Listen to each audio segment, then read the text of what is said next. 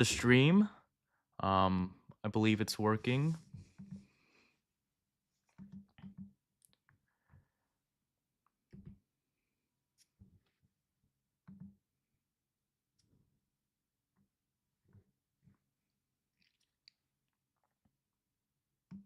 Yep. All right. I believe the stream is now working. So we just had our first polls close out in parts of Indiana and Kentucky, and then we're gonna get obviously a lot more at 7 p.m. But for now, just parts of Indiana and Kentucky, mainly the eastern parts, and then so we'll get results for that. Hmm. Is there sound?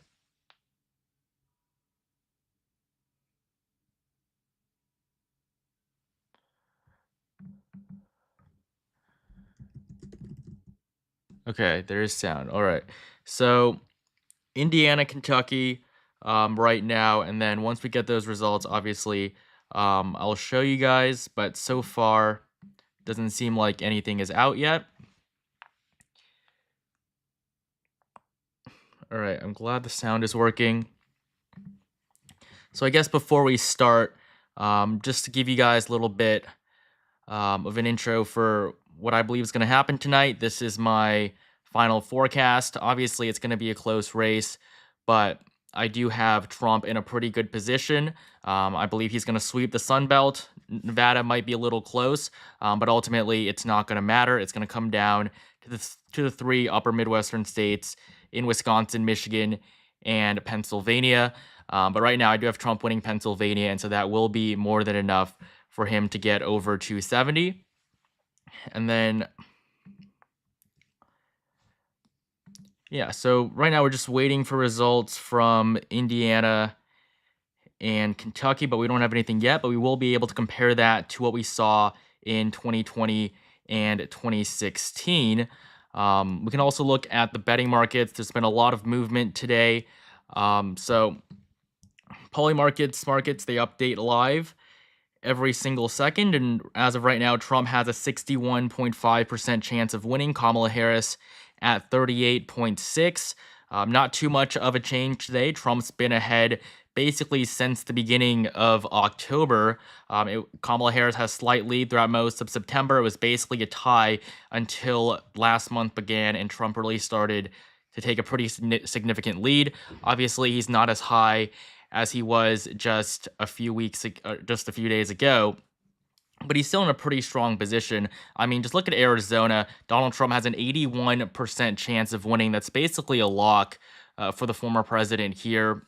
And then he's also looking good in Georgia, 68% chance, North Carolina, 68. There hasn't been too much movement in Georgia or North Carolina over the past day, so the early voting results as well as the in-person voting today, it's pretty matched up to expectations.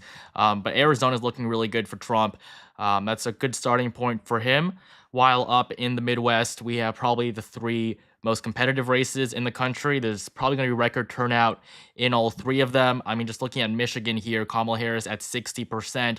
Out of all seven of the swing states, this is really the only one where she has even remotely a good chance. Wisconsin, it's basically a tie right now. I could obviously see it going both ways. I wouldn't be surprised if Trump did win Wisconsin, but for my final prediction, I do have Harris just barely edging him out. And then in Pennsylvania, this one is obviously close, but Trump still does maintain a slight advantage. Somebody asked if I think Trump can win Michigan. I mean, he definitely can. But if he wins Michigan, though, it's really not going to be that close across the other parts of the map. So if he wins Michigan, he's going to win Wisconsin. He's going to win Pennsylvania. He's going to win Nevada. I would say it's definitely very possible. But as of right now, I'm being a little bit more conservative with the projection. I would say that Kamala Harris has the slightest advantage, but it really could go both ways. But we'll get a lot of the early numbers out from Michigan at 9 p.m. The states are trying to report pretty fast, so it probably shouldn't be as much of a wait as we saw in 2020, but things are still, we're still very early right now. And so we just got our very first results from Indiana. So this is obviously the polls closed here just 5 minutes ago. We just got some of our very first results from Indiana. If I can just find them. I mean, overall, right now, I don't believe that it's been put into a county yet. But at this point, Trump is at 71%, Kamala Harris at 26, 2,500 votes for Trump there, and then 956 for Harris.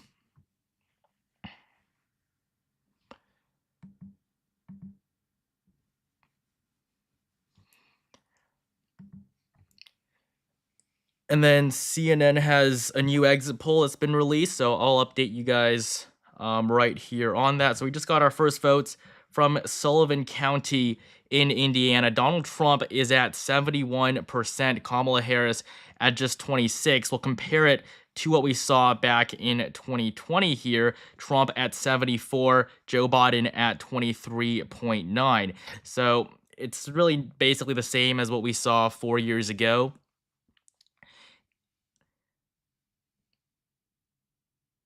Yeah, so I see there's a lot of spam in the chat.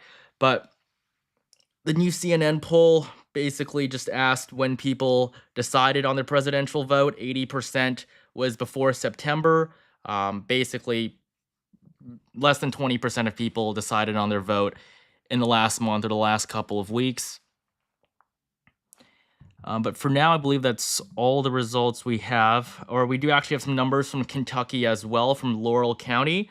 This is actually 30% of the votes in so far, 81% for Trump, 18% for Kamala Harris. And so obviously, we'll compare that to what we saw back in 2020. Kamala Harris basically needs to outperform Joe Biden, or at least match him all across the map, because Joe Biden barely won 4 years ago. I mean, in 2020, look at the states he carried to get over 270: Wisconsin, Georgia, and Arizona. All three of these states he barely won.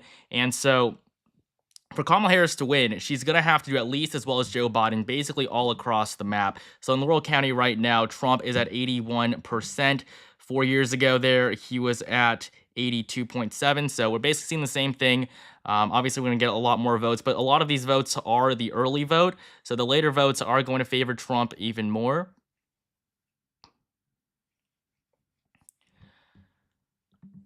All right, and then coming back to results, we also have numbers from Kenton County with Trump at 59, Kamala Harris at 40. Looking at what we saw here 4 years ago, Trump was at 58.6, so a little bit of an improvement for Trump there, but these early numbers not too indicative of much, except for the fact that this election is not going to be too different from the last one. And even in the last one, I mean, Joe Biden was in an incredibly strong position.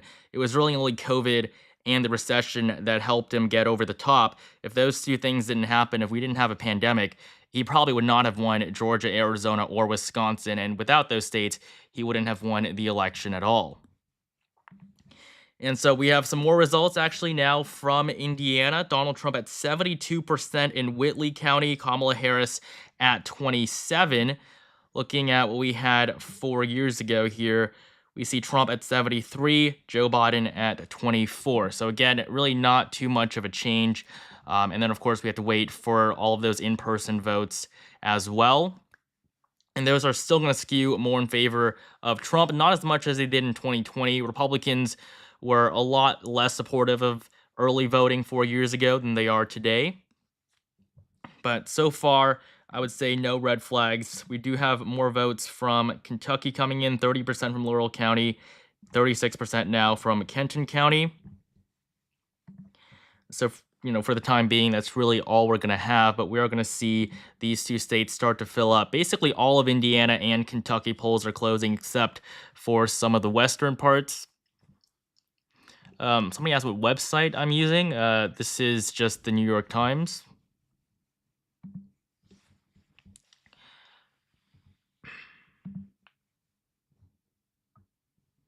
Yep. So something else that we can look at. We can also look at the final polling that we saw. Not too many big changes, but this is the final Real Clear Politics map.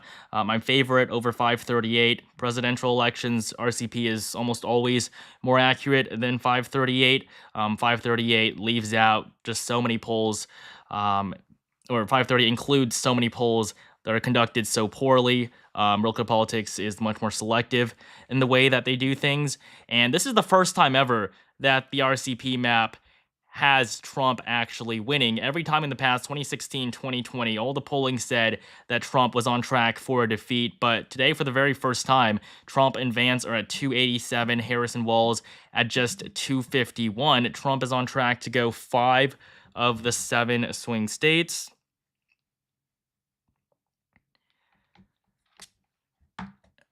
And so, really, in Wisconsin and Michigan, we'll start off with Wisconsin, where Harris leads by 0.4%. It really couldn't be any closer.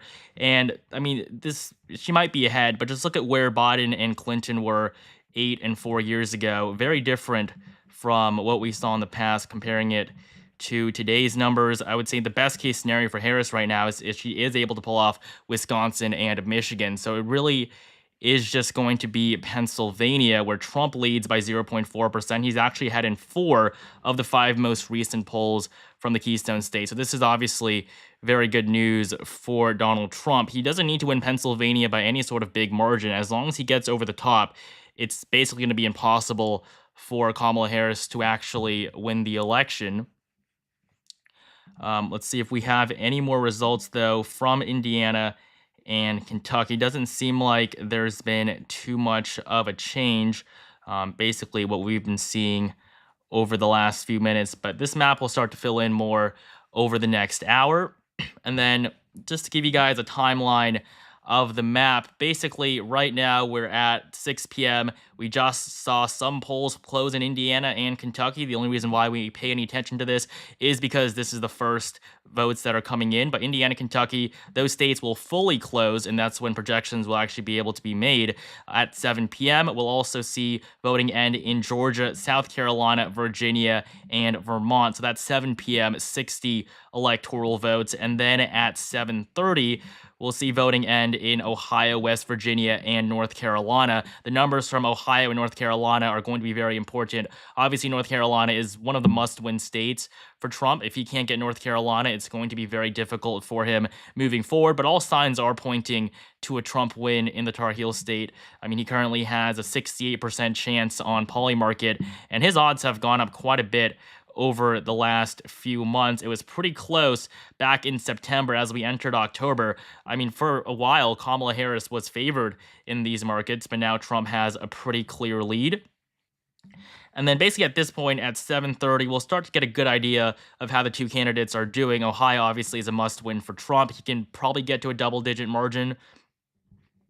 And then, of course, at 8 p.m., we have the big poll closing with almost all of the northeastern states, a lot of the South. And really, at that point, we'll get a lot of numbers from Pennsylvania, Florida, which will be very useful. Somebody asked how accurate they expect these betting markets to be. I mean, obviously, it's pretty difficult for them to be 100%, but it really does show the sentiment of people who are putting their money on the line. I would say in many instances, they can be a lot more accurate than the polls, especially when it comes to, seeing these numbers real time. I mean, these markets are going to react. And with the first polls closing in Indiana and Kentucky, there really hasn't been much of a change. This is the 1 hour graph. I mean, Trump was at 62. Now he's at 61. I mean, that really doesn't mean too much. When we get a big change, that's when we'll know really how well both candidates are doing. But for now, we're at the status quo where Trump is the slight favorite heading into the election. Coming back to Indiana, Kentucky, still not seeing very much from these two states. 1% of the vote from Indiana is in, but we do have numbers from some additional counties. We have Fayette County, where Trump is at 75%. Comparing this to where he was 4 years ago, we see Trump at 76. So again, not too much of a difference. Now, one big thing to keep in mind is that Trump was definitely boosted by Mike Pence being his running mate. Mike Pence was, of course, the former governor of Indiana, so I wouldn't expect the greatest results for Trump in Indiana this time compared to last time. We also have numbers from Du Bois County. This is 63% of the votes in. Trump leads with 68, Kamala Harris at just 30. And again, basically the same thing that we saw in 2020. So once again, not too much of a change. See, we have any more numbers from Kentucky, still the same as what we had earlier. Obviously, we'll get some more in the next few minutes here, but for now, just with Indiana and Kentucky, nothing too big has come up yet.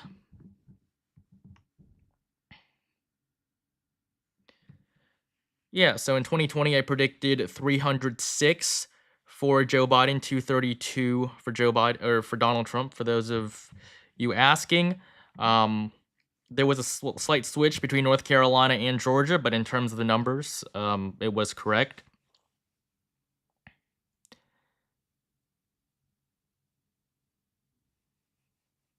I do think, though, that 2024 will be decided a lot faster than 2020. 2020 took quite a while. We're probably going to see a lot more concrete numbers coming out of the Midwest and the Sun Belt. Now, Arizona and Nevada are expected to take a lot longer, but in terms of Wisconsin, Michigan, and Pennsylvania, the three states that matter the most, they are expected to count a lot faster than they did 4 years ago.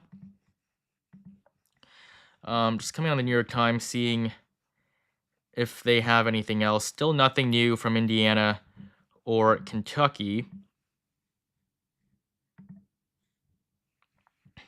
But we, of course, also have some big Senate races that are currently being held. We actually do have numbers from New Hampshire, too. This is from that one precinct that likes to report the first 6 votes that are cast. For reference, Trump got 0 in this county 4 years ago, but now he's at 3. It's basically a tie. Yeah, somebody wants me to explain Nebraska and why it looks like that on the map. Okay, so basically all the states are winner takes all except for 2, Nebraska and Maine. A lot of this is just because the elections are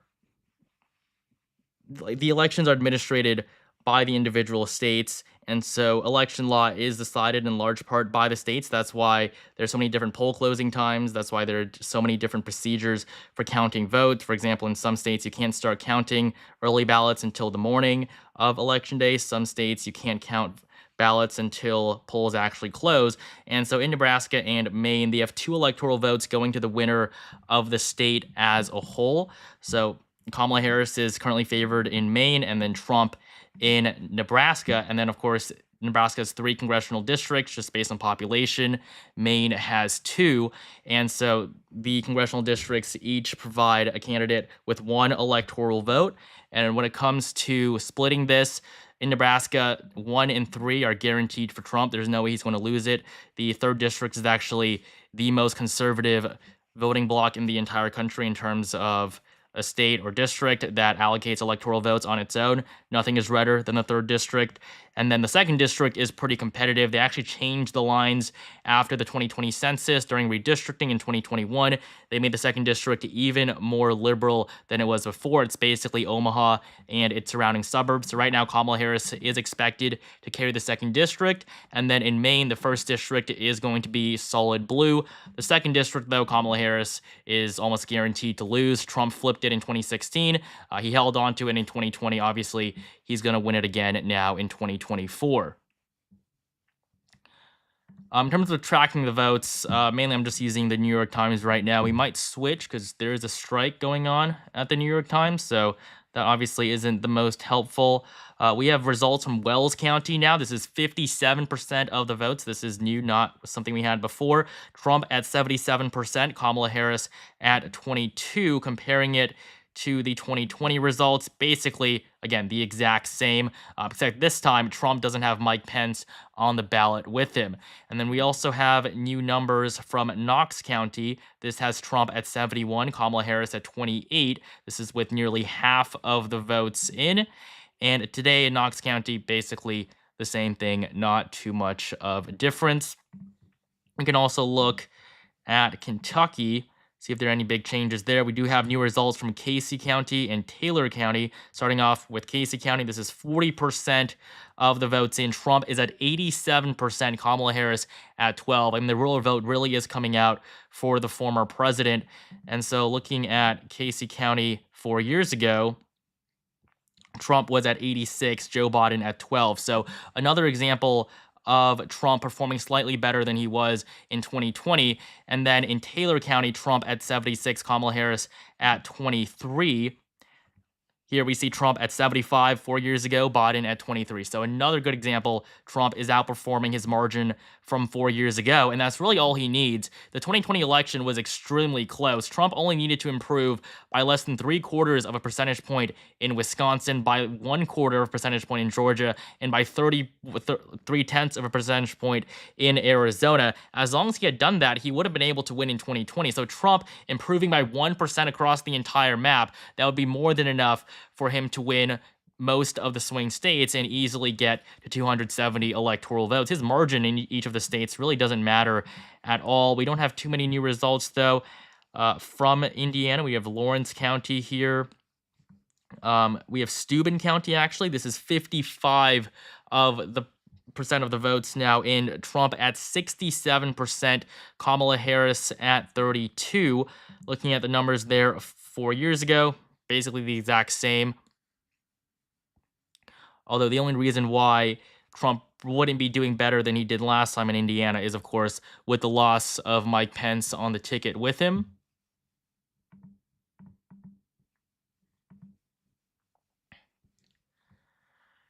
Right, and I also want to remind you guys that we are trying to hit 300,000 subscribers right now. So for any of you guys watching, if you guys could hit subscribe, I would really appreciate that. In fact, if all of you guys hit subscribe right now, we would be able to instantly get to 300,000. So, if you guys could do that, I would really appreciate it.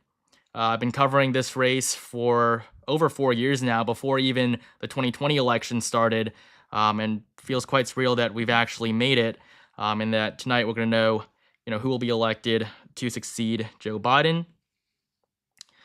Right, we've crossed 290. Thank you guys so much for that.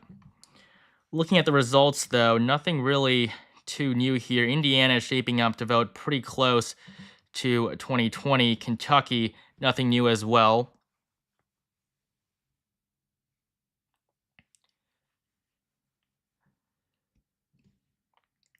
And then we also, of course, we actually have just a big drop from Indiana. We're now at 5% of the votes in. Not that much of a difference, but earlier we were at just 2.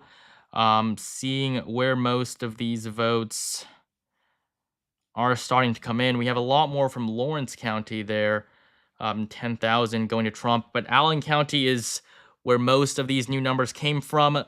This is where Fort Wayne is located, and Trump leads 52 to 47. This is with 44% of the votes in. So, we have 38,000 for Trump, 35,000 for Harris. Looking at the numbers here from 2020, Trump was at 54.5, Joe Biden at 43.3. So basically the exact same. We should see Trump's numbers go up with more of the in-person votes being counted, but for now, it's 52-47.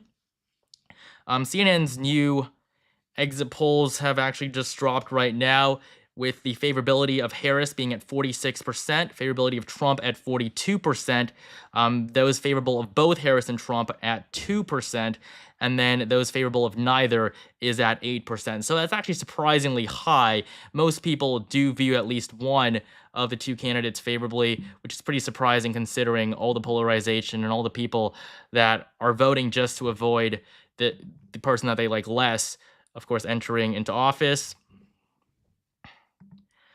But yeah, nothing else new here from Indiana. We're at 5% of the total votes in. Trump leads 61% to 37. That is a 24% lead right now for the former president. I mean, that's pretty huge. If he wins Indiana by 24%, he's obviously going to win the race. But we do still have numbers left to come in from Indianapolis and from those big metro areas. For context, in 2020, Trump won Indiana by 16.1. In 2016, he carried it by 19.2. So we'll probably see a margin similar to the last two for Trump in the state.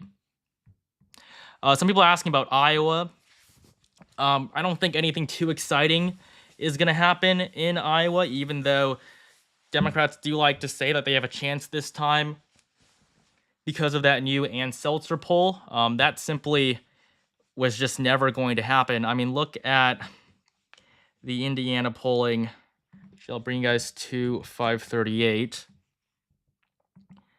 We'll start off with polling for 2024.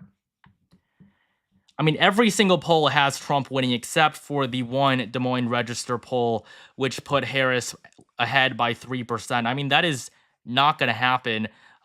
Nobody's going to trust them after this at this point. Not a single other poll has ever shown the former president to be behind in Iowa. I mean, Trump has dominated in the state. If there's any state that he's performed extremely well in the last two cycles, it has got to be Iowa. I mean, just look at what we saw in 2016. He wins Iowa by 9.4%, even though just 4 years prior, Obama had carried the state by over 6. I mean, this is a huge 15-point shift to the right in just 4 years after Trump came onto the political scene. And then in 2020, even though the polls said that Trump was going to win Iowa by just 1.3%, he somehow is able to pull off nearly the same margin of victory. All right, and then we'll also, of course, check back for any new results. We're still at 5% in Indiana, and then in Kentucky, we're still at just 2%. Trump at 66% of the votes so far. Kamala Harris at 33%. So once again, not too much of a difference. We've reached 40,000 concurrent viewers, so thank you guys so much for that. Thank you guys to all the people who are waiting for the stream. Looking at Indiana again, not too much of a difference. CNN is currently on commercial break.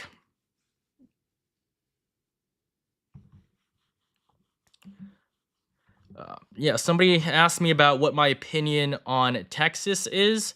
I mean, obviously, Trump is going to win Texas. It's not even going to be close. Trump's polling in Texas has been quite incredible this cycle, especially compared to the last two elections. Looking at where we are in Texas right now, Trump leads by 9%. I mean, this is so different from 4 years ago. In 2020, the final polling in Texas had Trump winning the state by just 1.1%. It was going to be one of the closest states in the entire country 4 years ago if you just went off of the polling. But ultimately, of course, Trump carried Texas by nearly 6. Today, he leads by nearly 10. The final Atlas Intel poll has him ahead by 11. Even the New York Times, which is one of the most liberal pollsters out there, they have Trump up by 10. I don't say that because the New York Times is liberal itself, but because their polls overestimated Joe Biden by huge margins in 2020. That was one of the big reasons why people thought Joe Biden was going to win big last time. And then ultimately, of course, he barely came back on top. Looking at the numbers from Indiana, Kentucky, still no big changes there. Of course, I'll keep you guys updated. Whitley County, Trump at 72, Harris at 27. So I do believe we've looked at that already. Somebody said the poly market, Pennsylvania, turned back to being yellow. Well, I guess it's red again now. Trump at 55. I guess for a few moments there, it went down back into the yellow. I guess it was at this point. But, I mean, Pennsylvania is going to be close. It's really hard to call this one, but early voting so far has generally looked pretty good for Republicans. I mean, I can show you guys this right now. The early voting in 2024 in Pennsylvania, and then, of course, we will compare it to what we had in 2020. If you can just let me pull up the link real quick. Yep. So Pennsylvania in 2020, just to give you guys some context, because early voting is looking good for Republicans here. With the ballots returned, Republicans were at 24%, Democrats at 65. Today, Republicans, in terms of the votes that have been returned, I guess they've changed the site here with the election having started. 55% Democrat, or with the requested, but with the votes cast, 33% are Republicans today. 4 years ago, this number was just 24. So a huge uptick for the GOP. Now, this was expected. Republicans were probably going to do better in the early voting than compared to 4 years ago, but still, this is quite significant. The number of Republicans that voted early in 2020 compared to 2024 is basically the exact same, while for Democrats, it's gone down by a significant margin. So if Republicans can turn out, just as well, or even nearly as well as they did in 2020 in person, Trump should be in pretty good shape to win Pennsylvania back, which is not impossible at all. I mean, he's the only Republican in the last 30 to 40 years that has won Wisconsin, Michigan, and Pennsylvania. So if there's any Republican that can win, it's going to be him. I do believe we have some new results, though, from Indiana and Kentucky, although the New York Times has been quite slow to update. So I guess we'll go on CNN and see what they have there. Yeah, so we'll start off in Kentucky. Yeah, so CNN's numbers are quite a bit faster. I guess because the New York Times is currently on strike. But we see Donald Trump at 35,000 in Kentucky total. He's at 66%. Kamala Harris at 32.9 at 17,000 votes. We have numbers from Fayette County. This is where Lexington is located, so one of the big urban centers in Kentucky. If we compare this to the 2020 results, we can see basically the same thing. Joe Biden was at 59 in Fayette County today. Kamala Harris is at 65. But with more of the in-person vote coming in, it's going to favor Trump more and more. These are still the early ballots that we're seeing right now. We also have numbers from a lot of these new rural counties, but generally Trump is still in a pretty good position considering that a huge percentage of the rural vote is still remaining. I mean, look at all of these counties still in gray. So we have new results from Indiana. Allen County is the big one. This is the biggest reporting county at this point, with Trump at 38.7 thousand votes, Kamala Harris at 35. You would expect Harris to do a little better here considering this is an urban area.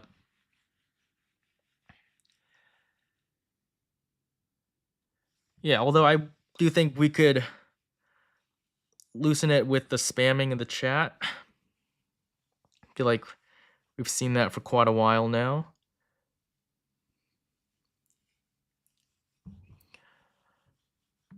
But coming back to the map, we still haven't had any big drops yet over the last few moments. We can see just on Polymarket how people are viewing the race going so far.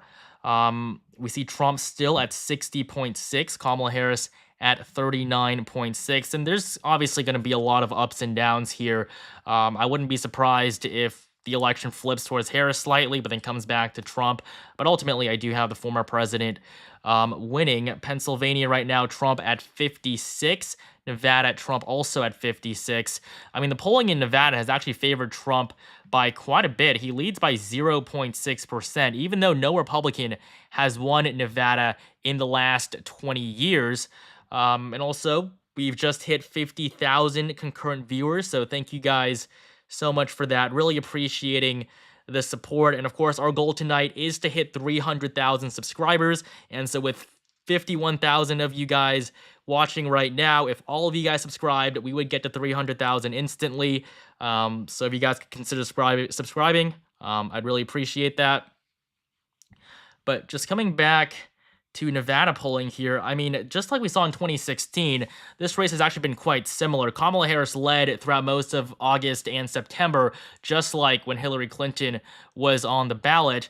And then towards the end, Trump kind of surged and retook the lead basically all across the map, just like he did 8 years ago. So, not the most surprising thing in the world, but we do see Trump in a very good position here. All right, let's see if we have any new updates on the map, though. It doesn't seem like too much has changed so far. And of course, we'll get a projection out of Indiana and Kentucky in just 25 minutes. It's already 6:35, so the night is actually going by pretty fast. Fayette County, we still don't have too much come out yet. And then another big race that we're going to be watching here tonight is the battle for the U.S. Senate. That's going to determine a lot of what Trump is actually going to be able to do in office. And looking at the numbers here, we see Bernie Moreno at 62% in Ohio. That's one of the big races that Democrats are vulnerable in. And then for some reason in Indiana, we have a tie here, but this is just the bug. Don't worry about this. This is obviously wrong. But looking at the rest of the map, Republicans are on track to easily flip West Virginia. Of course, Jim Justice is going to be elected here. Montana, Tim Sheehy is on track to easily unseat John Tester. And then Ohio, 62% Bernie Moreno, Sherrod Brown at just 38%. I think somebody in chat asked me earlier about North Carolina. I mean, that really is going to be one of the closest races in the entire country. Now, the reason I say that is because of Mark Robinson. If Mark Robinson wasn't on the ballot for governor this year, Donald Trump would almost be guaranteed to win the state. I mean, he still has a 68% chance here, but just looking at where he is in North Carolina compared to Georgia and Arizona, you would expect him to be in a slightly better place if it wasn't for the governor's race that's occurring simultaneously. And the race got very close. Basically, here at the beginning of September, this was when that Mark Robinson scandal with him being a black Nazi came out, and so you can see Trump's odds immediately drop, but they have since come back up, not as much. Trump obviously is going to be hurt by Robinson, but he's still definitely the favorite to win, and I would expect him to win North Carolina. It'd be very difficult for him if he wasn't able to do that. Somebody also asked about Virginia. Now, obviously, it's going to be difficult for Trump to actually win the state, but Virginia will be a lot more competitive than it was in 2020. Joe Biden's performance in Virginia was the best for any Democrat going back decades. He won it by 10.1%. Kamala Harris isn't even going to get close to that. We'll check back here to see if we have any new results that have come out. Kentucky, we're at less than 4%. Indiana, we're at 6%. So we do have some new votes from Indiana. The New York Times is actually updating pretty fast now. So they have it at 9% of votes in from Indiana, almost a tenth of all the numbers here. Hamilton County, 65% of votes in. This is Indianapolis. 50% for Kamala Harris. Donald Trump at 48.8%. Comparing this to 4 years ago, Joe Biden, or this is 2016, sorry, but comparing it to 2020, Joe Biden was at 63.6%. So this is a pretty big weakness here for Kamala Harris. This should definitely concern her campaign. Biden was at 64%. Today, Kamala Harris is at just 50%. If she loses Hamilton County, I mean, that would be disastrous for the vice president. Somebody asked me what I think the most important state of the year is, and I do believe that it's going to be Pennsylvania. If you look at my forecast, obviously, I have Trump sweeping the Sun Belt. Now, Nevada doesn't matter. Nevada is going to be more competitive than the other three Sun Belt races. So if Trump wins North Carolina, Georgia, Arizona, he could still totally lose Nevada. But Pennsylvania, that one is really going to matter a lot. Trump needs at least one of the three upper Midwestern states. That's Wisconsin, Michigan, and Pennsylvania. It seems that right now Pennsylvania is the most likely one. And so that's probably going to be the one that gets him over 270. He can lose Wisconsin, Michigan. Those don't matter. But for Kamala Harris, she also does need Pennsylvania. If Harris doesn't win Pennsylvania, she's basically lost the election. So ultimately, it's going to come down to Pennsylvania, one of the closest states in the entire country. But I would say the numbers are looking good for Trump. If you want reassurance on the fact that he's doing well, I mean, the polling has him ahead by 0.4%. That's one thing you can look at. He's also ahead in the betting market in Pennsylvania. It's not even yellow, it's actually shaded red on Polymarket. Trump at 55, Harris at just 45. So really, Pennsylvania is what it's going to come down to. And as of right now, all signs are pointing in favor of Trump. Somebody asked me thoughts on New Hampshire. I mean, I've seen other YouTubers in this space talking about how New Hampshire could potentially flip. I mean, that's like totally not going to happen. Even though I think Trump can do well, it's not the state where he's performed the best. Really, the only time where Trump was that popular in New Hampshire was back in 2016 when he lost the Iowa caucuses but won the New Hampshire primary when he was running for the GOP nomination.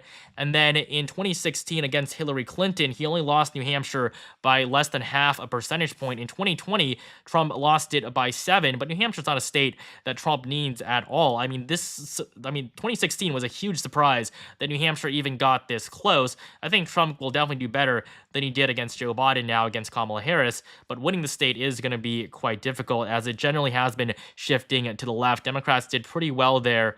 Democrats did pretty well during the midterms. Somebody asked if the winner will be announced today.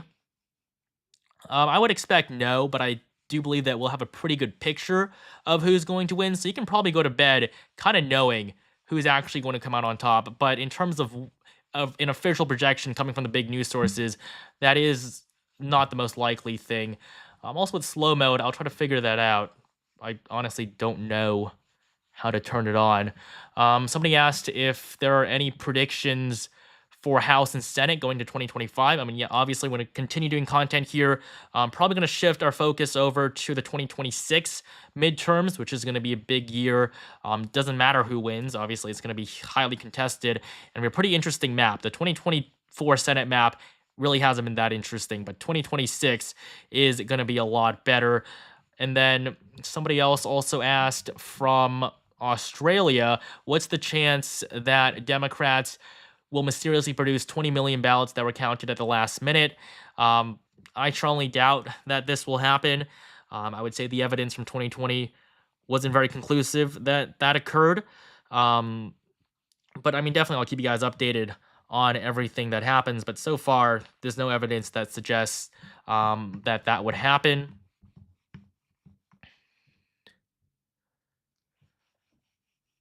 Yeah, so people are asking about live data from Pennsylvania. So we're not going to get any numbers from Pennsylvania until polls close. That's basically how this just works. Even though they've already been started counting ballots since the morning, they're not going to release any numbers from these states until very early, or until right after polls close. So Pennsylvania polls will close at 8 p.m. I'll actually map out the 8 p.m. poll closing for you guys. 7 p.m. is coming up in just 17 minutes. But looking at 7 p.m., we have Indiana, Kentucky, South Carolina, Georgia, Virginia, and Vermont.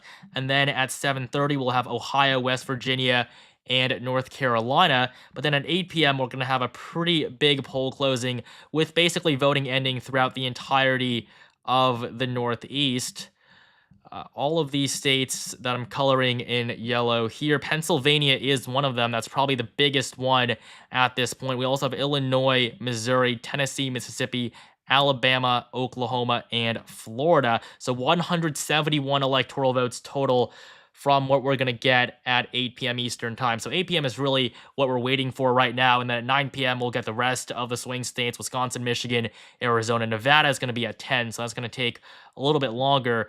But for now, as we await the 7 p.m. poll closings, that's going to be another big point during the night. Coming back to the map, we'll try to see if there are any updates here. Don't believe I've seen too much. Kentucky, we're currently at 5%. Indiana, we're at 10. So creeping up a little bit there, but not too much of a difference. Yeah, if you guys have any questions, leave them in the chat. I'm happy to answer all the questions that I see. Somebody wants me to refresh Poly Market. Don't expect too much of a change. Well, I guess Trump is now at 57.5. Not fully sure what that is, but I'm pretty sure it's just from results from Indiana and Kentucky. I mean, I wouldn't be worried about that at this point. We're really gonna have to wait at least a few more hours to have a good picture. I mean, bettors get anxious, they start changing their minds. But for now, there really is nothing to worry about.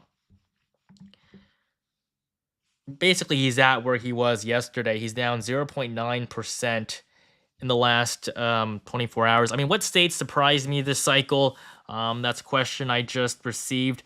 I would say Arizona was probably one of the biggest surprises with just how well Trump is doing there. He has an 81% chance of winning. I mean, this is a state he didn't even win in the last election. I mean, the polling is even more stark for Harris. Trump leads by 2.8% in the polling in Arizona. He leads in every single recent poll conducted in the state. I mean, this is going to be a huge victory for Trump here. If he can't win Arizona, of course, we'll know that he's in trouble. But at this point, he's in a pretty good spot. Yeah, thank you guys so much for the donations coming in. I'll do my very best to answer all the questions that you guys have. We are also just less than 4,000 away from 300,000. Okay,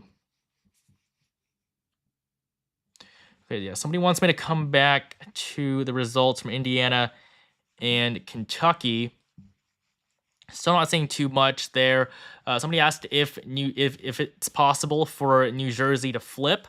I would say no. I would say at one point it looked like Republicans were on track to do quite well. That was with the Bob Menendez scandal. That was honestly a big thing for Democrats. Their Democratic nominee, Andy Kim, for Senate looked like he was in some trouble at the beginning. But I guess people have forgotten. That's really the main thing that's happened there. So it's pretty unlikely that Republicans are going to win in New Jersey, but it's not the most liberal state. I mean, Hillary Clinton didn't even win it by a solid margin in 2016. She won it by less than 15.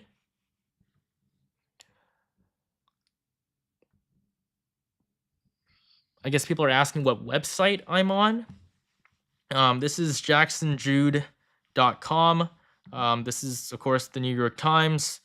I don't know what other websites I've been using here, but we have some exit polls from Georgia, from CNN. Who do you trust more to handle a crisis? Trump is at 51%. Kamala Harris is at 48%. So more good numbers for Trump. The exit polls aren't telling us too much, but there definitely is no reason to worry if you're the former president. Somebody asked thoughts on Alaska. Could it become a swing state? I mean, that's definitely possible, even though Alaska has only voted blue once since it was able to participate in presidential elections in the early 60s. The only time it voted blue, I believe, was for Lyndon Johnson back in 1964. This was the second time it ever voted. It never voted blue ever again. Now, Democrats did make gains there. They won the House seat with Mary Poltola as the nominee, but on the presidential level, it's not going to be close this time. It's probably not going to be close next time either. Maybe in a few decades, it can get competitive, but for now, Alaska is not going to be competitive by any means.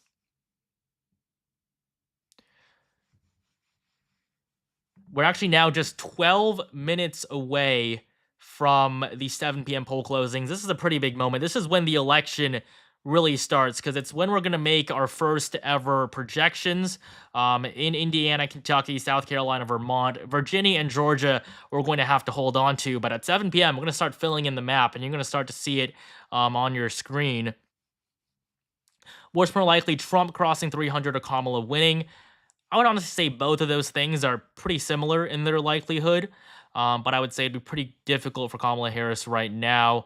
The early voting in Pennsylvania hasn't been looking good, and that's one of the big places where she must do well.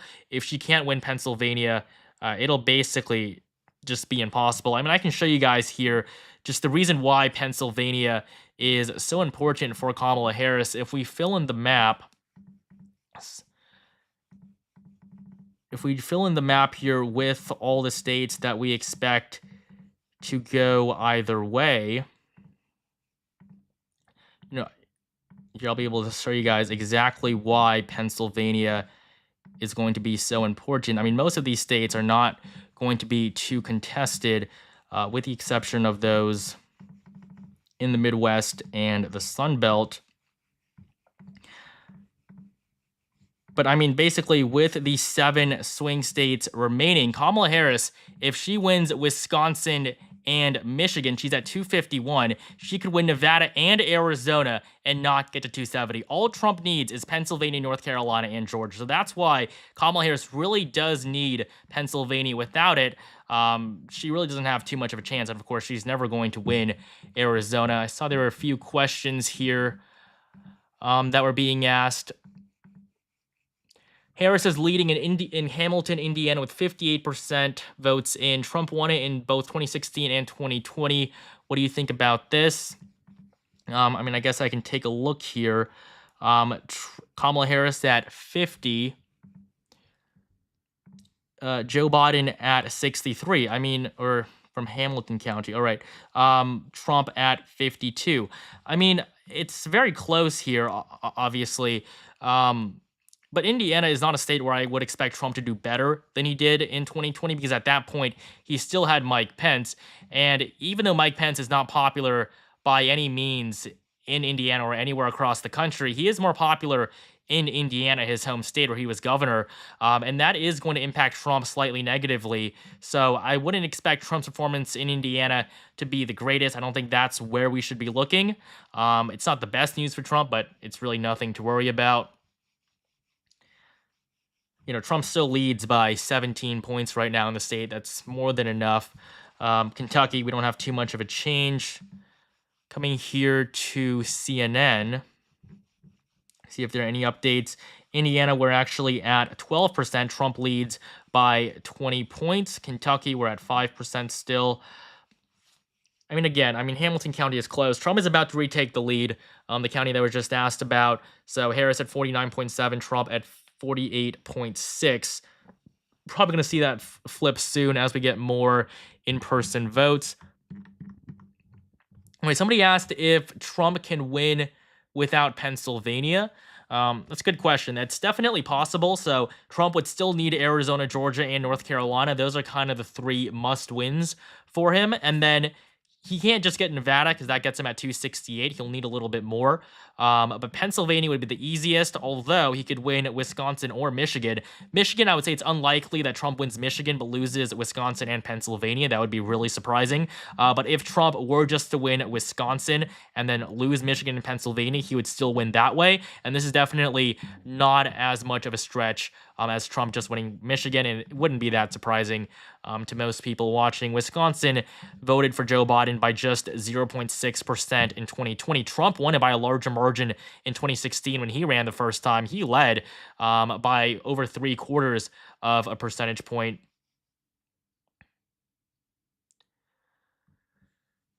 All right. So yeah, we're now just 7 minutes away from our 7 p.m. poll closing. Don't have any new results yet from Indiana or Kentucky. I guess we're at 6% now in Kentucky. We'll see if we have any of these new numbers here. We have Louisville with Jefferson County. We have 0% of the estimated votes in there. Kamala Harris at 81%. I mean, that's like just a few hundred votes. So wouldn't take that too seriously. But at 7 p.m., we are going to see voting end in Indiana, Kentucky, South Carolina, Georgia, Virginia, and Vermont. Just 60 electoral votes total, but they will tell us quite a bit about how this election is going to go. And a note about Virginia is that at first, Trump is going to look pretty good in Virginia, but as more votes from Northern Virginia get counted in the next few hours, we're probably going to see the numbers go up for Kamala Harris. I would be pretty surprised if Trump actually won Virginia. Definitely not outside the realm of possibility, but not the most likely scenario. Somebody asked, what deviation from polls at 7 p.m. Georgia, North Carolina, and 8 p.m. Pennsylvania would you personally call this as game over? Confirms your prediction Trump is in line or beating your expectation? Well, I would say, I think at the end of the night, we'll have a pretty good idea of who's going to win Georgia and North Carolina. These are must-win states for Trump. So if it doesn't look like Trump is going to win these two states, he's definitely in trouble. But right now, all signs are pointing to Trump victories here. Pennsylvania, though, is going to take longer. We probably won't get a decisive result tonight, but we are going to have a pretty good idea of who's on track to win. And if it looks like Trump is winning Pennsylvania, he is going to win the election because that's all he needs. He doesn't need any of the 4 remaining swing states. Arizona is going to take a while to count. Nevada as well, just like in 2020. I mean, both of these states took almost a week. Wisconsin, Michigan were pretty slow too, but not as slow. How long do you think it'll take them to call this? Is it going to be a multiple day thing? I would be really surprised if we had a full projection of a winner tonight. I wouldn't be surprised if we got one tomorrow or the day after. But really, it just comes down to Pennsylvania, I would say, because if Trump can get these 3 easternmost swing states, the election's over. Really, if the only scenario it would take up to a week was if the election hinged on Nevada or Arizona, where there would have to be a pretty surprising mix of victories for both candidates. Really, it's just Nevada, Arizona that are going to take the longest. So it's not going to take a week unless, of course, Nevada and Arizona are the states that we're actually waiting for. We're now actually at 60,000 concurrent viewers. I mean, thank you guys so much for that. We're actually just 2,500 away from 300,000 subscribers. I mean, I've been covering this race for over 4 years now, so I'd really appreciate it if you guys could hit that subscribe button. If we all hit it right now, we'd be getting over 300,000 instantly. Somebody asked if he wins Pennsylvania, but not the other 2, wouldn't that be the first time the 3 didn't vote the same way?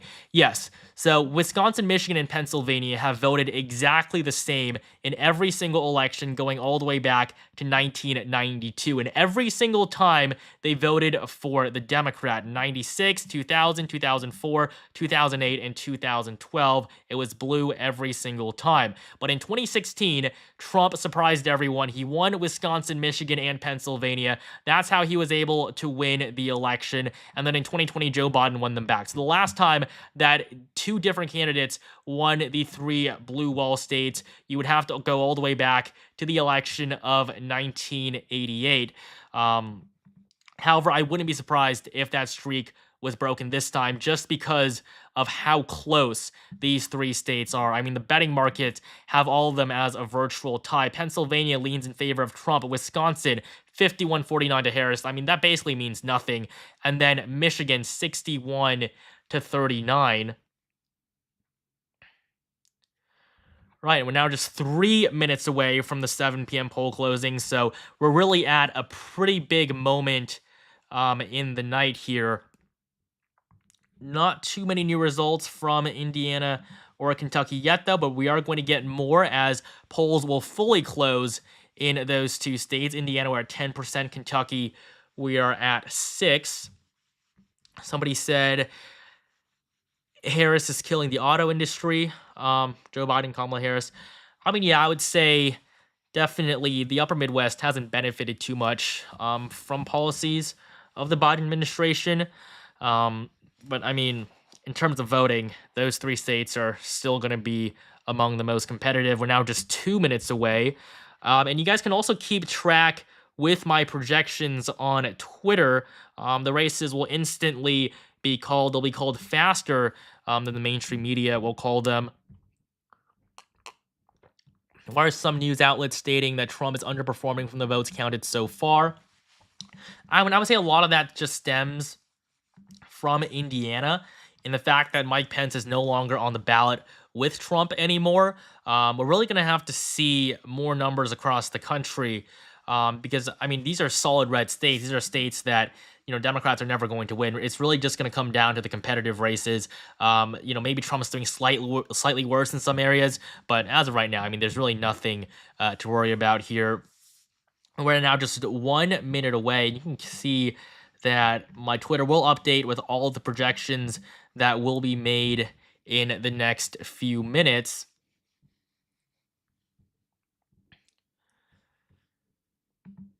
And then we'll also get an electoral map up here very soon as well.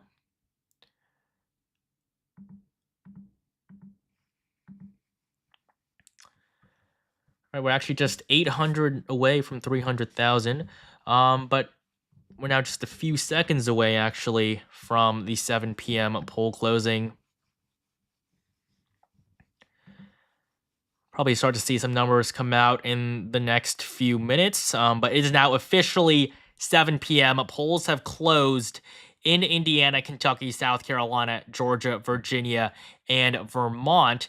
And we can see here on my Twitter that the projections have been made, at least hopefully they should have been made. In Kentucky, Donald Trump is going to win. That's 8 electoral votes going to the former president. The first victory of the night for him. Vermont, Kamala Harris, the projected winner, 3 electoral votes. This is the most liberal state in the entire country. This is of course, Bernie Sanders' home state.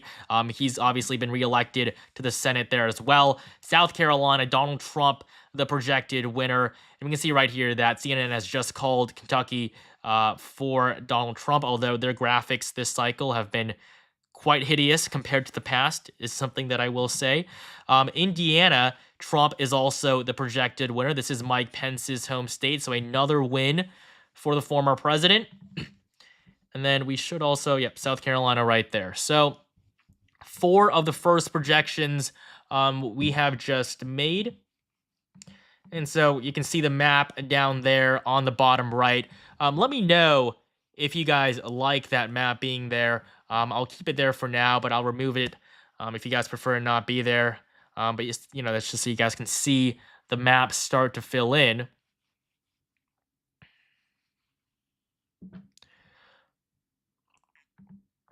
And we can see here that on the New York Times, more projections have been made. Vermont in favor of Kamala Harris, Indiana in favor of Trump, Kentucky in favor of Trump as well. Or I guess you guys want me to make it smaller. I can definitely do that. Is that better, or would you prefer me to remove that as well? Do you want me to keep the map where it is right now, or do you want me to remove it from where it is? All right, we're actually less than 100 subscribers away from 300,000. So really, thank you guys so much for your support. We also have numbers now from Florida. So parts of Florida voting has ended, not the entirety of the state. So we're not going to get too conclusive of a result for another hour or so. But for now, we do have some numbers from the Sunshine State. We actually just hit 300,000. Thank you guys so much for that. At the beginning of the year, I didn't think we'd even get to 100. We started at 33, and now we've basically 10 times our channel size. So thank you guys so much for all of that support. Thank you guys for the donations in chat. Really appreciate it. But yeah, we'll now take a look at the numbers in Florida. Now, Florida is not going to be the most representative of states just because it is so much redder than it was 4 years ago. But we can see just how much better Trump is doing today than he was against Joe Biden, just to have a good picture. Although these are still very early numbers. We actually have numbers out of Broward County. This is, of course, right above Miami-Dade, which is the biggest county in Florida, but in Broward County, Kamala Harris is at 51%. Meanwhile, Joe Biden was at 64 4 years ago. So this isn't surprising at all. We just saw a huge drop for Kamala Harris from where Joe Biden was. Joe Biden won Broward County 64-34. Today, Kamala Harris with 70% of the votes in, she is at just 61. Kamala Harris at 39. This is a big difference considering just how big of a county this is. I mean, this is 600,000 votes. Easily dwarfs everything we've seen in Indiana or Kentucky. We also have numbers from upper Florida. We have it in Duval County. This is where Jacksonville is located. Kamala Harris leads by less than 1%.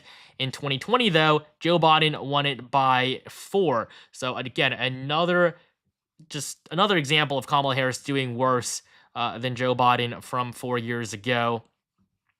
Coming back to the map, I mean, New Hampshire, still just those 6 votes. We don't have any votes in from Georgia or South Carolina yet. Virginia is completely empty as well. On CNN, yep, we're not seeing anything from those races, but in Florida, things are looking good for the Trump camp.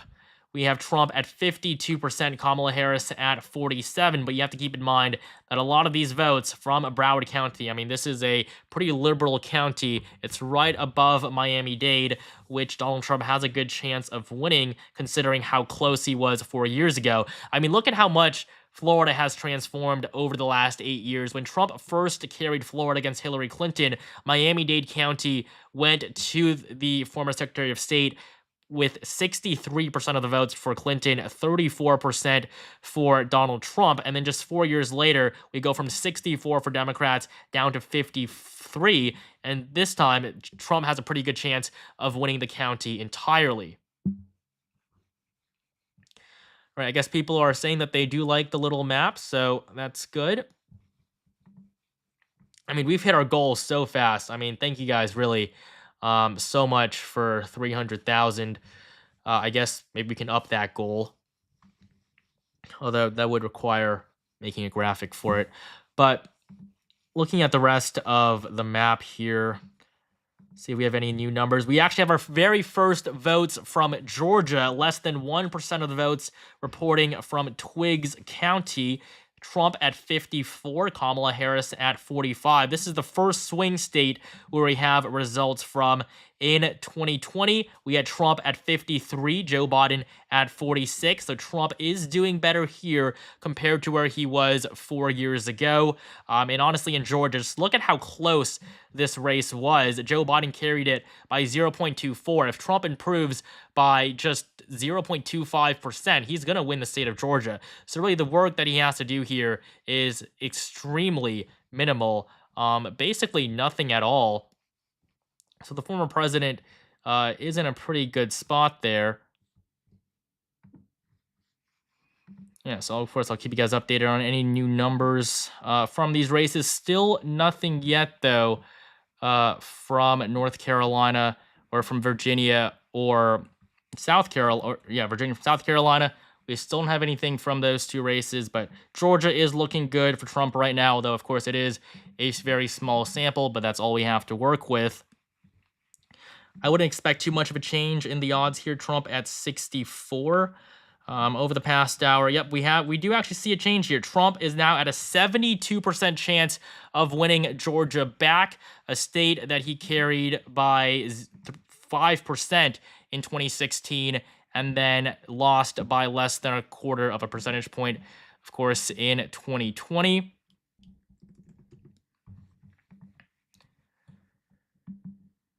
Yeah, let me see what you guys are saying in chat here. If you guys have any questions, just make sure you let me know in chat. I do my very best to get through everything.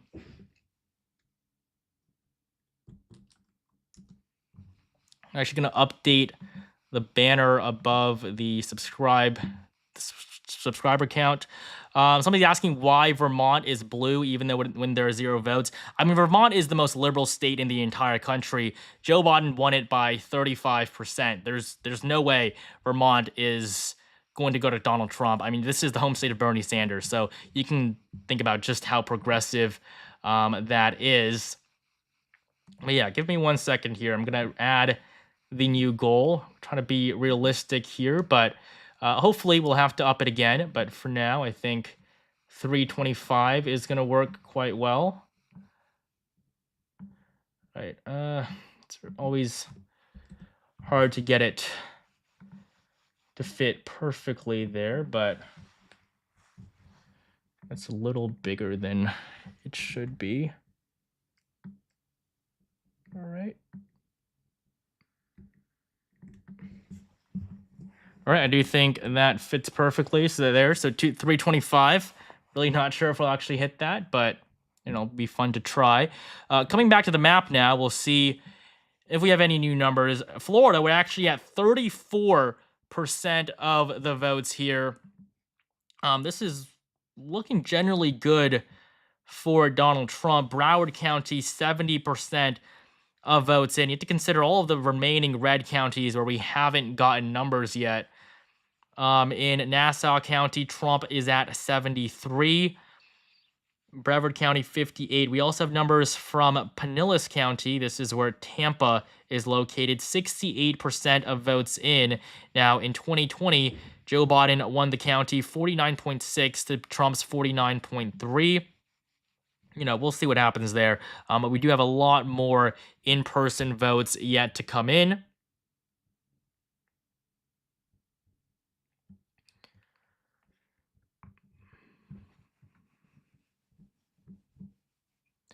Somebody asked me what site I use for my map projections.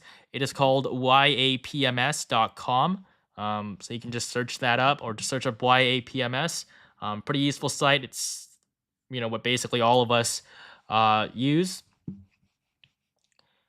Trump's chances without Pennsylvania. I mean, I would say his odds go down without Pennsylvania, but even without Pennsylvania, he can definitely still win. He can still just carry Wisconsin along with, sorry, not for Kamala Harris, but Wisconsin along with North Carolina and Georgia. He doesn't actually need Pennsylvania as long as he can also get Arizona. So Pennsylvania is not a must win, but it would definitely be a lot more convenient for Donald Trump. He's also been spending a lot of time there. So I would say he's in a pretty good spot. Somebody wants me to look at Miami-Dade.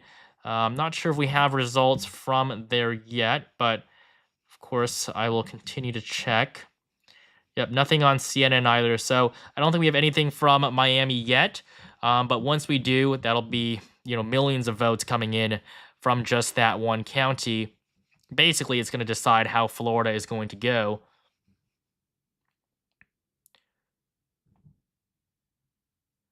I guess some people are saying that there are new numbers in Florida. So we're at 39%. I don't think there's too much of a difference, but Orange County, where Orlando is located, this is another big county where we have results from Kamala Harris at 58%, Donald Trump at 41. 4 years ago, Joe Biden was at 61, Donald Trump at 38, and this was a state that Biden lost by over 3 points. So Kamala Harris has no chance in Florida. I mean, this state has basically gone red already, but of course we can't really make the projection until polls there actually close. CNN actually has Trump at 52.2, Kamala Harris at 46.9, so it's a 6-point margin there. Yeah, definitely the New York Times is slightly outdated. Maybe I should be ahead. But it's going to be a victory for Trump here nonetheless. Somebody said Georgia has new numbers as well, so yeah, I'll make sure to take a look at that. Kamala Harris is taking the lead in Georgia with 3% of the votes in. Rockdale County, Harris at 76. Douglas County, Harris at 66. This is right around Atlanta. And I mean, these small numbers, they really don't matter. There's no point in focusing on such a small number of votes. They come in from across the state very disproportionately. So comparing this to 2020, though, I guess we'll look at Rockdale County first. Harris is at 76 today. 4 years ago, Joe Biden in Rockdale County was at 69, basically at 70%. And the other one was, I believe, Douglas County, where Harris is at 66. So we are seeing her do a little bit better, but a lot of this is the early vote and the mail-in vote. So of course, as the in-person vote starts to come in more and more, we're going to see Trump's numbers start to shoot up. Not as much as they did in 2020 because more Republicans are voting early this time. But still, we're going to see Republicans start to improve. Trump's odds have actually gone up a bit over the last few minutes since the last time that we checked the numbers. Trump is at a 59% chance of winning the election now. Kamala Harris at 41.3. Trump's numbers are up 0.2% today. Georgia, Trump is at 73, 74 now. So really nothing to worry about for the former president here. Ever since the numbers came out, Trump's numbers have continued to go up further and further. North Carolina, it's 2 and 3 right now. Really not much of a change there at all. Pennsylvania still favors Trump. Wisconsin, I mean, it's really going to come down to the Midwest, and it's going to be extremely close there. Some people are asking about Carrie Lake. Carrie Lake is not a good candidate, and Carrie Lake is not going to win. I'd be very surprised if she came out on top. She does well with Republicans, and I mean, props to her for that. But she just hasn't tried hard enough to appeal to independent voters. And in a presidential year, I mean, 2022, she got close. She almost won the governorship, but in 2024, with a presidential election going on, everyone's going to come out to vote. She can't just appeal to her base. I think she's been way too narrowly focused on just the Republicans in Arizona, and so that's probably going to cost her the seat. But ultimately, Arizona is not going to matter too much. It's Republicans are basically guaranteed to win the Senate. Well, I mean, I would just say that Lake's strategy, she hasn't been focusing on um appealing to voters in the middle nearly as much as she should have, because Arizona is a state in the middle. Arizona is not a red state. Arizona is quite competitive, and there are a lot of people who are undecided. And if Carrie Lake simply hasn't been reaching out to them as much as she should have, if she actually wants to win the election. We will come back though and see if we have any new numbers. Florida, Trump is at 52%, Kamala Harris at 47, a 5-point victory for Donald Trump. I currently have it at around 5 to 7, I believe, in my final prediction. Georgia, 3%, no changes there. Obviously, we also do have our very first numbers from Virginia. Donald Trump at 58% in Virginia. Kamala Harris at 41. This is with less than 1% of the vote in from Prince George County. Trump at 59. Harris at 40. If we look at the results here from 2020, if I can just find this county, we see Trump at 58. So we are seeing a pretty similar performance right now. Somebody wants me to keep it on Georgia or else to check Virginia. I mean, Virginia has been the same really over the last few minutes. Georgia hasn't changed much either. We do have new numbers from South Carolina, though, at least on CNN. With Kamala Harris leading in South Carolina. This is with 200 votes in. Harris at 70, Trump at 28. Obviously, this is nothing to worry about. Georgia actually flipped back into Republican control. Donald Trump retakes the lead in Georgia with a huge victory. With not a huge victory, but with a huge drop of votes. We now have over 100,000, almost 200,000 in the state. Some of these northeastern counties, I think we'll check on CNN for some more updated numbers. Really not much of a difference, but Trump is at 51, Kamala Harris at 48.5. Coming to the betting markets, again, this is a pretty good way to check, how people are feeling about it. Georgia's looking good for Trump, although we do see a very slight dip over the last few minutes. I mean, these markets are updating like crazy. I mean, he's going to come back up. But we'll see what happens there.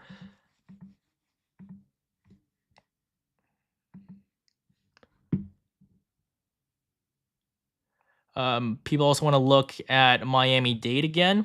We're at 53% of the votes now in from Florida, and Kamala Harris is behind by 7 points. Trump leads with 53%, Harris at just 46. This is with a majority of the votes now in from Florida. Trump is looking good. Miami-Dade County, Trump is winning in Miami-Dade County. I mean, this is a really big deal. This is the biggest county in Florida. This is where, of course, Miami is located. This is a county that Trump lost in both of the last two elections. In 2020, he lost it by 7 points. In 2016, he lost it by 30. So you can see just how significant the gains Trump has made here are. And today, Trump is at 55, Kamala Harris at just 44. So this is huge for the former president. With a majority of the votes now in Florida, Donald Trump leads by a 7-point margin. Somebody wants me to check Texas. I don't believe we have anything from Texas yet, but of course I'll keep you guys updated. Georgia saw 3%. Nothing new over the last few minutes, though. Still just the same few projections. Is it normal for Virginia to be red? Yes, Virginia is going to be red for quite a while. Basically, they do all the votes in the southern counties first, these more rural counties, and then they'll count the votes up closer to the DC area, in Northern Virginia, and that's really where we'll get a lot of the Democrat votes coming in. So Trump is probably going to hold on to a lead in Virginia for a while until the very end. Um, and for those of you asking about states like Ohio or Texas, just keep in mind that right now, in terms of the states where polls have closed, we can really only see results from these 6 states as well as Florida, just because polls in parts of Florida have actually closed. All the other states, we're not going to see any results for until 7:30 or 8, as well as some at 9 or 10. But we are just 10 minutes away from the 7:30 p.m. poll closings, which is another big moment in the race. This is when polls will close in Ohio, West Virginia, and Florida. Of course, Ohio and North Carolina are going to be the 2 races that we actually care about. North Carolina, not really going to matter too much, or sorry, not North Carolina is going to matter a lot more. But Ohio, we'll really just have to see just how well Trump does in the state. That's what's really going to matter the most, his performance. West Virginia, though, is going to go red for sure. Check New Jersey. Not sure if there's anything. Yeah, so basically, if the states weren't marked in yellow, we're not going to be able to see any results from them. New Jersey poll's going to close at 8, so in around 40 minutes, we will start to see numbers from the state. But for now, it's really only these races where polls have closed, because unless polls close, there's really no reporting in these states. What are my thoughts on Alan Lichtman and his prediction for Kamala Harris to win? I would say that Kamala Harris winning is not the most unlikely scenario. I personally don't believe it will happen. But Donald Trump has performed very well this cycle, a lot better than in the last 2. And obviously, like, Alan Lichtman does not make it a secret that he leans heavily to the left. There's no doubt he voted for Kamala Harris. And in terms of the elections he's predicted in the past, I give props to him. He's done well. But, the last few cycles haven't exactly been the most difficult to predict. And, so one person was bound to get them all right, or even close to it. He didn't even get 2,000. But I would say his best call was definitely Trump in 2016, contrary to what basically everyone else was saying. So I definitely do give him credit for that. But for 2024, him being right in the past has no bearing on what's actually happening today.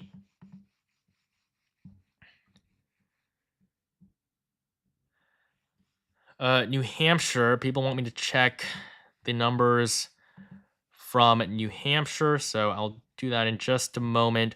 Again, we're not really seeing too much of a change on Polymarket anywhere else.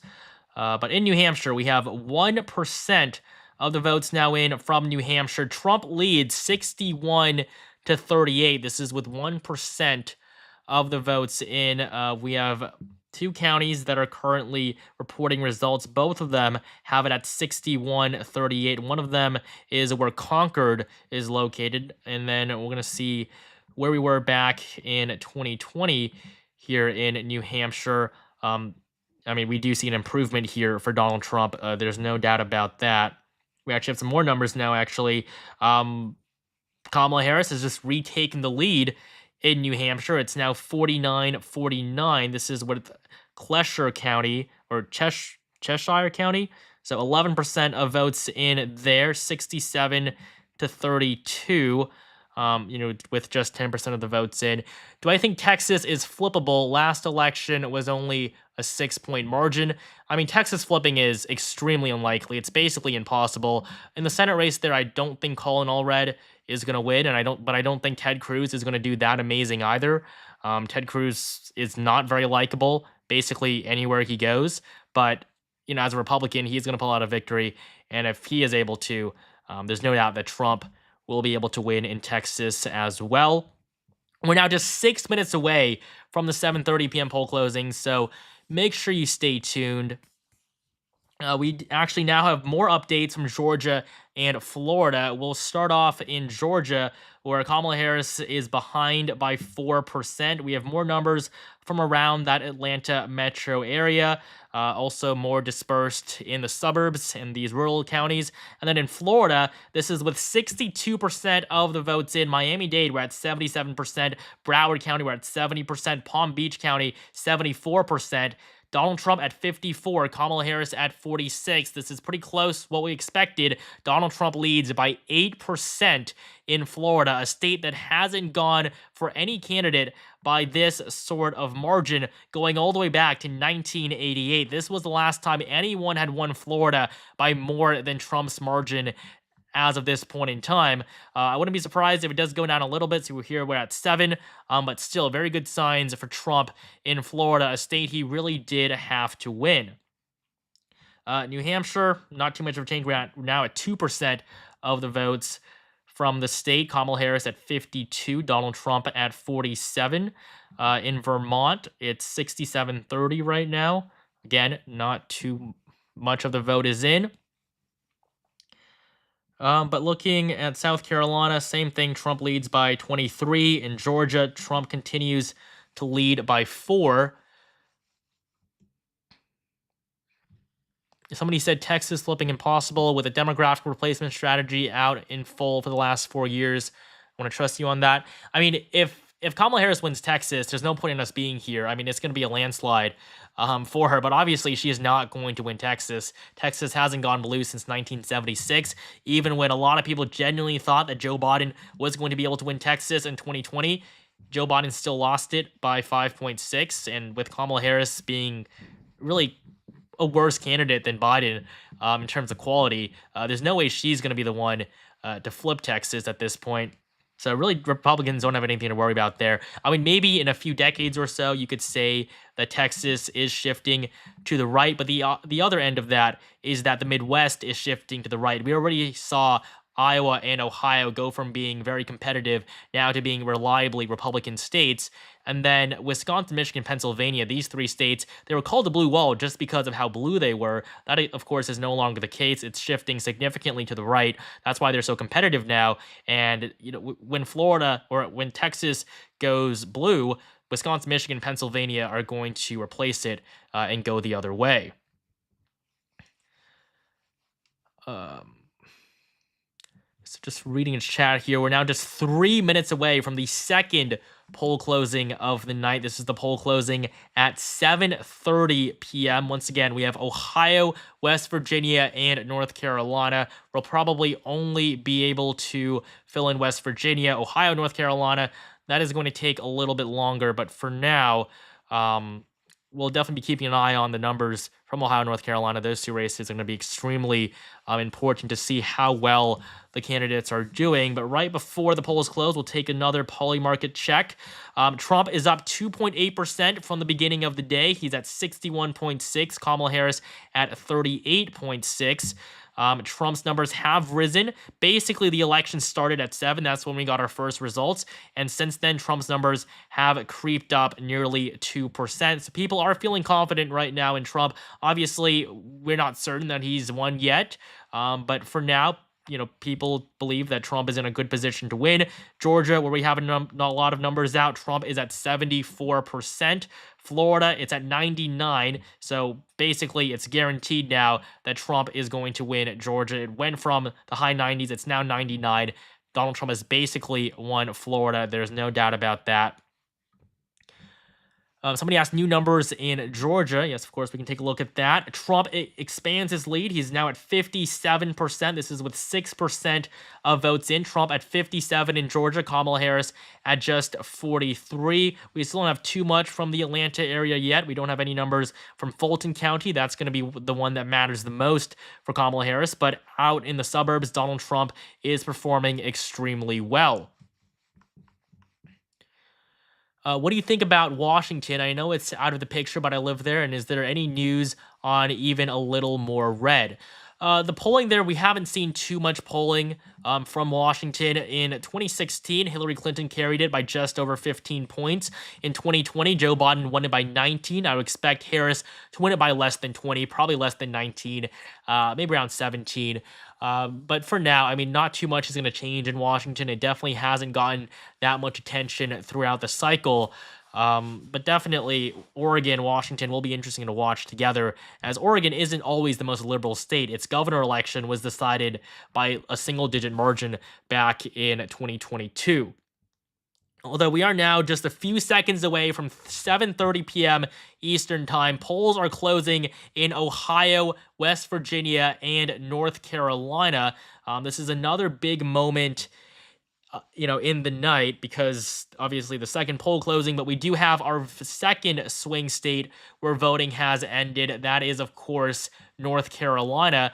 And so at this time, we are able to make one projection in favor of Donald Trump, and that will be in West Virginia. Donald Trump is the projected winner in West Virginia. He's going to win the state's 4 electoral votes. No surprises here. This is the second most conservative state in the country. Only Wyoming votes to the left of West Virginia. We can also make a second major projection, and that is that in the Senate election in the state, Jim Justice is the projected winner. He is the current governor of West Virginia, and he is going to flip the seat that is currently held by Democrat Joe Manchin. Manchin chose not to run for re-election, and so Democrats instantly lost the seat the moment he chose not to run for re-election. So West Virginia, this is the first Senate flip on the map for Republicans.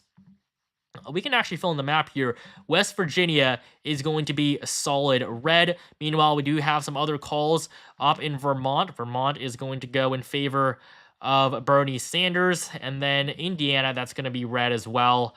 But, we're going to hold off a little bit on making those calls because we do not have an incumbent in Indiana right now. Although, of course, I do expect the GOP to hold on to the seat, of course. But we do have some new numbers here to look at, I'm sure. West Virginia, of course, nothing there yet. Ohio, North Carolina, we'll check on CNN. Nothing yet, but we will just wait just a few more minutes for us to get something. However, we do have more numbers from Georgia. Now 7% of votes in, and Donald Trump leads by a 15-point margin in the Peach State. He's doing very well in Georgia right now, especially in these rural counties.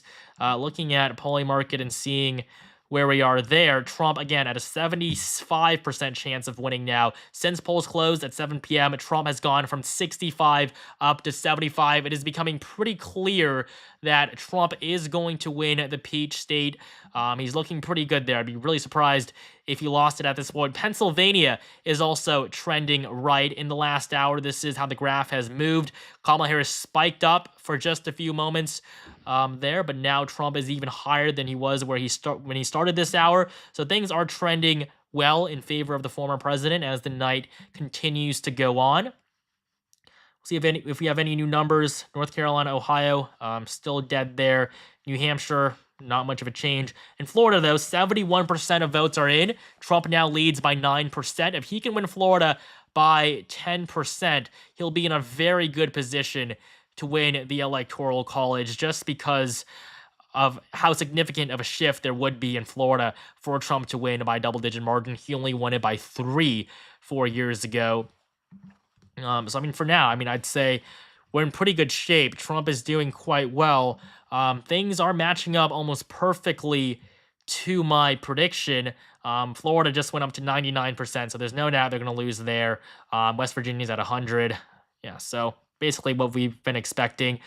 Although a big change here, Pennsylvania, the numbers for Trump just keep going up more and more. Trump is now at 57, Kamala Harris at 44. Looking at the graph throughout the day, we saw some people start to doubt Trump a little bit as the election started, but that has clearly gone away. So if you guys have any questions, make sure you leave all of them in the comments. I'll try to get to as many as I can. It is hard to keep track just because of how much participation there is. So thank you guys so much for that. But we're going to come back now to the map. We're at 8% in Georgia. Donald Trump now leads by 21 points. I mean, this is the pretty big margin he is now building in the Peach State. This is with almost 1 in 10 votes in. So we do have a pretty good chunk of votes in here in Georgia. 61 to 39. People asking what state I live in. I vote in California, but currently I'm in Washington, D.C. We'll continue up to see Florida 72. Not too many big changes here. Although we do have the first 22 votes from North Carolina. This is on the CNN map. Kamala Harris leads with 64% in North Carolina. She is at 14 votes. Donald Trump is at 8 votes, so he's at 36%. Obviously, this doesn't matter at all.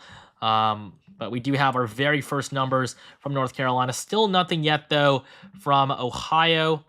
Map is a little bit slow to update. Somebody's asking about the Chicago area in Illinois. It's pretty unlikely Chicago is going to be very competitive. Obviously, it's one of the biggest cities in the country. It leans heavily to the left. But Illinois, we could see a shift there because Illinois has been probably the most stagnant state in the entire country. In 2012, Obama won Illinois by 16.9. In 2016, somehow Hillary Clinton does better than Barack Obama, even though Illinois is literally Obama's home state. But Clinton wins it by 17.1. And then in 2020, Joe Biden wins it by 17.0. So I'd be pretty surprised if Illinois moved a lot, but it'll be interesting to see whether or not it stays at around basically exactly 17%.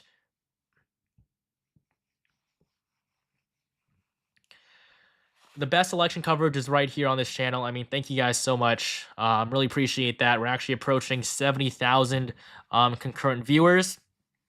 Coming back to the map now, we actually have 2% of the votes in from North Carolina, basically from all liberal areas, mostly from Wake County, where Raleigh is located. Kamala Harris at 69%, Donald Trump at 30%. We'll come here and look at the betting markets, see where we are at. North Carolina, people are still feeling relatively good about Trump, not too much of a change, 68 to 34. I mean, just looking at these markets, the reason why this is useful is because if there is something terrible that has happened for any one candidate, it's going to be clear. The numbers are going to shoot up and down basically instantly. Right now on CNN, Jim Justice has just been projected the winner in the Senate election against Glenn Elliott. This is the first flip of the night for Republicans in the Senate. And so this means that if they hold on to all their seats right now and they only win West Virginia, they will be at 50-50 with the Democrats. If they win the presidency, they'll have the majority already. They won't even need Montana or Ohio. But of course, those are two other races where they definitely can win. But we also, we can also project some of these other races pretty soon. Indiana is obviously going to go to Trump. But for now, I believe CNN has actually already called Indiana, so I guess I'll do that here now as well. Indiana will go red, and then for now, I believe that is all it is. Vermont, of course, Bernie Sanders will be reelected. Looking in the chat, seeing if you guys have any questions. Yeah, so to the people that are asking about checking states out west, really, if you look at this map here, all the states that are not colored in right now, there are no results from these states because voting ends at various different times. It basically goes from east to west because of the time zones. And so we're not going to see any results from out in California, for example, until 11 p.m. Eastern time. But we do have numbers from Ohio, though, now. It's looking quite good for Trump. With the former president ahead at 57%. This is with 3% of votes in. Kamala Harris at 42, a 15-point lead in J.D. Vance's home state. The only votes right now are coming from Warren County, where Trump is at 61, Kamala Harris at 38. Looking at where Warren County was 4 years ago, Trump at 64. So we're seeing not too much of a difference there. But with the Senate race, Ohio can definitely get more competitive. We'll really just have to wait and see what happens. Georgia, we're at 9%. Trump leads by 21% in Georgia. And this is as more votes are coming in from around Atlanta. I mean, Rockdale County, Douglas County, these are the big Democrat voting regions. Of course, Fulton County is going to be the biggest one. But up in these rural northwestern counties where Marjorie Taylor Greene is from, Trump is crushing it. Looking at the map, Virginia, though, we're at 11%. Kamala Harris at 58, Donald Trump at 41, a 17-point lead for the vice president. This is as votes have just come in from Fairfax County. This is the big liberal county up near DC. RV Junkie 1, thank you for all you have done. Extremely helpful and detailed. Thank you guys for the donations, and thank you specifically for that. I really appreciate the support. I guess some people want me to look at North Carolina. We're at 2% here. Nothing really to see. Basically, we're just getting votes from the big cities, so none of these rural counties are reporting at this point. Florida 73, not too much of a change there either. But we are now just 20 minutes away from 8 p.m. poll closings. If you thought that 7 or 7:30 p.m. was a big deal, 8 p.m. really is it. This is where we get to see Pennsylvania finally report its first votes. New Hampshire, still seeing Harris ahead slightly.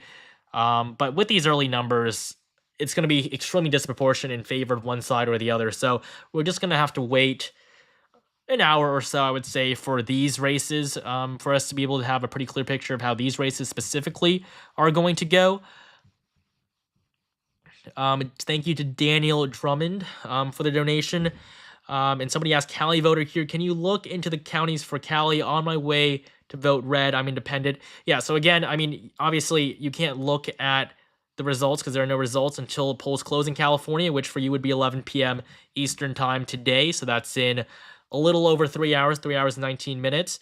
And so in California, once those numbers come out, of course, I'll show you guys. But California is such a big state. They always take quite a while to count, although, of course, Democrats always win. There are also a lot of important House seats. A lot of Republicans are slightly vulnerable there. The House is also going to be extremely competitive. A lot of people are saying Florida. Florida is now at 75% of votes in. We'll see if that's higher on CNN.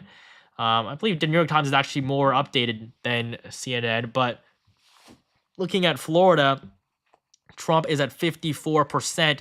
Kamala Harris at 45, a 9-point lead for Trump. This is matching up quite well with my projection. Donald Trump is winning Miami-Dade County. This is a really big deal. No Republican has won this in decades. This is the biggest county in Florida. It also used to be one of the most liberal. In 2016, Hillary Clinton won Miami-Dade by 30 points. This was when Trump was on the ballot. Today, Trump wins Miami-Dade. He's up by 11. He's probably going to win it ultimately. People who are asking about New Hampshire, Harris landslide incoming. I mean, I strongly doubt that. We only have 8% of the votes in from New Hampshire. A lot of these are early votes, so I wouldn't expect too much. Who's leading in Pennsylvania? We'll know that in around 18 minutes when polls close at 8 p.m. and we get our first numbers from the Keystone State. First district of Maine, that'll also be at 8 p.m. So I'm going to show you guys now the states where voting will end in just 17 minutes, because this is the largest poll closing of the entire night. This is the largest block of states where we will get results from at the same time. So really the map is going to start to get colored in quite a bit right after this. So we start off in the Northeast, Maine. All the voting is going to end there. We also have New Hampshire, Massachusetts, Connecticut, Rhode Island, along with New Jersey, Delaware, Maryland, the District of Columbia, of course, Pennsylvania too. And then there's Illinois, Missouri, Tennessee, Mississippi, Alabama, and Florida. I believe I'm missing one state, and that...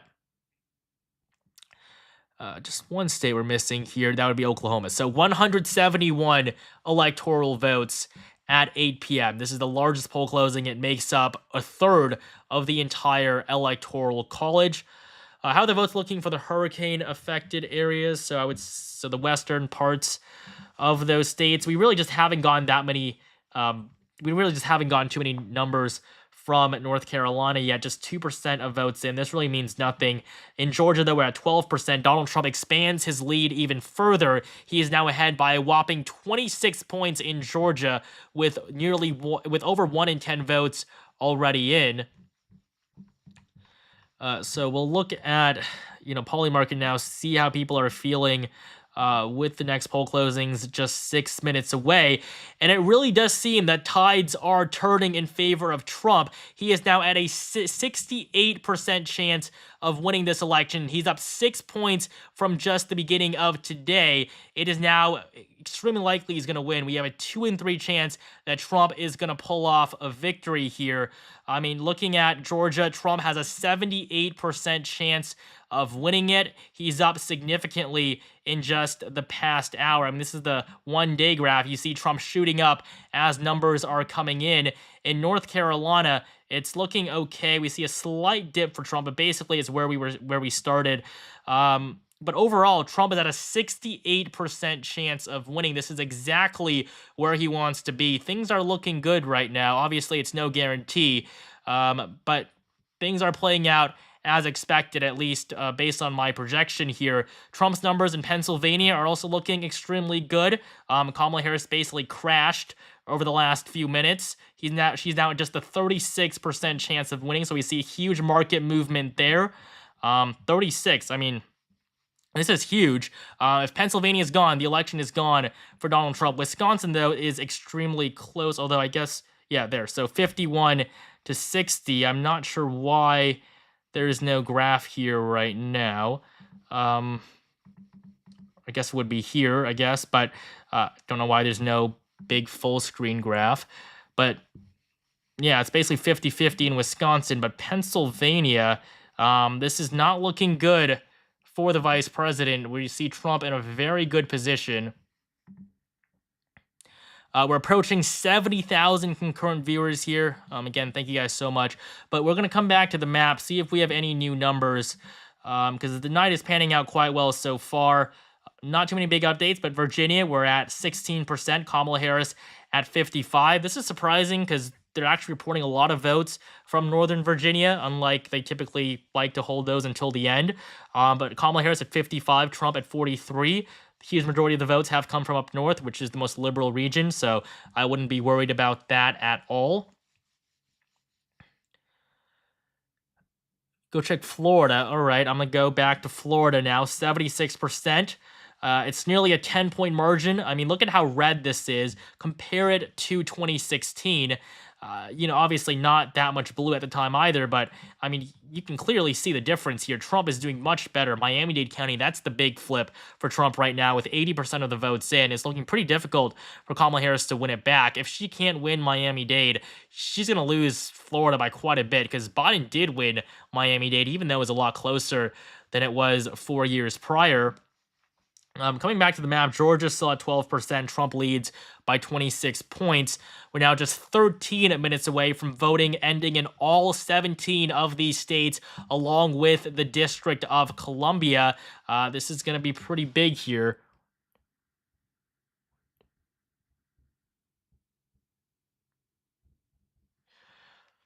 I guess he didn't say 16. Maybe I got one of these wrong, but I would say these are the 17 that we're looking at right now. We're actually we just hit 70,000 concurrent viewers. Thank you guys so much for sticking with me here. We're going to go for as long as needed. I mean, this night is probably going to take quite a while for us to see who wins, but, we'll, keep you guys updated on everything that's going on. And then we also hit our 300,000 subscriber goal. So I've actually increased the goal. It's now 325. If all of you guys subscribe right now, we could instantly hit 325,000. So if you guys could help me out and just hit the subscribe button, I'd really appreciate that. But again, your support tonight has been incredible.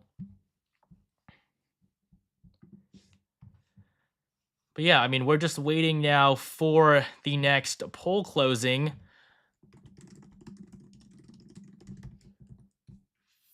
We're just 12 minutes away, so pretty big deal. Just reading the chat here, seeing what you guys have to say.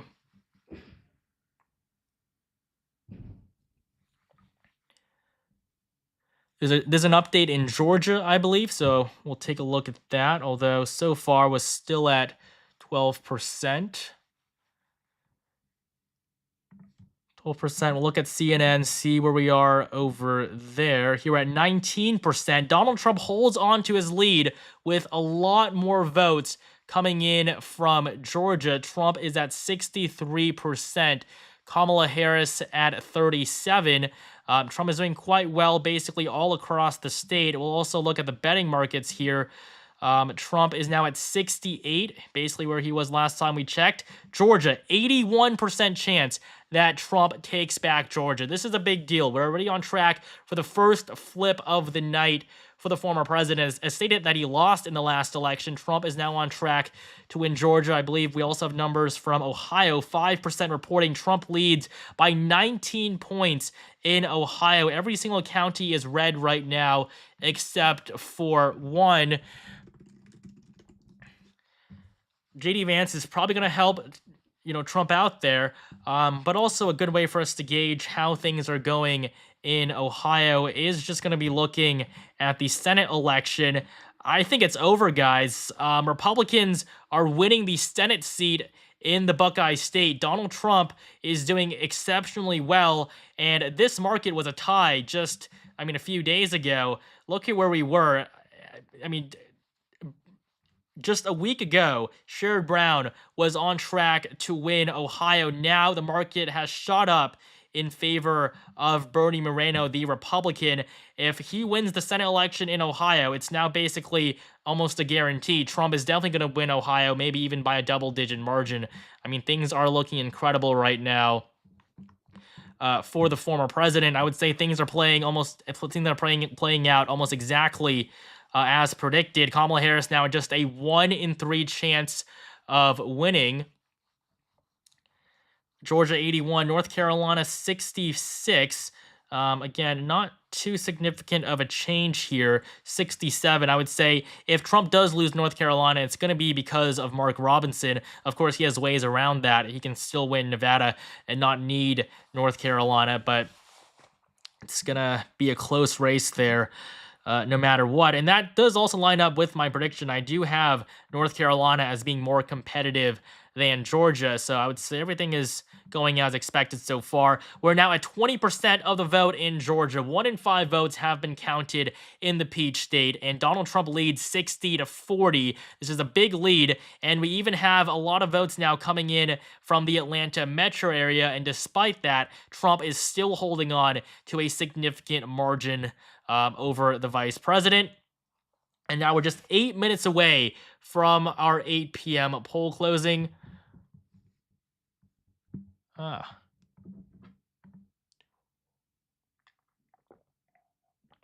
right. Yeah, thank you guys for telling me about the map there at the bottom. Just reading the chat here. Ohio on CNN. It does. We'll check that right now for you guys. So in Ohio, it seems like Kamala Harris is actually, for some reason, taking the lead. We'll see what that's all about. We're at 9% here on CNN. So in Ohio, we did get a lot of votes from the Cleveland area. That obviously is going to be big for the vice president. But, looking back at polling markets, seeing where we are at, Ohio, 95% chance Trump wins it. The Senate election, 82. This is really what we want to look at because the Senate election is the one that's actually going to be competitive. This was one that Democrats were really hoping to win. They really thought they could win this the Senate race here with Sherrod Brown. But if he's on track to lose Ohio, it's going to be a bloodbath for Kamala Harris if even Sherrod Brown can't win. Trump really is surging right now in the election odds with just 7 minutes to go until the next poll closing. Things are not looking good. If you are Vice President Harris, you're pretty nervous right now because Trump has a 60% chance of winning Pennsylvania. This is the big problem for the Democrats. In Ohio, it's at 7%. Not much of a change there. Georgia, 20%. Florida, now an 11-point lead for Donald Trump. This could be huge.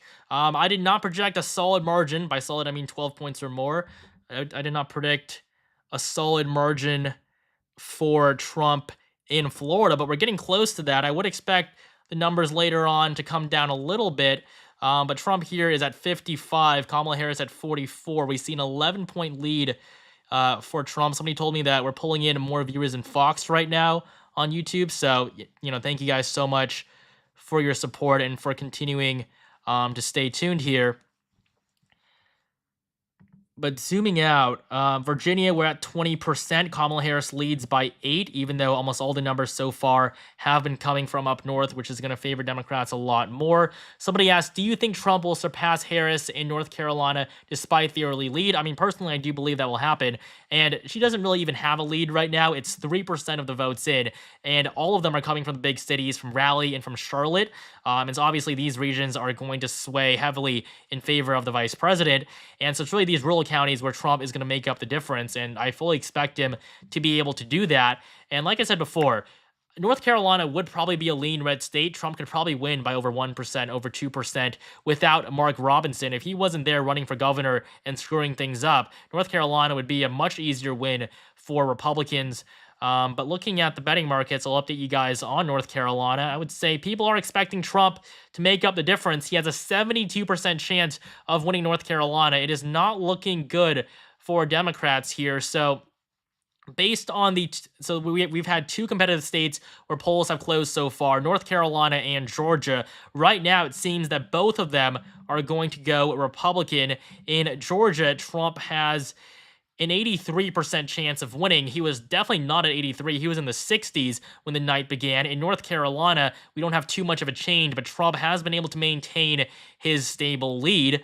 And so North Carolina, Georgia, they've already gone red. If things continue as they have been going, then Trump needs just one more state up in the Midwest to get over 270, if that's Pennsylvania, or he needs a combination of any other 2. Michigan polls close at 8 p.m. So Michigan polling does close at 8 p.m., but not fully. So you'll see basically polls will close in Michigan throughout almost the entirety of the state, except for just small parts of the panhandle on the western edge. But besides that, we are going to get results from Michigan at 8 p.m., but it's not going to be a full poll closing like we're seeing with the other states on the map right now. Somebody wants me to shout out Nick Fit. So shout out Nick Fit, I guess.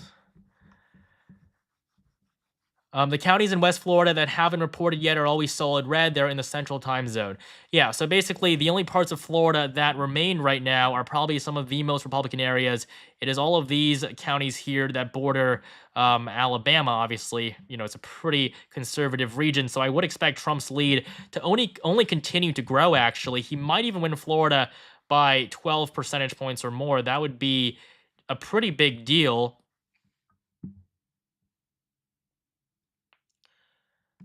We'll come back. All right, so we are now just 3 minutes away from the 8 p.m. poll closing. It's going to be a big one. This is when we will have a much better picture of how the election is going to go for the 2 candidates. So this is definitely stay with us here because this is one of the biggest moments of the night.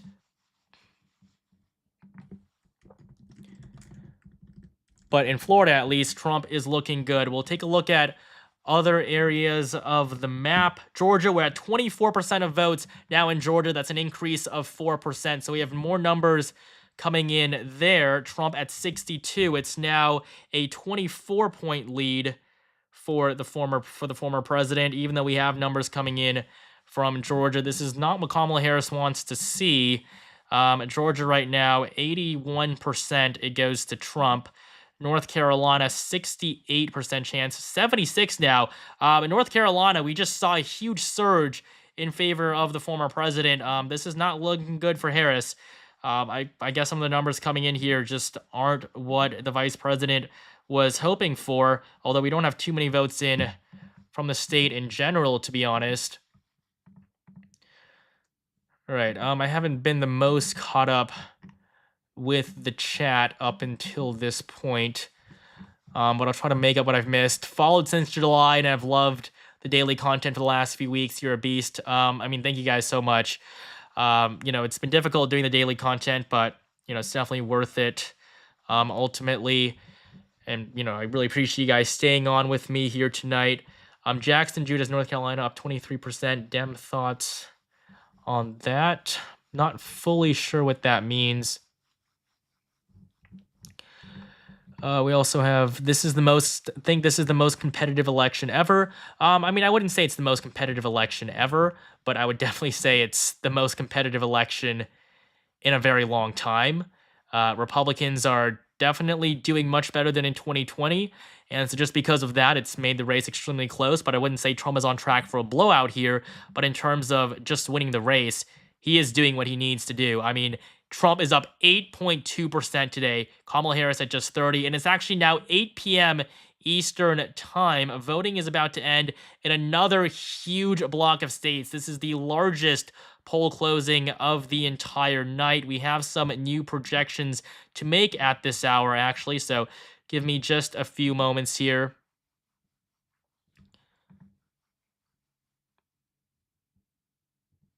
Yeah, polls have just closed in Pennsylvania, but we're going to make a few projections here first. Kamala Harris is going to win the state of Delaware, while this is 3 electoral votes for the vice president. Donald Trump is going to win Tennessee, 11 electoral votes for the former president. And then in Illinois, Kamala Harris is the projected winner. New Jersey, Kamala Harris, the projected winner, 14 electoral votes. And then in Massachusetts, 11 electoral votes going to the vice president. Another big win for Kamala Harris. Mississippi, 6 electoral votes. This is going to Trump now. We also have Mississippi. Delaware, this is Joe Biden's home state. Kamala Harris, the projected winner. Alabama, Donald Trump is the projected winner. In the District of Columbia, Kamala Harris, the projected winner. Although this is taking a little bit of time to load. But what I will say is that Republicans are looking incredibly strong right now. Just looking at how this night has progressed so far. I believe we actually have a call from Florida. Florida has been called in favor of Donald Trump. He leads by 11 points. This is a huge projection for Republicans. In the last 3 decades, Florida has never been called as early as it has been today. We're going to make the projection in just a moment here. There's actually really a lot for us to do here right now. So if you'll just bear with us. We do have the projection in Florida, though. I'll actually just post it with you guys here. I wasn't expecting to do this so soon, but Florida is going to be red. This is big for Donald Trump. He wins the Sunshine State. He's the first Republican to win Florida 3 times in a row. And so we're also going to look at Texas. We have new results from Texas, but before that, give me 1 second here. I'm just going to update the rest of the map with these new projections that have been made with the states where polling has ended. So if you look at the bottom right corners of your screen, we have a lot of new projections to make here. Kamala Harris, though, is of course going to win up in Maine. She's also going to carry Massachusetts, Connecticut, Rhode Island. Along with New Jersey, Delaware, Maryland, the District of Columbia. And so essentially we have 94 electoral votes right now for Donald Trump. I'll expand this for the time being. So we are at 94 for Donald Trump, 58 for Kamala Harris. This is looking very good for the former president. He's already won Florida. I mean, this is not a state you thought that would be called this early. I mean, this is basically impossible that this would actually happen. I mean, go back 4 years. Think to yourself, Florida called basically an hour after, basically at poll closing time. That has not happened for a very long time. It takes days, sometimes even weeks, for a projection to be made down there. But Republicans, Donald Trump, feeling very good at this moment in time. We'll also look at the Pennsylvania numbers in just a second.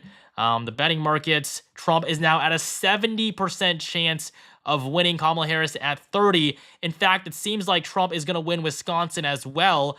He's at a 60% chance of winning there. Michigan, 59. Pennsylvania, 62 for Trump. I mean, maybe I got Wisconsin wrong just slightly. But right now, things are going as expected for the GOP. We'll look at numbers from Pennsylvania. This is only votes from Allegheny County in Pittsburgh. Kamala Harris at 72, Donald Trump at 27. Look at where we were 4 years ago. Allegheny County, Joe Biden at 60. So with these early votes, Kamala Harris is doing well. But obviously that's going to change. In Ohio, Trump leads by 7%. This is with a lot of votes from Cleveland, Columbus, all in. We're actually at 81,000 concurrent viewers now, so thank you guys so much for that. Hopefully we can hit 1,000 here, but we're actually trying to get to 325,000 subscribers tonight. So if all of you guys subscribe right now, we would get there instantly. So if you guys could do me a favor, and I'll hit that subscribe button at this very moment, and we can see how high it goes up. Thank you guys so much for sticking with me tonight. We'll look at Texas. Kamala Harris at 51, Donald Trump at 48. Most of the votes so far coming from Dallas County. Kamala Harris at 61, Trump at 38. Looking at what Texas was like 4 years ago, it was 65 for Joe Biden, and I would only expect Harris's numbers to drop in Dallas County as more of the in-person vote is counted. So more bad news for Kamala Harris. It seems to just be getting worse and worse for Democrats here. I mean, looking at the odds, Trump is still at 70. In the Senate election, Ted Cruz, 94%. This was not the case earlier. It was at around 80, but I guess things have changed a little bit again.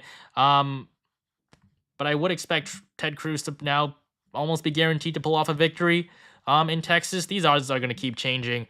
But I think that Cruz is in a pretty strong position. We'll look at the other states. I mean, there's just so many states where voting has just ended. A lot of these northeastern races have been called for Harris, though. CNN has called some even more states. So we actually have our first numbers now from Michigan. Michigan, of course, is going to be highly consequential for Kamala Harris, although at this point it seems like nothing is going to matter for her because she's already lost. But in Michigan, Donald Trump is at 64%, Kamala Harris at 36%. This is pretty big for the former president. Trump leads by 107 votes. If we look at the betting markets here, I don't believe we've seen too much of a shift. Michigan's at 59 now, so the odds have gone down slightly for Democrats, although Wisconsin is just shifting more and more to the right. It'll be interesting to see what's going on there. But Pennsylvania, Wisconsin, they seem like a lock right now for Donald Trump. Michigan at 59. Things are looking good. I mean, I guess people want me to talk about Ohio. It's now at 31% of votes in. Kamala Harris at 53, Donald Trump at 46. I mean, yeah, but we are seeing basically all the votes right now coming in from these liberal cities. I mean, there's no way that Trump is going to lose Ohio, especially with J.D. Vance on the ticket with him. There's really nothing to worry about there. If we look at the Senate election, it's a lock now for Bernie Moreno. He's at an 82% chance of winning. This is a highly competitive race. This is probably the most competitive race in the country for the Senate. And so this race went from 50-50 just a few weeks ago. I mean, Republicans were ahead, but as we entered November, it was 50-50 with Sherrod Brown and Bernie Moreno. And now it seems that the incumbent Democrat will be unseated. So a huge shift in favor of Republicans. That means they're doing well in Ohio, even though for right now, Kamala Harris has a very slight lead. We're at 17% in Texas. Donald Trump retakes the lead. In the Lone Star State, it's 50.1. Kamala Harris at 48.6. Things are looking good there for the former president. As long as he continues to expand his lead, he might even get to a double-digit margin, like we're seeing in Florida. I would actually be interested to see what's happening in Florida, though. Coming to the state, we see with 89% of votes in, Donald Trump leads by 13 points in Florida. That is a landslide. That is more than, I think, what a lot of people expected. I expected him to win it by just under 12 points. You can see a solid margin is anything over 12. It still might be under 12 if the remaining votes favor Harris a little bit more, but for right now, Trump is in a really good position here. Florida is going to be a solid red state or very much close to it. Virginia, things are not looking good here for Kamala Harris in Virginia. She leads by just 5 points. For context, Joe Biden won this race by 10 just 4 years ago. It's 52 to 47 right now. Thank you to JH for that donation. Really appreciate it. Really appreciate all the support, you guys. Ohio, I mean, yeah, Harris still leads. But Michigan, we're now at 2% of the votes in Michigan. Now, this is basically just from the most liberal regions of it. This is Oakland County, right outside of Detroit. Kamala Harris at 77%, Donald Trump at 22%. This likely is all coming from those mail-in ballots. Looking at where we were 4 years ago in the county was 56. So, I mean, not the greatest for Trump, but obviously we have a long way to go there in Michigan and in that county specifically. Harris's odds in the state have stayed pretty stagnant over the last few minutes. Really not too much of a change. Trump at 68, Harris at 33. The markets are reacting quite a bit, but it seems that right now we don't have any yellow states here, but 6 of 7 are all red. Georgia, 85% for Trump. North Carolina, 74. Arizona's now at 86. I mean, it's basically a solid state for Trump at this point, just considering these odds. Coming back to the map, seeing if we have any updates here. We have our first ever votes from Kansas. Donald Trump at 70%. Kamala Harris at 28%. Democrats actually won the governorship in Kansas 2 years ago with the incumbent Democrat being reelected. We also have, let's see, Pennsylvania. We're at 5% now in Pennsylvania. All of these are basically mail-in votes from Allegheny County. We already know that Democrats have done much worse with the early voting than they did last time. Virginia, it's now a 6-point margin for Kamala Harris. Some people wanted me to look at New Jersey earlier. It's currently at 21, but that's with a lot of votes just coming in from Newark, which is going to favor Democrats significantly. Somebody in chat said, as an Ohioan myself, I'm not so sure. Akron, Cleveland, and surrounding areas of northeastern Ohio have been absolutely swamped with refugees in the last few years, and our public education system is pretty culty toward leftism. I would say, like, refugees cannot vote in our elections, so I wouldn't say they make too much of a difference. I would say Ohio is looking good for Republicans, though. I mean, just look at the shift over the last few years. In 2012, it went to Obama by 3 points. It also went to Obama by 5 in 2008. But in 2016, Trump wins it by 8 points, shifts it 11 points to the right. In 2020, Trump wins it by the same margin, even though everybody thought that Biden could actually win Ohio. Thank you guys so much for your support in the chat here. We're approaching 90,000 concurrent viewers. Thank you, Dan, for your support. We'll come back and look at the map here. Kansas, 1%. Really no big changes on the map at this point, although Texas could be called pretty soon as long as Trump continues to expand that lead. But I mean, Florida, 90% of the votes in, Trump still leads by 13%. This was probably one of the biggest surprises of the night. But I think every time Trump surprises us with just how well he does in Florida. Georgia, 37% of votes in, and Trump leads by 14%. We have a majority of votes that have already come in from Fulton County. This is the largest county in Georgia. This is where Atlanta is located. Kamala Harris at 71%, Trump at 28%. We're only going to see that number go down as the in-person votes are counted, but for context, Joe Biden won 73%. You might think that going from 73 to 71 is not a big deal, but this is a huge difference considering that Georgia was decided by just 0.25%, and this is 2 in 2020, and this is 2 percentage points in the largest county in the entire state. So things are looking up here for the former president. The map is only getting redder and redder.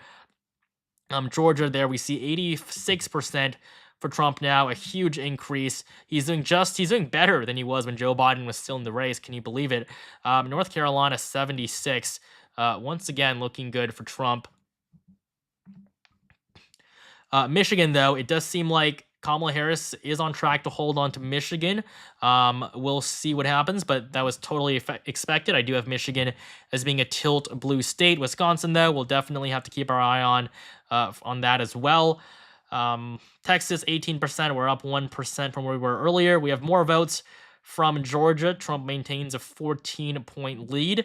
In North Carolina, Kamala Harris is ahead by 5. This is with 8% of the votes in. Again, all of these votes are really just coming in from the urban areas so far.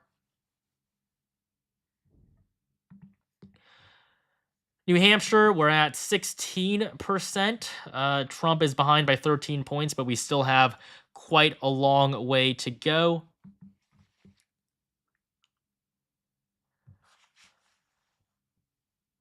All right, I think CNN is making a projection right now.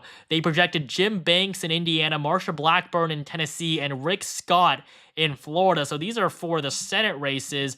The Republicans are going to hold on to Florida. Rick Scott is easily going to win re-election to the U.S. Senate. Marsha Blackburn in Tennessee. We're also going to call Mississippi for Republicans. Missouri, we could probably do as well at this point.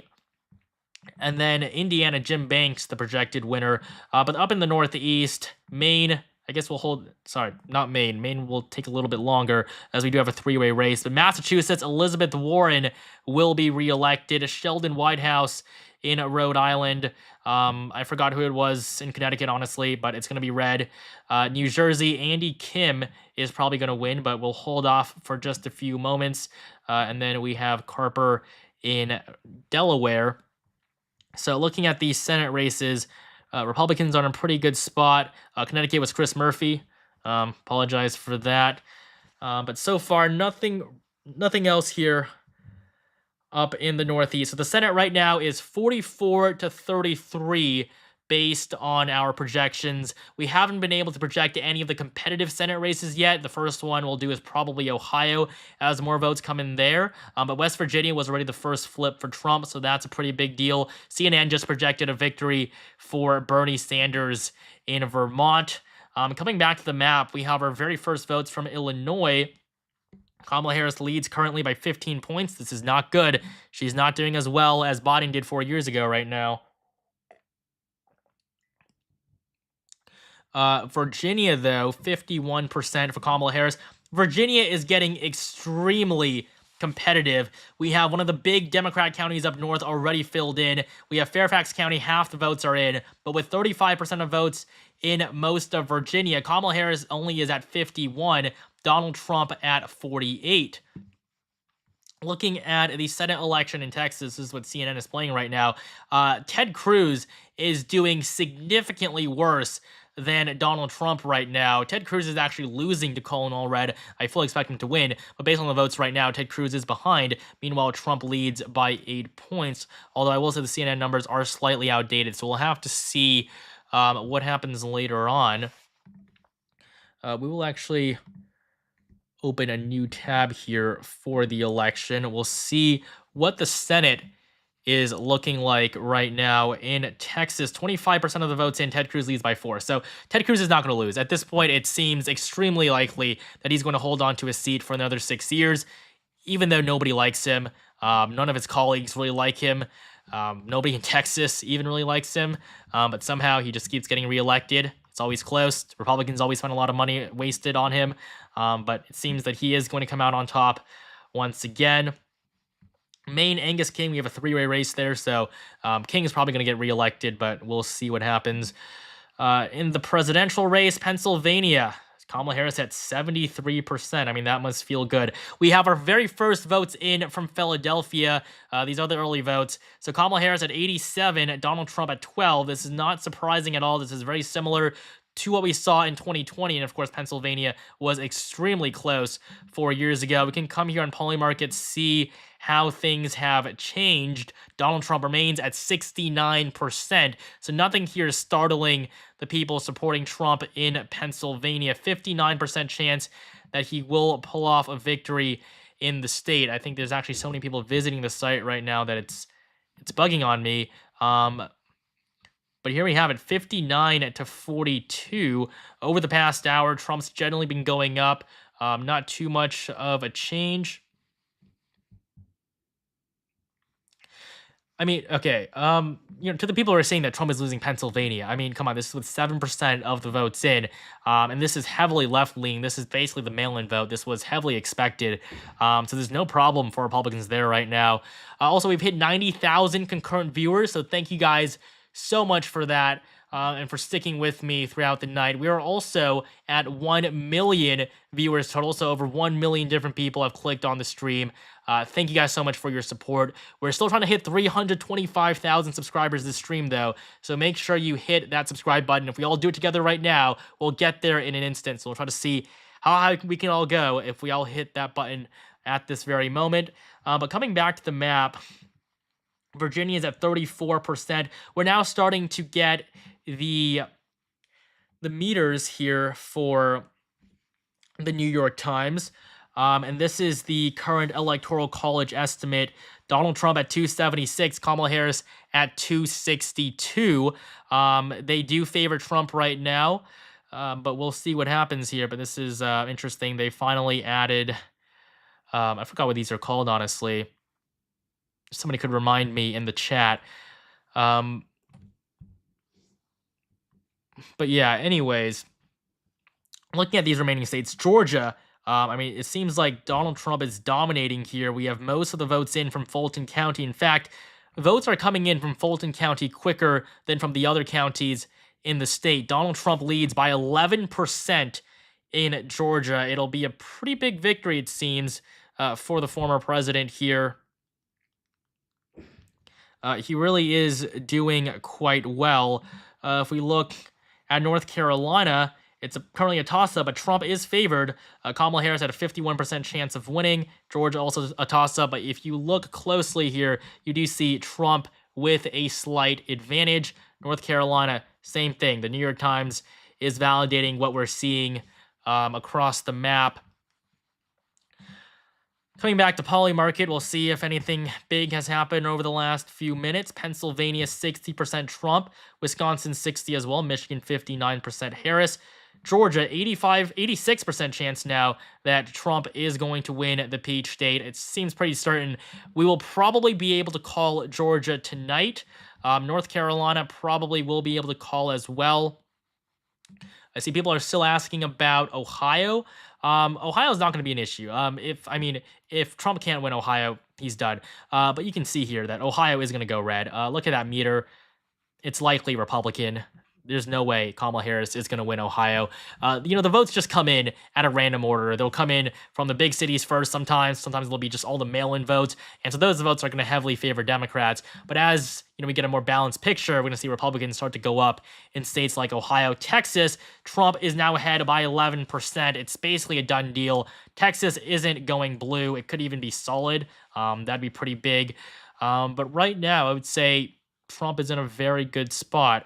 North Carolina, 53-46. Georgia, 55-44. Kansas, we're at 7%. Very likely Republican there. But we are actually just 8 minutes away from our 8:30 p.m. poll closing. This is the smallest poll closing of the entire night, actually. This is where polls will close in Arkansas. That's the only state that we have at this hour, so I'm literally going to clear all of the other states on this map. It's now just Arkansas at 8:30. We all know how that's going to go, but it's going to be a Trump victory. 6 electoral votes. Right now on the map, I have Trump at 84, Kamala Harris at 58. If you look in the bottom right corner, Trump is in a very good position to win this thing. Ohio, again, nothing to be worried about in Ohio, though. Kamala Harris at 50, Trump at 49.3. People are asking who I voted for. I'm not going to say who I voted for because I think one of the big things is that I do my very best to be as unbiased as possible. And so it wouldn't be right for me to tell you guys who I voted for. Just because I want to keep things impartial here. For some reason, the New York Times has Donald Trump at 95. I don't exactly know where that other electoral vote is coming from. But I don't think, I believe our maps are matching up exactly. So I would expect that's just an error on their end. We're approaching 100,000 concurrent viewers. So thank you guys so much. Please stay on. We can hit 100,000 people here together at the exact same time. But we're going to come back to Arkansas in just a few moments. The betting markets have Pennsylvania getting slightly more competitive. Wisconsin, though, is still looking good for Trump. Trump is at 67% right now. Kamala Harris at 33%. It seems like Georgia is a lock. North Carolina also getting more and more likely. Pennsylvania, Trump at 56%, Harris at 47%. Interesting what's going on here. Pennsylvania is definitely going to go down to the wire. That is not surprising at all. That's why I do have it as a tilt red state. But for now, there's nothing really to worry about for Republicans. I've been following you since the very beginning in 2020. Just got to say, you keep it as real as possible. Thank you for keeping up the good info. Thank you so much for that. And thank you for following me for all of these years. We started covering this race before Election Day 2020. We made, like a first intro video to 2024 before that election even happened. And now we're actually here on election night in 2024. We have more numbers from Texas. It's basically gone here for Kamala Harris. All the votes are in from the big cities. Austin, Kamala Harris at 70. Looking at where Biden was 4 years ago in Austin, he was at 72. So Trump is going to do better in Texas than he did last time. He's only going to do better in Austin as more of the mail-in ballots, are going to be counted. And then, of course, we have the in-person ballots that are going to push Trump up. We're going to come back to the map, see where we are. Our very first votes from North Dakota now, actually. Trump at 75%. Not too big of a surprise there. He's going to, crush it in the state. Michigan, 5% of votes in. It's a pure toss-up. Pennsylvania, it is also literally a pure toss-up. It really could not get any closer than this, although the New York Times currently has the margin as Trump plus 0.2. That may seem small, but that is all Trump needs. The New York Times generally is pretty accurate with their meters here. So 0.2%, that is exactly what Trump needs. Obviously, we knew it was going to be close from the very beginning. People are saying that Virginia is getting close. That's definitely interesting. It leans Democrat, but right now we have a tie in Virginia with 39% of the votes in. Donald Trump, 49.2. Kamala Harris, 49.2. Somebody said, so I'm from Argentina looking at the elections. Could you explain a bit how the elections work? Sorry to bother, keep it up. All right, so basically, in the US, we do not vote by the popular vote. Instead, we vote by the Electoral College. And so essentially, you'll vote for your candidate, and then it's a winner takes all system. So whoever wins the state wins all of that state's electoral votes. So that is why it is these swing states that matter the most. Trump needs North Carolina, Georgia, and Pennsylvania to get over the top. It seems like he's doing very well right now in Georgia and North Carolina. Pennsylvania is looking like it's going to be close, but it could definitely still swing towards Trump. I think that is more than possible. I think that's actually the most likely scenario right now. He's also on track to win Arizona, maybe even Wisconsin. So things are looking really good for the former president so far. North Carolina, 13%. Harris leads by 3, but Trump is the favorite. You can look at the meter here. Trump is on track to win North Carolina by 1.3%. That is the New York Times estimate. For Texas, the New York Times estimate is Trump plus 9.8. This is almost exactly what I had predicted just a few days ago. Probably going to make some additional calls soon. So far, it's just been the expected, but Texas, we might have to make a projection soon. Jerome asked, is it possible to not get the winner by this week? I think that's highly unlikely. I think if the night continues to go as it is today, I think we'll know that Trump has won already just by the end of this stream. But we'll see, because ultimately it's going to come down to the Midwest, and these races are going to be close, and it's going to take a long time to count, even though the numbers are looking slightly better for Trump. But I think we'll have a pretty good picture of what's going to happen, basically with the election by the time we all go to bed tonight. We're just 1,400 viewers away from 100,000 concurrent. We're actually now at 101,000 concurrent viewers. So, thank you guys so much again. 100,000 people in this chat watching at the exact same time. We're still trying to hit our goal of 325,000 subscribers. So if you guys could all hit that subscribe button right now, we could all hit it at the exact same time. We're at over 1 million views total, at over 100,000 concurrent viewers. Thank you guys so much. Hit that subscribe button right now, all together, and see it shoot up. All right, coming back to the map, we're now just 1 minute away from the poll closing in Arkansas. This is going to be this is probably going to be the least important poll closing of the night, but, it's another big milestone in the election as we move towards 9 p.m., because 9 p.m. is going to be another big moment here where we have another huge slate of states where voting is going to end. But, yep, it is now 8:30 p.m. Eastern time, and we can project that the state of Arkansas is going to go to Donald Trump. The former president is going to win Arkansas, and it's 6 electoral votes, an additional state now in the Trump column. All right. Yep, and CNN right now, I believe they are projecting the race in Arkansas in favor of Donald Trump. Coming back to Polymarket, let's see where we are at. Trump at 68 now. Pennsylvania is looking close, but, that's totally expected. If we come back to the New York Times map, it's a toss-up. Donald Trump still Trump has actually expanded his lead, according to the New York Times. Earlier, when we checked this, Trump was going to win Pennsylvania by 0.2%. Today, he's actually on track to win by, well, not today, but now he's on track to win by 0.3. A lot of people like to ask me what this channel is going to focus on after the election.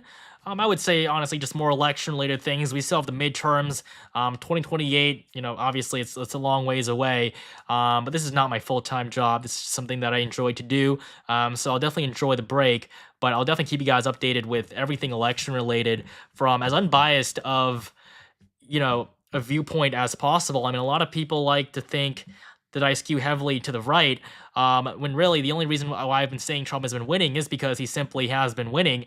And it seems, at least so far, the map that we're seeing is almost perfectly going to align with my final prediction, which I've been preaching for the past few months now. I've had Trump at 270 to 312 in that range throughout the entire time, and it's very possible today that he even reaches 297 or 312 at this point. So I think things are shaping up exactly as expected. I'm not surprised by anything here. I would say really the only few things I'm surprised by right now is just how well Trump is doing in Florida. I mean, he leads by a 13-point margin. He's going to win Florida by a solid margin. I mean, this is a big deal. no Republican has won Florida by such a large margin in decades. You'd have to go all the way back to 1988 and the election of George H.W. Bush. And of course, the Bushes, have a huge connection to Florida. But Arkansas is red. Don't have any votes there, but it has been projected the state is going to vote for Donald Trump. We can probably make a Texas projection very soon, especially with 50% of the votes in. But there's another major projection for us to make right now, and that is in North Carolina. Donald Trump, or not, sorry, not Donald Trump, but Josh Stein is going to win in North Carolina. We will get that out to you right now. Josh Stein, the projected winner in the state of North Carolina. You can also follow me on Twitter at electiontime_ for all of the most updated projections when it comes to these races. They go out instantaneously. I have a team working for me behind the scenes. But Josh Stein is the winner in North Carolina. He will be elected the next governor. This is not a big deal. It definitely doesn't have too many repercussions for the presidential race. Mark Robinson was a terrible candidate on the Republican side. He was never going to win. This absolutely does not mean that Trump can win North Carolina on the presidential level, because he certainly is. He has a 76% chance of doing so right now. But Josh Stein does become the next governor of North Carolina, succeeding Roy Cooper. On the presidential level, though, even though we just saw Democrats win the governorship in the Tar Heel state, Trump has taken the lead in North Carolina. It's 49.5 to 49.5, but Trump does have a very slight 16 vote advantage, and this is not looking good for Harris, as a lot of these urban votes have been counted, so most of the remaining ones are going to favor Trump a little bit more. He can probably start building his lead in North Carolina now. It's favored to vote in favor of Trump, and the margin at this point seems to be 1.4%. Trump's margin is expanding here as well. Pennsylvania, 8% of votes in. It's on track to go to Trump by 0.3%. This is probably the biggest race in the entire country. But in Texas, Trump has just taken a 5-point lead. He's at 52%. Kamala Harris at 47. We're very close to making a projection there. We also have Virginia, Donald Trump at 49.3, Kamala Harris at 49. Trump leads in Virginia at this point, but looking at how the race is actually going to go, it's 5.2%. This is almost exactly what I said in my final prediction. Kamala Harris wins it by just over 5 points. So this is, again, just going exactly as expected. Virginia is going to be likely for the vice president. Coming back here, Texas 52-47, Georgia 55-44. Looking at the numbers in Georgia, this is extraordinary for the Trump campaign. He's on track to win by 2.7%. Once again, that aligns perfectly with my projection, that I made yesterday. But Trump right now 55-44. I want to say something else though. A lot of people in this space, especially some that are claiming that Trump can win Minnesota or New Hampshire, I think is just completely unreasonable. And, I feel like those channels shouldn't get the attention that they do for lying to you. I mean, Trump is not going to win New Hampshire or Minnesota, but some people have their final predictions as that. North Carolina, people thought that, some big election YouTubers are saying that Mark Robinson is going to win in North Carolina. That is not going to happen. And, the attention they get for it, obviously, is good for them. But I feel like those channels, once you see the results and compare it to what they were saying a few days ago, you can definitely learn not to trust them. Somebody asked if I correctly predicted the Biden win in 2020.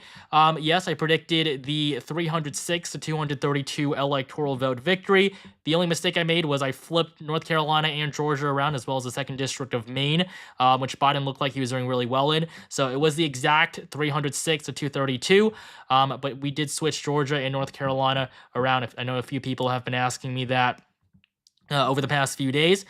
Coming back to the map, not too many big changes. Pennsylvania is now at 9%, and it still seems that Trump is on track to win by 0.3%. That really is all that he needs. On poly market, again, we don't see 71.2% now. Um, I would say at this point, if the election ended right now and this was the map, I would be really happy because we have Trump sweeping the Sun Belt and winning Pennsylvania. If you look at my prediction here, Trump sweeps the Sun Belt, wins Pennsylvania. However, in Michigan and Wisconsin, Kamala Harris comes out on top. So, things are playing out extremely well for me here. Um, 2016. 2016 was a long time ago. I believe I was 10 in 2016. So, no. All right, somebody's saying, what's Georgia looking like? Yeah, I'll definitely give you guys an update on Georgia. So, Donald Trump is at 55, Kamala Harris at 44. It's an 11-point lead for Trump right now. We're going to get more votes from Fulton County. That's going to favor Trump a little bit more, or Harris a little bit more. So it's going to bring Trump's margin down, but the New York Times has Trump winning by 2.5%, once again, matching my exact margin. And so the New York Times, for all the hate that they get for their polls and their reporting, they are very accurate with this. So Trump plus 2.5, that is very likely to happen. It's pretty much impossible for for Harris to win here now. We'll probably be able to call Georgia in just a few hours. In North Carolina, it's a toss-up it's a toss-up here.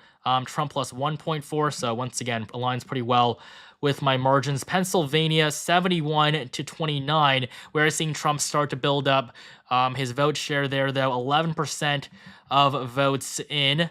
Same thing, Trump plus 0.3. That's what we've been seeing this whole time. Not too much of a difference. I do expect a Texas call soon. In Ohio, Trump has retaken the lead. He's up at 51. Kamala Harris at 49. This is pretty good for the former president. He's obviously going to win. It's likely Republican right now. Trump is on track to win by 8.6%. Once again, falls within the range that I gave it, basically perfectly in the middle. And with the Senate election, that's obviously going to be another big thing. Sherrod Brown leads by 3 points. The New York Times doesn't have a projection for this just because of how close it is right now. But I would say Brown is in quite a bit of trouble.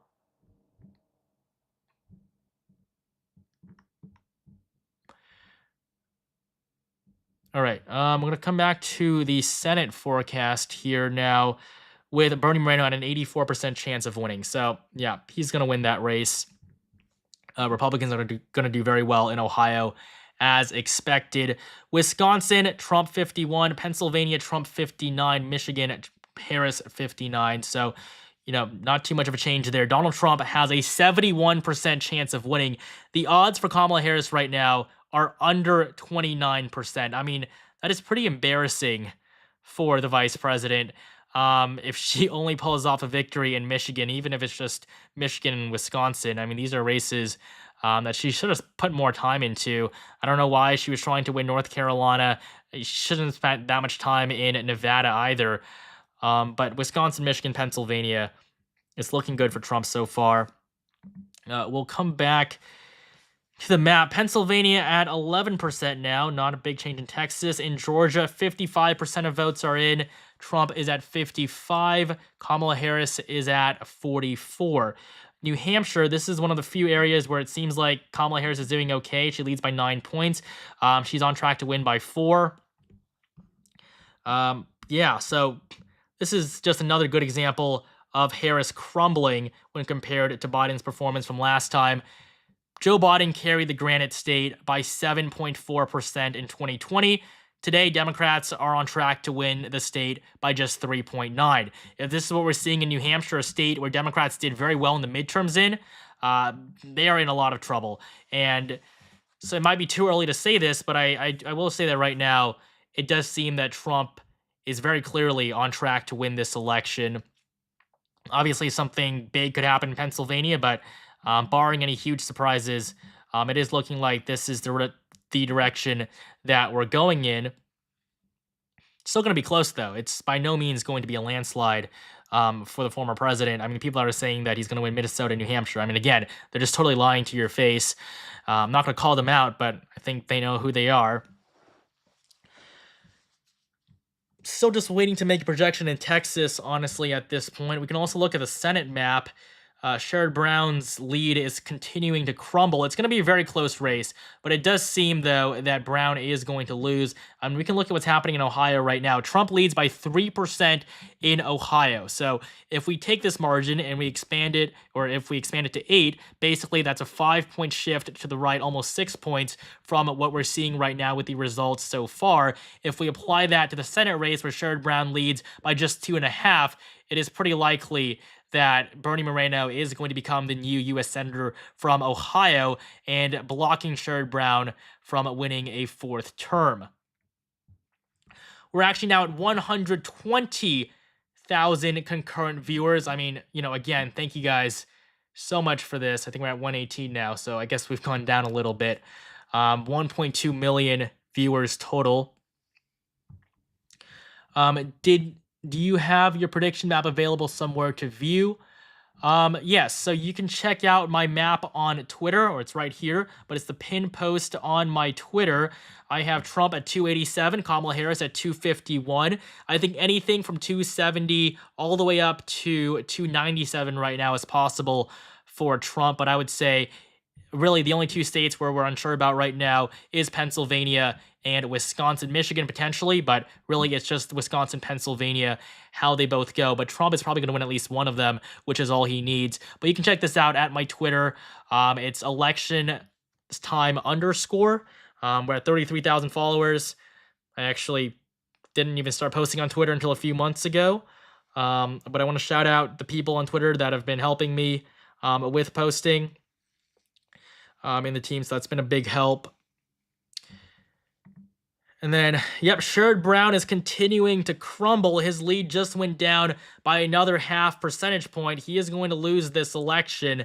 It's probably going to be a 52-48 Senate, which is, again, exactly what I had predicted here just a few days ago. If you look at my final Senate prediction, Republicans at 52, Democrats at 48. Somebody asked, do you think they purposely lied about the Ann Seltzer poll, or is it just late or something? What could possibly be the explanation for that? I mean, the Seltzer poll was honestly pretty bad. It's going to be incredibly inaccurate, when it all is said and done. But I would say, I don't think they faked it. I don't think they lied about it, but just the way they polled it was terrible. And you can see with the crosstabs, polls in Iowa are going to close in just 15 minutes, and we'll get results there, and it will very quickly prove that poll wrong. When it return back to the map, Pennsylvania here, it's 69-30. Georgia, 55. All right, so no big changes on the map over the last few minutes, at least. Read what you guys are saying in the chat. Virginia, a lot of people are looking at Virginia right now. Yeah, obviously that's going to be a big thing. So 45% of the votes in, Trump is ahead by 0.5%. Again, it's unlikely he'll actually win Virginia, but he will do well. In fact, I probably overestimated Kamala Harris in Virginia. I thought she would win by just over 5. But if she wins by less than 5, I mean, that's pretty bad for the vice president. Joe Biden really did do well there last time. People want me to look at Maryland. Yeah, I don't know what's happening here. Kamala Harris is the winner, but it's 30-67. Republicans don't have a chance in Maryland. That's just the unfortunate fact, and that's why Larry Hogan is not going to be elected to the U.S. Senate. If he is, I would be incredibly surprised. But I guess we can check out the Senate election in Maryland. Larry Hogan at 73%, Angela Ulster-Brooks at 22%. If we look at how much he is outperforming Trump in the state, we see Hogan at 73, Trump at 67. So currently, based on the 14,000 votes we have from Maryland so far, Larry Hogan is only outperforming Donald Trump by 6%. That honestly is not enough. That is not where he wants to be. He is probably going to lose the election in Maryland for Senate, but he's going to put up a good fight, especially in probably with one of the bluest states in the entire country. Trump wins Pennsylvania, Wisconsin, North Carolina, and then it's over, right? Yes. So right now it seems that North Carolina and Georgia are trending heavily in favor of Trump. I mean, look at where Georgia is right now. Trump has an 84% chance of winning, 92 now. We're going to get a call here in Georgia very, very soon. In North Carolina, Trump is at 85, basically the highest he's been throughout the night. So it's pretty clear that these two states are currently on track to go red. And then Pennsylvania is the last one. That's the last puzzle piece for Trump. If he gets Pennsylvania, he'll be at exactly 270. There's nothing else that he needs to worry about. And also, I just wanted to give a shout out to the people on my Discord server. They're also covering the election simultaneously in the Discord chat, and you can join my Discord server at discord.gg/elections, just discord.gg/elections, and you can join my Discord server. The link is in the description below, but they're covering these races moment by moment as well. There's thousands of people where you can chat about the election there, so make sure you consider joining my Discord server. Somebody wants me to look at the Texas Senate race. I'll definitely be able to do that. Look at Texas, 56% in the presidential election. Texas in the Senate election, Ted Cruz is at 50. He leads by 2%. Cruz is going to win. It's very, very clear now. Ted Cruz is not going to lose his Senate seat. Trump leads by 6%. Ultimately, or 7%, ultimately he's going to win by 10. So Ted Cruz is probably going to come out with a 5 to 6 point victory. It's going to be small. It's not going to be what he wants, but it's going to be a win. And once again, one of the most unpopular senators in the country is going to get reelected again. So, I mean, that's what happens in Texas, I guess. I think Republicans could save a lot of money if they chose someone that wasn't Ted Cruz to run there, because every single time they've poured a lot of their budget just into there, because that's the only really vulnerable race that Republicans had throughout this entire cycle. But we are now just 11 minutes away from 9 p.m. Eastern time. This is another big poll closing, because at this point, almost the entirety of the map, almost the entirety of the country, voting will have ended. So at 9 p.m., we're going to get projections and results from New York, Michigan, Wisconsin, Minnesota, Iowa, North and South Dakota, along with all of Nebraska, as well as Kansas, Texas, New Mexico, Colorado, Wyoming, and Arizona. Now, we, of course, do have results from Texas already. We also have Louisiana. I forgot about that. So 163 electoral votes where voting will fully end.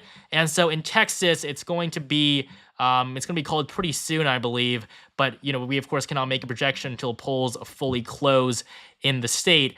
And at 8 p.m., it was just most of the state, basically all of it, except for El Paso. But now at 9 p.m., we will have full results from the entire state. New York is going to be a state to watch, because Kamala Harris's polling there has not been the greatest, especially compared to basically any Democrat that's run before her in the last 30 years.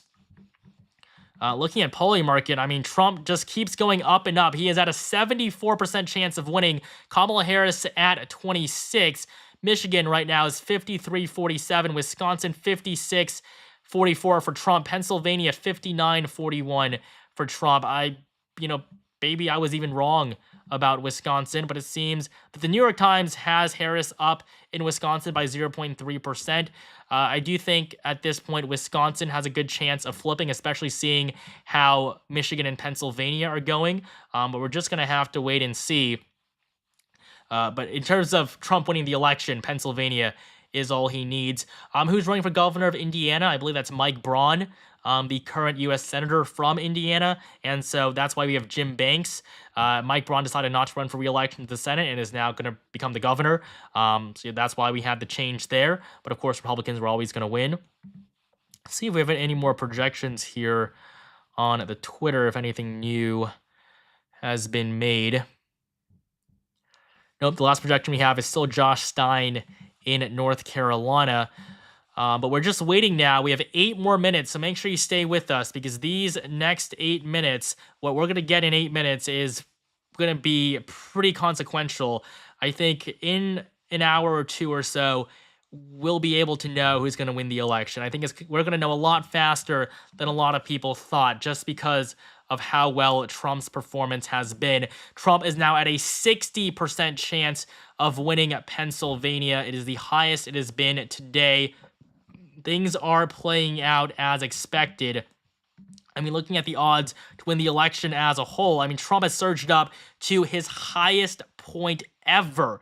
There's never been a point in the 2024 election cycle where Trump's odds of winning the election are higher than they are right now. Trump is at 74.5. He was lower than this when Joe Biden dropped out of the race. So this really is an incredible point right now for the former president. This is where he wants to be. It does seem like he will be reelected, although this is quite anticlimactic as we still have quite a few hours to go. I'm probably going to be on the stream for quite a while longer. Looking at the results here, nothing too new. Pennsylvania still is probably going to favor Trump slightly, 0.4%. So Trump's margin in Pennsylvania is growing. When we first looked at the forecast meter, it was 0.2, and then it changed to 0.3, and now it's at 0.4. So we're seeing more and more good news for the former president here. That is exactly what we need. In Maine, we have our first results. Trump leads by 36%. It's 68 to 32 with less than 1% of the vote in, but 7 minutes to go. 7 minutes to go. Somebody wants me to check Poly Market in Michigan. We'll see what's happening there. It's become a toss-up now with Harris at 52, Trump at 49. It might be a full upper Midwestern sweep for Donald Trump, although I probably would not expect that at this point, honestly. I do think Kamala Harris can hold on to Michigan, but if Michigan is this close, Wisconsin is basically gone. So if you're the vice president right now, you're probably thinking about all the ways in which you've screwed up. We're actually at 125,000 concurrent viewers. I mean, thank you guys so much for that. I mean, just 125,000 people. It took me 4 years of doing YouTube to get to that point, actually over 4 years, and to see all those people here with me during the stream. That really means a lot. We're still trying to hit our goal of 325,000 subscribers tonight. So if you hit subscribe right now, if everybody does it, we can get to 325 in just 5 seconds. So make sure you hit subscribe. Help me out here. I really appreciate your support and for sticking with me throughout the night. We have more results from Texas. It is very likely Republican. Donald Trump at 53 points, Kamala Harris at 45, Trump at 10%. And so I think at 9 p.m. we're going to be able to make a call for the former president in Texas. We'll see what other races here are outstanding. Coming back to the electoral map. Somebody says, oh, excellent election coverage. You have become my #1 election cycle source. I'm at West Point right now, and Kevin McCarthy is one of the hosts for our watch party. I'm in a barracks room watching you instead. Keep it up. I mean, thank you so much. I mean, really appreciate that. And I appreciate you specifically, tuning into my coverage. I mean, going to West Point, that's awesome. All right. So we're going to come back to the map. We're going to make some calls in just a few moments. So we have a lot of stuff coming up in the next few minutes. We can also probably call Tennessee at this point. I'm not sure why it hasn't been called yet, but Tennessee is going to go red. There is no doubt about that. So with the electoral map, this is before the 8 p.m. poll closing. So this is before all of that chaos, the 9 p.m. poll closing. This is before probably one of the biggest poll closings of the night. We have 3 of the key battleground states up for grabs. The map is currently 111 to 58. And you might say, I guess we can make it 77. So it's going to be 111 to 77 right now. Kamala Harris will take Illinois as most of these upper northeastern states. Donald Trump at 111. He's basically winning all of the states in the South. He's already got Florida. We're going to give him Texas very soon. So Trump's performance has been incredible here. There's nothing he should be upset about. He is doing exactly what he needs to do. It really couldn't have gone any better for him over the last few hours as his odds just continue to climb. We're now just 1,500 subscribers away from 325,000. So thank you guys so much. I'm probably gonna have to make a new goal now. Newark and Camden decided to vote for New Jersey, unfortunately, but man, the amount of Trump support here everywhere else has been unreal. I mean, that definitely has been true. I mean, this election has been very different from the last. Somebody asked me what my favorite anime is. I guess I don't really watch it, but I'd say I watched all of the Pokemon episodes, so I guess that would be my favorite. But we are now just 2 minutes away.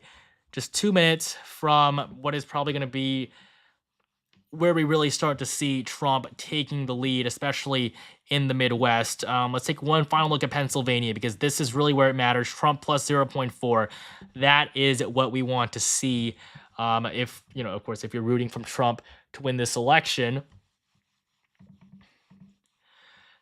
All right, other people want me to look at Virginia again. Maybe it's getting even closer here, but in Virginia, with 50% of the votes in, Trump leads 49.7 to Kamala Harris's 48.6. This is a pretty big deal. We'll see what the New York Times thermometer has to say. It has Harris up by 5. So it's still unlikely right now that she'll actually lose the state, but her performance has definitely been pretty abysmal, and that's what I've talked about. Polling in Virginia for Harris hasn't been anything near what she needed.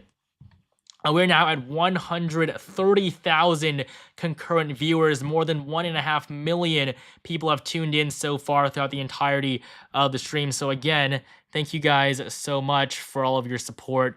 But we're now just 1 minute away from the 9 p.m. poll closing. This is going to be a big one. All of these states, voting will end completely in these races. New York, Michigan, Wisconsin, Minnesota, Iowa, North Dakota, South Dakota, Nebraska, Kansas, Wyoming, Colorado, Arizona, New Mexico, Texas, and Louisiana. This is a pretty big deal. And this is going to be the last big poll closing of the night, because after this, all we have is Nevada and the West Coast. Somebody's asking, why is Pennsylvania so bullish with such a gap? So the gap in Pennsylvania is exactly what we saw in 2020, although the opposite, I would say. Trump led by quite a bit in Pennsylvania. His lead slowly started to shrink. This time, we're seeing a lot more of the early votes being counted first. They were able to start counting that this morning, and so that is why Harris is up by so much. These are all votes that are fully expected to go to her. She's doing worse than she actually needs to, which is why all signs point to a Trump victory here. We have a lot of the votes already in from Allegheny County. That is basically one of the two big counties for Democrats. It's Allegheny and it's Philadelphia County, and Kamala Harris just isn't doing it right now in Allegheny County. These are votes that should favor her more than normal, and she's at 70. For context, Trump won this county by 73, and in such a close state, that is a pretty big deal. And so we'll see. We're at 325,000. Thank you guys so much for all of that support. We're at, let's check the concurrent viewership now. But we're at 136,000. I mean, that's awesome. We're going to come now to make some projections. This is a big moment in the night. We have some big calls to make. This will just reload here. Starting off, Wyoming, Donald Trump is the projected winner. He's going to win Wyoming, 3 electoral votes for the former president. In Kansas, Donald Trump, the projected winner, 6 electoral votes. Republicans lost the governorship here in 2022, but they're going to win it in the presidential election now in 2024 easily. New York, Kamala Harris is going to win. It's not going to be by a big margin, but New York is still a pretty liberal state. Louisiana, Donald Trump, the projected winner, 8 electoral votes for the former president. We also have North Dakota. This is another big one, 3 electoral votes, along with South Dakota, 2 states Trump is easily going to win. Nebraska, 4 electoral votes. Trump is going to win the state at large, as well as its 1st and 3rd districts. Now, the 2nd district is going to take a little bit longer, but for now, these are the calls that we're able to make almost entirely in favor of Donald Trump. So if you look at our electoral map here, I'll expand it for you guys on your screen. we can see that Donald Trump is going to win North and South Dakota, all of Nebraska except its 2nd district, as well as Kansas and Wyoming. Kamala Harris is just going to pick up the state of New York. Trump is also going to take Louisiana. I believe that is everything for now. So the new updated electoral map is Trump 138 electoral votes, Kamala Harris 105. This is a pretty big margin right now for Trump. He's taken an early lead. People want to ask about California. California is not going to come out for another 2 hours. We're at 9 p.m. Our stream has officially gone on now for 3 hours. So 3 hours now we're into the stream. New York Times says Trump at 120. I mean, they're not projecting Kansas yet, but I mean, there's no way that Trump is going to lose the state. And after these poll closings at 9 p.m., we'll also take a look at where we're at on Polymarket. Still, things are looking up for Donald Trump. Pennsylvania, 58% chance that Trump wins it. 29% chance Harris wins the election. 71 for Trump. This is a huge lead for the former president. Arizona, 90% chance that Trump wins Arizona. It's basically a lock now. So if we come back to our electoral map, this is our map with a lot of speculation. Trump is going to be favored in North Carolina, Georgia, and Arizona. This means that he is probably now just one state away from actually winning the election. There really isn't much else that he actually needs. We'll also come and see the Senate map as of this moment in time. Probably not too many big changes here. We're going to fill in some of the races. So, we'll do this a little bit later. But we do have a lot of new results to look at. I'll try to go by things one by one here. But the big projection we have to make will be Texas in just a few moments. I'm looking at the numbers, so we're going to refresh here on the New York Times. Fox News just updated 178 for Trump to 113 for Kamala Harris. All right, we'll see what that's all about. I believe that would be the projection in Texas. But now we can make the projection in Texas here as well, with Donald Trump leading by 9 points currently. He's on track to win by at least a double-digit margin. Donald Trump is the projected winner in Texas. It's surprising we're calling it this early, but he is going to win Texas by his largest margin ever. This is basically exactly what I've been saying in my last few prediction videos. So you can see on the bottom right there, Texas is going to be red. He may even win it by a solid margin. He is now at 178 electoral votes, less than 100 from the 270 that he needs.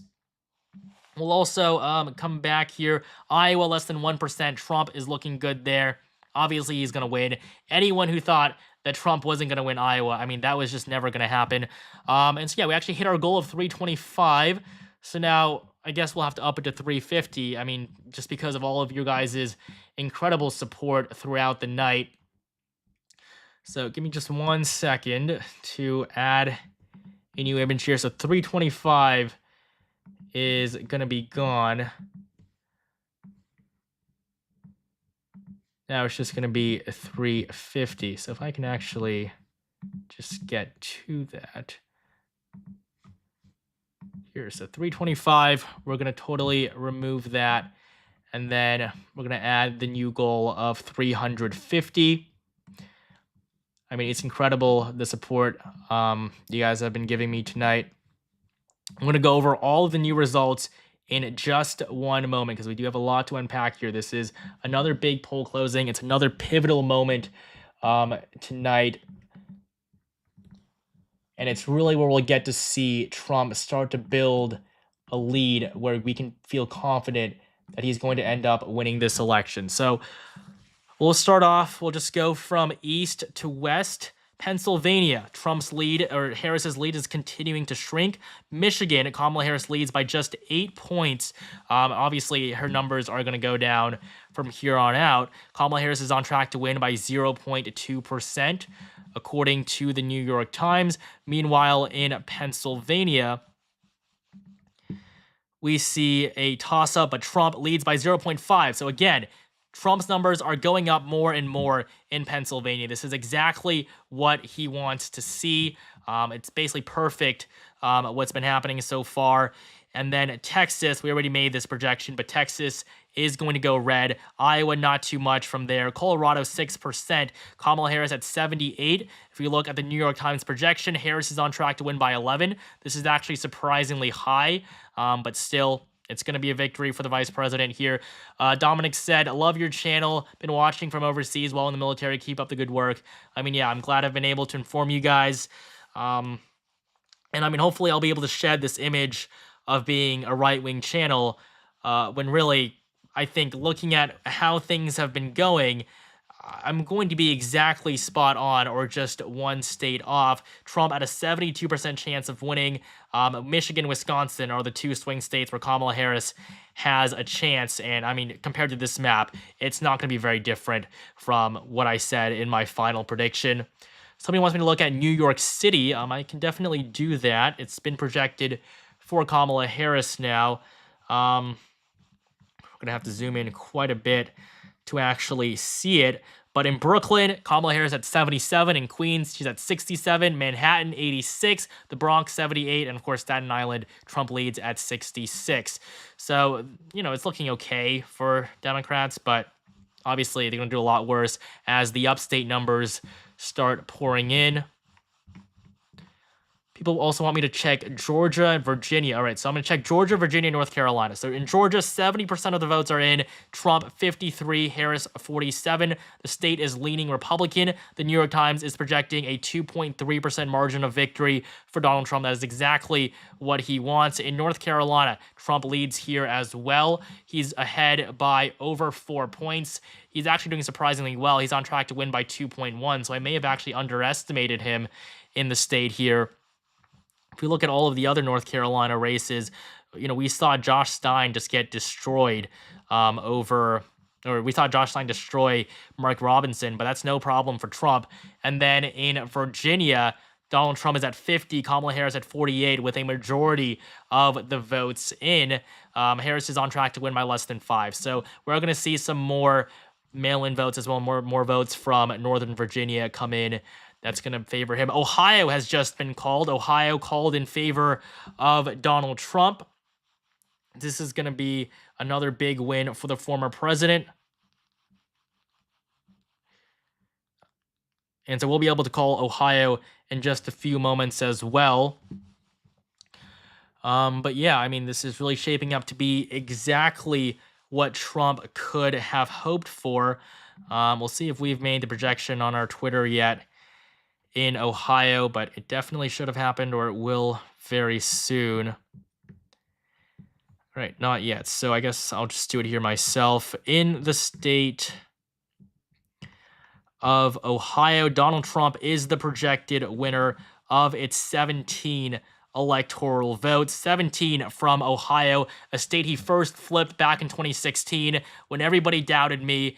Everybody thought that, or not me, but everybody doubted Trump. Everybody thought that Clinton was going to win Ohio, a state that voted for Obama both times, but Trump flipped it. He won it again by a big margin in 2020, and now Trump is going to win Ohio for a third time in a row.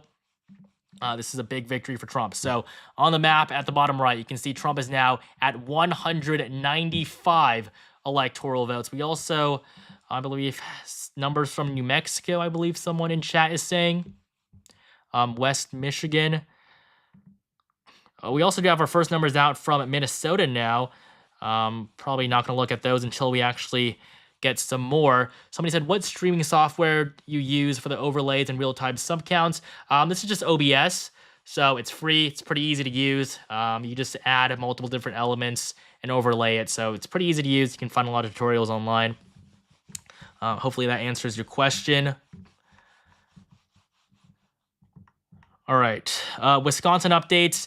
There have not been any updates from Wisconsin yet.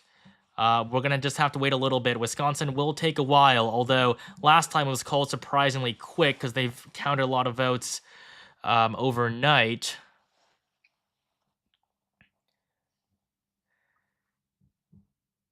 All right, Pennsylvania, 19% now in Pennsylvania. Kamala Harris's lead has shrunk to just 21 points. It's getting worse and worse. Trump is on track to win by 0.5%. We'll see Michigan too. Trump's lead is also shrinking there. Kamala Harris's lead is shrinking there. She's ahead by just 7 points. This is also looking pretty bad for her. Harris has just a 28% chance of winning the election right now. Michigan is the only swing state where she's favored, and it's not even blue. It is literally in yellow now. I believe CNN is about to make another projection. At least that's just what I've been watching in the background during this stream. But yeah, I believe Georgia can be called pretty soon. 137.99. But right now we of course have it at 195.105.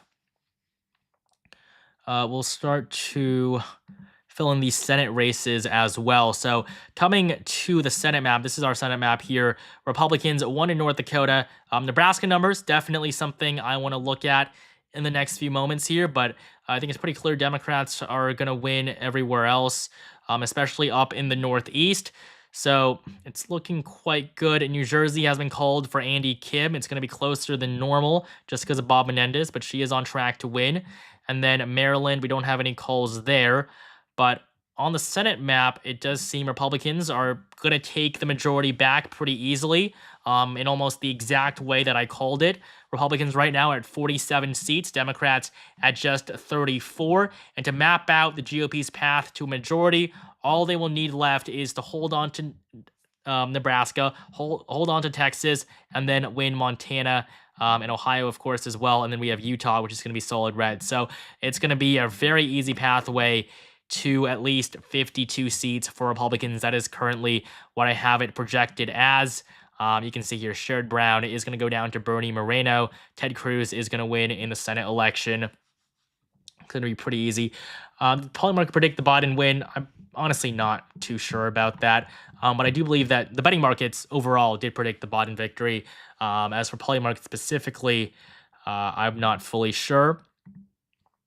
Texas has been called here, so more and more red on this map as the night goes on. We have our first ever votes from Wisconsin. Trump is at 64%, Harris at 35%. This is with 1% of the votes in, and currently they expect Kamala Harris to win by 0.2%. So based on the New York Times' trackers right now, my prediction is going to be exactly correct, as the New York Times is normally pretty good with this, not with their reporting or their polls, but when it comes to the data analysis, they are always accurate. So we are currently on track to see exactly this map that I put out yesterday.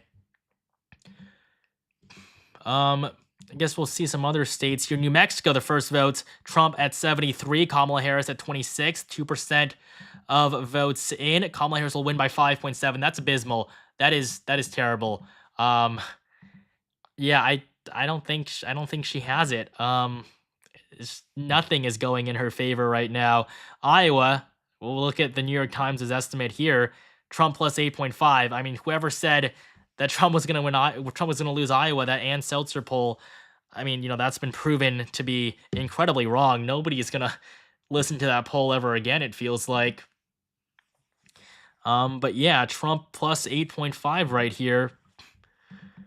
This is exactly what we're seeing. We will probably be able to make a Georgia call pretty soon with 71% of the votes in. Trump is in a good position. We'll look at Fulton County, Kamala Harris at 73. Now, in 2020, Joe Biden got to 72.6. But the issue for Harris now is that we're only going to get more and more in-person votes. And so Harris's numbers there are only going to continue going down. It's not going to get bigger. So she is really going to lose Georgia based on the returns that we've seen so far. Arizona, don't have any numbers there, but polls actually did close. How is Virginia looking? Yeah, we can definitely update. We can definitely give you guys an update on Virginia. Donald Trump continues to lead. He's ahead by 0.9%. The New York Times meter has it at Harris 4.7, so it's continuing to go down. Kamala Harris is just doing worse and worse. I don't think anyone really could have foreseen just, how poorly she's doing right now, especially in New Mexico. She's on track to win by 5. Joe Biden won the state by over double that margin 4 years ago. Really, it's getting quite problematic for the vice president's campaign. Another really interesting race to look at is Nebraska. We have the Senate election in Nebraska. Deb Fischer right now is losing to Dan Osborne 57-43. In the presidential race, Trump leads 44-55. Not leads, but he's at 44-55. So if Trump right now is at 44%, and Fischer's at 43. All right, so Fischer's going to win. So Nebraska Senate race basically has been called, not officially, but Deb Fischer is going to win her reelection. The seat is not going to go to an independent. Republicans will hold on to Nebraska, which means that they will be able to pretty easily win at least 51 seats, very likely 52 seats. I mean, look at Nebraska here, 83% Deb Fischer wins. Ohio, 96% it goes red. Montana, 89% it goes red. So basically everything Republicans need in the Senate, they currently have. Couldn't have gone any better. Tammy Baldwin is actually looking quite weak right now. She could actually lose her Senate seat. I don't think it's the most likely thing in the world, but definitely it seems that people are worried about her based on what we're seeing right now. Who is predicted to win the House? We have been focusing a lot more on the presidential and Senate races, I will admit, but we'll see. See right now what's happening with the House races. Currently, 59% Republicans win the House, so it might be just a trifecta for the GOP. If you look at the markets for the most likely outcomes for the election, we'll see if we can find it here. Yes, the balance of power. There is a 55% chance. It's the highest it has ever been that Republicans are going to win the House, the Senate, and the presidency. It seems that is currently what is on track to happen. All the other ones, the odds are pretty low. There's an 18% chance that Republicans don't win the House, but they win everything else. I don't think that's most likely, but it's definitely possible, although things are looking up. I mean, Republicans have a 97% chance at winning the House of Representatives. They have essentially won the Senate majority back from Democratic control over the last 4 years. Coming back to the map here, Colorado, a lot more votes from Colorado now. Kamala Harris at 56, Trump at 42. Harris is going to win by 11 points here, it seems. Colorado is one of those few states that is actually going to do a lot better with Harris on the ballot than expected, even though she's going to do worse than Joe Biden. But Colorado is the state that has shifted the most in the last 20 years, so this isn't too surprising, but it's going to continue its leftward shift. Virginia, Trump's probably not going to win the state. He is winning there right now, but he's probably going to lose it ultimately by just under 5. Hawaii, I don't think we're going to see anything too interesting from Hawaii, but the state generally is shifting to the right. Joe Biden did worse than Hillary Clinton in Hawaii, so that's just a pretty good example of that. Somebody wants me to look at Minnesota, less than 1% of the votes in. I think this will be interesting to look at. The New York Times is projecting a 4.6% margin of victory. I mean, once again, I guess I've just overestimated Kamala Harris. I had her winning Minnesota by just over 5. Pretty sure I said that in the video as well. But if she wins by just under 5, yeah, she's going to lose. She needs to do better than Joe Biden in Minnesota. Joe Biden didn't run with Tim Walz as his running mate. He's not running with the state's literal governor. I mean, Kamala Harris, who is, if she can't even defeat Trump by a larger margin than 7, yeah, it's looking quite bad for her. I'd be pretty worried if I was a Democrat right now. Although, of course, I'm an independent, so, it doesn't really matter too much to me. Oregon, yeah, no results in Oregon yet. But we can come back to Polymarket, see what the presidential results are saying.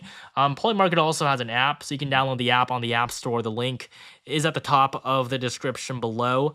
You can download that for free using my link. And so, you can check these odds because there are going to be big changes in the next few days as well. But we're at 150,000 concurrent viewers right now. We're about to hit 2 million total views. I wanted to say, just thank you guys for your support. Our goal is to hit 350,000 subscribers this stream. So if you guys could just all hit that subscribe button right now, we'd be able to hit it in just an instant. We could actually probably hit 400 if we all hit subscribe right now. But just please do me a favor, hit that subscribe button, see what happens, see how high I can shoot up.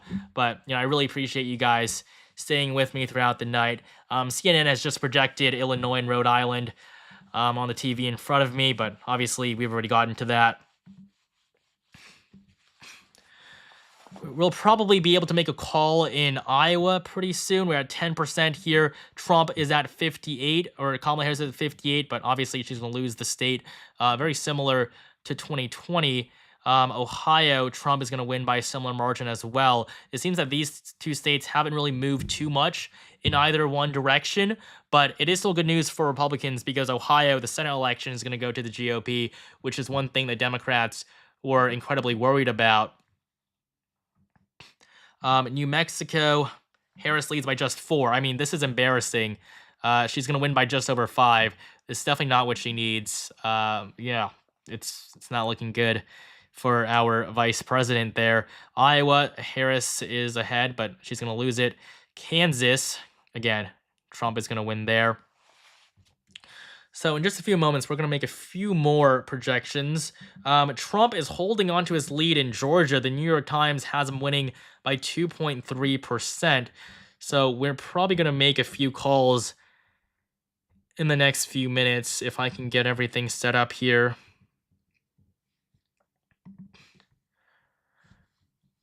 All right, so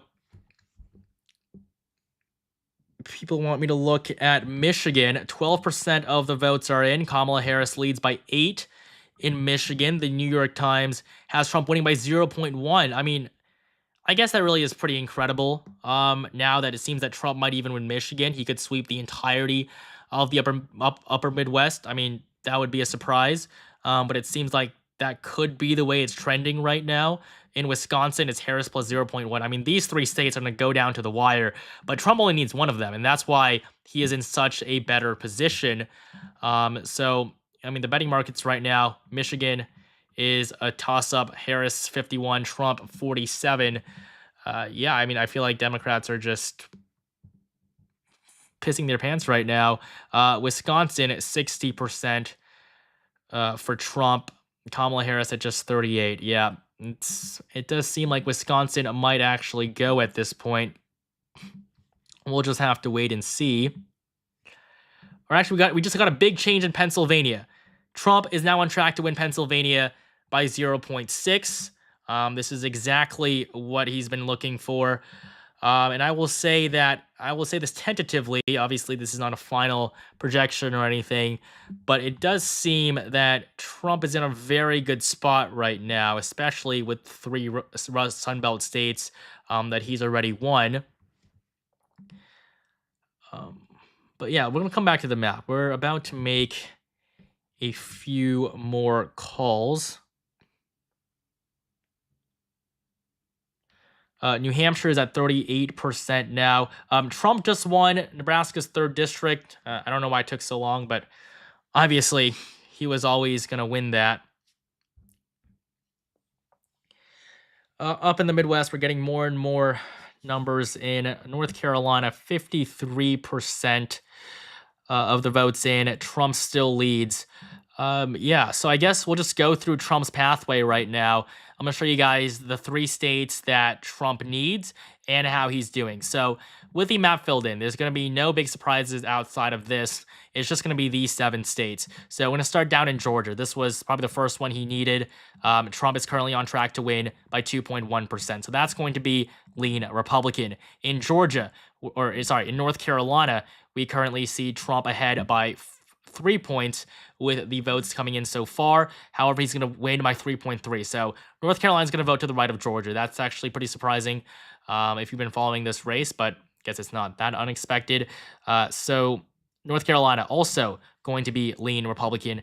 And then finally in Pennsylvania, this is the last one that he needs.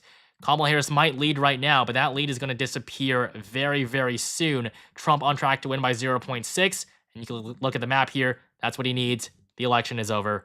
Trump is going to win. So, yeah, I mean, there's a lot to be happy about right now if you do want Trump to win the election.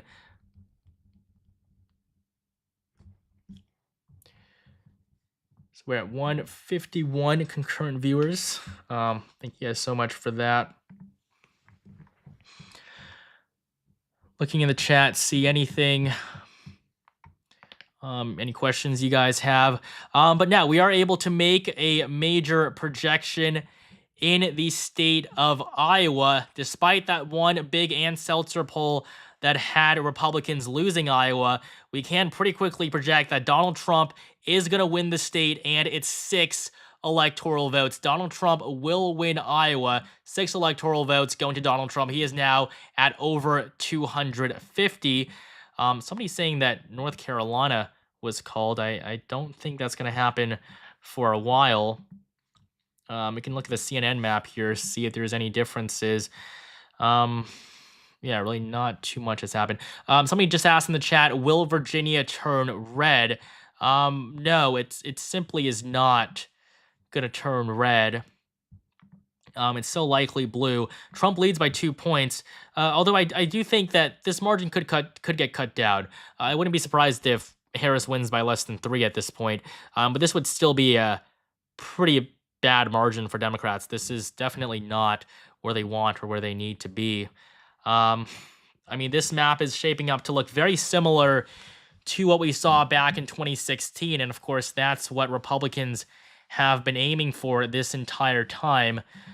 We can come back up to the Rust Belt, Pennsylvania, Kamala Harris 55, Trump 43. By far, you are the best election reporter for 2024. Thank you. Thank you. I really appreciate that. But Trump plus 0.6. Yeah, so that's the first one. That's the only one he needs, actually. Michigan, Trump is behind by 9 right now, but he's on track to win by 0.2. I kind of do doubt this. We'll see what happens. And then Wisconsin is basically a tie as well with an exactly even race. So it's going to go down to the wire. And it really doesn't matter at this point because Trump just needs 1. And when they're all so close, Trump's going to win at least 1, especially Pennsylvania, which is heavily leaning towards the right. We do have some numbers from Maine. Kamala Harris is behind right now, but ultimately it's pretty unlikely that the GOP will actually lose the state, where the Democrats will actually lose the state. No Democrat has lost it in over 3 decades. Looking at the Senate races, Amy Klobuchar not looking the strongest, but we'll see what happens there. Nebraska, Deb Fischer is probably going to come out with a victory. That's what Republicans want. Pennsylvania, Bob Casey, he does lead. And so basically all of these Senate candidates up in the Midwest, all they have to do is match Kamala Harris and just do slightly better, and they will win just because of how close these races themselves are. In Wisconsin, Tammy Baldwin's at 45. Kamala Harris is at 45, so we'll just have to see what happens. Some people are saying that North Carolina has been called. Is that on Fox? Where has North Carolina been called? All right, I mean, I guess we can call North Carolina as well here. This is probably the first step on the road for a Trump victory. North Carolina, we have our first swing state projection going in favor of Donald Trump. It's going to be in North Carolina. Give me 1 second to pull up the projection here.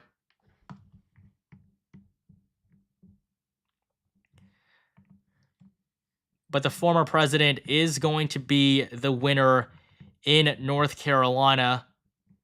This is a big blow to the Harris campaign. Democrats have been trying to win North Carolina basically since they won it in 2008. It hasn't happened yet, and it's not going to happen in 2024. Donald Trump holds on to North Carolina. This is the first swing state projection we have made out of the 7, and North Carolina is going to go red. It's going to be a victory for Donald Trump. And then we can also call Colorado. Kamala Harris is doing quite well here. Kamala Harris will win the state's 10 electoral votes. It's going to go blue. And so we have an extra 10 going in favor of Harris. And so the map really is starting to fill in now. We're getting a pretty good picture of where things are. Can you do a poll of Biden versus Harris? I'm curious who is the lesser of two evils to the audience. Well, I guess if everybody would like to chat to say whether they prefer Harris or Biden, I think we can get a good answer just from that. So just type your answer in chat.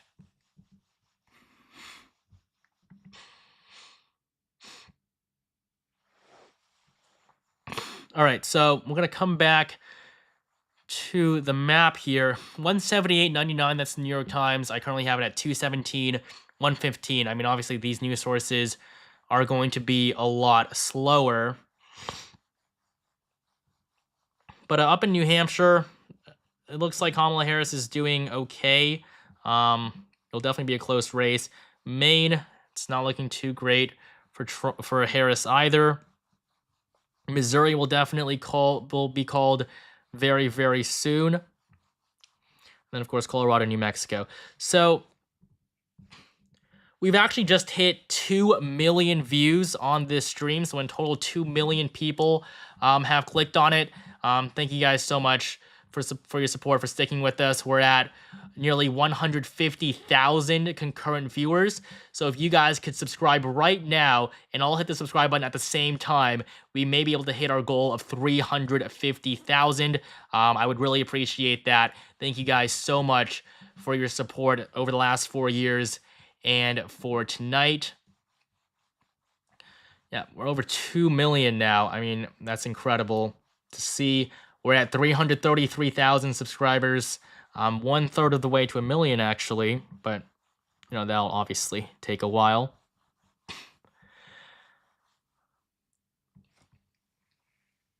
All right, people want me to look at Polymarket, so I guess I'll go over there and check things out. Trump at a 78% chance of winning the election. Yep, this is what we've been expecting. Pennsylvania shifting to the right. Wisconsin, Trump is looking good there too. Michigan, it seems like Trump might be able to win Michigan as well, although I would definitely be a lot more cautious about that. I personally do not have Trump winning Michigan, but we'll just have to see.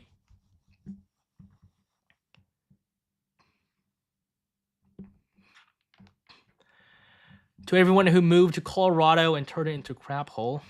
Interesting. My map has Missouri called. Yes, I do have Missouri called.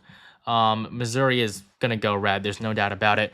Matthew says, you're seriously the best. Have loved listening to you over the past few months. Thank you, and let's go Trump. Thank you for your support. I'm glad I was able to, help guide you through this election over the last few months. It's definitely been a long one. I remember just 4 months ago, Joe Biden was still supposed to be the Democratic nominee. Clearly, I think people are going to give Biden a bit more credit than he was given before, because he simply is not going to win, or he simply wasn't going to win. But I mean, the person he was replaced by didn't really do any better. And if I think CNN right now is showing the Kamala Harris HQ in Washington, D.C., there aren't that many people, and what they're seeing is definitely not what they want. Thank you, Sue Chang, for the super chat. Really appreciate that. But we are now just 24 minutes away from the 10 p.m. poll closing. So this is another major milestone for the election. So let me just get this map all clear. I'm going to show you guys what's going to happen at 10 p.m. Eastern time. We have our final poll closing in a battleground state. That will be Nevada. Nevada is going to be the final battleground state where voting will end. We also have Utah, where Mitt Romney is going to be replaced. He is retired from the Senate. And then Montana, that's going to be the last one. This is where John Tester is probably going to lose his re-election. So Montana and Nevada, we have two big races to watch there. Polls will be closing in just 24 minutes. And so now coming back to the map, I mean, again, no big updates. Pennsylvania, though, Trump is now just 9 points away. He's going to retake the lead here. And after that, we'll probably be able to call the state in favor of the former president, and that will pretty much end the night. Wisconsin here, Trump plus 0.2 based on the New York Times forecast. Michigan, we can also see what's going on here, Trump plus 0.5. It really seems like red Michigan is coming. It seems like Trump might actually win Wisconsin and Michigan. Definitely very surprising to see, but we'll keep you guys updated there. Trump is taking the lead in all 7 of the swing states on Polymarket. I mean, it's definitely surprising how well he's doing right now, although I wouldn't say too much because I did, of course, have Wisconsin and Michigan as going to Harris by less than 1%. I said pretty clearly they really could go either way. But I guess as of this point, it seems like Trump is going into this in a, he's doing just unbelievably well. He's at a 4 in 5 chance of winning the election. He'll become the first president in over 100 years to serve 2 non-consecutive terms. Someone said, thank you for all your work. Been watching you throughout the campaign. You do your homework. I appreciate that. I do my best to be as accurate as possible. The New York Times is now popular vote, D plus 0.4. Okay, that's pretty big. So, yeah, looking at the Electoral College estimate, right now, New York Times gives Trump 286 electoral votes. My forecast gives him 287. This is just because of like a rounding error, basically, when they're allocating the votes. And then the election as a whole leaning towards Trump, 68% chance of a Trump victory. We're probably only going to see his odds continue to go up as the night progresses. It's still early. I mean, we've only been here for less than 4 hours. It's only 9:38. We still have quite a long ways to go. I'm going to do my very best to stay until we get a full projection for the winner of the election. To be honest, I don't even have slides for an actual election winner. I probably should make that right now, just because I did not expect the race to be called so fast. I didn't think Trump would actually perform nearly as well as he is right now. But again, we are just 21 minutes away now from 10 p.m. We're also going to be able to call Georgia and North Carolina soon. That's going to be or North Carolina's already been called, but we're probably going to be able to call Georgia pretty soon. That's going to be a big deal for Trump. But I'm literally making my slide for Trump to win the presidency right now, just because I never actually made one, because I didn't think I'd be able to call it so early. But in North Carolina, it's pretty clear Trump is going to come out on top here. He's on track to win by 3.2, much better than a lot of people expected. Georgia also leans Republican. Trump leads by 5 points. With the final votes coming in, he's on track to win by 2.3, basically the same margin. Some people asking where Washington is at. Polls will close in Washington at 11, so we're not going to see anything from there for another 2 hours. But there's a lot else on the map that we have to cover, especially when it comes to Nevada, Arizona. We don't have any votes from Arizona yet, but they should be trying to get numbers out to us pretty soon, although obviously that hasn't happened yet.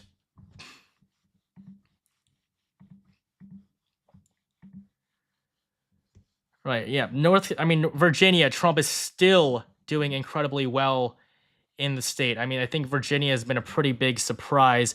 Donald Trump at 50%, Kamala Harris at 48%. I really don't know how he is able to pull this off at this point. But we'll see. 4.9%. So Harris is still on track to win. Somebody said, please explain how Trump is so far behind in PA with a projected win. I mean, just the votes that have come in, these 31%. It's now just a 5-point margin for Harris. We've seen the margin continuously go down throughout the entirety of the night, and it's only going to continue going down more and more every single time a new state or every single time new batches of votes are counted. And in the end, Trump is on track to win by 0.9%. This is pretty big in favor of Trump at 0.9%. It really seems like he just isn't going to lose the state. Polymarket is kind of going crazy right now. Trump at 76. All three of the upper Midwestern states are currently on track to go to Trump based on the poly market forecast. We'll have to see what happens there, but it does seem like things are over for Kamala Harris before they even really started. It's going to be very narrow victories, though, but we will see here. Wisconsin, I think, could still go the other way. We'll see what happens ultimately. But this is incredible news, if you're a Trump supporter, because he's basically doing exactly what he needed to do. Georgia will try to call in the next few minutes here, probably right after the 10 p.m. poll closing. Some people are asking about the popular vote. That's honestly something I haven't been fully updated on, but we can definitely try to find that for you guys. Wow, I guess Google has really improved with their map here this time. This is a lot better than what we're used to. But with the popular vote so far, obviously you have to take this with a huge grain of salt because we still do not have the popular vote yet from California and a lot of those big states out west. California is going to take a long time to count the votes, so we're not going to really know who won there for a while. But Donald Trump has 34 million votes. Kamala Harris has 30. Jill Stein is actually in third place with 244,000, and Chase Oliver at 234. Robert F. Kennedy, who basically ended his campaign, is at 196. So Trump currently is leading in the popular vote. Do I think he'll win it in the end? Probably not. But he will definitely get close, and the polling is going to be pretty accurate. Somebody said, your videos and projections have really helped me with my understanding of the election. Thank you so much for the work you do. Yeah, of course. I mean, I love hearing that. Hearing that I've been able to help to, guide you through what's been happening. Will Harris concede, or will Democrats drag the process out? As time has gone on, I've begun to feel more confident that we will probably hear about a call from Kamala Harris to Donald Trump where she will, of course, concede the election. So I think that at some point tonight, if you stay with me here on the stream, we will be able to call the election. Maybe not the big news outlets, but at least unofficially, it'll be pretty clear which way this race is going. I mean, Georgia is solid red. Trump has a 92% chance of winning. North Carolina, 95 for Kamala Harris. Arizona is gone for the vice president, too. So it really couldn't be any better.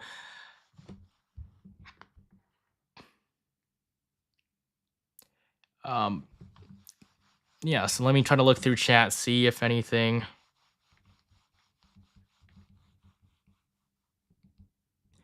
We can actually make another big projection here. Ted Cruz is going to win his reelection to the Senate.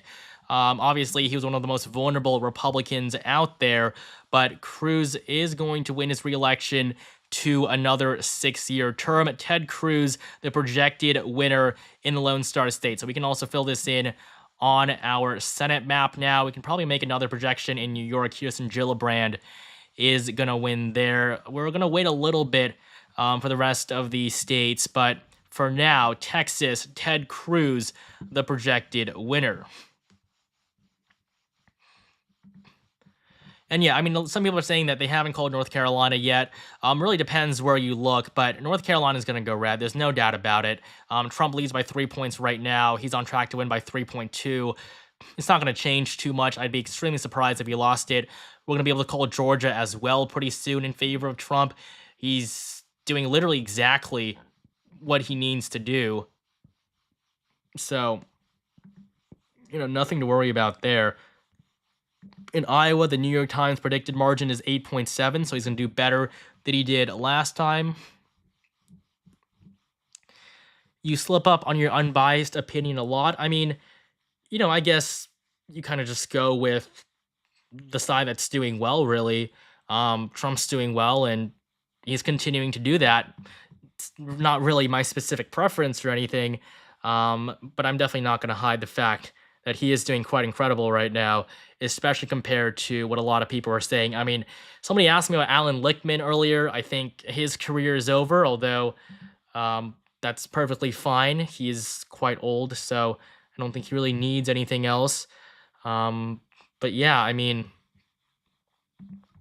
Lots of good news coming out for the Trump camp.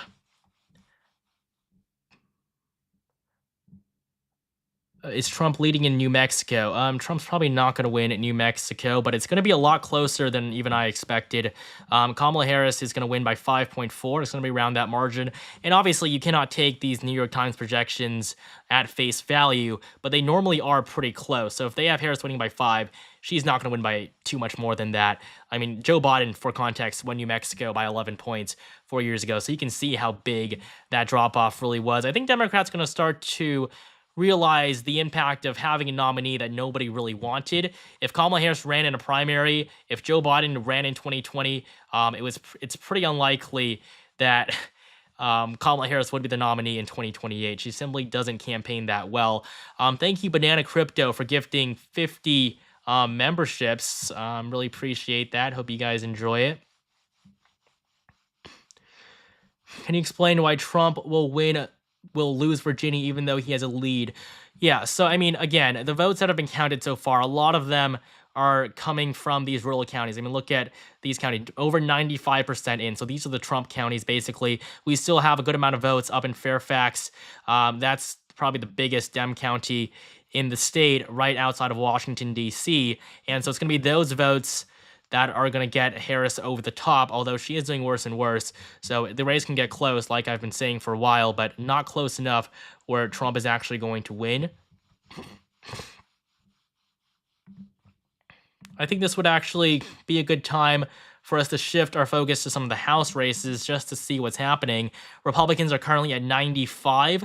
Democrats are at 70. I don't believe we've had many flips yet. Yep, no flips have been called so far, but Republicans are doing good in the House. We probably will see a trifecta, in all honesty. We can come back to polling markets, see how the markets are reacting to these new updates. Trump at 78. I mean, Michigan, Pennsylvania, Wisconsin, they're basically all gone for Kamala Harris at this point. Just look at this graph. This is exactly where Trump wants to be. And so this is the big problem for Democrats here. Surprisingly, Republicans are not just on track to win the Senate and the presidency, but also the House. They have a 64% chance of doing so. And so, I mean, this is the red wave that people have been talking about. This is what Trump needs. Obviously, you know, he's not going to win Minnesota or New Hampshire like some other people on this platform have been saying, you know, not to call anyone out, but don't know why they keep saying that. But with these 7 swing states, Trump couldn't be doing any better. We'll look at the new New York Times projections. 0.8 for Trump in Michigan.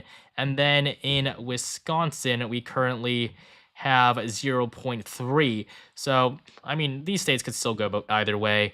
But it does seem like Trump could sweep the entirety. It's going to be the same map as we saw in 2016, which would be quite something.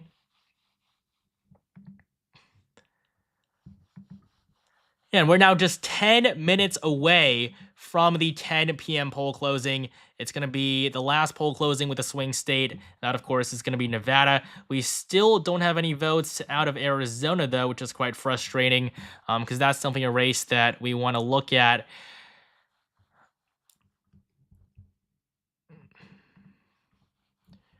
Yeah, I mean, I think it's at this point that Democrats have realized that they've screwed this up. You know, that they've lost this election. And I would say they kind of lost it from the beginning with Joe Biden running. He was the right candidate in 2020. He was definitely the only one that could really win against Trump. But, you know, he should not have tried to run again. He should have realized that, you know, he was simply too old. And what was he really going to gain from a second term? And so, you know, with Kamala Harris, I mean, if she had entered the race earlier, she would have a better chance. I mean, people know. I mean, people just simply aren't as enthusiastic about her because nobody really chose her to be the nominee. People just support her because they don't want Trump. You know, whether or not that's a good reason or not is not really, I don't really care. But, you know, we saw the exit polls earlier, and it was clear that Trump just had a lot more enthusiasm. There was a much higher percentage of Trump voters that were voting because they supported Trump and less that were voting for him just because they didn't want his opponent. And that was an issue for Harris. She simply doesn't have the enthusiasm, and that is why she's losing. People want me to look at the overall forecast. Trump at 286, according to the New York Times, 69% chance of victory, so it's still matching up basically exactly with my projection. The Ohio Senate race, 58% of votes in, Bernie Moreno in the lead. Yeah, this is what Trump and Republicans want to see. We're probably not going to see too much of a difference in the results here. Trump has already won Ohio. He's probably going to win it by 10. So, yeah, I do believe we can probably make a call for the Ohio Senate race pretty soon, but we're going to be a little bit more cautious here. Although there are some Senate races that I would like to project at this time. We have a lot of results from Maryland now in. Angela Ulster Brooks is going to win there. In Maine, not too much yet. Virginia, Tim Kaine is struggling as hung cow. This is going to be probably the closest election for Tim Kaine ever. Minnesota, Amy Klobuchar is losing. So yeah, all across the map, Republicans just are not seeing what they're looking for. Democrats are not seeing what they're looking for. And so, yeah, I mean, that's pretty much the theme of the night. I wouldn't say Democrats have lost by a lot, but they're definitely not where they need to be.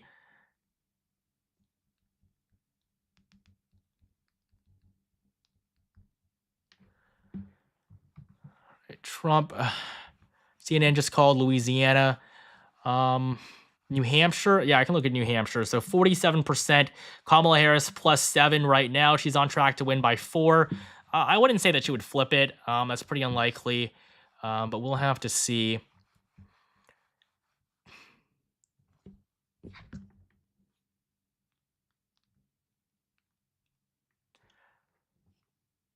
All right. People asking about Missouri as well. I mean, Missouri's going to go red. It just hasn't been called yet because we don't have the Trump votes in at this point. What's going on in Georgia? I mean, yeah, Trump leads right now by 5 points. It's going to shrink, but he's going to win it by 2.5. It's pretty difficult for this race to go any other way. And so at this point, we can make another major projection, and that is the one. Give me 1 second here. All right.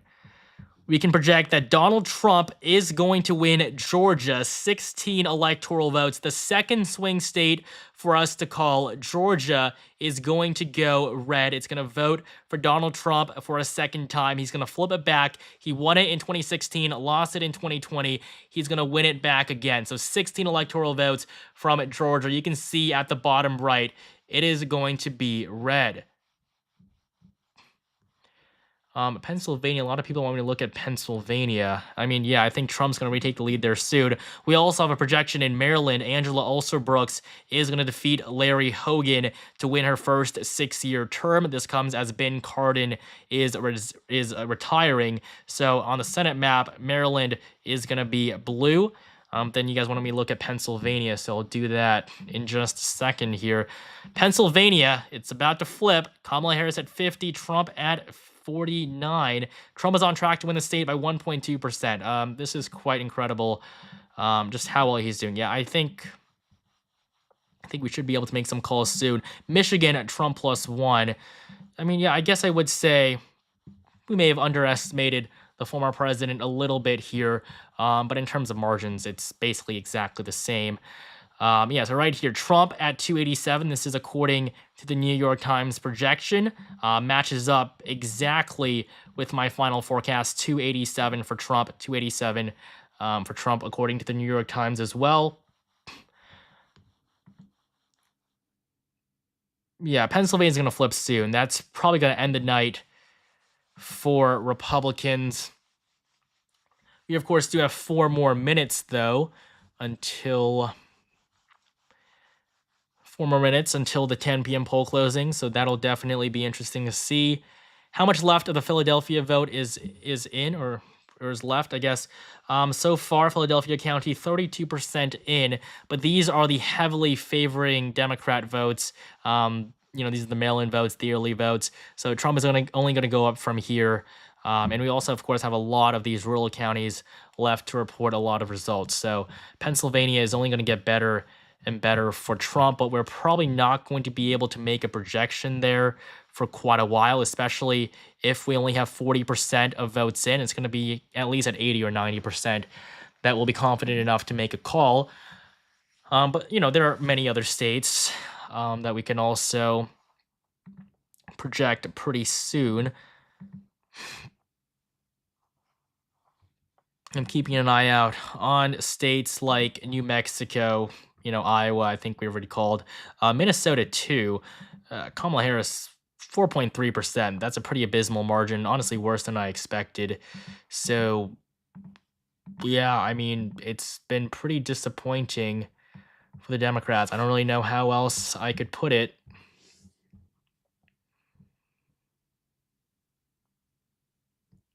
The AP has Harris winning Iowa? Yeah, I mean, oh wait, no. Okay. So the results so far, Kamala Harris is winning in Iowa, but a lot of these votes are from Des Moines. I mean, Des Moines is the most liberal area in Iowa, and we have 60% of the votes in, 60% for Harris. That's, she definitely needs a lot more than that to actually win the state. Iowa's going to remain Republican. Trump is on track to win Iowa by 8.8%. This is better than his performance from 4 years ago, so he's definitely going to win. No doubt about it. Can you explain Pennsylvania and Michigan again? All right, so Pennsylvania and Michigan. I guess with Wisconsin, right now this is the electoral map. So we've made most of these projections already, but North Carolina, Georgia, the two swing states we've called. So for Trump to get over 270, he needs Pennsylvania. That's the one that can get him to 270 the quickest. But if he does win Arizona, which is extremely likely, he can also not win Pennsylvania and just win Michigan, or just win Wisconsin. It seems like right now he's going to win at least one of these three states at the very minimum, even if things start to go terribly for him, but it's also very likely that he actually wins all three. We'll have to see. All of them, though, are going to be decided by razor-thin margins, so really it's going to be Trump plus 0.5, Harris plus 0.5. It's going to go down to the wire. But in terms of winning one of the three, which Trump needs, it's almost a guarantee that is going to happen. Wisconsin has just flipped in favor of Trump. It's 49.5 to 49 now for the former president. Trump on track to win by 0.5. The betting markets have it at 67% a Trump win. Michigan 62, Pennsylvania 73.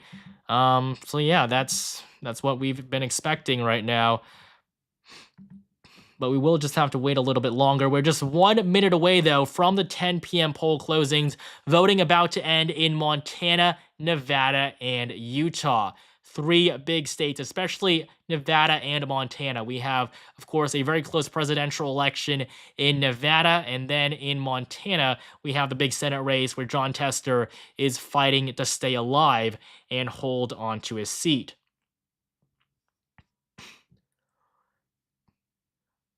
All right. So it is now 10 p.m. Eastern Time. Polls have closed in Montana, Utah, and Nevada.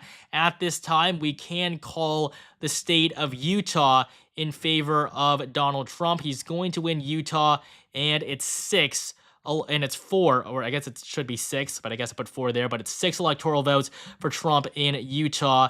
And then in Montana, Donald Trump is going to win the state's 4 electoral votes. We're going to see Trump creep up just a little bit more. He is now at 243 electoral votes. We also do have a projection in New Hampshire. Kelly Ayotte, the former senator from the Granite State, will become the next governor of New Hampshire, succeeding Chris Sununu. She was defeated by Maggie Hassan in 2016 to win her re-election to the Senate. She's now going to be elected the governor. She's going to defeat Democrat Joyce Craig in what was supposed to be quite a competitive race. And so good news for Republicans there. But yeah, we're now at 10 p.m. Utah's red. Montana's going to be red very, very soon. Pennsylvania, Trump takes the lead. Michigan, Harris is ahead by 8. Wisconsin, Trump has taken the lead there as well. So everything is now turning into Trump's favor. This is what we've been expecting. The map is shifting more and more to the right. Any updates on Nevada? Yeah, so polls just closed in Nevada. We're probably not going to see numbers out of Nevada for quite a while. It is always one of the slowest states to count votes. I mean, it's quite frustrating, but it simply is just going to take quite a while.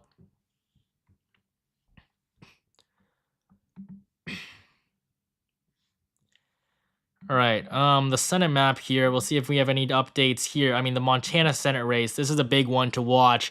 Democrats could lose their second or third seat here if John Tester doesn't win re-election.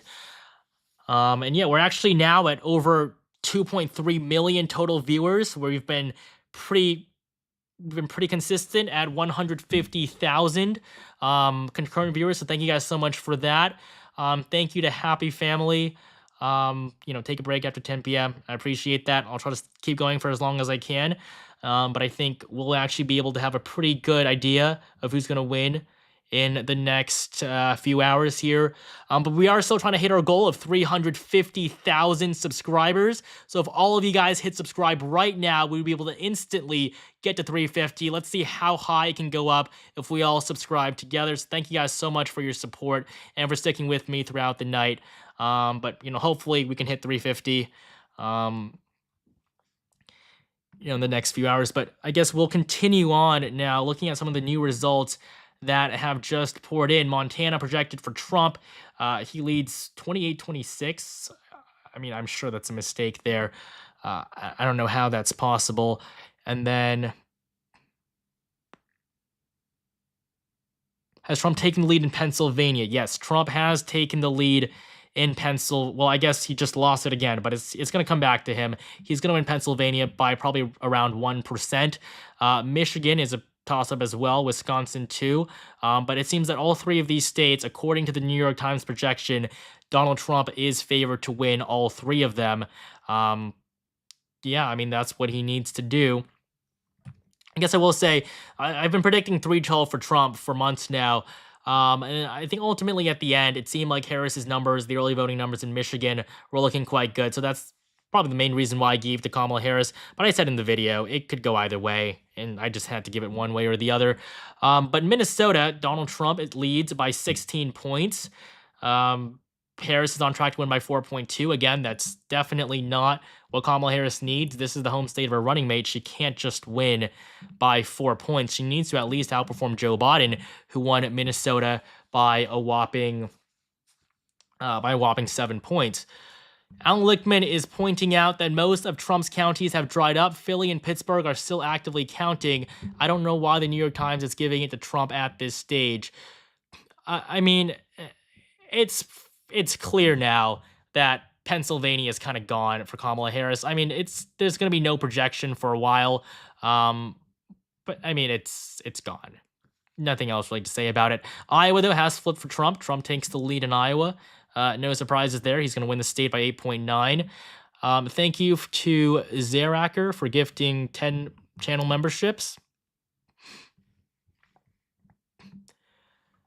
Yeah, looking at the map here, we have our first results from Oregon, even though polls don't fully close there until 11. But we do have a voting ending in parts of these eastern counties. And here Trump leads 71-26. Not really sure what that means, honestly, but I mean, he's winning. He's not going to win Oregon, though, but those are the first votes from the state. Although we do have another big drop of votes from Arizona. 36% of votes are in from the state, and Donald Trump and Kamala Harris are in literally a perfect tie. However, a lot of these votes are coming from Maricopa County. That is the most liberal area, as well as Pinal County, which is right outside of Phoenix. Compare this to 2020, and you see the issue for Kamala Harris. Joe Biden won Maricopa County. Today, with mainly just the early votes in, Kamala Harris is barely ahead in Maricopa County. She's not doing well enough. That is why it is lean Republican. Trump is on track to win Arizona by 4.1%, perfectly aligning with my forecast from just a few days ago. So, Arizona probably going to be called pretty soon as well. But for now, we'll keep it there. Although New Mexico, we have 22% of votes in. It's pretty likely that Kamala Harris is going to win there. New Hampshire, 49% of votes in. It's 53 to 46. Harris plus 3.8. Harris's margin in New Hampshire just keeps getting smaller and smaller. Now, obviously, she's not going to lose the state, but it's pretty concerning just how poorly she's doing. New Hampshire, Kamala Harris 53, or sorry, not New Hampshire, but Pennsylvania, Kamala Harris 49.2, Donald Trump 49.9. The flip has happened again in Pennsylvania. Trump is now on track to win by 1.9%. I mean, wow, that is quite the significant margin.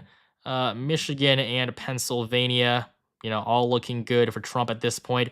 Kamala Harris's lead is about to get taken away from her in Michigan.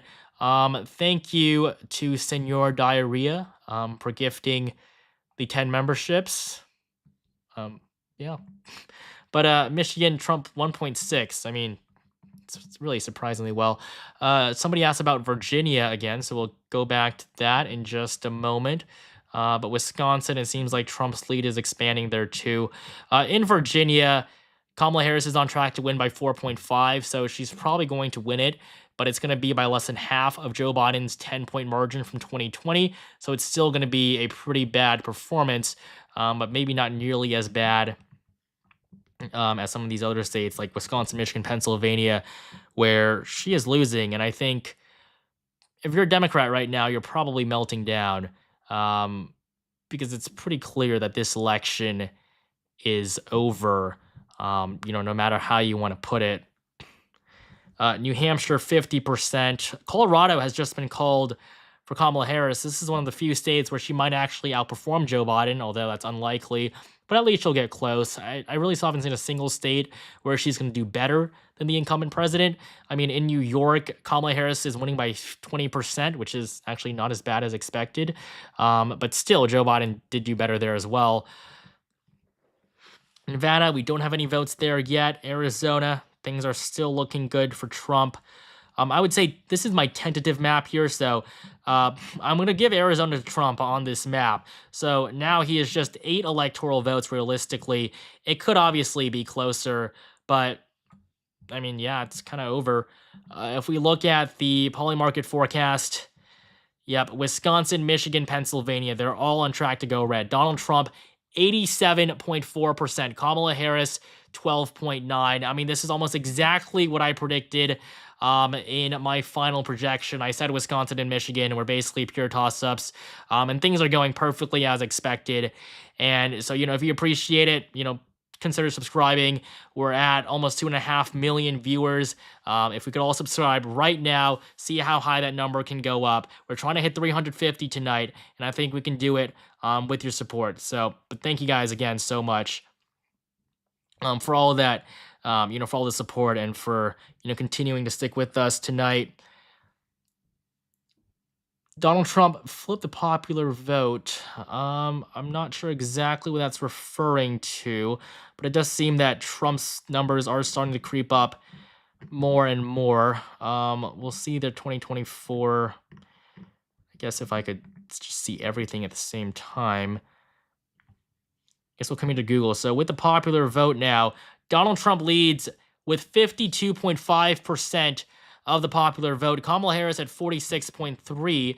Trump is at a raw vote total of 41.3 million. Kamala Harris at 36.5 million. So it's looking very, very good here for Donald Trump. He might even win the popular vote. I mean, if you look at the poly market forecast for the popular vote, it seems that Trump is actually on track to win it entirely. I mean, look at this graph. Look at what's happened in the past day. Trump has a 76% chance of winning the popular vote. Things really are going his way. I mean, I'm watching CNN right now. Doesn't seem like they're looking very happy on screen. We're probably going to see Van Jones cry again, although this time for a different reason. All right, let's come back and see what the presidential map is showing us, see if we have any new updates from these races. Not too much. Pennsylvania's at 50%, though. Donald Trump has taken the lead. He leads by 2.1. He's on track to win by 1.9. I I think we could be looking at a projection here at some point.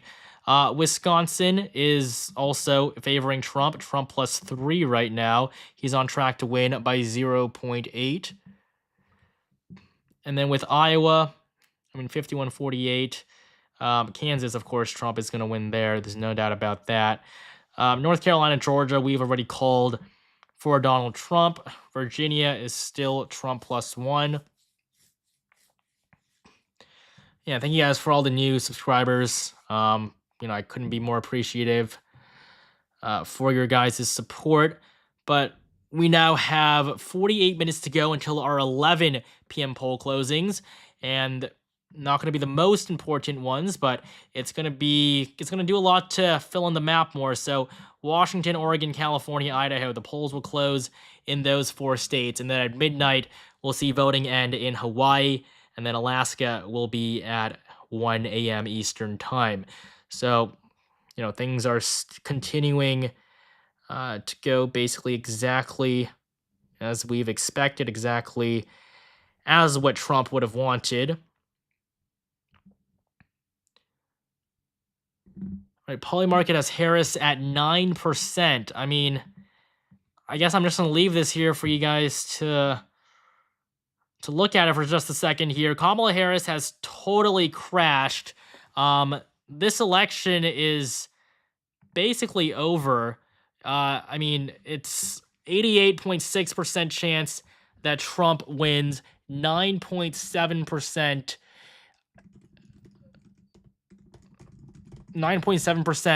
that Harris will come out on top. But obviously that just isn't going to happen at this point. Do you think CNN is absolutely fake news? I would say that they try to be objective, but it's clear that the people they have on their panel they're extremely left-leaning, which I don't think is a problem. But I feel that I think they're better than MSNBC, but I feel that with the election reporting, at least it's pretty objective. They're going to call a Trump victory pretty soon. Is Virginia actually in play? Probably not. With 70% of the votes in, Trump is going to lose his lead soon. Harris is going to win by around 4 points. That's what I currently expect. There would have to be a big shift in favor of Trump for him to actually win it, but we'll see what happens. Arizona, we're now at 40% of the votes here. It's leaning Republican. Trump is behind by 1%, but he's actually on track to win Arizona by 4 points. Yeah, this is pretty big. We're going to be able to make a projection there pretty soon, in all honesty. New Mexico hasn't even been called yet. Kamala Harris is on track to win by less than 5. Once again, I've overestimated the vice president. I kind of thought that in some of the more blue states, she wouldn't perform nearly as poorly as she is right now. But I guess anything is possible.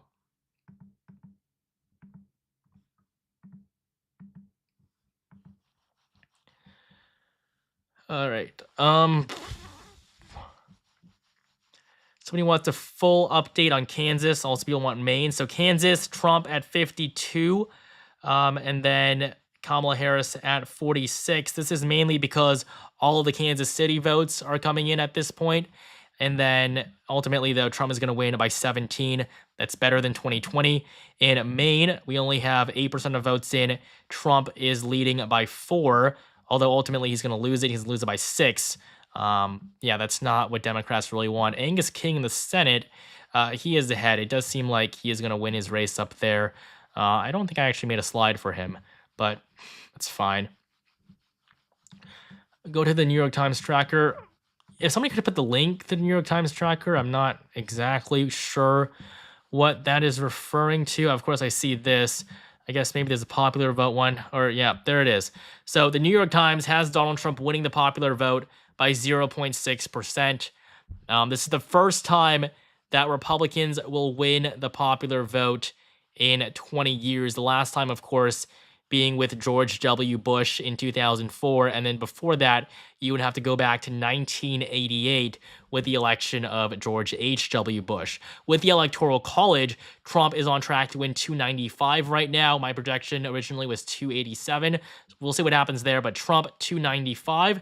And then in terms of winning the election as a whole, the New York Times gives Donald Trump a 79% chance of winning the election. Poly market here, we'll see what the update here is.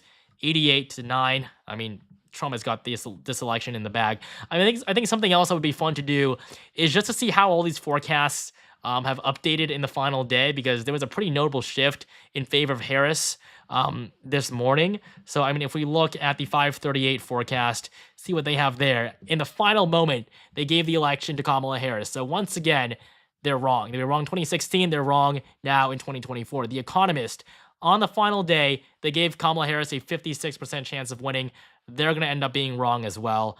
And then we also have Nate Silver's forecast. He'll end up being wrong once again, too. He gave Kamala Harris 50-49. I mean, obviously, these are just odds, but it's funny how they all shifted in favor of Kamala Harris on that final day, which is basically this morning. So, yeah, I mean, coming back to the map here, Iowa, Trump leads by 5. His margin's only going to expand there. Arizona, we have a majority of the votes now in. Kamala Harris leads by 0.8, but it's still very likely Trump will win it. Plus 3.9 is the current margin for the former president.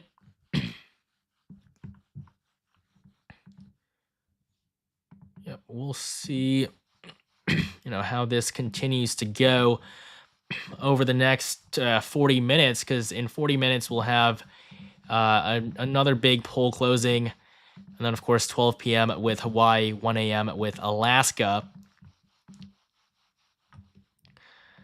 Let me get caught up on chat real quick.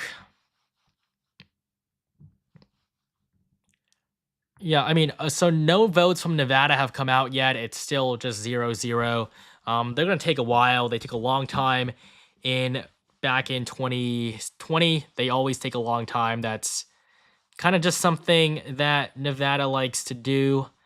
I really don't know why they're so slow, but it's just something you have to deal with. But the good thing is that Nevada's not going to decide the election. We're not going to wait until Nevada to actually be able to know who's winning. The race is going to be decided a long time before Nevada is actually called, especially at this rate.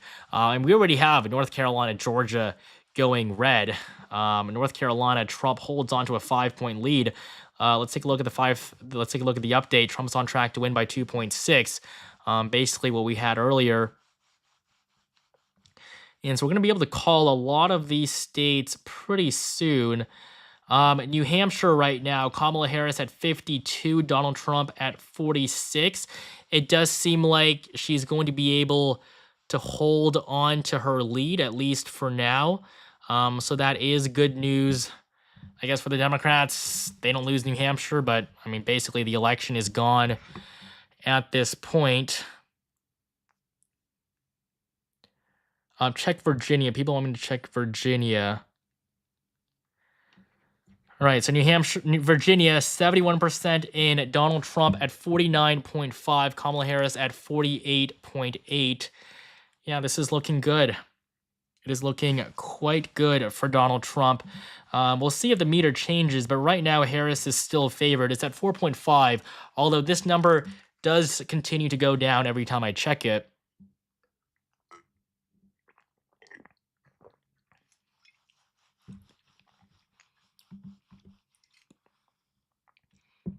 But it's now 10:20.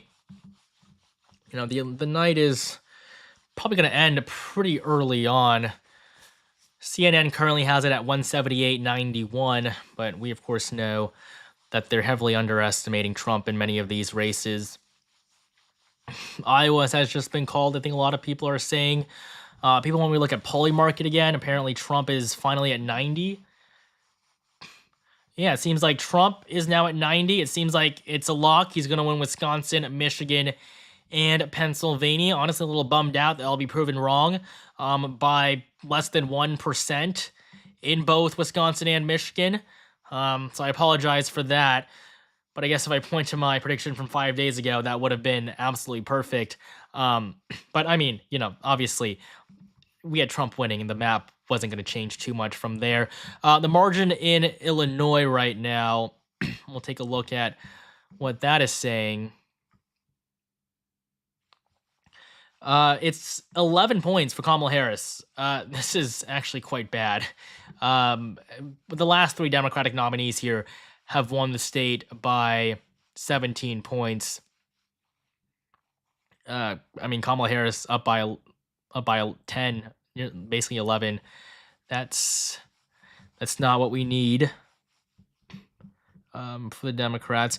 Now we're going to look at Arizona. We have a Senate election there with Carrie Lake running as the Republican nominee. Now, people will get upset at me because I like to bash on Carrie Lake, but it really doesn't seem like she's going to win, even at this point. So, look at Arizona on the presidential level. Trump is at 49, Harris at 50. The Senate race has Ruben Gallego at 53, Carrie Lake at 45. So Trump is outperforming Lake by 4% right now. Kamala Harris is leading by 1. Trump is on track to win by 4. So we're basically going to see a 5-point swing in terms of the margin in favor of Republicans over the next few hours.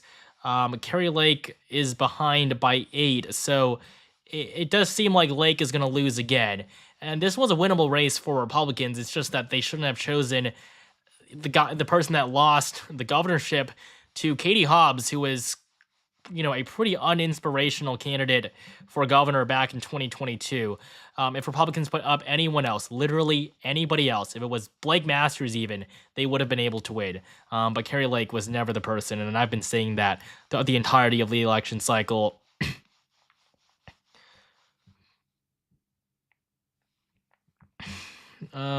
People want me to look at Texas.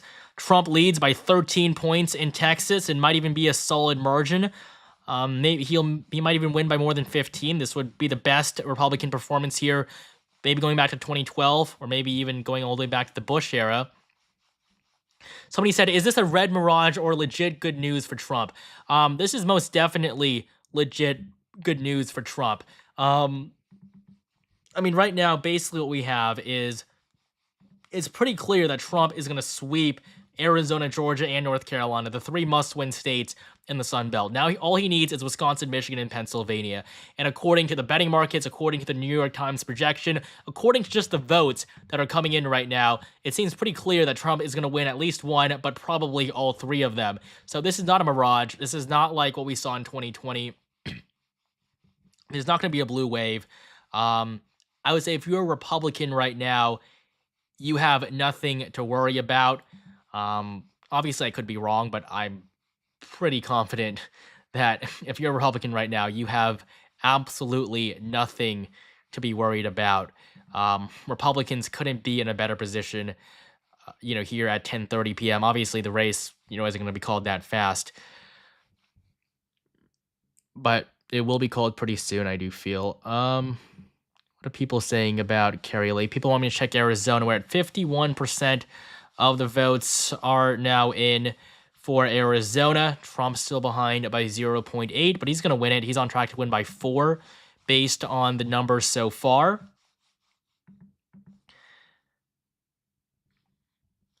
Somebody said this is so much better than networks. I appreciate that. I mean, I try to do my best here. I try to read the chat and see what you guys want me to go over. So I'm glad you guys have been enjoying the coverage, but we can also make another projection. I believe it should be updated on our Twitter. And that is that New Hampshire will go to Kamala Harris. Kamala Harris is the projected winner in the Granite State of New Hampshire. It's going to be close. Kamala Harris's performance is going to be bad, but she is ultimately going to win the state. So New Hampshire is going to be blue on our map. We can also project that in Ohio, Bernie Moreno is going to win the Senate seat. He's going to defeat Sherrod Brown, the incumbent Democrat. This is going to be a flip in favor of the GOP. It's going to be a big victory for Republicans. This basically means that the GOP is going to win 52 Senate seats at the very minimum. Coming back to the map, see if there's anything else interesting that we can take a look at here. Michigan is now leaning Republican. Michigan might even vote to the right of Pennsylvania and Wisconsin. I mean, that's the biggest surprise, isn't it? In these Senate races, though, the Senate election in Pennsylvania is now a pure toss up. I mean, we might see a red wave for the GOP. It might be 54 seats for Republicans. It seems like Tammy Baldwin currently is on track to lose her reelection to a third term. I mean, that is a really big deal here. Tammy Baldwin is ahead right now by by less than 1%. And I mean, she was crushing it in the polls just a few months ago. Trump leads here. Baldwin is outperforming Harris by around 1%. I mean, this race, it really could go either way. So the margin right now is around 0.8. So we're going to see another 0.8 increase for Republicans there. And so with the Senate race, yeah, it seems like Tammy Baldwin might be on track to lose. We'll have to see what happens, but the Wisconsin Senate race is going to be among the most competitive. Now in Michigan, it seems like Alyssa Slotkin is actually doing quite well. At least that's based on what we're seeing in the betting markets. Give us 1 second to take a look at that. Yeah, I mean, I don't. It would be a surprise for Republicans to sweep the 3 upper Midwestern seats, but it really seems like that is incredibly possible right now.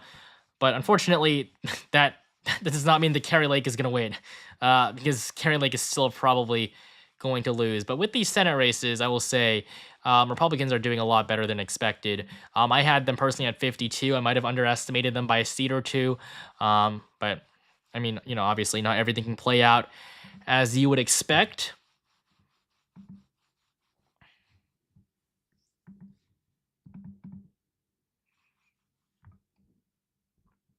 Pennsylvania update, we're at 56% of the vote. Donald Trump takes a bigger lead. He's now up by 3 points. He's on track to win by 2%. Yeah, it seems that right now, Donald Trump is on track to perform better than he ever has in the past. That's what the polls have been saying. Now, it did say the polls were going to be more accurate than they have been in the past, and that has proven to be incredibly true, at least so far. Trump has still been underestimated in some instances, but it's well within the margin of error this time. The polling has actually been pretty reasonable. So, the polling is not something that we should be getting upset about this cycle, unlike the last two where they were just huge misses. But Georgia's done. I mean, we already called it, but the news media is going to call it very soon. Trump is going to win by 2.7. 91% of the votes in. Trump leads already by 2.1% or 3.1%. His lead is going to shrink a little bit, but he's going to win. North Carolina, we have 76% of the votes in. Trump leads by 6. Arizona, again, it's going to be another big win for the former president or for the vice president here, I guess, in New Mexico. People also want to look at Virginia. 73% of votes in. Donald Trump has lost the lead in Virginia. This was definitely expected. Harris on track to win by 4.7. It is what it is, but it's still a good performance for Trump. Definitely nothing he should be upset about. Georgia just got called by MSNBC, apparently. So there you have it. Basically aligning perfectly with our map here.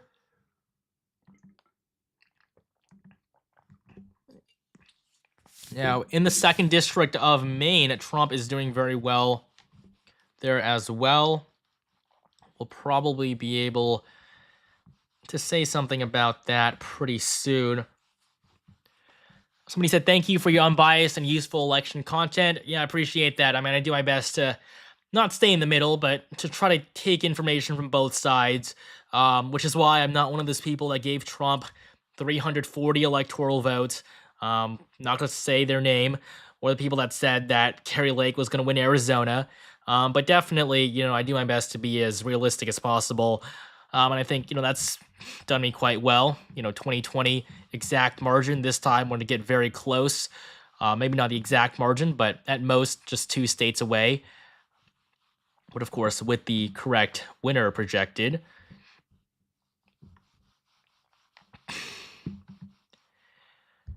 Yep. So Missouri has just been called. Josh Hawley will defeat Lucas Kunce to win his re-election. We called this a lot, like a while ago. New York Times forecast apparently has Trump winning the popular vote by 8%. Yeah, that the election really would be over if that actually happened. Yeah, Trump was 0.8. I mean, this is a big milestone for Republicans, their first popular vote win in 2 decades since the election of 2004. They haven't been able to do this, but now they finally have. I think somebody wanted me to look at the New York Times update or the MSNBC polling estimates. Apparently, they're saying Trump is at 201, Harris at 91. I mean, they're just more cautious with their calls. I mean, with me here, I mean, I called North Carolina, Georgia pretty early. They're going to call those states very, very soon. It's just that they like to be 100% clear, like in the clear, even though they know before that, how each state is going to go basically when those early results come in. But, here with me, like, I'm not here to waste your time. And it's extremely unlikely that we'll actually be wrong about something like this. Thank you guys for the donations coming in. I mean, that really means a lot. Yeah, definitely a lot of preparation has gone into this. We've been covering this race for over 4 years. I would say hundreds of videos released about 2024. Then, of course, we also did the midterms. But basically, I think daily uploads on this channel without missing a single day. That started on August 28th, I believe. So it's been nearly 3 months of daily uploads. New daily uploads, I think, for the last 4 months. So, that's something else I feel pretty good about.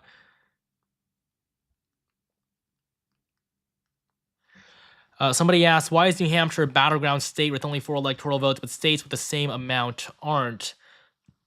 Not sure if I know exactly what you mean by that, as New Hampshire isn't really a battleground, but it's among the more competitive ones. It is one of the states that I knew that I wasn't going to be able to call at poll closing time. So, I mean, New Hampshire is obviously going to be close this time, but Democrats do have a clear advantage. That is definitely shown through. What do you think the popular vote will end up at? I mean, I think Trump +1. I mean, that's going to be a huge shift.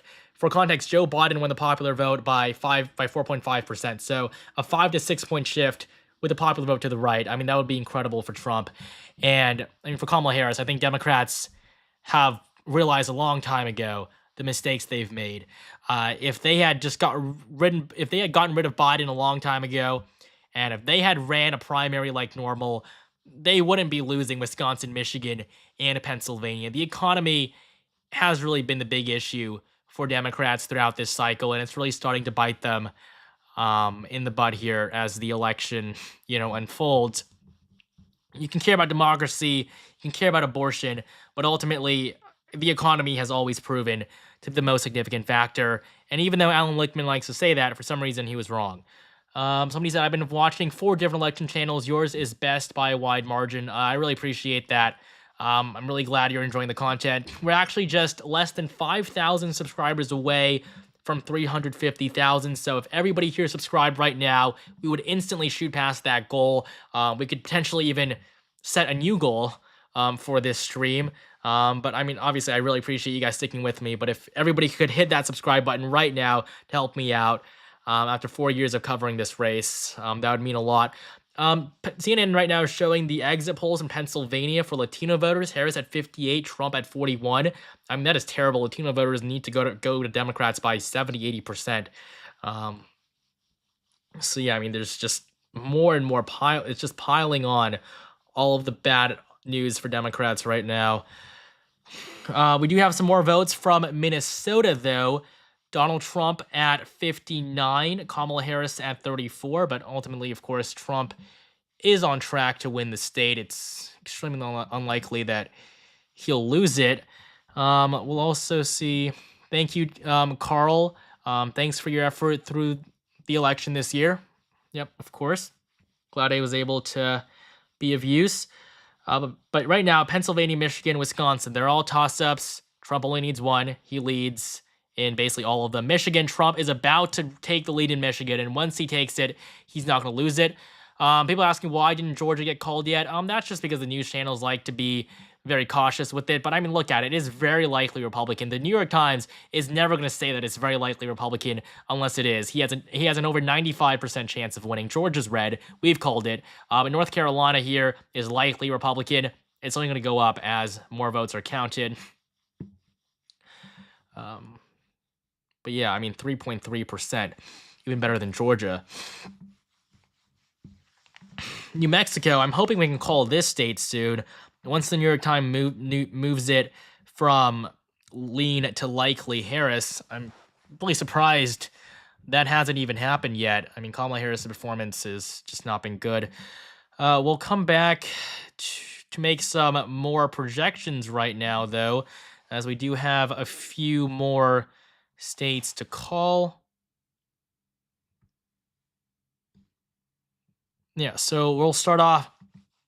The 2nd District of Maine, Donald Trump is going to win for a 3rd time in a row. He's going to win the district's 1 electoral vote. Kamala Harris has already taken the state at large as well as the 1st district, but the 2nd congressional district, Donald Trump is the projected winner. So you can see on our map here that Trump is at 244 electoral votes. Now, we still do have the 2nd district of Nebraska left.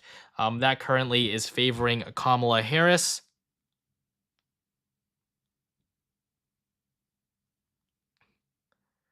Supposedly, it was reported that the Harris campaign is working on a concession speech. Yeah, I mean, I wouldn't be surprised if she gave that speech tonight. It's probably going to happen sometime soon. Somebody says, shout out from Washington. I appreciate your content and keep up the good work. Of course, that's what I'm here for. I'll be here for as long as I can, hopefully until we get a winner. Yes, P. Clark says, I'm going to love to see Alan Lichtman's excuse this time. He refuses to admit he was wrong in 2000. Yeah, I mean, I definitely am excited as well to see what he has to say about this, because he has spent the past half year streaming every single day telling us about how Kamala Harris is going to win. And because a lot of people do trust him, they've all been misled. And I mean, I would say the certainty that he says it with is the biggest issue. The way that he says that his keys are a science. I mean, how could his keys possibly be a science? I mean, it's literally just 12 or whatever, 14 arbitrary issues. And obviously he picked them well. I think he's done a good job with them so far. But the fact that he's so confident and the fact that he tries to convince people of that, I think is definitely an issue, because he's going to be wrong this time.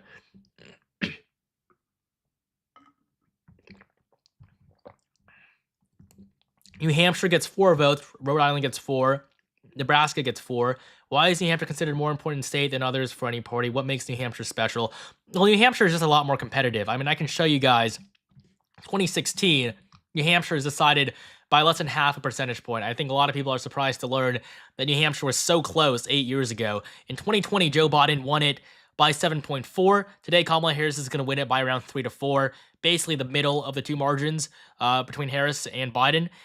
Basically, exactly what I've been saying. It's kind of one of the points that I've just been saying over and over again when it comes to Maine and New Hampshire, that the margin is going to be exactly between Biden and Clinton's margins from the past 2 cycles. Michael says, the way you present the data is a much needed medium these days. I'd appreciate it. Yeah, thank you so much. I'm just doing my best here to keep up with the chat. If I miss a message, I really apologize for that, but trying to just keep up with the chat and answer all the questions you guys have. Nelson asks, why do Maine and Nebraska have 2 congressional districts? Well, Maine actually has 2, and then Nebraska has 3. So basically, the Electoral College and just with voting in general, the laws are all made by the states. And so these 2 states just decided that they were going to allocate 2 electoral votes from the state as a whole, and then one per congressional district. And so as it's played out, we basically have 1 district from each state that goes with the other party, not with the state. Somebody says, greetings from a former Democrat in Texas turned Trump supporter. Thanks for your meaningful content and unbiased coverage. Yeah, of course. I'm glad you're enjoying it so far. You guys want me to check Wisconsin? Thank you to Christian for that super chat. I really appreciate it. Taking information from multiple sources and presenting it in a non-biased way. Yep. Of course, that's what I, try to do with this channel. And then, so I guess we'll now give you guys an update on Wisconsin, Michigan, and Pennsylvania. Pennsylvania, Trump leads by 3. Michigan, Trump leads by 0.6. Wisconsin, Trump leads by 1.5. Wisconsin and Michigan are now lean red. And if the New York Times says this, it's pretty clear that he's going to win. And then with Pennsylvania, Donald Trump at 51. It's still a toss-up, but it's probably going to fall into that lean red category very, very soon. We're now less than 1,000 subscribers away from 350,000. So if you guys could hit that subscribe button right now and get us over the top in just 5 seconds, I mean, that would be cool. Really appreciate you guys tuning into the channel. We're almost at 3 million views, 3 million different people watching this. I mean, that's just unbelievable. So, the support, has just been crazy over the last few hours.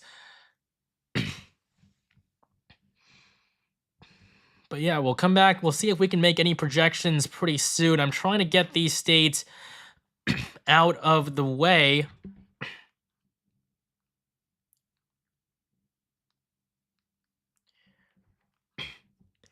All right, we're now less than 200 away, so we're probably going to see it cross very soon. There's a little bit of a delay, but now we're at 350. Thank you guys so much. I didn't even think that we were going to get to 300 during this stream because we were at like the 280 range when this first started. So this has just been incredible. I mean, I guess we can go for 400. I would probably bet that it doesn't happen, but I think if we get close, I mean, that would be awesome. You guys have been amazing sticking with me.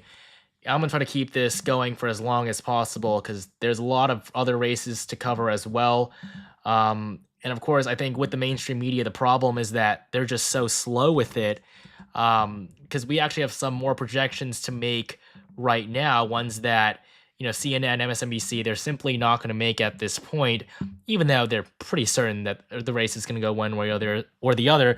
So we're actually going to replace the goal now for the 3rd time in this video. I mean, thanks to your guys' support, we're now going to up the goal to a whopping 400,000. So again, thank you guys so much. I mean, this really means a lot to me, that you guys are enjoying the content.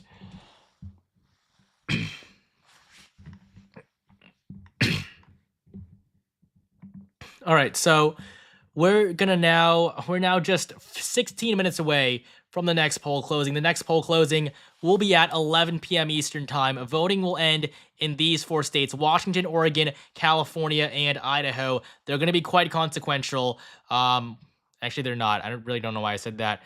But Kamala Harris is going to win them, and they're going to be consequential in the way that we'll get the map filled in a lot more after this. Idaho, going to go to Trump, of course. But we do have some projections to make right now. We have a few more. These states, I think it's going to take a while for Fox News or CNN to do this, but for us here, we can definitely do it a little bit faster. The 2nd district of Nebraska, we are projecting will go to Donald Trump. He's going to win the 2nd district, the 2nd district of Nebraska will go to Kamala Harris. She's going to win the 2nd district after the lines were moved to make it even more left-leaning than it was before. That's probably the only reason why she's winning the 2nd district right now, but it's going to be blue on our map. This is going to give her 1 additional electoral vote.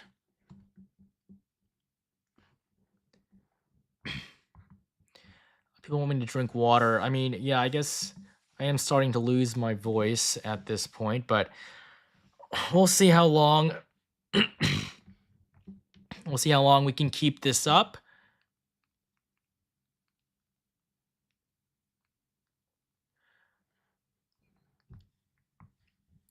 But yeah, so Wisconsin, Michigan, Pennsylvania, we have more updates from those states. Pennsylvania now, Trump +3. Michigan, Trump +1.3. Wisconsin, Trump +1.3.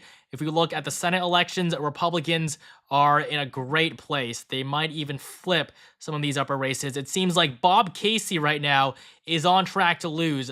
Wisconsin, Tammy Baldwin is on track to lose. Only Alyssa Slotkin in Michigan is actually going to win. We have two Democratic incumbents right now that nobody thought was going to lose. I mean, look at the odds in Wisconsin. Tammy Baldwin had an 83% chance of winning basically throughout the entire year. And then in Pennsylvania, for Bob Casey, it was at 86 at one point. So these two races getting close is just a huge surprise. Now, they could still go both ways, but the GOP should be pretty happy with where they are at this point.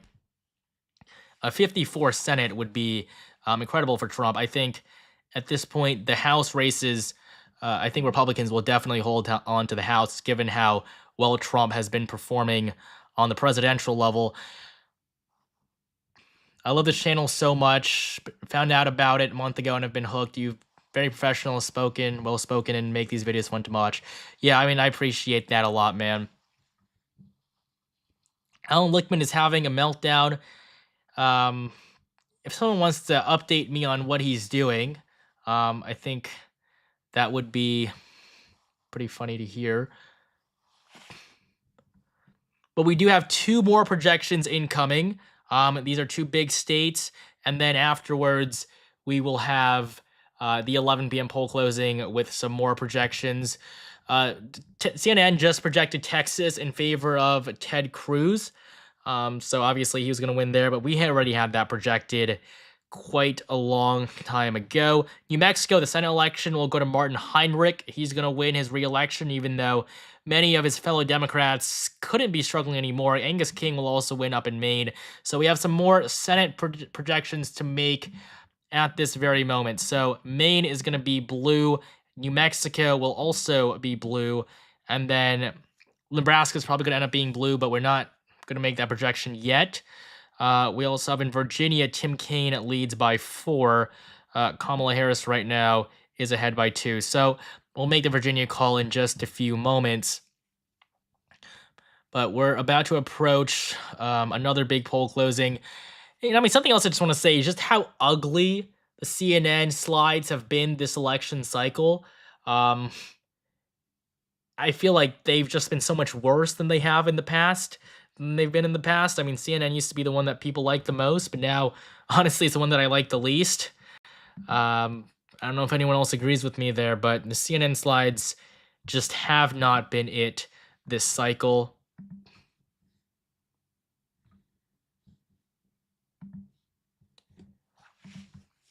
All right, so we're now going to make a few additional projections at this time. We have a few more races that we can call based on the numbers that we're seeing. First off, Virginia. We can call Virginia in favor of Kamala Harris. Donald Trump is going to pull off a very strong performance in the state, but ultimately, Kamala Harris is going to come out on top. Her lead is going to expand slightly. She'll win by around 3 to 4 points. This is terrible compared to Biden's 10-point margin from 4 years ago, but ultimately, Virginia is a pretty blue state, and the fact that Kamala Harris is just winning it now, is yet another sign that her campaign has completely gone off the rails. We can also project New Mexico going to Kamala Harris. She is going to win the state's 5 electoral votes. It's going to be another small margin, probably even less than 5% or just over. For context, Joe Biden won New Mexico by 11 points 4 years ago. So another huge drop off. I mean, Kamala Harris should be embarrassed by how poor her performance has been this cycle. It really couldn't be any worse. But yeah, so at this point, we're going to fill in the map here. So we have Virginia and New Mexico. Basically, we're left with just the states out west where we do not have where polls have not closed yet. And then we have much of the upper Midwest. But basically, everything else is, has basically gone one way or the other. I'll expand the map here just so that you guys can get a clearer look on the right of your screen. Donald Trump is at 244 electoral votes, while Kamala Harris is at 138. Donald Trump needs just 26 more to get to the presidency. It's not going to be that difficult, especially considering that he is going to get Idaho, he is going to get Alaska. There's no doubt about those. And so really he should have nothing to worry about. He should probably just be practicing his victory speech at this point, because that really is what he needs to be doing.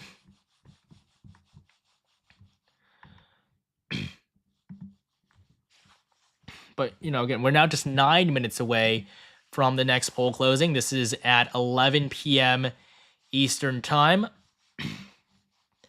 New Mexico likely blue, Virginia very likely. So basically the way we've been calling this is once the needles fall into the likely or very likely category, we are very likely to make a call for these races, because ultimately the New York Times is going to be right if they put a race in the likely or very likely category.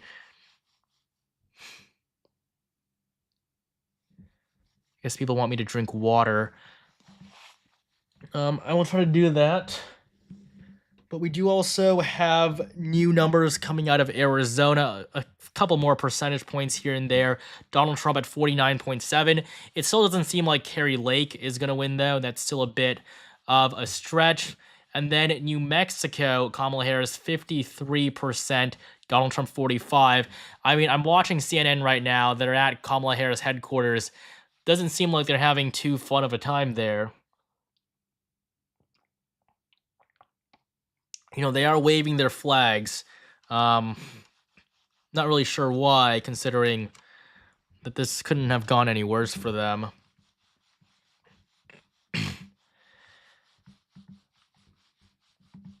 But yeah, we're just 7 minutes away now from the last large poll closing. So after this, the only states that will be outstanding are going to be Alaska and Hawaii. So this will get results from states all across the map now.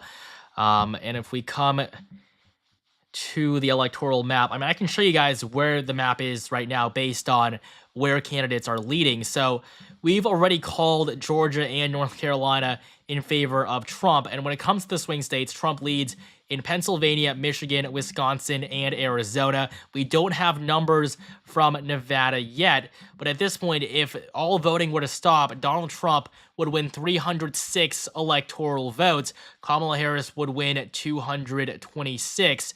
So, this is going to be, Donald Trump is going to do better than he did in 2016 at this point, and Kamala Harris is going to be the worst performing Democrat since Michael Dukakis in 1988. Right, but for now, North Carolina, Georgia, those are the two swing states we've called so far. I do think we will be able to call Arizona relatively soon. People want me to look at Poly Market again, so just give me 1 second there. Donald Trump is at 92%. I mean, this is pretty much a landslide now. Kamala Harris at 8.2. Wisconsin is dark red. Pennsylvania is dark red. Michigan is dark red. Only Nevada isn't as red. Trump's odds went up 31% today, as he is now just on track to win the election. Thank you, Sean, for the super chat. Thank you for all your unbiased coverage, as well as the speed of data presented. Well done from the Finger Lakes in upstate New York. I'm glad you're enjoying the content. Well, yeah, polls are about to close in California, which is, of course, my home state. Dropped off my ballot just a few days ago.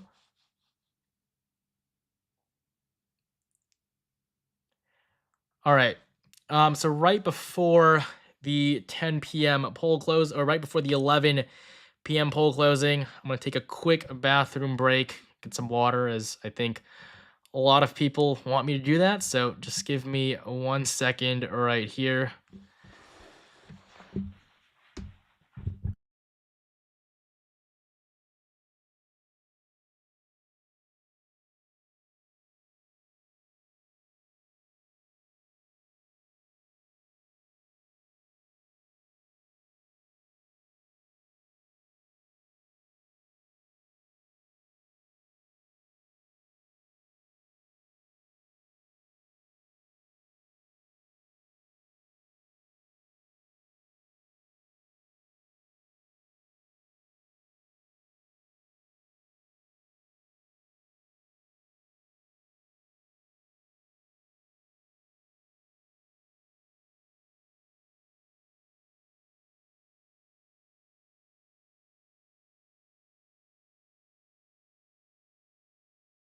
All right, guys. I'm now back. We're gonna be, powering through this. Probably not gonna take any more breaks after this. Thank you guys for staying with me here. But we have just 4 minutes to go until the last major poll closing of the night.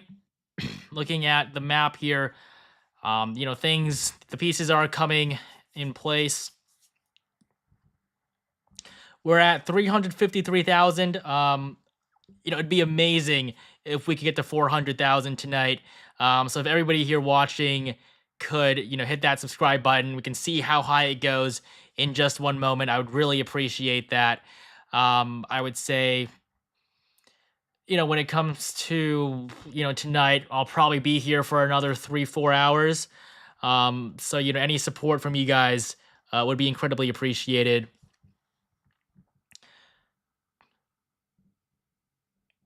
Are you counting for mail-in ballots though? Because that seems it could be an issue. Um, yeah, I mean, when it comes to these three races, uh, when it comes to Wisconsin, Michigan, Pennsylvania, a lot of the mail-in ballots have already been accounted for, which is why Democrats had such big leads when the night first began, when the polls first closed. But now, with more time, but now as more time has gone on, as more of these other ballots have been counted, yeah, the numbers have gone up quite a bit for Republicans. And so, yes, the mail-in ballots and the early voting, that has most definitely been accounted for. We're just 2 minutes away from 11 p.m. Eastern time. This is, again, going to be the last major poll closing of the night.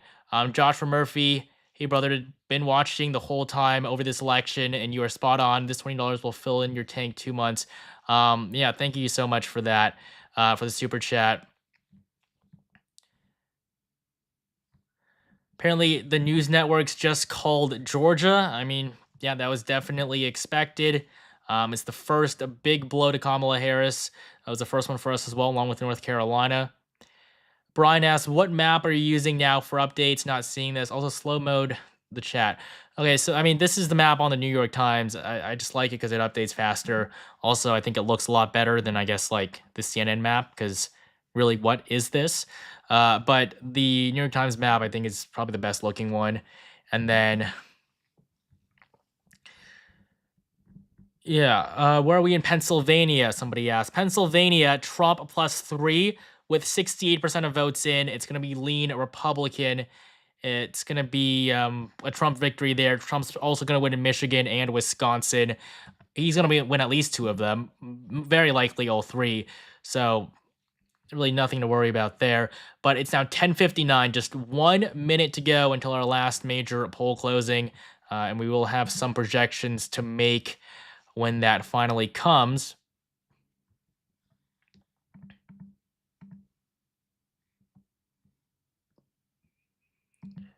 How is California Prop 36? We're not going to be able to see any of the California stuff until basically the next minute here. Basically, right now, we'll start to be able to see some of the more specific things from each of these states. But it is now 11 p.m. Eastern Time. Also, thank you, Adam, for the super chat. Thank you, Cooper. Really appreciate the support. But it is now 11 p.m. Polls have closed in Washington, Oregon, California, and Idaho. All four of these states' voting has finally ended. And so we can make some projections at this time. All four of the races, in fact, they're all pretty solid for one party or the other. And this is really when you start to see the map start to fully fill up. Washington, Kamala Harris, the projected winner, 12 electoral votes going to the vice president. Next up in Oregon, or next up in California, 54 electoral votes for Kamala Harris, another solid blue state falling in line. Meanwhile, in Idaho, Donald Trump is the projected winner, 4 electoral votes from the state of Idaho going to the former president. And then, sorry, for some reason I filled in Oregon. I apologize for that. It's California, but the last projection is going to be Oregon, 8 electoral votes going to Kamala Harris. Probably going to be a pretty clear victory, but we'll see about that. Oregon is going to be solid blue. And so this is where the map is now. Thank you, West Power 13, for the super chat. I really appreciate it. So basically, at this point, we are having, we're just a few electoral votes away from declaring a winner. If I expand the map here, Trump is at 248 electoral votes, Kamala Harris at 212. And so Trump is now just 22 away. And I guess the most likely scenario is obviously he's going to win Alaska. That is for sure. He is not going to lose Alaska. But then he just needs to win any one of these other upper Midwestern states along with Arizona. It's pretty clear he's going to win Alaska and Arizona, plus Pennsylvania, Michigan, and Wisconsin. That's where we get Trump at 306, maybe even Nevada 312. So the map is looking exactly how Trump would have wanted to. But for now, based on the projections that we can actually make, Donald Trump is officially at 248 electoral votes. Kamala Harris at 212. The mainstream media is going to be a little bit behind on this, but I mean, Trump is just in an incredible spot right now. Pennsylvania, 69% of votes in. Trump holds on to a 3-point lead. Michigan, 29% of votes in. Trump leads by 4. Wisconsin, 61% of votes in. Trump leads by 2%. California there. We're not going to get a lot of votes from California because California is incredibly slow. They do have a lot of votes to count. Poland Ball, hello. Can you read this super chat? I'm a big fan. Yeah, of course. I'm glad you're enjoying the content and I appreciate your support. How do I think Trump would do against Newsom? I mean, to be honest, I feel that I think the issue that Democrats had was that with 4 months to go, Joe Biden was still going to be their nominee. They had a big fight over it.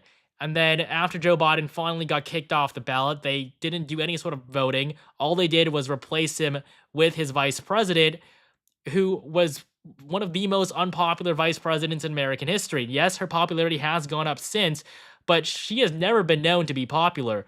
And so they chose her, and then they chose Tim Walz, who was even further to the left, which wasn't the smartest move. They should have chosen Josh Shapiro because Pennsylvania is what they needed. Now, obviously, they would have lost anyways because they don't have Wisconsin or Michigan either.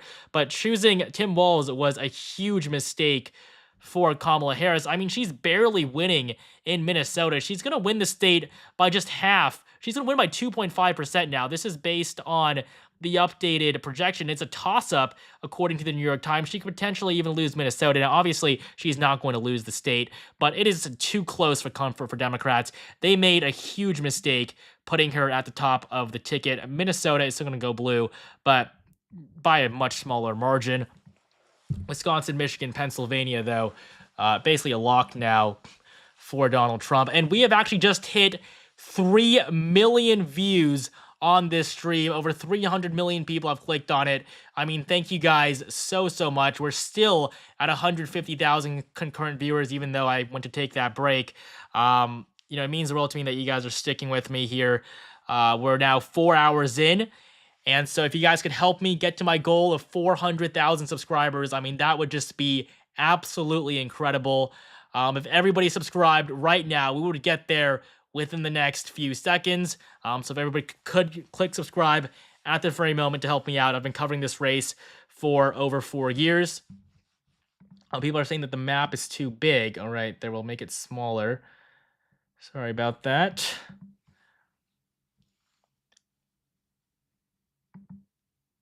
All right, anyways, continuing on here. In Oregon, we have 42% of results in. Kamala Harris at 59, Trump at 38. Pretty much the expected margin at this point. Troy Evans asks, why do I think Fox hasn't called North Carolina and Georgia yet? Or why do I think? Well, I mean, with the mainstream media, they have to be fully sure a lot more. Even though they know. I mean, if you look at the New York Times site here, I mean, it's a very likely Republican in Georgia. North Carolina's very likely Republican. And, they know that Trump is going to win these 2 states, but I guess they just like to be extra cautious. And I guess for me here, I mean, there's no point in me doing that. I just want to get you the information as quickly as possible because it's clear he's going to win North Carolina and Georgia. There's really no other way that this is going to happen. Gray Garden says, please read the super chat. Robert is watching and wants to see your future wants to be your future understudy. Please say hi, Robert. Well, hi, Robert. I'm glad you're enjoying the content. And I appreciate your support, Gray. And then Red Blue War says, I've watched you every day. Your analysis has been most accurate and consistent. Thank you. Yeah, I appreciate that. I'm glad you guys have been enjoying the content. Thank you, Tenacious Tom, for your super chat, as well as to you, Daniel.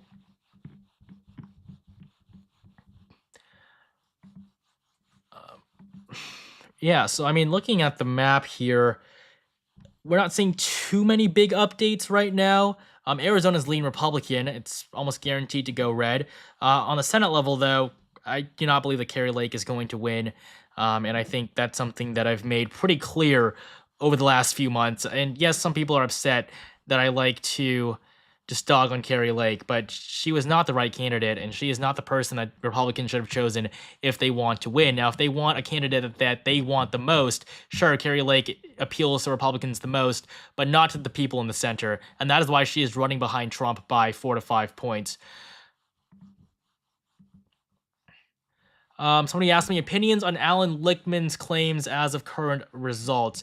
I mean, I knew he was going to be wrong this whole time. I mean, his whole scientific method, quote unquote, it was never scientific. I mean, it's just a random list of 14 keys and like whatever number it is. But I'm sure, he chose a good list of issues to focus on, and it's proven to be very accurate. I don't think his model has been bad, but he has just become so liberal. He's come out with live streams every single day talking about how Kamala Harris is going to win, how Kamala Harris needs to win, and it's become so clear that he just supports her so much that I think it's really impacted the way that he's interpreted his keys this time, even though he constantly likes to say that, he's not being influenced by his own personal beliefs. Mandingo says, I appreciate the clarity and balance. A big part of the issue is MSM. I really hope we rid ourselves of the lunacy. Bless you, my brother. Well, I appreciate your support and for the super chat. Minnesota, I mean, I think this is one of the big surprises. Minnesota and just how poorly Kamala Harris is doing. She is on track to win by 2.4%. I mean, just look at what's been happening. I mean, just look at 2016. Hillary Clinton wins Minnesota by 1.5%. I mean, that is really, I mean, that's small. That was bad. And this was pretty notably bad. But then in 2020, Joe Biden wins it by 7. Joe Biden with Kamala Harris as her running mate. Today, Tim Walz as Kamala Harris's running mate. He is, even with him on the ballot, Kamala Harris is winning Minnesota by just 2 points. I mean, it really couldn't get any worse for the vice president here. And I do believe, though, that this will be the end of the political career of Governor Tim Walz. He is never going to get chosen for something like this again.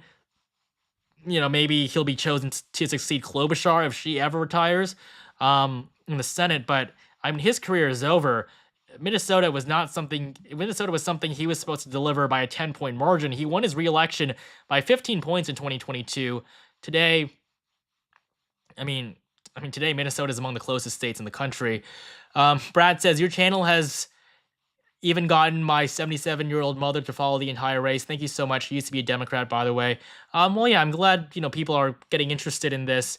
I try to present things in an interesting and digestible way, which was what I'm trying to do, which is what I've tried to do basically this entire time. Now, we do have more results from Maine. It's now likely Democratic. Kamala Harris at 53, New Hampshire as well. I will say that Minnesota, we probably will be able to call soon, but it is looking good for Trump. I think if you are in the Trump camp, you should be feeling extremely happy about where this is headed. Maybe not a victory, but I mean, still, it's good. Somebody said that the 400K banner is off by 1 pixel. Is it to the right or to the left? Because I personally cannot see it, but I will adjust that for you guys here. All right. Give me 1 second. I think that does it. Let me know if the 400K is now centered. Somebody asked if Pennsylvania is decided by now. Yeah, Pennsylvania, it's pretty much decided. I mean, 73% of the votes are in. I will expect to call the state before I end the stream, so it should be pretty soon. But yeah, I wouldn't expect it to take too long. Somebody wants me to check Georgia, North Carolina, Virginia, and Pennsylvania. So Georgia, it's a lock for Trump. He's won it. North Carolina, he's won it. Virginia, Kamala Harris is going to win it. It's not going to be by a big margin. It's actually incredibly small. 4.7% is the projected margin. Kind of embarrassing, honestly. She's going to do worse than Hillary Clinton in the state. And then Pennsylvania, Trump leads by 3. He's probably going to come out on top by around 1 to 2. And so, yeah, if I missed your chat, I'm really sorry. I'm trying to get through all of them. Somebody asked, thank you for keeping me sane in spite of the madness here in Seattle. Good, pragmatic reporting. Yeah, I appreciate that. Taylor Daniel says, what will you be covering after the election? I'm new to the channel since this election started. I would say definitely just focusing on the midterms 2026. We have a lot of big races there. And then, of course, 2028 as well.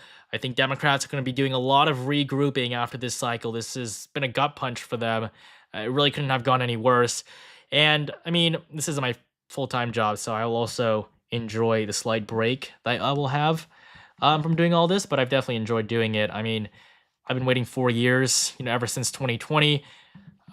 We put out hundreds of videos for 2020 and now 2024.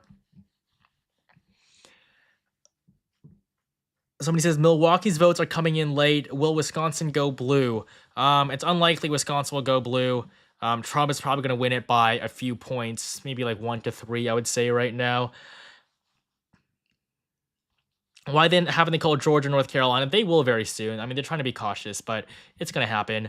Somebody asked what's going on in Nevada. Nevada just is slow. They're always slow, so you're just going to have to wait. But it seems like there's no way Trump is going to lose it. Daniel says, my favorite channel for accurate elections forecasting and reporting information, my go-to place for political races. I mean, yeah, that's awesome to hear. I'm glad that, I'm able to be a source that, that you guys trust and look to. But we are now just 47 minutes away from the next poll closing at 12 a.m. Eastern time. It will no longer be the 5th, but it will actually be the 6th of November. And so this is pretty big. We're now on the next day, and we're getting close around the time when Trump was projected the winner against Hillary Clinton in 2016. And the same thing could happen now with Kamala Harris. I mean, we've heard reports that they're drafting her campaign speech, her concession speech. She's probably going to give a call pretty soon. It's pretty clear the direction that this is headed in. James asks, do you think JD Vance will run in 2028? I mean, I'm sure, he will try. I'm sure he has that ambition. And I think he will do well. I think at the beginning, a lot of Republicans doubted him. Personally, I was more in favor of Glenn Youngkin. I think he appealed a lot more to moderates. But I think JD Vance, with that debate performance, he really changed a lot of people's minds. And so he went from being somebody people thought that Trump made a mistake in choosing to probably being the front runner now for the 2028 nomination. It is not going to be Ron DeSantis. I mean, DeSantis is popular. He's done well in Florida. But I mean, after challenging Trump, he's going to lose support there. And just add on the fact that his 2024 campaign was pretty abysmal. I think that JD Vance is poised to become the next Republican nominee. But of course, I mean, things like that can change all the time.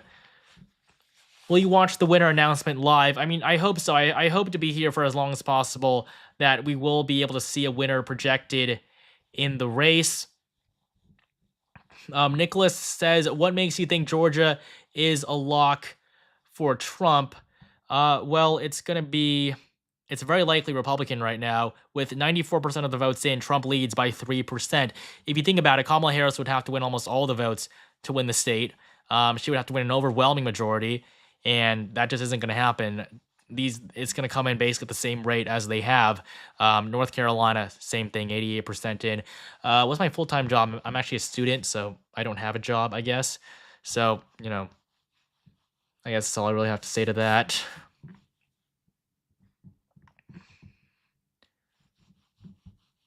Somebody says nobody cares about one pixel except that one OCD dude. Yeah, I mean, I guess just on my other monitor I couldn't notice, but we're now approaching 359. We're 41,000 subscribers away from our goal of 400,000. So if you guys could all hit that subscribe button right now, that would mean the absolute world to me. I'm going to be here for as long as possible. So, I guess, there's a lot more time for us to get to that goal, but I'm going to be here until we have a winner because I do think that we will. It'll take a long time, I believe, but I'm going to stay with you guys here until the very end. And we've been doing this for 4 years. I'm not just about to give up now. Somebody said, is this going to be closer than 2020? No, this election is not going to be closer than 2020. Right now, Trump is not only on track to win more electoral votes than Joe Biden won in 2020, but he's also on track to win by larger margins. If you look at the 2020 map, Joe Biden won the election because he carried Wisconsin, Georgia, and Arizona. If he lost these 3 states, all states he won by less than 3/4 of a percentage point, he would have lost the election entirely. Today, Trump is going to win Georgia, Arizona, and North Carolina by at least 2 to 3 points. He's also probably going to win Wisconsin, Michigan, and Pennsylvania by 1 percentage point or more. So it's not going to be closer than it was in 2020. It'll be similar, but there is a clear shift to the right across the country. Donald Trump is performing much better than he did last time in every single state. There's really no state so far that Kamala Harris has outperformed the incumbent president in. And I think part of Joe Biden will be happy because he does have a big ego, and he will, say that I told you so to all the Democrats. But of course, this is bad for his legacy as his vice president couldn't get elected after him. Somebody said, you're much more reasonable than Let's Talk Elections. I mean, yeah, I think it's pretty clear that he's been catering to the Democrats. He wouldn't have it any other way. I guess we can actually pull up his final prediction just for fun to see here. Comparing it to what we're seeing right now. I mean, I'll pull up my prediction first. I made it pretty clear that Wisconsin and Michigan were pure toss-ups. I gave it to Kamala Harris by a very small margin. I think I actually have a forecast from 5 days ago that I can find for you guys. I think this one's actually going to turn out to be incredibly accurate.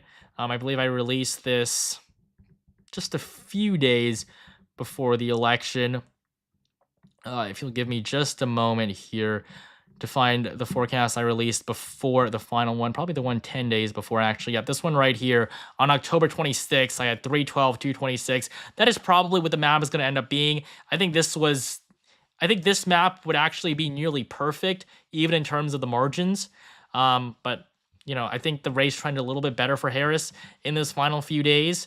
But I mean, we were still always pretty confident in that Trump victory at the very minimum. Hey guys. And, I mean, yeah, I guess I do want to look now at Let's Talk Elections final prediction, just out of pure interest. Yeah, give me 1 second just to pull it up. I believe here it is. His final Senate prediction. I think this is going to end up not being as bad. I think his Senate prediction wasn't as terrible. He had basically Republicans at 52. He did have the GOP winning North Carolina, or winning Ohio along with Montana. And then for the presidency, this was his map, 292, 246. He's just going to be totally wrong here. Somebody said, how many subs did you have at the start of the night? Your channel is great. Say Ethan Smells, my watch party. I mean, Ethan Smells. And I guess his prediction stinks as well. But at the start of the stream, we were at 286 or 287, I believe was the number. So, I mean, the support tonight has just been incredible. North Carolina has been called by the mainstream media, I hear. Isaac Lightning, thank you so much for your super chat. 2020 happened until a state has been called. Anything can happen. I definitely agree with that. Lewis, thank you for the support as well. Yes, North Carolina is now called. The New York Times, North Carolina projected to win a Donald Trump. Georgia will be called very, very soon as well. Now, the reason why we aren't able to call the remaining races, if I pull them up here right now, I guess I can explain to you why there is this slight stall.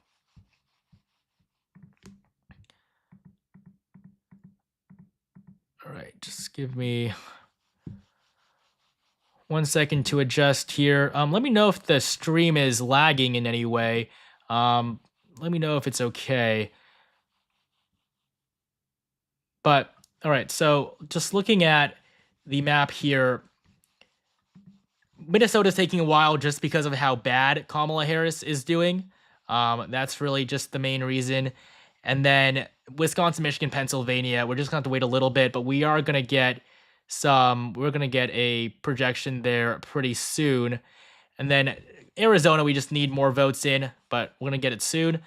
And then Nevada, they're just gonna take a long time to count. So really, when it comes to these 6 states that remain, we know that Trump is probably gonna win 5 of them. It's only Minnesota where Kamala Harris is on track to win. But just as of right now, we just can't call them yet. Just I guess if the most unlikely scenario happens, we wouldn't want to be wrong. But at this point, I can tell you that it's pretty likely Trump is going to win them. I'd be incredibly surprised if he didn't. The New York Times currently has it at 230, 179. My map is 248, 212. The New York Times will update to basically fit mine pretty soon. But we're now just 38 minutes away from the next poll closing. Pretty close to it now, so we might as well actually update the Senate map at this point. The Senate elections are going to be pretty surprising as well. Republicans are doing incredible, by the way. John says, send a goal image that is a little more specific to your X email. Great job. Never take sponsors. All right, thank you. I'll make sure to take a look at that. But we'll look at the Senate races first right now. Virginia just got called for Tim Kaine. He's going to defeat Hung Cao. He's ahead by 6 points. He's probably going to win by around 8. I mean, that's a weak margin for Tim Kaine. Definitely disappointing for the Democrats there. Has Amy Klobuchar's race been called? No, but Amy Klobuchar is probably going to win in Minnesota. She is performing a lot better than Kamala Harris. I wouldn't be worried about her there. Texas has been called. Nebraska, Deb Fischer is still behind, but she will come out with a victory. But we do, of course, have these Senate races out west. Washington, California, solid blue. Utah, solid red. And then in Montana, with 6% of the votes in, Tim Sheehy, it does look like he is on track to defeat incumbent Senator Jon Tester. This is another flip for Republicans. Sheehy has an 89% chance of winning. This has been a terrible night for Democrats. Looking at the latest numbers here, this is actually really surprising. We might see Republicans win Wisconsin, Michigan, and Pennsylvania. I mean, that would be unprecedented. I don't think anyone could have predicted that.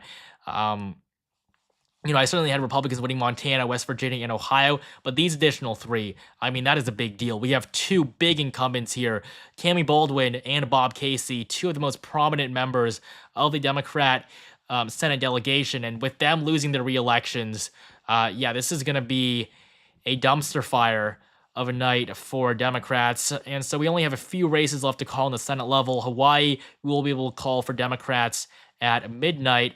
But with the rest of the map on the presidential level here, we're just waiting for some more results to come in before we can be sure and make these projections.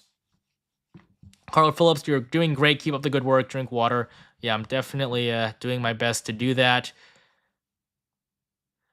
Stevie says, can you check the House? It's not looking good. I mean, the House was always going to be difficult, but I will say that considering just how well Trump is doing right now, I think Republicans will take back or will hold on to the House. I think Mike Johnson's going to get another term as the Speaker.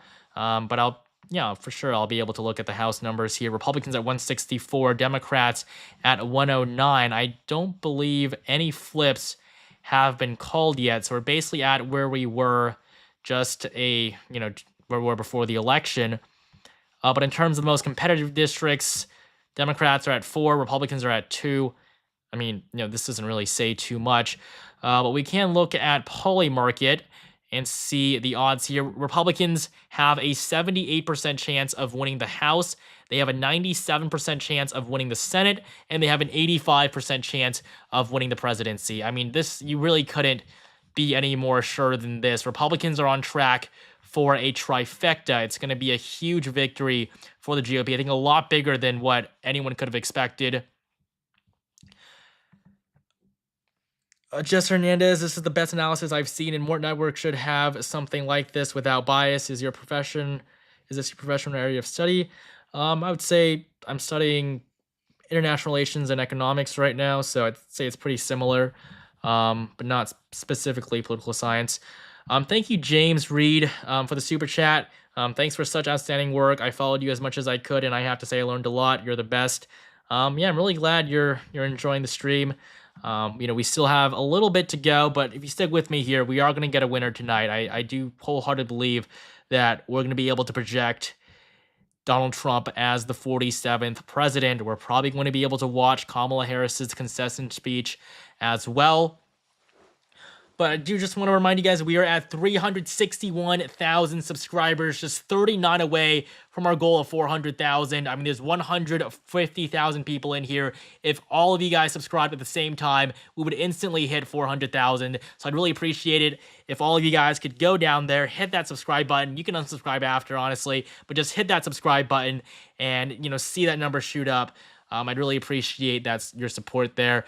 Alex says, thanks for your coverage. It is way better than everyone else's. My friend Drew Peacock just joined the stream and wanted to give him a shout out. Shout out to you, Drew Peacock.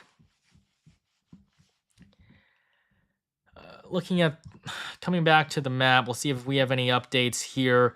Pennsylvania, 77%, Trump leads by 3. Michigan, 35%, Trump leads by 6. Wisconsin, 68%, Trump leads by 3. So it's clear Trump is going to win these 3 states. And then in the Senate, it's going to be a little bit closer. But, it's definitely going to be a big victory for the former president. Arizona, we're stuck at 53%. I'm hoping that we get a little bit more from there in the next few minutes. Georgia is going to be called very, very soon. Nevada, nothing there yet. Nevada is just the slowest counting state in world history. It really couldn't be any slower.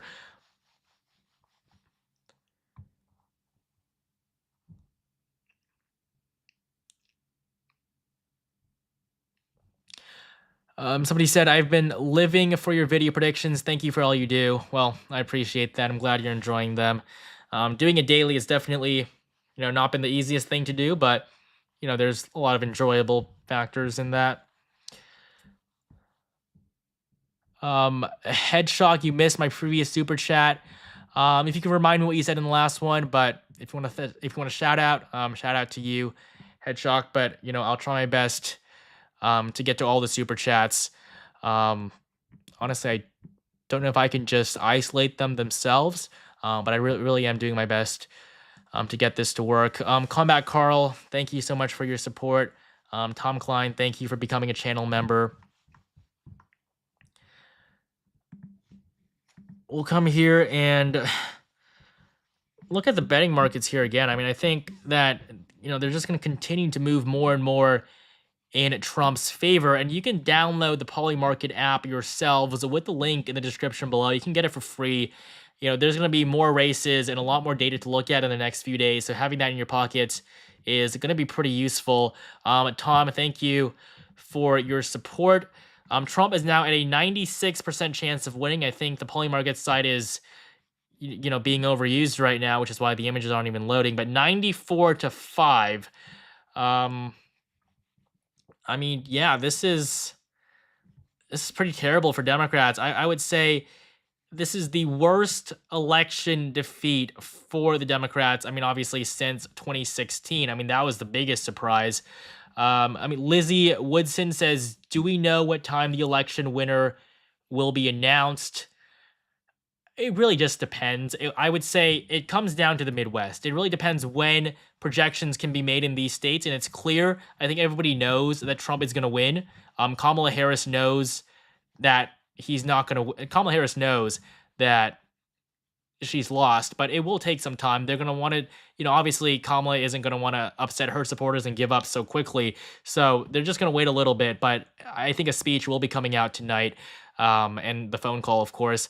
Edgar Medina, you want me to say your name? So big shout out to you. Thank you for the support. J.A., shout out to my friend Tyler Savely.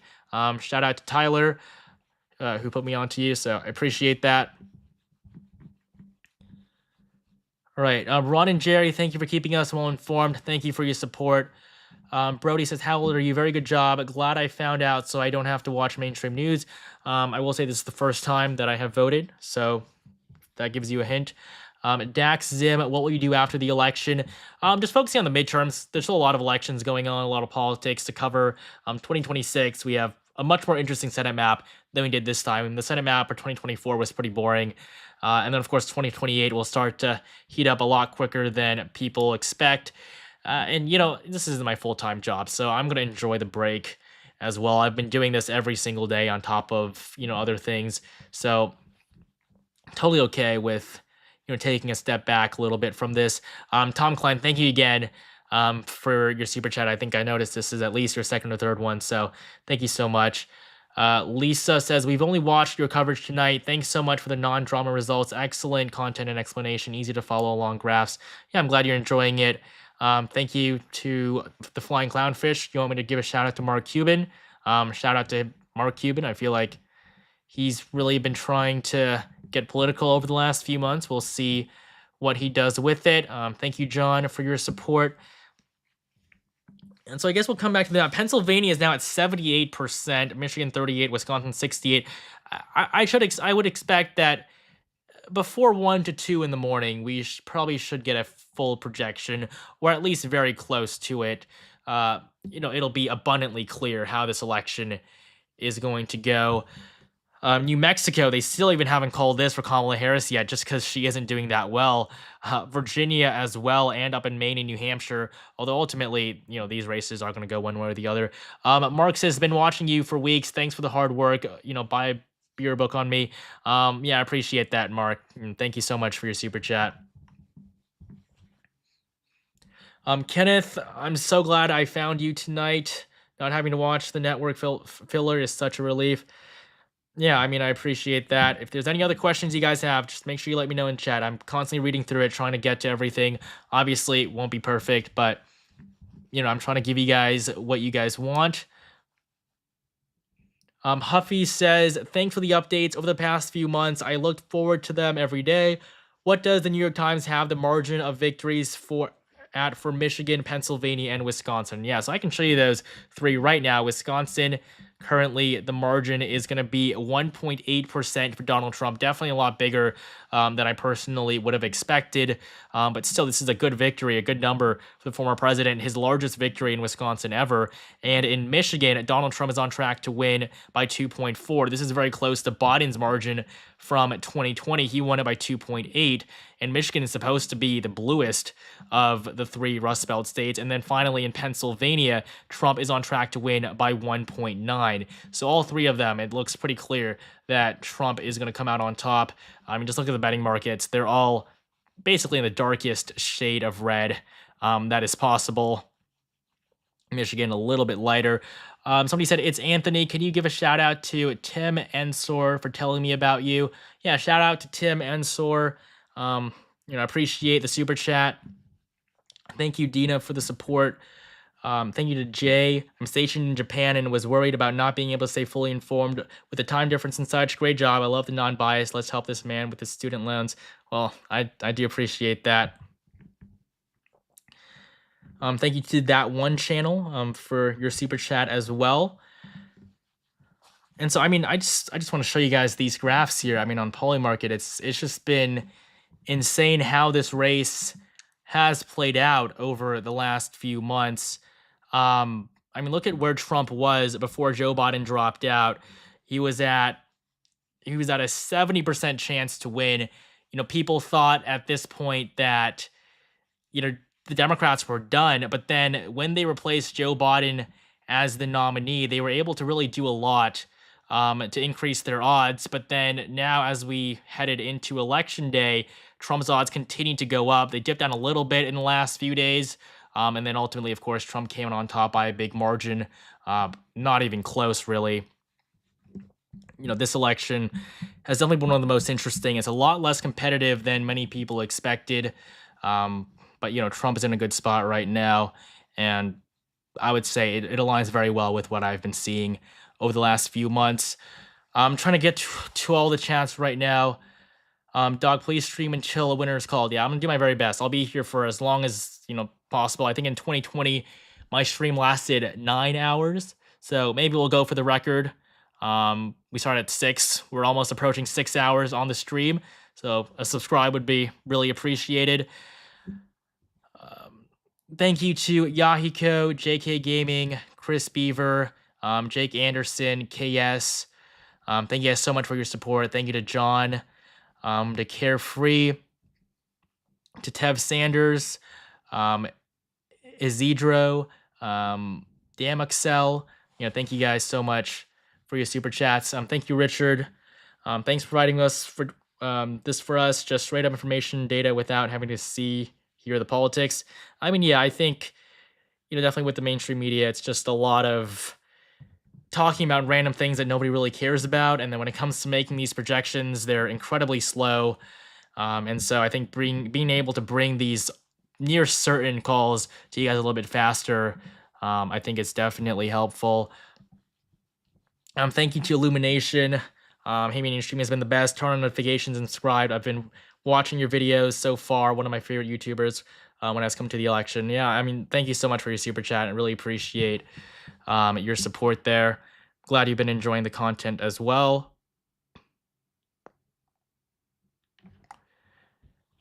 Thank you to Drew Balls Gaming for your super chat as well. We're just gonna continue here. We do have a big drop now from Minnesota. Actually, we haven't had too many big updates over the last hour or so, but we do have a big update in Minnesota. Kamala Harris has retaken the lead. We have a big drop from Hennepin County, which is where Minneapolis is located. So basically from this point, Kamala Harris's lead has peaked. She's only going to go down further and further from here. So Minnesota is going to be lean for Harris ultimately. She's on track to win by 3.7. It's not a good margin at all, but it does seem like we're getting close to a call there. Batman Forever, thank you so much for your support. Best coverage, no bashing or bias. Thank you for a pleasurable election night. I mean, yeah, I really appreciate that. I'm really glad that you've enjoyed the content. I will say Republicans have done surprisingly well in these Senate races. I did not make projections for Pennsylvania, Michigan, or Wisconsin. I did not think that Republicans were going to win these three races, but it does seem that I knew they were going to be close. That's why I had them as lean. But I will say they outperformed my expectations by a few percentage points. It seems that Republicans are going to win 55 seats in the Senate. I mean, that is the largest they've had since right after Obama won in 2008 in those midterms, 2014.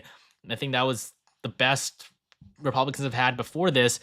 Go back to just looking at the Senate history, going back to 2014, Republicans were at 54. So Republicans are going to have a larger majority after today than they had in 2014, which was a huge blue wave midterm for the GOP.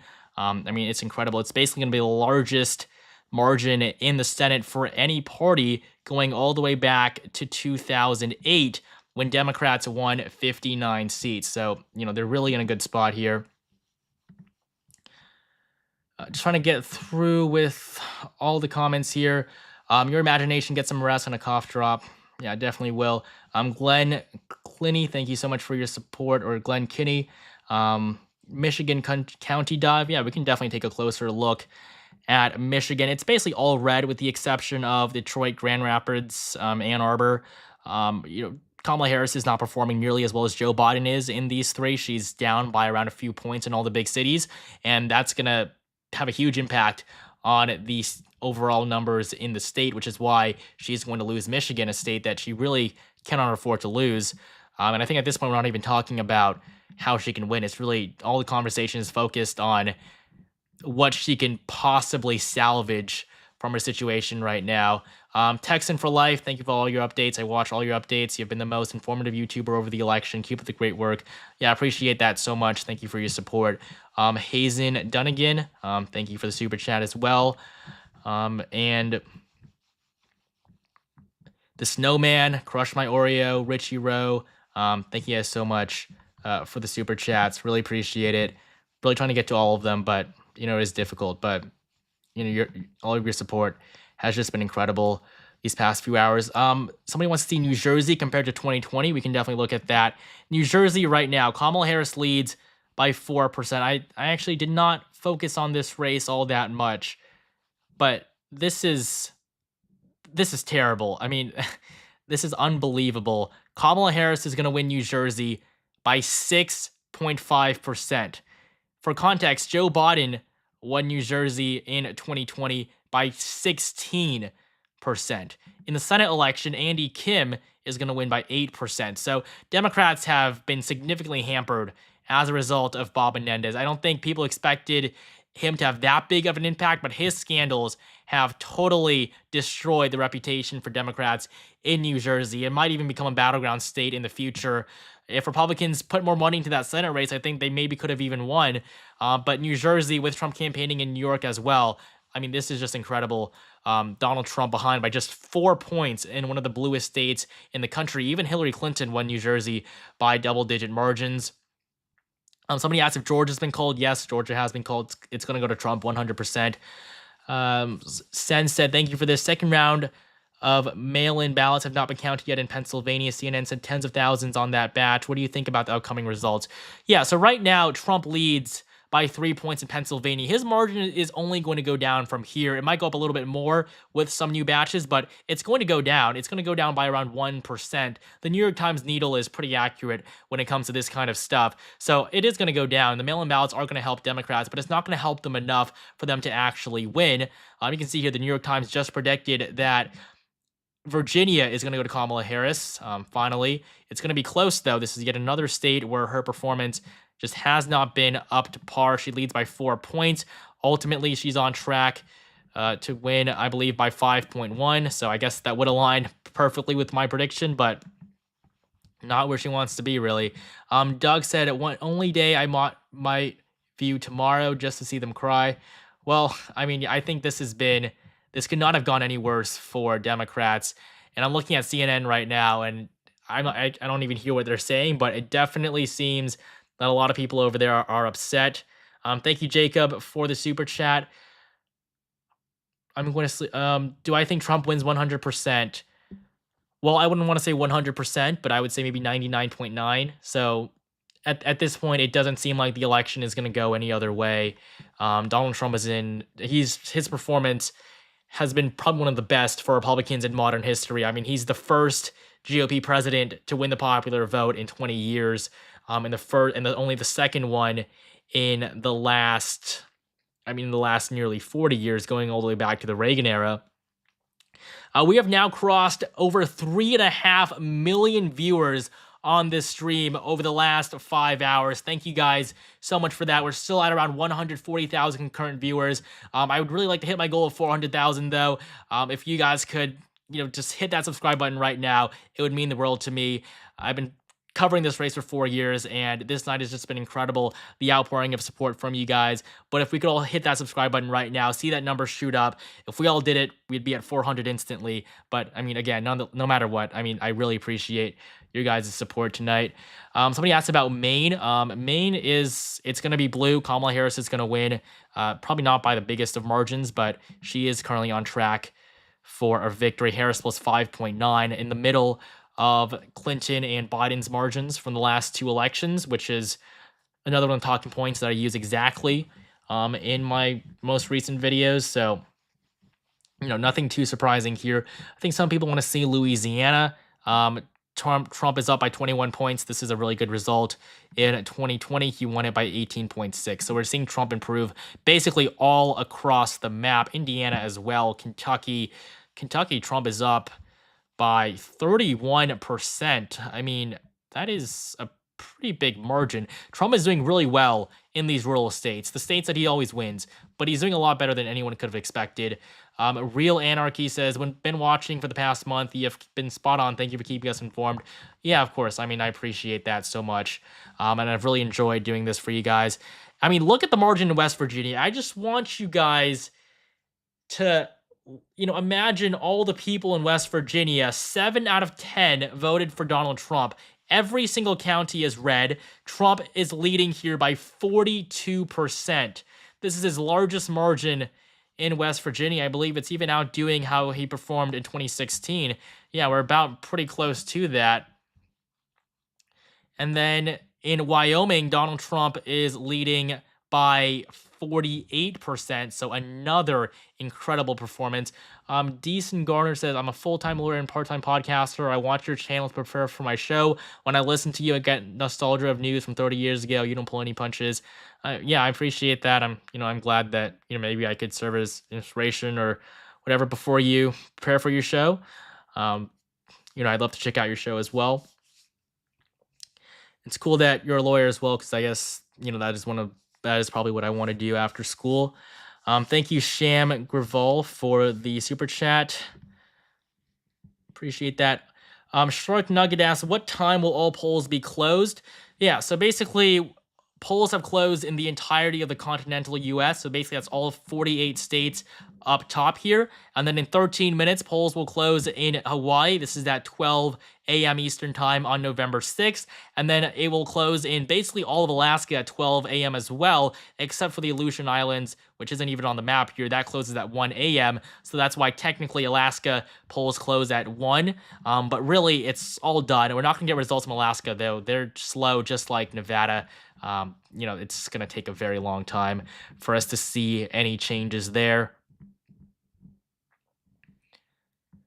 Chase says, I love how important I felt living in North Carolina. Yeah, I mean, living in swing states, I think is very different because you actually get the attention from the candidates. I mean, California, you'll get nothing. Here in Washington, D.C., you only get something whenever Kamala Harris is doing something that she wants to do nearby. Cooper says, if Trump wins Pennsylvania, does he win the election regardless of the other states? Yes, because right now there are some states that haven't been called yet, but we all know how they're going to go. So if you only leave the 7 battleground states, all of the other states are going to vote the way I have it on this map. They're not going to change. That simply isn't going to happen. But Donald Trump has already won Georgia and North Carolina. Some networks haven't called Georgia yet, though, but it's 100% he's won the state. And so all he needs is Pennsylvania, and he'll be at 270. We can basically end it there. But as of right now, it seems that he is going to win every single swing state. It does seem that he's going to come out on top with 312 electoral votes to Kamala Harris's 226. And again, 226 electoral votes for Kamala Harris. That would be the single worst performance for any Democratic nominee since 1988. That was when Michael Dukakis was on the ticket against George H.W. Bush. So that was a very different time. You would have to go all the way back 40 years for the last time that Republicans did so poorly, that Democrats did so poorly. But one other thing I would say here is that for somehow the Midwest is going to keep its streak of voting for the same candidate in every single election. Since 1992, they've all gone to the same person, and somehow in 2024, they will continue that streak, but in favor of Trump. He's so far in the last 30 years, he's been the only Republican nominee to be able to win Wisconsin, Michigan, or Pennsylvania. How does New York look compared to the last few elections? Yeah, we can definitely take a look at New York here for you guys. 56-44. This is terrible. This is a likely margin.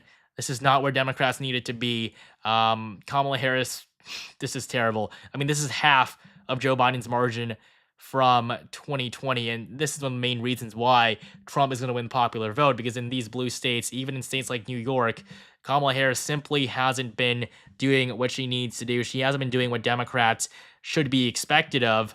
And so, yeah, it's just not looking like it's a good night if you're on the left. While I think the issue for Democrats is that, they won in 2020. They won a trifecta, but they simply haven't done what people have wanted them to do. People are not happy with what they have done. I'm not saying that Republicans are going to magically do a lot better, but, Democrats simply haven't been responding to what people wanted. They forced Joe Biden down their throats when nobody really wanted him to run for re-election, and then they finally changed their minds when they realized that it would be impossible.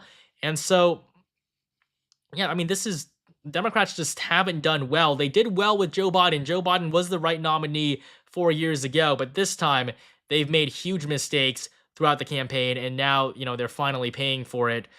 Donald Trump is going to be reelected to a second non-consecutive term.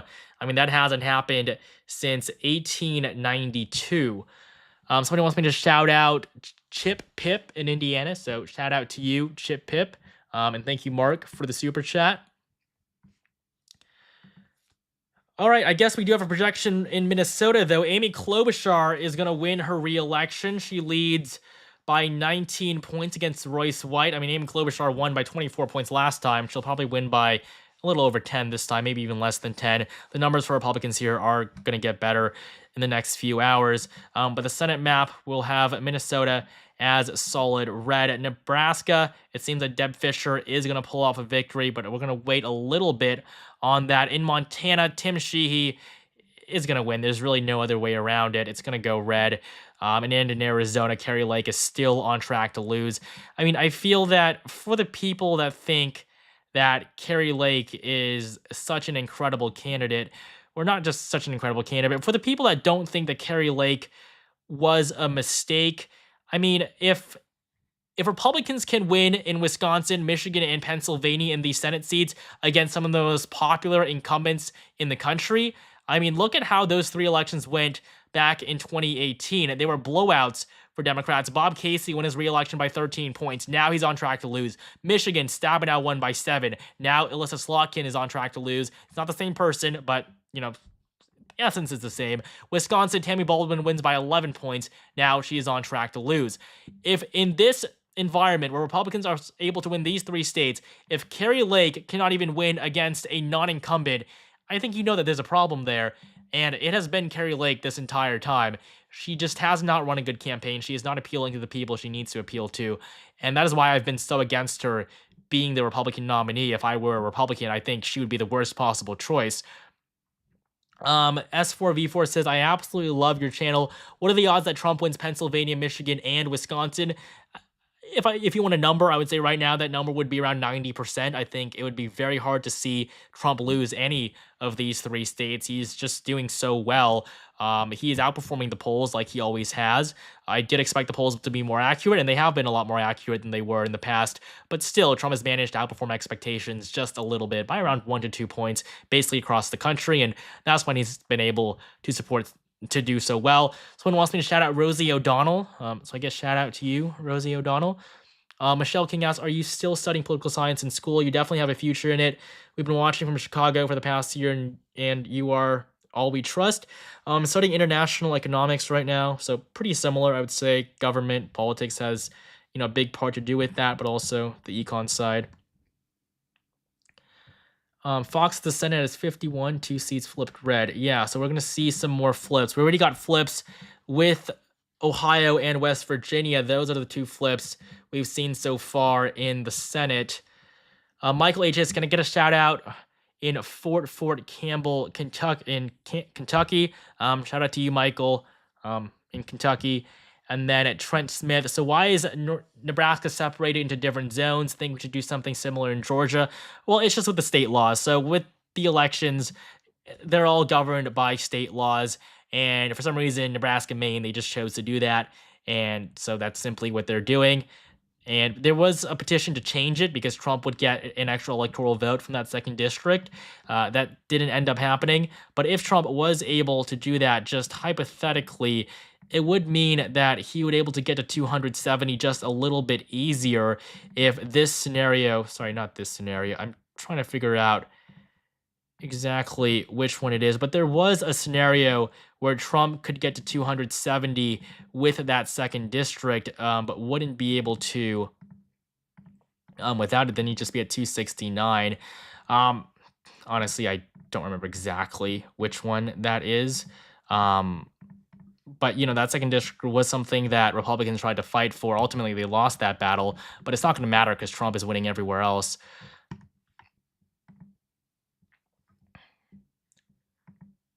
All right. What battlegrounds can Trump afford to lose? This question asked by Dylan. Yeah, so right now we already have Trump winning Georgia and North Carolina. He can afford to lose Nevada, Arizona, Wisconsin, and Michigan. So he can afford to lose all 3 of these.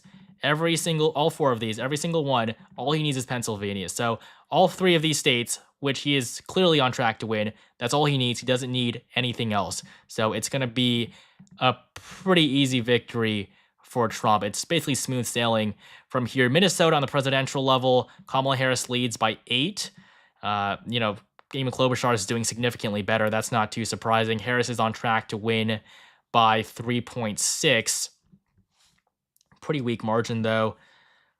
Yeah, I mean, this is not what she could have hoped for. CNN is just doing some projections. They're finally projecting Nebraska to go to Donald Trump. Yeah, CNN has just been so behind this entire night. I feel like as I've been watching it, that's pretty much the only thing I've been noticing. We still do not have results out of Nevada yet, though. But I mean, I guess that's just something that, well, that's just something that we just have to get used to. Although I think at this point, Nevada is looking very good for Republicans. I mean, looking at the betting markets, Trump has a 79% chance of winning. But in the end of the day, though, it's not going to matter. Nevada is not going to change the result. Robert says, your neighbor from the Great White North watching here. Thank you for keeping this election focused on the numbers and not opinions. Great content. Congratulations from the Republicans in Canada. Yeah, I appreciate it. I appreciate you supporting me all the way from Canada. I was actually born in Canada, so I have Canadian citizenship. So it's pretty cool. Republicans right now are at Democrats right now are at just a 3.4% chance of winning. I mean, it really couldn't be any lower. I mean, look at this map. Look at Wisconsin, Michigan, and Pennsylvania, all in the darkest shade of red. I don't think anyone would have expected this just a few days ago. Trevor wants me to shout out my gay friend Trevor, so I guess shout out to you, Trevor. Thank you for the super chat. Are you going to make a video about the results after the election? Yes, I'll definitely be comparing, my prediction, the ultimate results, talking about what happened, because I think Democrats have a lot of work to do. They haven't been in this bad of a position. I wouldn't even say 2016 was as bad as 2024 is right now. I would say Democrats in general, in terms of being able to rebuild and come back, they haven't been in as poor of a position as they're in right now. Going all the way back to the Reagan era, I mean 1984, I guess I can just show you the map here. 1984, this was probably the last time that Democrats were in this bad of a position. Now, obviously, this is a big victory for Republicans here, but the country was also a lot less polarized, so getting something like this was easier. I would say that today, even compared to 2016, Democrats, they really don't know what they're going to do now at this point, because Kamala Harris didn't just barely lose. It's not like she got unlucky. Maybe if she held one more campaign event in Pennsylvania, she could have won. I mean, she lost it, and it just wasn't even close. And so with them losing their Democratic senators in Wisconsin, Michigan, and Pennsylvania, it's basically impossible for them to win the Senate at any point. Trump's probably going to hold on to a trifecta throughout the entirety of his second term. This means that he'll be able to get whatever he wants done for the next few years. They'll have they might even be able to, get Democrats on their side. They only need 5 now if they're at 55. It's just not going to be close at all. Yeah, I think Trump has really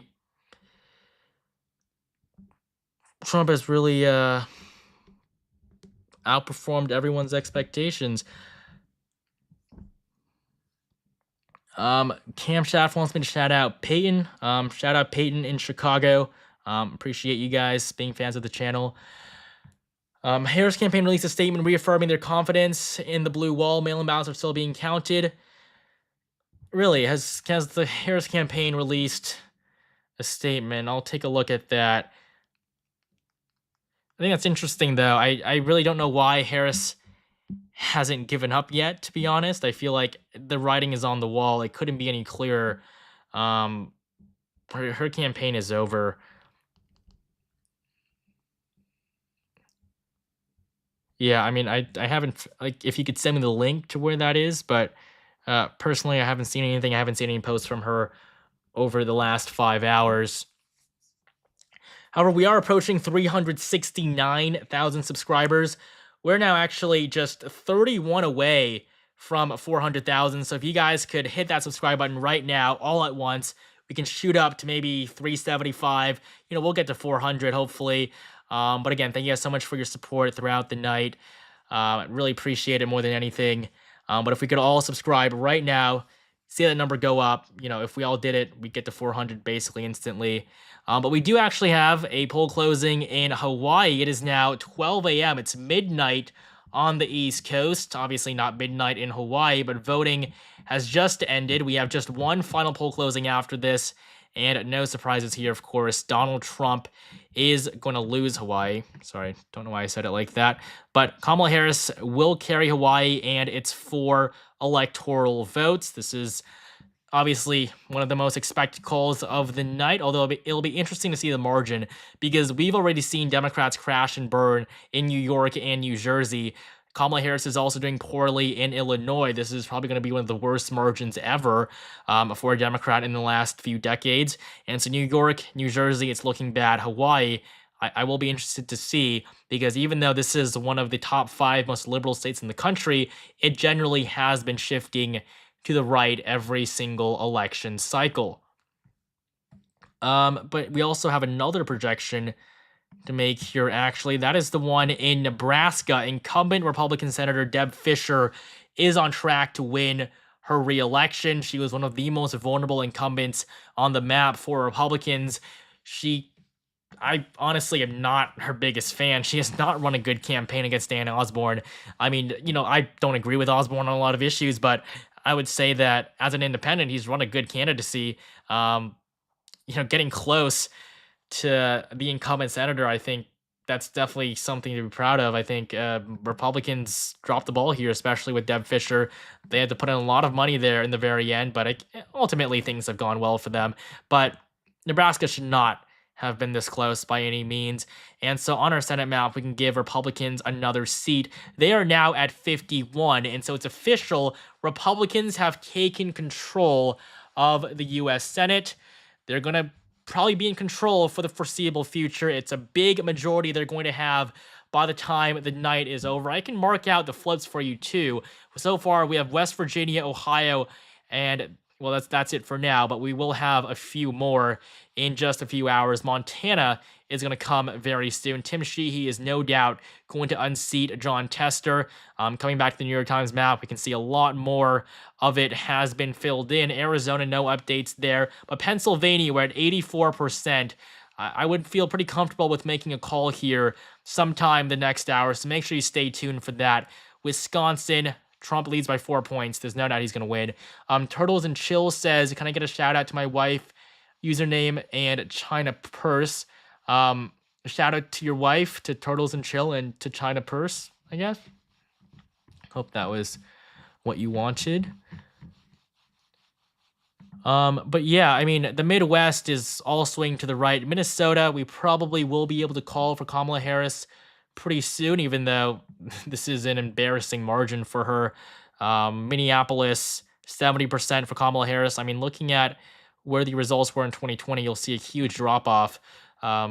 This isn't Tim Walz' home state, so Tim Walz is probably just going to have to hide now in Minnesota for the rest of his term. I think, yeah, he's really let Democrats down. In a poly market, some people want me to check the odds there. 3.4%. Yeah, I mean, Michigan is now solid red, Arizona solid red, and Nevada solid red. Every single swing state, Trump has a 90% chance or more of winning. And even though the odds can be wrong, they go up and down. But if they go up to 90, it's almost guaranteed that something is going to happen. And when all of them are at 90, I mean, you know that we're not going to see a scenario where most of them are wrong. At most, one can be. Randy Jamerson says, what is the holdup on Georgia being called? And will PA get beyond 84% vote count tonight, or are they having issues? Pennsylvania, I'm not exactly sure, but they're at 85 now, so I guess they are still counting. But I do think we'll have enough where we will be able to make either an unofficial or an official projection, hopefully an official projection. And I would expect, I think by the end of the night, it'll be clear who wins. Even if Kamala Harris refuses to concede tonight, even if she wants to call tomorrow, it'll be clear that she lost the election. I think it's clear even now that she's lost the election. We just have to make sure a little bit more. But with Georgia, I'm really not sure why Georgia is taking so long. Trump leads by 3%. I mean, there's they're only less than 5% of the votes in. Even if all the votes from now on went to Kamala Harris, she would barely win, and obviously that would never happen. So Georgia is a red state. They're just going to take a little bit longer, but I would expect a Georgia call in the next few hours. Jackson Fox, you've maintained amazing energy and clarity of communication this election. I'm impressed. Good facts, low fluffy, genuine enthusiasm. Cheers. Yeah, thank you so much for the support and for the super chat. I'm trying to get to all the questions here, so if I didn't get to it, I apologize, but I really am doing my best. Thank you, Jane, for the super chat. Igor says, why is it delayed? Trump has 247 right now. Well, I have it at 248 on my map, but pretty much the same, really.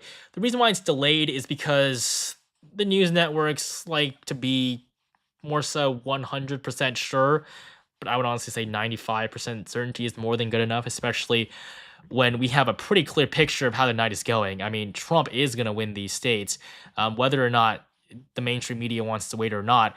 New Mexico, clearly Kamala Harris is going to win there. New Hampshire, Maine, they're going to be blue. Georgia's red. Minnesota, we're going to call pretty soon. 55% of votes in. Tank of Tanks says, watching from Canada, love what you're doing and with such high energy. Hopefully, even though you're an American-based polling channel, you cover the Canadian elections too. I might say there are definitely some interesting races there. I mean, pretty much a landslide expected. I think next year is your election, so the landslide for Polyev I think will be interesting to see. Trent says, which state did you say Trump needed to win 100%? The election in your final video, did he win it? What state did you think Trump needed to win?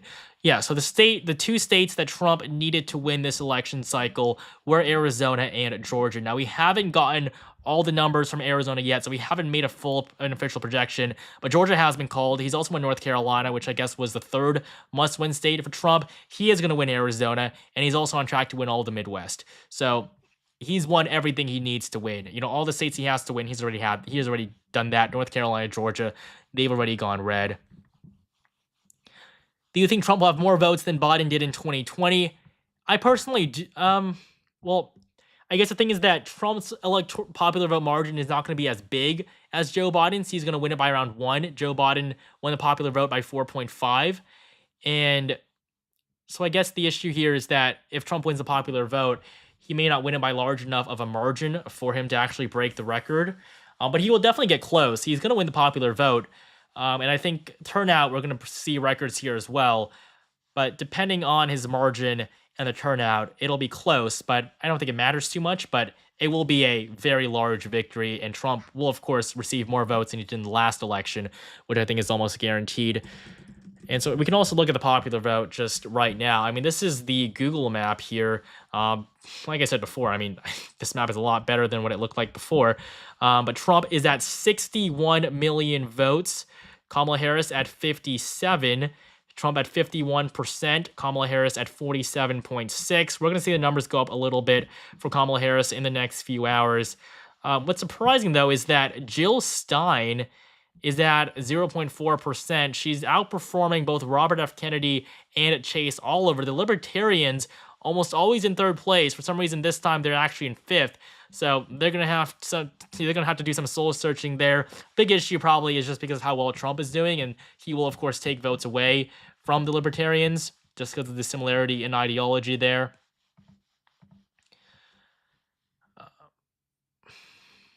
All right, and then going back to the map, we're going to prepare to call Minnesota pretty soon. I think I'll make sure that we can do that in the next few minutes. And then in 50 minutes, we have our final poll closing of the night. That, of course, is the one in Alaska. After that, there's just going to be nothing. Alaska is going to be the last one, and then we'll be able to see the results come in from every single state. And pretty soon after that, we should have a winner. I will very likely project a winner tonight, and hopefully we'll get to see a concession speech from Kamala Harris. Hopefully we'll get to hear about the call that is made.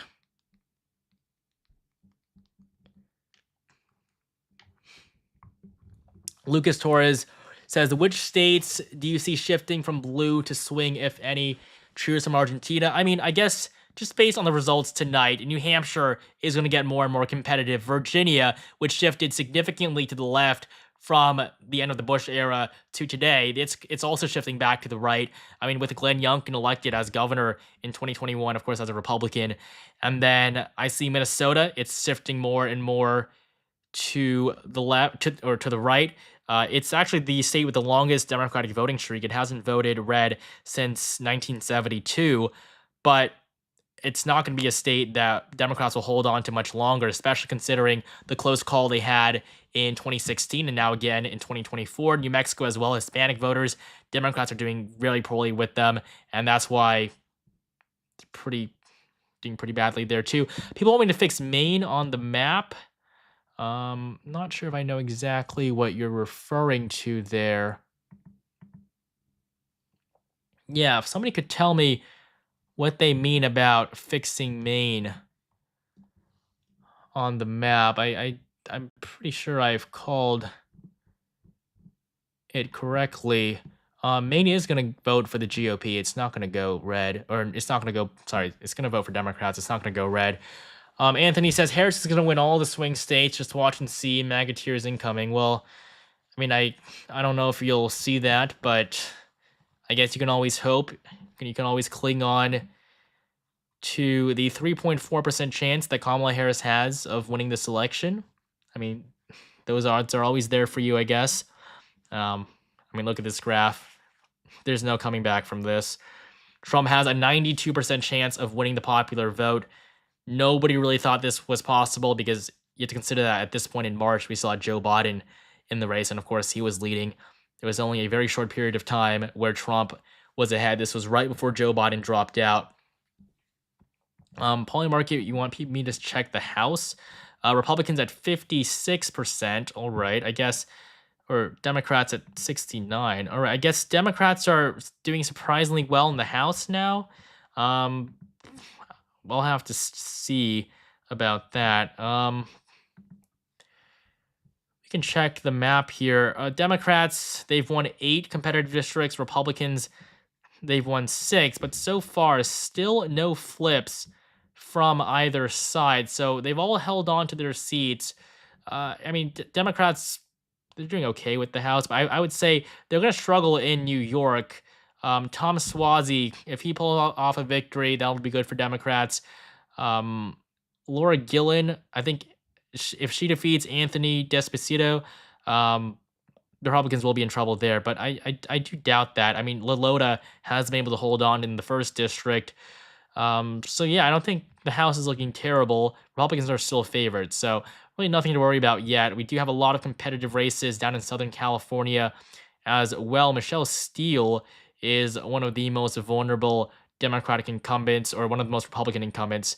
So she's gonna be in a close race there, but really, I don't think there's too much to worry about at this point. It's still 50-50. And of course, coming into this, almost everyone thought that Democrats were going to win back the House. And in some part, they do kind of deserve to win back the House just because of the mess that Republicans have made of it with Kevin McCarthy and now Mike Johnson. They really need to get their act together, especially those on the far right. Ethan says, do you believe there will be a concession tonight? News outlets saying final count to Rust Belt states won't be counted completely. I'm staying out with you regardless. I mean, I guess maybe Kamala Harris will want to get a night's sleep after the huge disappointment this has been. But she will know that she's lost. I mean, she knows that she's lost right now. But in terms of getting the call, in terms of making the call to Trump and doing the whole concession speech, we're really just going to have to see. Not fully sure on that. It just depends if they count faster though. I guess it depends on the news. So the news is definitely going to call Georgia tonight. There's no doubt about that. If they can call Pennsylvania tonight, then yes, there likely will be a concession speech. But if the news outlets don't project a winner yet, Kamala Harris will be a lot more hesitant to come out and do that. Or it could just be Wisconsin. It really could be any of them.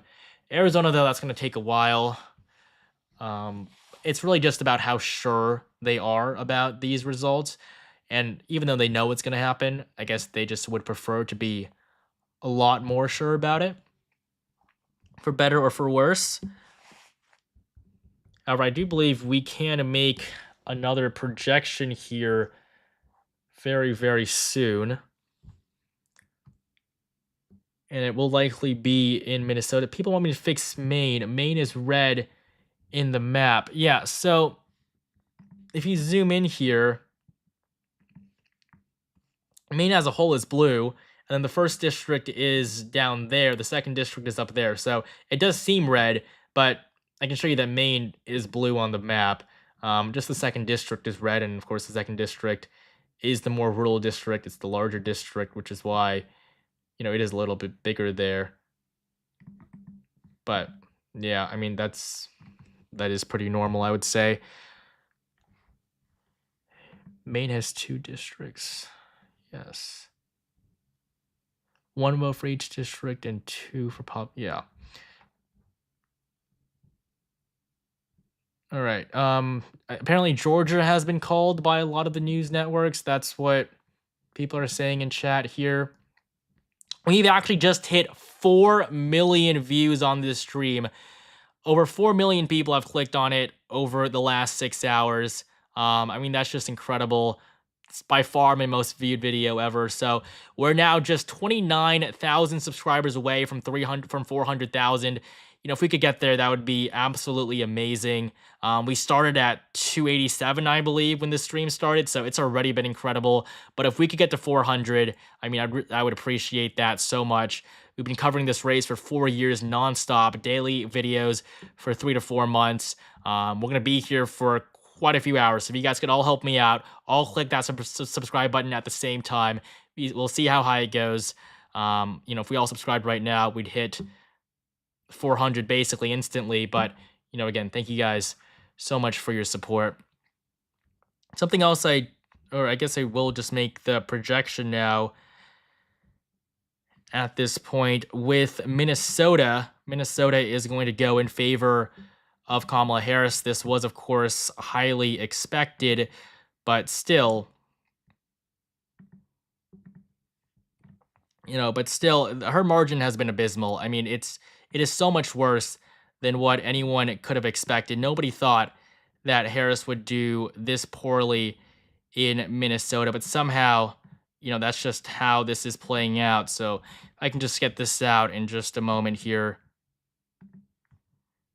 Minnesota is going to go in favor of Kamala Harris. 10 electoral votes for the vice president. She's going to win Tim Walz' home state. It's going to be close, but she will come out on top. I mean, Tim Walz has, I guess, proven to be quite a useless running mate. He absolutely has not done what he needed to do. He's been a huge disappointment. And I think for a long time, Democrats are going to question his choice because he was not even talked about as a contender until the very end. We all thought that it was going to be Josh Shapiro for a super long time. I mean, him being a Jew was a big reason why he wasn't able to win it. So, I mean, yeah, there were just huge issues there. But ultimately, Harris is still going to win Minnesota.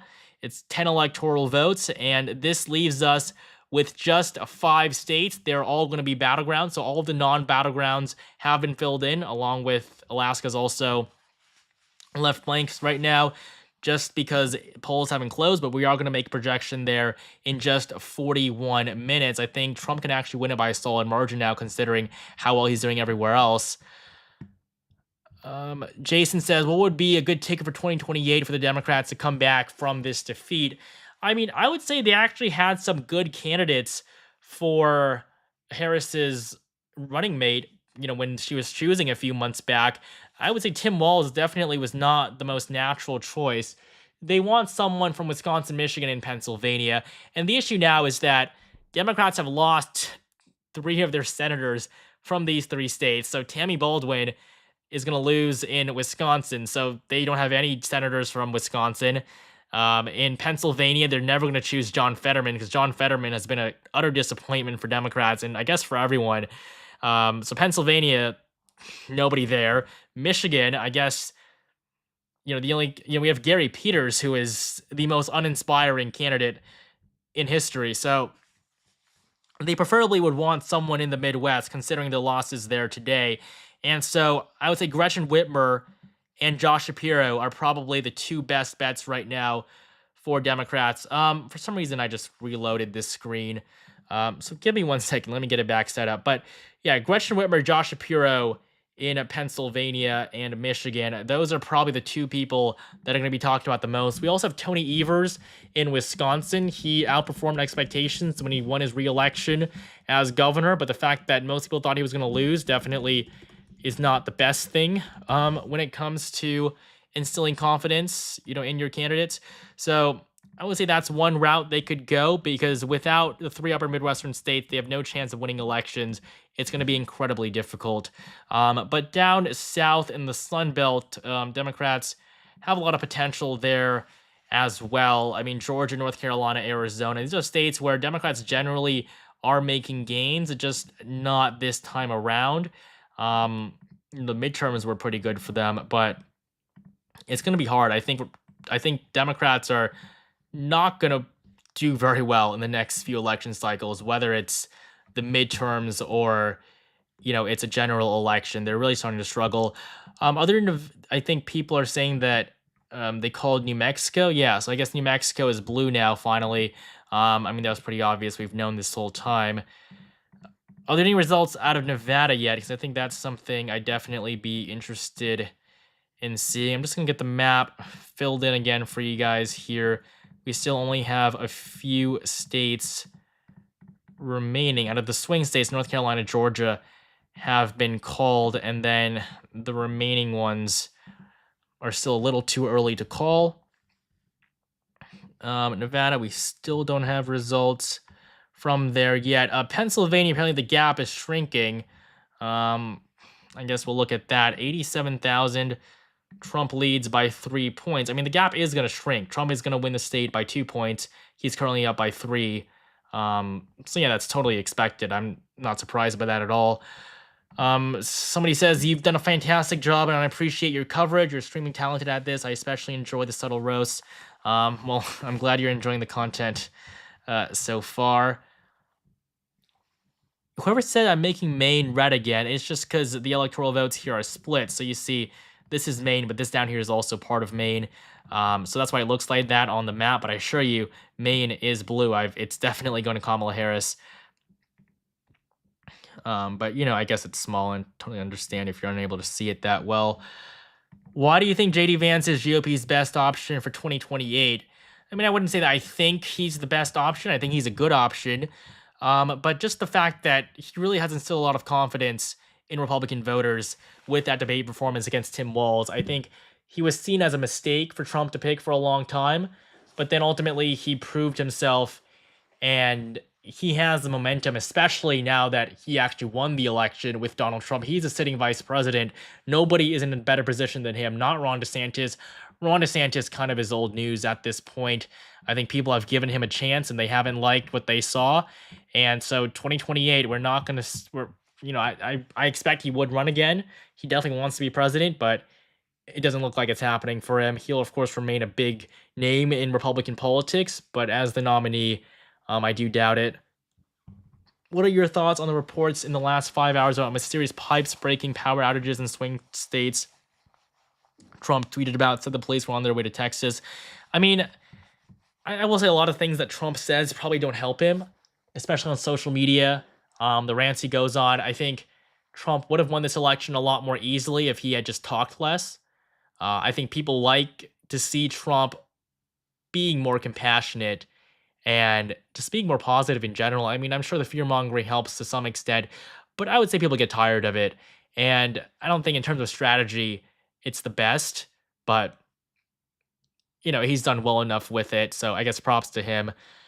Joss Madrid said, what content are you making after the election? I mean, just focusing on the midterms, 2026, as well as 2028, which is, going to come by a lot faster than you may think, even though we still don't even know for sure who's won 2024 yet, although we do have an incredibly good idea.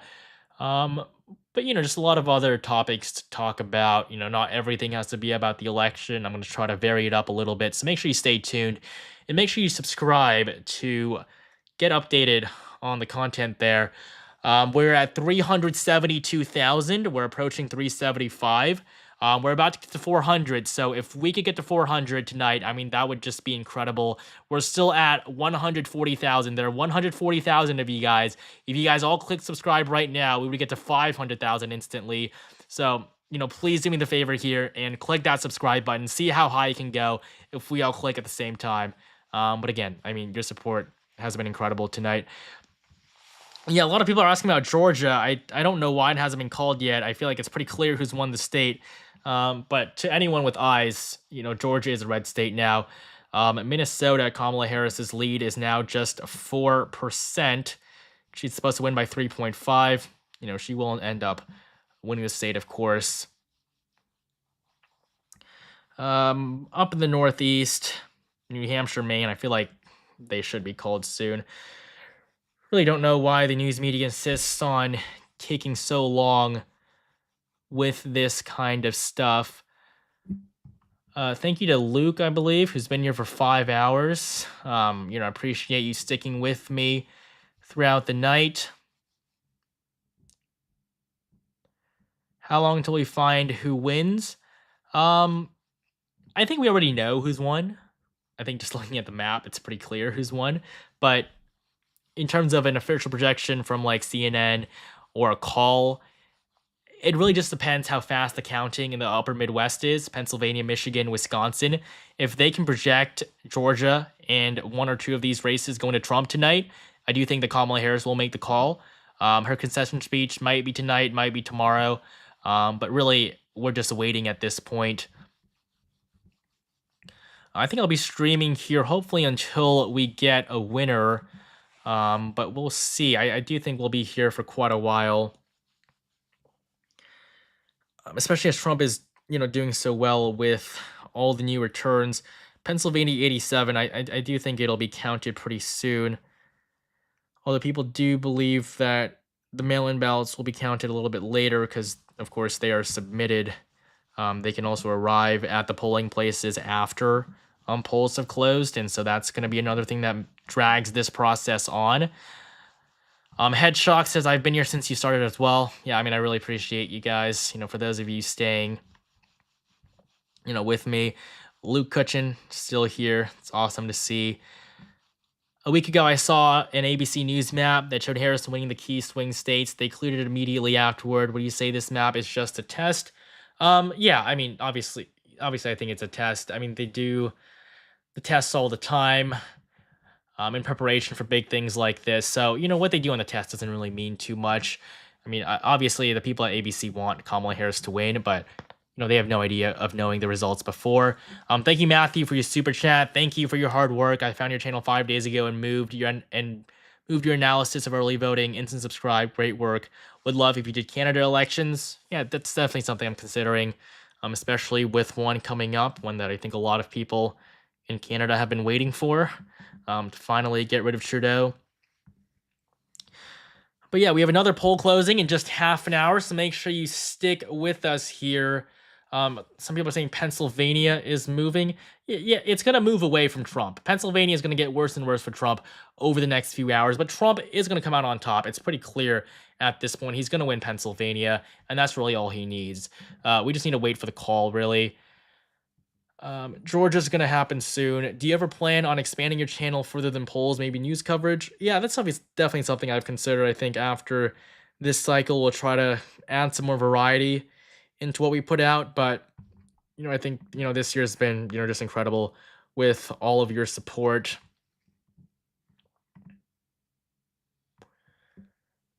All right, we're about to hit 375,000. Thank you guys so much. Janimal20 says, are they going to count throughout the night? No. They will go to sleep. They're not going to have people there constantly in most of these states. And in Pennsylvania, for example, the reason why we're waiting is because we're waiting for more mail-in ballots that haven't arrived yet. So it wouldn't be possible for them to count them, which is one of the big issues right now.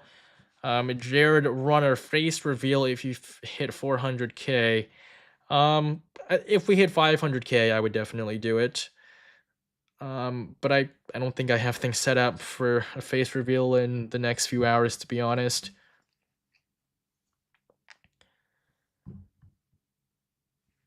All right.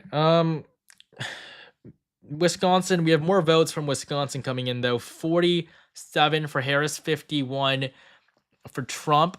He's gonna win the majority here. It seems like gonna do a lot better than he did in 2016 or that Biden did in 2020. Trump plus 1.8. Yeah, I mean he's in a really good spot here. He's not losing. Wisconsin, Arizona 53, not too many updates there, but we are seeing the map start to fill in more and more, and it has basically gone almost exactly as expected. Trump at 287 was my final prediction. He might get to 312 now.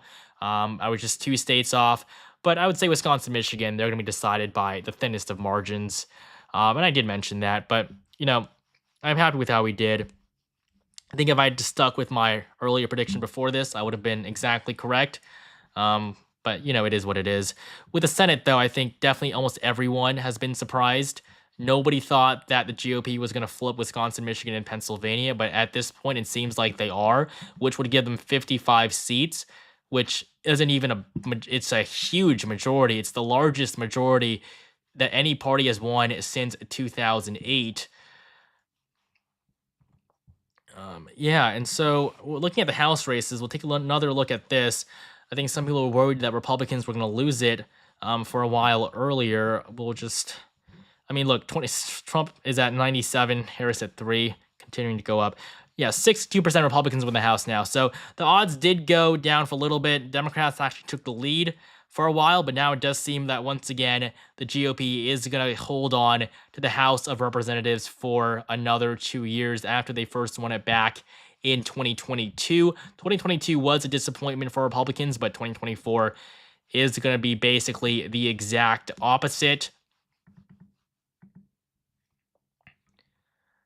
Nevada is no hurry. Shout out to Drew Peacock. Really curious about the popular vote. Yeah, the popular vote right now is Trump at 63 million, Harris at 58, Trump at 51%, Harris at 47.5%. And so, with a lot of you guys leaving the stream, I know it's getting late, and I really appreciate you guys sticking with me here. But if we could get to 400,000 subscribers, there's still 120,000 of you guys here.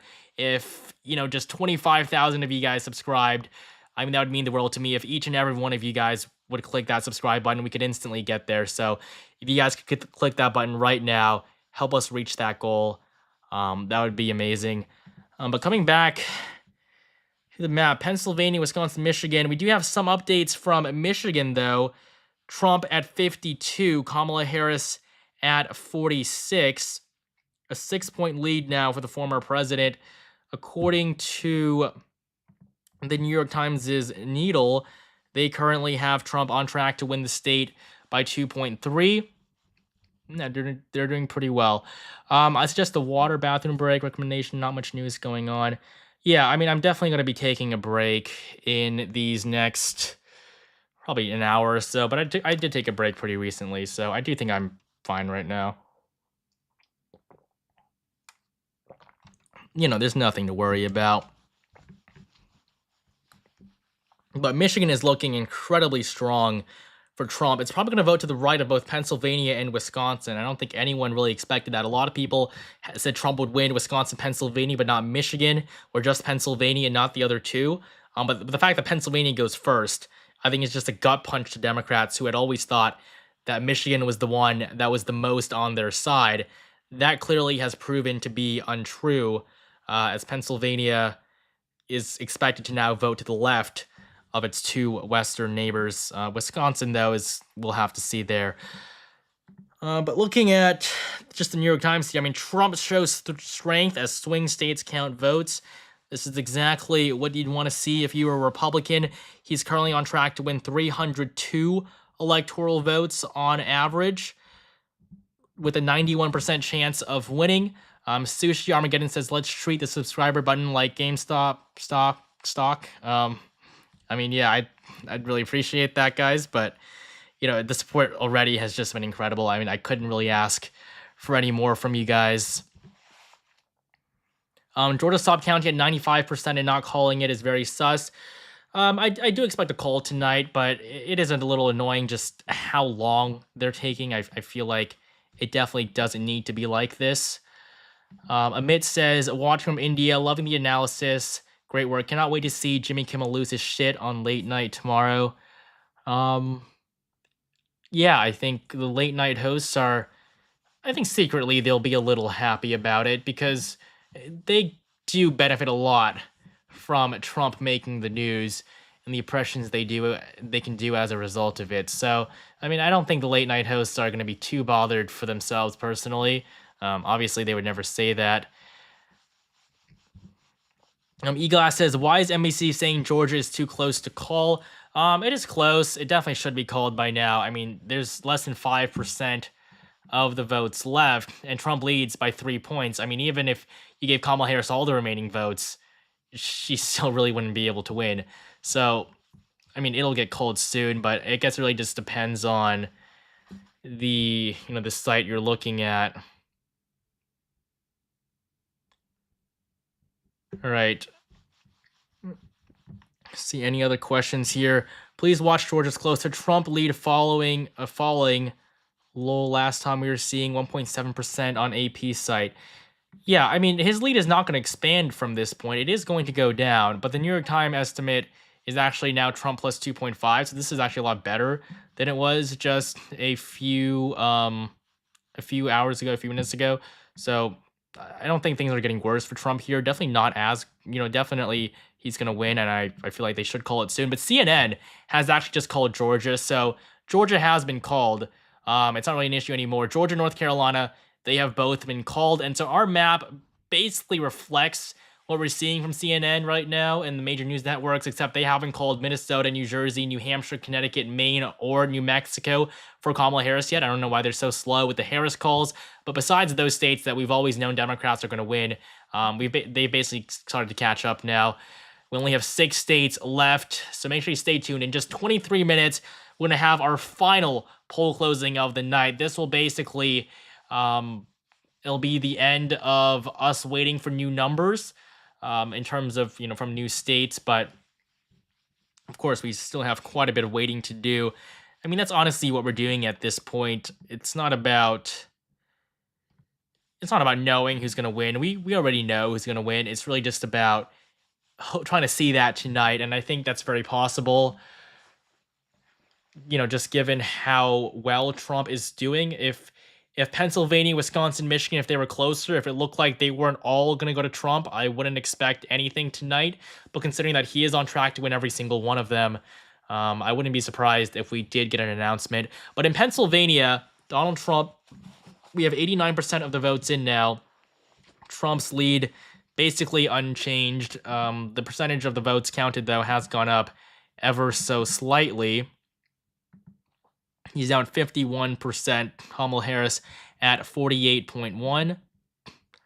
Up in Maine, Kamala Harris at 52. New Hampshire, 51. I mean, look at how close New Hampshire is. This was a state Biden won by 7 points. Kamala Harris is only going to win, I believe, around 4 at this point. 3.0. Okay, I mean, that's a lot closer than we predicted here. But, I mean, I guess good for Trump. If you guys have any questions, make sure you just let me know in the chat. I'm happy to answer anything that that you guys are interested in wanting to see. I'm interested in showing you guys on the screen. I guess, we can, again, look at the forecast here and just look at how wrong they were. I mean, on the final day, The Economist shifts the forecast in favor of Harris, when before this, Donald Trump was on track to win. So they're just going to be wrong as a result of this. Michigan, 67% Harris win. Wisconsin, 62. Pennsylvania, 54. I mean, that clearly hasn't turned out too well for them. And then 538, they on the last day also give Kamala Harris a 50% chance of winning. Before this, Kamala Harris was actually the underdog. So just on the last day, they ruined their prediction. And if you look at the forecast, Michigan, Kamala Harris, the clear favorite, 61% there. Wisconsin, 59. Pennsylvania was 50-50. So I guess 538, maybe not as bad. But once again, we see that Real Clear Politics is a lot more accurate than all of them. And, just the way that they are more selective with their polls, I don't think it's surprising that their Battlegrounds map is going to be a lot more accurate than what we're seeing on 538, which lets any polls, get on there. I mean, polls from Red Eagle and On Point Politics are making it on there. And I mean, just learning about how Red Eagle has been threatening the guy doing polling with him to threatening him to make the polls favor Trump artificially, or to just not release them if Trump is losing. I mean, I feel like that definitely, that kind of stuff shouldn't make it onto 538 or make it onto these poll aggregators if that's how the people conducting them are doing it. Tyree says, "Thank God we're not letting Obama back in office." Dubers Randall says, "5 hours strong with my teens. Shout out to Gabe, Isaac for sticking it out." Yep, shout out to Gabe and Isaac. It's pretty late now, but thank you guys so much for sticking with me. Yes, I do see that Georgia has been called. How much longer for Pennsylvania or Wisconsin? I mean, it won't. I think Pennsylvania has the biggest chance of being called. Michigan's going to take a while. But I will say, though, that these news networks really are going to want to be as sure as they possibly can. So they are going to be cautious about it, and it's going to be annoying how they do it. One, Javon, shout me out. I'm subscribed. Shout out to you. Thank you so much for subscribing. Thank you, Bryce, for subscribing as well. Let's see here. Elijah, crazy regardless of who wants who to win. I've watched you gain 200,000 subscribers tonight. Congrats. Yeah, thank you so much, Elijah. Your support, everyone else's, it all means so much to me. AP didn't call Georgia yet for some reason. Yeah, the Associated Press is always the last one to do it, which isn't surprising, but it is what it is. Tuck Walker says there's a video on X from Project Veritas of alleged ballot dumping. I mean, I feel like that isn't really something we have to worry about here. Trump is going to win. It's nothing else is going to happen. JPen, thank you for sticking with us. Love the work. I mean, yeah, of course. I'm happy to do it. I've had a good night. Really enjoyed talking to you guys. Ever think California will turn red in the future? Well, it used to be a red state under Reagan, under Bush. Republicans have won there in the past, but I mean now, no, it is extremely unlikely that Republicans are going to win there anytime soon. But I will say that people in California, they are starting to get a little bit fed up with Democrats, with Kamala Harris. I mean, I can look at the polling. I can look at the numbers here for you guys. In California, Kamala Harris leads by 23 points. This is not good. We are definitely seeing a trend towards the right here.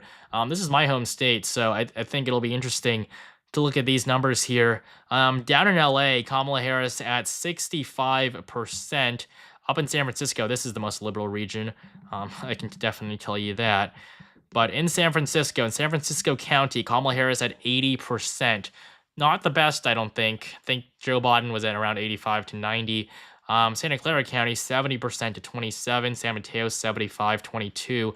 So, I mean, California is not as blue as it was last time. Kamala Harris is leading by 23%. That's probably the margin she's going to win by. I don't expect it to be too different, 22. You can see there, but Joe Biden carried California by 29 points. And one of the big things is that California is literally Kamala Harris's home state. She is literally from California, and she's performing 7 points worse than Joe Biden's performance from 4 years ago. So, I mean, Kamala Harris is not doing well in California by any means.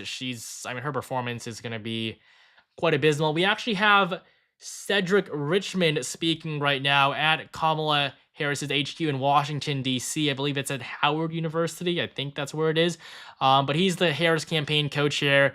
He's coming out to speak right now. So he says that we will not be hearing from the vice president, but we will be hearing from her tomorrow.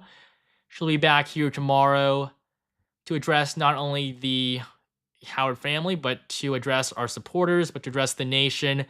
And I guess now he's just thanking us for being there.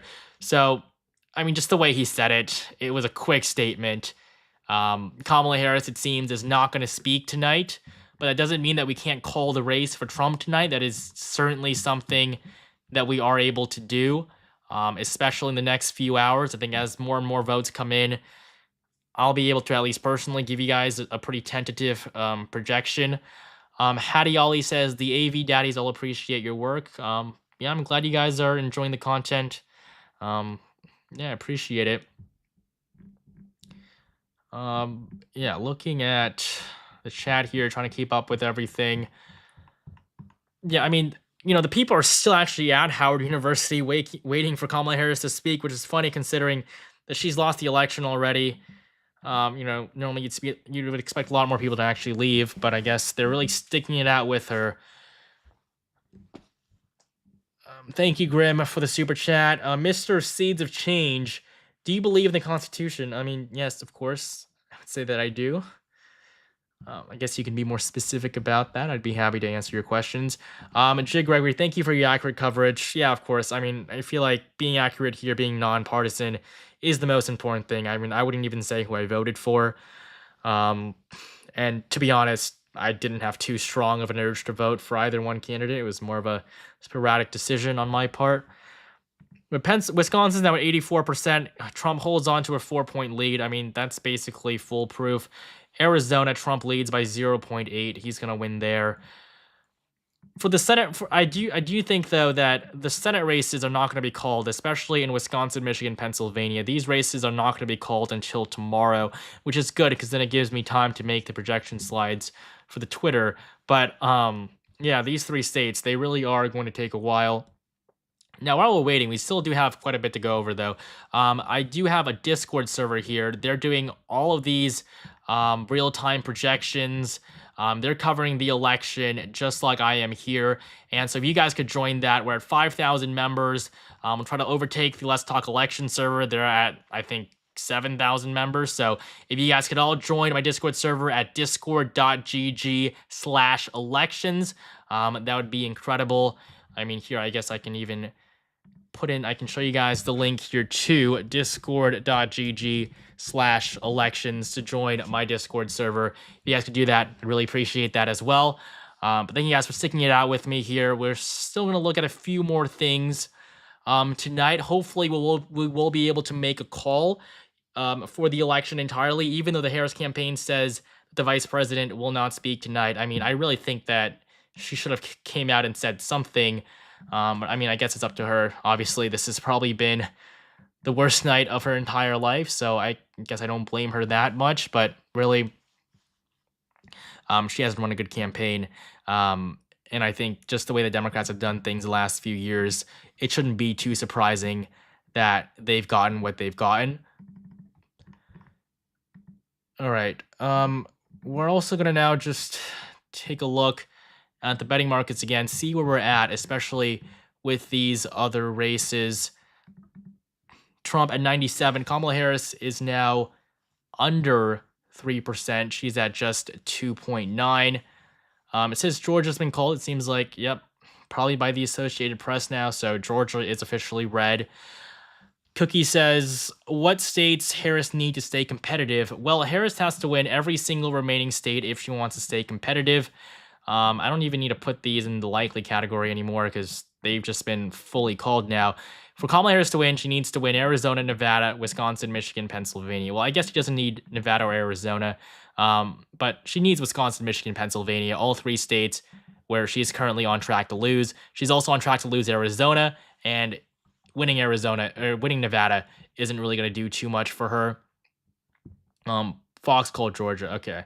Yeah, I mean, I would say Fox has been a little bit slower than I expected, considering how fast they were to call Arizona last time. That was pretty. That got a lot of people upset. Sweet Clifton says, "Let's get this beautiful man to 400K before the end of this, and congrats on the subs. And thank you for being one of the only unbiased media I was able to follow during this election." Yeah, I mean, thank you so much for that. And again, we're approaching 4.5 million views on this stream. We still have over 100,000 concurrent viewers, and it's 1 a.m. So make sure you subscribe right now. If we all click that button together, if we all click it, we'll get to 400K instantly. We're only 22,000 away, so if we could all do that right now, I would really appreciate that. But, again, thank you guys so much for your support tonight. It's been incredible. I hope we can get to 400,000. It wasn't really anything I considered was even possible. But now that we're here, I guess we will try to go for the goal. Somebody said I had cancer surgery this morning, and I've been in recovery, bad listening for the last 5 hours. Thank you to you and the VA. Well, yeah, I'm glad your surgery went well, and I wish you well with everything. And I'm glad that you've been able to tune into my coverage here tonight. Yeah, so at this point, Trump is really just one state away from the presidency. It's just going to be Pennsylvania. He's going to win Alaska, of course. So we're at that point where the tipping point will be Pennsylvania, and we're right on the edge. We're right about to go over. We haven't done that yet, but, it will be very soon. Yeah, thank you guys so much for subscribing. Thank you to Psycho Chan, Emo Daddy. Thank you guys so much for your guys' support. Why do swing states take so long? I mean, it's just a lot of ballots to count, and the fact that there are a lot of mail-in ballots, which makes things more difficult as well. Really just the whole range of issues with the voting there.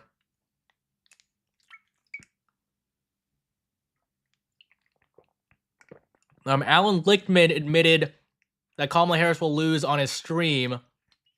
Yeah, I mean, I guess I'm interested to see what he has to say about that, considering that nobody has been more confident about Kamala Harris than him. I mean, literally nobody has come out every single day to say that the vice president is actually going to win.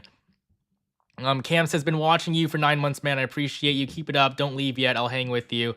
Yeah, I'm going to try to be here for as long as I possibly can. This stream so far, we're about to approach the 7-hour mark. So if you guys have been here since the beginning, thank you guys. If you guys have been here, if you guys are a little bit later, I appreciate you guys sticking with me too.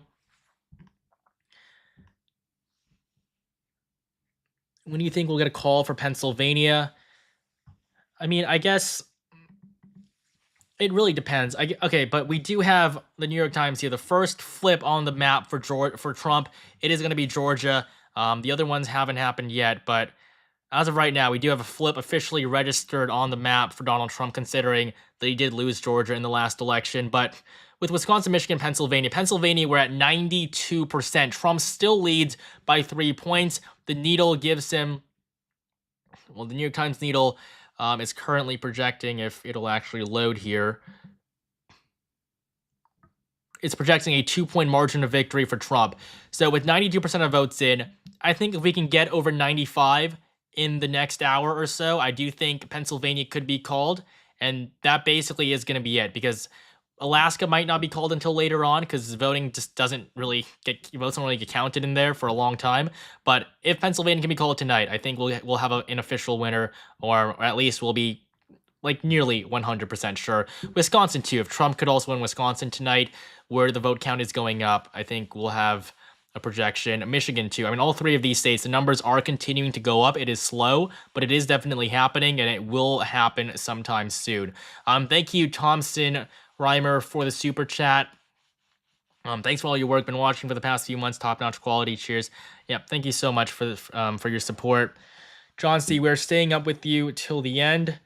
Yeah, I'm really hoping we get to the end tonight. I mean, I'm watching CNN right now in the background, and all I'm seeing is just them talking at a table, probably about all the things that went wrong for Democrats, because I feel like that is what they do every single time. They do it in such a sad way. They really try hard not to offend the actual candidates, which I think is pretty funny to watch. But Arizona, yeah, Arizona's gonna go red. There's no doubt about it. It's lean Republican right now, based on the New York Times needle. Trump is on track to win it by 4. I mean, I guess we can map out just how wrong the polls have been. They haven't been that wrong, but they definitely did overestimate Democrats once again. Arizona polls said Trump was going to win by 2.8. He's on track today to win by 4. If we go to Georgia, polls said Trump would win by 1.3. I believe he's on track to win by around 2 to 3. So again, Trump outperforming the average. North Carolina, Trump was supposed to win by 1. He's going to win by 3. And then up in the Midwest, Pennsylvania, polls said Trump would win by 0.4. He's going to win by 2. Michigan, he's going to win by over 2, maybe even 3, even though Harris led in the polls. And then Wisconsin, polling said that Harris would win by 0.4. Ultimately, she's going to lose it by around 1 to 2. So again, the polling wrong again. Nevada, we don't actually have numbers there yet, but I do expect Trump to be able to win the state by at least maybe 1 to 2 points, because it is a flip. It is a state that no Republican has won it since 2004. Nevada has never gone to Trump before, so this is going to be the addition to the map that he carried in 2016. He won all the other states. He's going to win this time, except for Nevada. So we do have some more votes, though, from Michigan. We've crossed into the 60s range. We're at 62%. Trump continues to lead by 6 points. He's on track to win the state by 2.2. Pennsylvania, 92. Wisconsin, 85. So not the biggest swing there, but, we are seeing a change. Isimo, Nevada starting to count for the next election. Waiting for the next election to start counting. Yeah, I mean, we do actually have results there, though. 5% of votes in Nevada, 71% Republican, 27% for Kamala Harris. This is from the counties up north where Reno is located. This is basically where Lake Tahoe is. And then down south, Clark County, we don't have votes there, but that is the big county. That's where Las Vegas is. So really, that's one that matters. But the early voting numbers so far that have come out of Nevada are good for the GOP. I mean, look at, nothing's really changed here. Trump is going to win Nevada, unless we just totally miss something about the state, and somehow, even though all the other toss-ups are going to go to Trump and Nevada just doesn't. I mean, I think that's unlikely, but what do I think Nevada hasn't started yet? It just never is on time. I mean, they'll have different election laws about when they can start to count. So, I mean, in every state, basically, you can't start reporting results until voting in that precinct ended. Otherwise, then you would have the possibility where people would just go out and vote because they're seeing their candidate do poorly. So that's why results can't be released, and a lot of times they can't even be counted until polls close. So that's one of the main reasons why Nevada is so slow. Cage says, thanks for updating us all on the election. Will you cover other countries' elections in the future? And do you think Trump will win with 300 to 330? So yeah, I would say right now that Trump is going to do slightly better than I expected. I gave the former president 287 electoral votes. I gave Kamala Harris 251. I would say Trump can get to around 312. 312 is the ceiling. He's not going above 312, because to go above 312, he would need to win Minnesota, New Hampshire, Virginia, or New Mexico. That simply isn't going to happen. But with the states that he is going to win from the battlegrounds, he can definitely get to 312. 330 is not going to be possible. That was never possible. It's really just these 7 states that were ever in play. And so I do think he'll either be right under 300 or right over 300, but it doesn't matter because all he needs is 270, and he will definitely get to 270. Somebody asked me, and to the Republic, for what to stand for. Okay, I don't know what that means, but thank you for your support. Is there a chance he'll win Wisconsin or Arizona? Yes, there's a very good chance. He's probably going to win Wisconsin and Arizona. I mean, look at the betting markets here. The odds that Trump wins Wisconsin currently sit at 95%. The odds he wins Arizona, 85%, just because we haven't gotten as many votes from Arizona yet, but they're all basically in the darkest shade of red possible. Somebody says, thank you for making your content for us. I found your channel only recently and have followed every day since. Thank you so much for following me over the last few months. I appreciate it. And this, I make the videos for you guys, so it wouldn't be possible without your support. Please keep up the good work. My wife is from Japan and can't vote, so she is proud to be able to follow the election through your channel. How confident are you that Trump will win? Like 99.9%. There's really no way it could go the other way. Apparently, there's more results from Nevada. 17% now from Nevada. Thank you, Ian, for the super chat. But now we're at 17% from Nevada. Trump at 57. Kamala Harris at 41. It's a bloodbath here.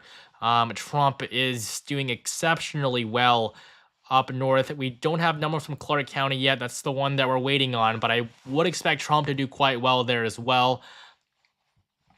We can see polling markets, see how that market has changed. Trump at 86. I mean, yeah, he's going to win Nevada. He's going to sweep all 7 of the swing states. I think that CNN is just about to report on what's come out of Nevada. But in Pennsylvania, 92% of the votes are now in. Trump leads by around 3 points. It couldn't get better than this for the former president. We'll have to see if you'll have to see if votes will continue to be counted throughout the night. For some reason, the second district of Maine hasn't been called yet, even though Trump is going to win by 12 points. And I just want to show you guys something about Maine, just how incredibly wrong the polls in this state have been. I mean, in Maine, the polls had Kamala Harris winning by double-digit margins up to 17 points. She ultimately only came out on top. Well, she's only going to win by 7, really. It's probably going to be less than 7, actually. She's going to win by 5.9. And I've said this, I think, in every single video where I've covered polling from Maine, I've said just how wrong the polls have been, and I think that some of you guys can actually attest to that. The second district's even worse. Polling in the second district had Trump winning by just 1 to 2 points on average. I also want to... Who do you think... I guess from looking at the chat here, trying to get to everything. Nevada, we'll look at Sam Brown's numbers. Sam Brown leads 54 to 42. Donald Trump is at 57. I mean, Jackie Rosen was thought to be invincible when she, just a few months ago. I mean, it wasn't even close. Jackie Rosen led by 5 points this morning, and she led by 10 points just less than 2 months ago. So this race wasn't even supposed to be close, but it is going to be competitive, although I do think Rosen will be able to pull it off because she is still performing quite a bit better than Kamala Harris. So it's unlikely that Rosen loses, although her odds are definitely a lot lower than what they were just even a few minutes ago. It's definitely not looking good for her, for sure. Well, the odds here are totally messed up. But I would say Jackie Rosen has reason to worry, but not as much as these upper Midwestern senators, because they've just totally lost their seats when they fully expected to win. I think a lot of Democrats are going to be angry about what's happened with how they dealt with just the person at the top of their ticket. I mean, the person that's supposed to be at the very top, the main person for the Democrats, they couldn't really figure that out. And that is why they've performed so poorly. Republicans, yes, they nominated Trump for a third time, but they did a good job at coalescing around their leader, and that is why they've been so successful this time around. We want to see numbers from Hawaii. I don't know if we have any, but yeah, we don't yet, but I will definitely keep you guys updated on that. Somebody wants to see the House odds. The House odds, 70% Republicans. So things are coming back to the GOP. They're probably going to win the House. It's definitely going to be a lot of flip-flopping because each individual race can be very determinative considering just how close the House is right now. Republicans have like a 10-seat majority or something like that. It gets even smaller the more and more Republicans resign or get kicked out of office. But thank you to Legos and More44 for gifting the 10 memberships. I really appreciate that. Mr. Seeds of Change says, a pledge of allegiance to the flag and to the republic, one nation under God. Well, thank you for your support. What does Polymarket get its odds? Well, people can bet on Polymarket. It's not open to people in the United States. Honestly, might not be the worst thing, but yeah, so Polymarket is just an aggregator for all the various bets that are placed. It's the largest prediction market in the entire world, and you can download the new mobile app to get all their features, everything they offer on the go, because we still have some election stuff left. It's really just their forecast, the House races, which aren't going to be calling for a long time. So you can check all of that out. Use the link in my description below. It is at basically the very top.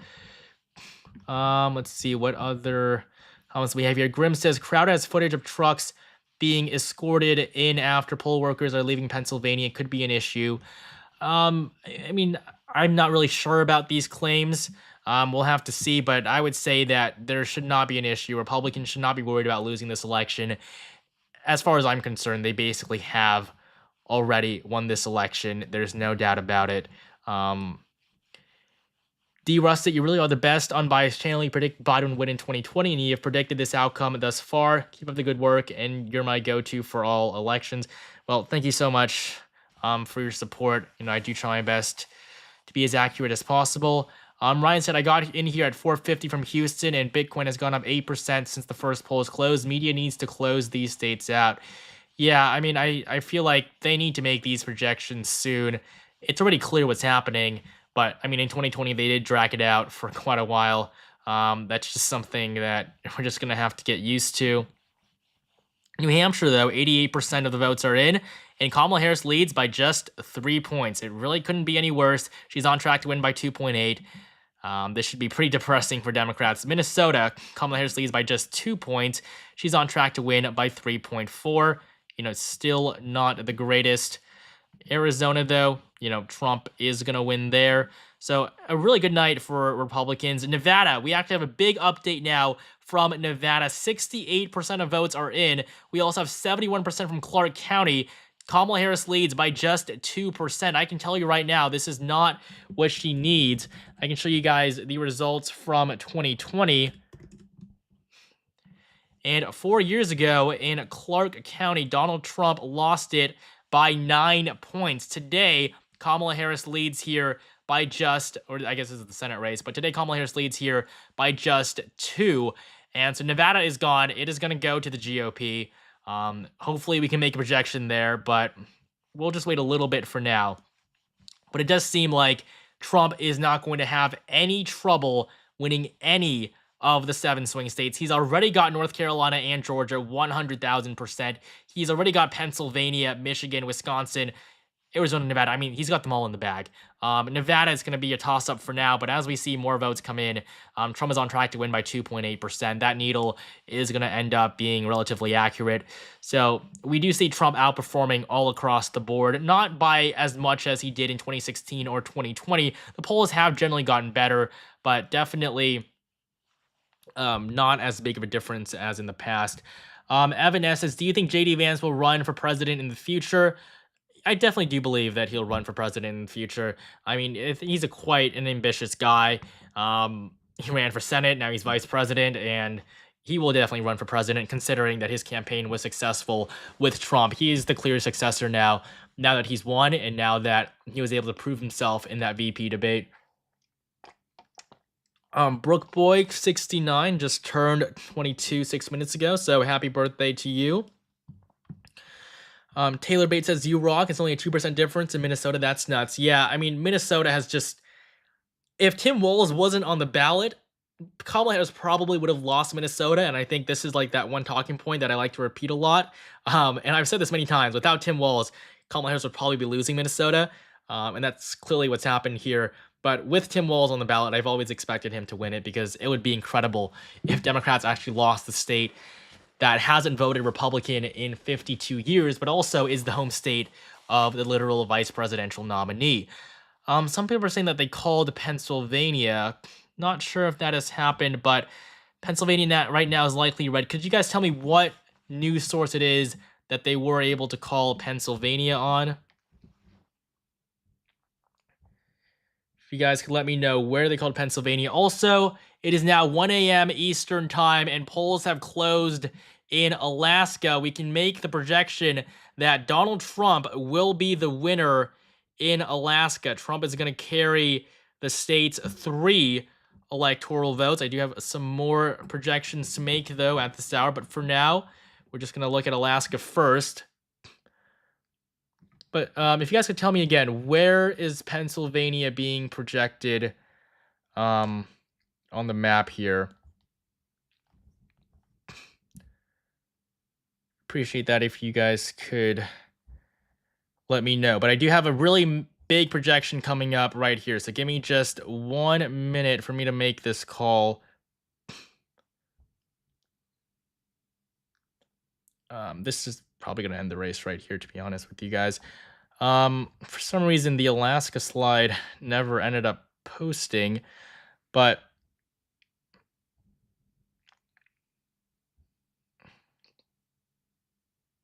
yeah, so give me 1 second. We do have a really big projection coming up. It's probably going to end the night, actually, in terms of just how well things are going here. So in Alaska, Trump is going to win the state. It's 3 electoral votes. I'm really having trouble getting the post out, to be completely honest with you guys. But just give me 1 second. I'll get Pennsylvania out, or I'll get Alaska out right now. You guys will just bear with me for a minute here. Alaska is the last one. So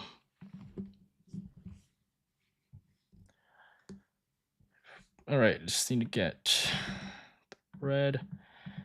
And then we have the big call in Pennsylvania. So stay tuned for that.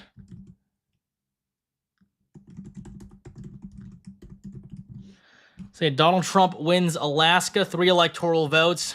It's basically an automatic victory for the former president. There's no way he wasn't going to win Alaska.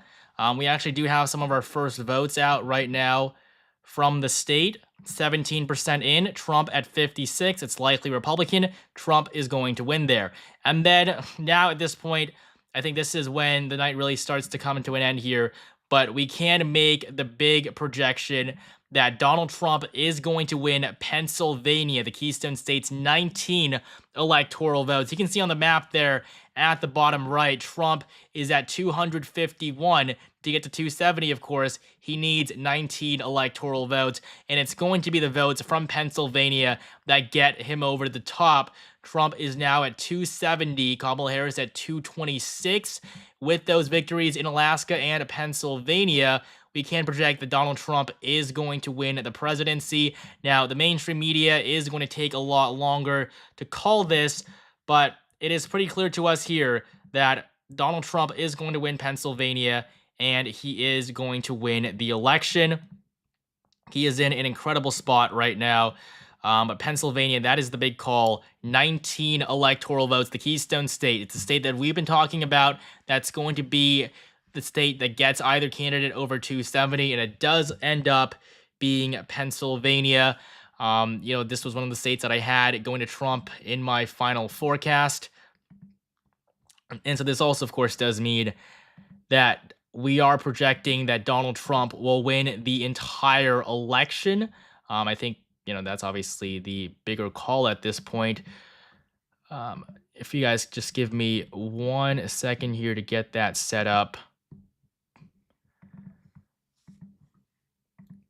Yeah, I mean, I think definitely we've come to a conclusion a lot faster than we would have expected.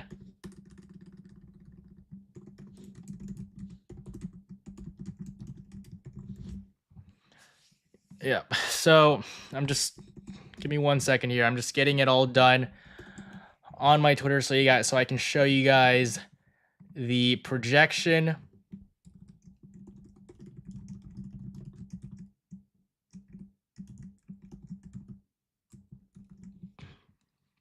It's going to be, this has been probably the worst night possible for Democrats. Not only did they lose, but they lost all the states that were in play. Well, they haven't officially lost them yet, and they'll continue to say that until they do. But it's clear that Donald Trump has been elected the 47th president of the United States, and he will succeed Joe Biden after being his predecessor first. This is only the second time this has ever happened in American history.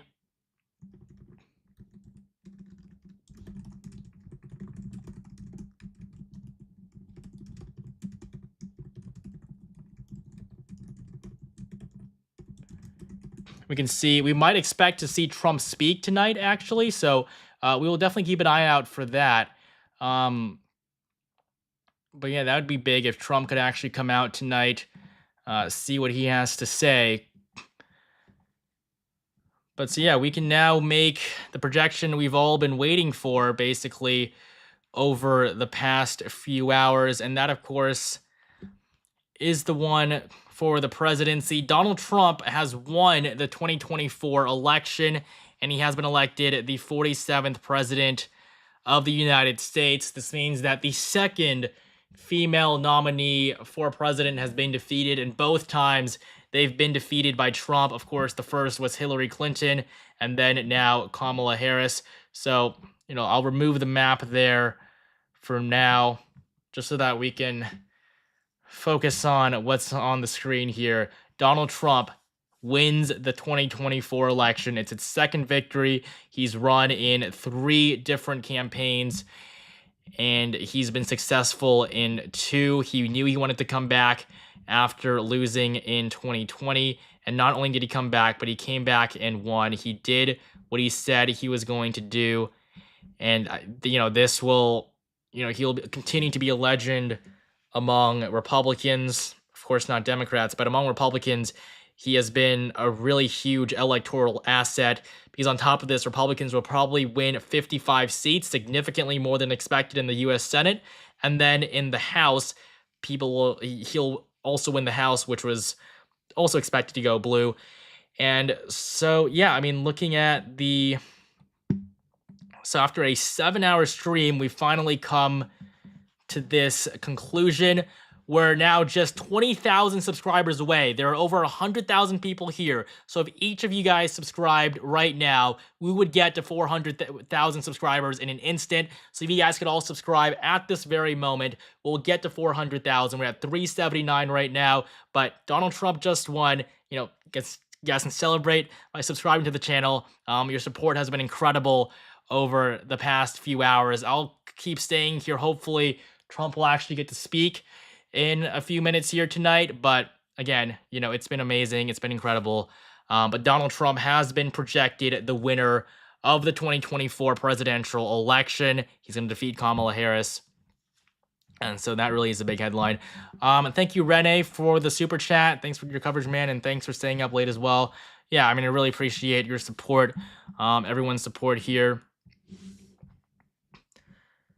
Yeah, this is the big one. I mean, of course, the mainstream media is going to take a lot longer. They're probably not going to call these races for at least a few more hours, maybe even another day. But Pennsylvania is likely Republican. CNN is just doing their key race alert thing. We'll see what they're on about there. In Pennsylvania, 3-point lead right now. That's more than enough for us to call it. It's a very likely Republican. I mean, the New York Times will never say that a state is very likely one way or the other unless they are incredibly sure about it. So, this really is a foolproof method or foolproof thing to follow. We'll shrink down the map there. Thank you, Jacob, for the super chat.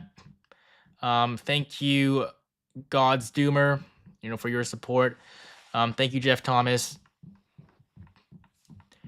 We're at 4,698,000 viewers throughout the night. Almost 5 million of you guys have tuned in.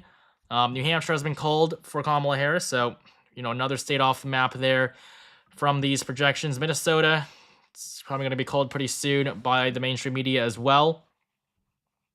Wisconsin, we're at 87%.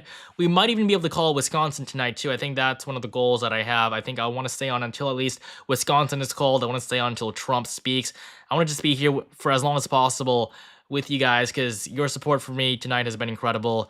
And so, I do want to stay here with you guys for as long as possible covering these races. I mean, I remember in 2020, we had, I would say, like 1,500 people watching, and I was, thrilled about that. I think over 100,000 people tuned in total, but now, with over 150,000 at the same time, for hours, I mean, it's just been an incredible night.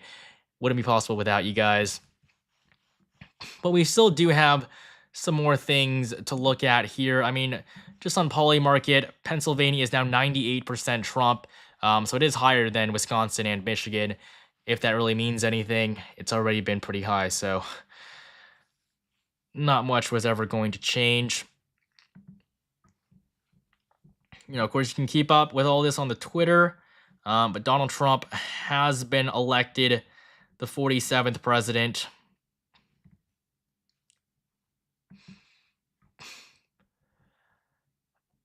All right, thank you, Hershey Bar, for the super chat there.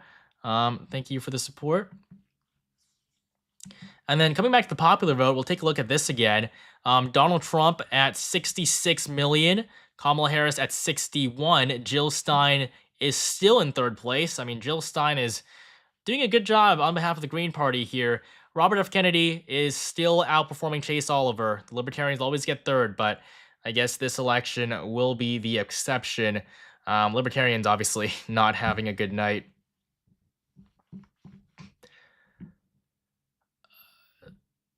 I mean, yeah, I mean, like sure, Pennsylvania hasn't been called by all the news sources. I think it may have been called by Fox News actually. I guess we can see. I'm sure they have it on their Twitter if they've done this right. Well, not yet, but because a lot of people are saying that Pennsylvania has been called by Fox News. I'll definitely check that out for you guys right now. We have an update from Georgia. Really looking for Pennsylvania here. I could just see their map. Yeah, Pennsylvania has been called. So Fox News, totally agree with me here. 267 for Trump right now, 216 for Harris.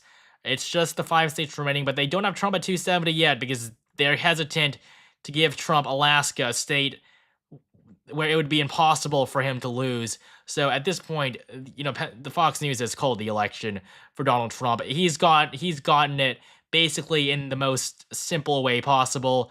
It is with Georgia, North Carolina, and Pennsylvania. Alaska's also been called. So we only have 4 states remaining, 4 of the 7 swing states. And all 3 of the other ones, they've all gone to Trump. Trump is 3 for 3 so far. It's very likely he will go 7 for 7 across the entirety of the upper Midwest and the Sun Belt. Yeah, I mean, if you're the Democrats, you're probably wondering what possibly could have happened here. We're going to see the New York Times map start to fill in soon. I mean, CNN is being a little defiant here. They're trying to take a little bit longer. I guess they just feel an extra strong need to look at these results more. I mean, Pennsylvania took, I think, a day or two to be called in 2020. Joe Biden won by 1%, but Trump's performance here has just been so strong that it's been so clear that he'll be the winner. Wisconsin, hopefully we can call that too, because then if Fox calls Wisconsin, even if they're hesitant of calling Alaska, then we will have enough for Trump to be officially projected the winner by the mainstream media. But everything else has already been done. I do want to say, though, that we are now just 18,000 subscribers away from 400,000. We still have nearly 100,000 of you guys here. If each and every one of you guys subscribed, we would instantly get there. So please just do me this favor, hit that subscribe button right now, and we'll see how high we can get. We're so close to our goal. I honestly can't believe the support for you guys here. But Trump just won Pennsylvania. He's just been projected the winner. So I guess he can celebrate by hitting that subscribe button. Again, thank you guys so much. Yeah, Fox just called Pennsylvania. I'm here watching CNN to see them call Pennsylvania too. That'll happen very soon. And then Trump is actually going to address supporters at his campaign headquarters in Palm Beach, Florida, very, very soon. So we're going to get him to speak in just a few minutes here. Probably won't be too long. It's going to be a victory speech. Now, he could declare victory. He could not. People had issues with him doing that last time, but it doesn't matter because he has won this time. He can honestly say whatever he wants. Thank you to N7 Warhound for the super chat. Is it over? Is it truly over? If so, thank you for following this race bearable these last few months. The dishonesty of the mainstream media has been so painful, but even a light in the void. I'm glad I've been able to help you out with that. And thank you so much for your support and for following me over the last few months. I'm glad I've been able to provide you with this coverage. Drunken Donuts, have you seen the mysterious white vans in Pennsylvania? Personally haven't heard about it, but he's already won the state. There's nothing to worry about there. It is a Trump victory in Pennsylvania. I also do want to say, though, that my Discord server is also projecting many of these races simultaneously, and you can join there at discord.gg/elections. I'll type it in right here for you guys, discord.gg/elections, to join my Discord server. You can chat with thousands of other people about the election and about politics. We do lots of events all the time, but they've also been covering this election over the last few months, they also projected a Trump victory. So make sure you check them out. Discord.gg/elections. But now coming back, so we're going to try to stay on until Trump speaks to supporters at his campaign event in Palm Beach, Florida. That's really going to cap off the night, because even though we don't have the official projection in favor of Trump, maybe we won't get it, maybe we will. But, symbolically, we all know that the former president has been reelected. It's going to be a change in administration. Republicans are going to sweep the presidency, the Senate, and very likely the House. We'll check back on the betting odds here as well. Republicans have a 74% chance of winning the House of Representatives. They won it in 2022. They're going to hold on to it in 2024. They have a 98% chance at winning the U.S. Senate. And then they have a 98% chance of winning the presidency as well. So this is the best night for Republicans in a very long time. I mean, 2016, they won. It was a surprise that they won. But their margins in the House and in the Senate are not what they are today, are not what they're expected to be. And I would say this has been the best Republican performance, as a whole, going all the way back to 1984, 1988, in the Reagan era, and then to Bush. So Republicans probably have never felt this good in a very long time. Thank you, Air GNM, for the super chat. I really appreciate your support there. Thank you to L Sanchez as well. And we're now just 17,000 away. If we can get to 400, of course, that would be awesome. But you guys have totally exceeded my expectations with the outpouring of support, for staying on with me here. I'm so grateful for you, for all of your support. But if we get to 400,000, that would be pretty cool, because I'm not going to lie, it is very hard to gain subscribers in this niche when there isn't an election. I mean, I guess I can show you guys the graphs from 2020, considering that we're just waiting for Trump to speak right now. You guys just give me 1 second here. I mean, thank you guys so much again. I mean, I guess you can see this here. Give me 1 second if I just get rid of everything. Get rid of the map. All right. I mean, look at the graph here. Lifetime. You can see, today has been incredible. Thank you guys for making this happen. But coming down here, you can see here that we were at 30,000 subscribers for the longest amount of time. For almost 4 years, it was basically stagnant. So, your support right now means the world to me. Thank you guys so much. If we could get to 400,000, that would be amazing. But, I'm grateful for your support no matter what. But yeah, I guess we're just waiting a little bit longer here for Trump to speak. I think it's going to be a big event. I'll try to play it for you guys on the stream. If we get Fox News Live, they're obviously going to cover it.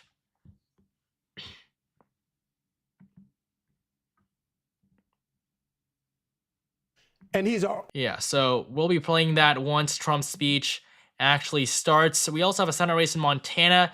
Tim Sheehy is on track to defeat John Tester. The Republicans are in a good spot here. If we look at Polymarket and their Senate forecast, Sheehy has a 90% chance of winning. It seems like it's going to be very difficult for Tester to pull off a win. In the presidential race, Trump already won. He's ahead by 15 points. He's on track to win it by 20. And so Tim Sheehy, I think we can make the projection here very, very soon. Give me 1 second. This is another major projection we have to make at this time.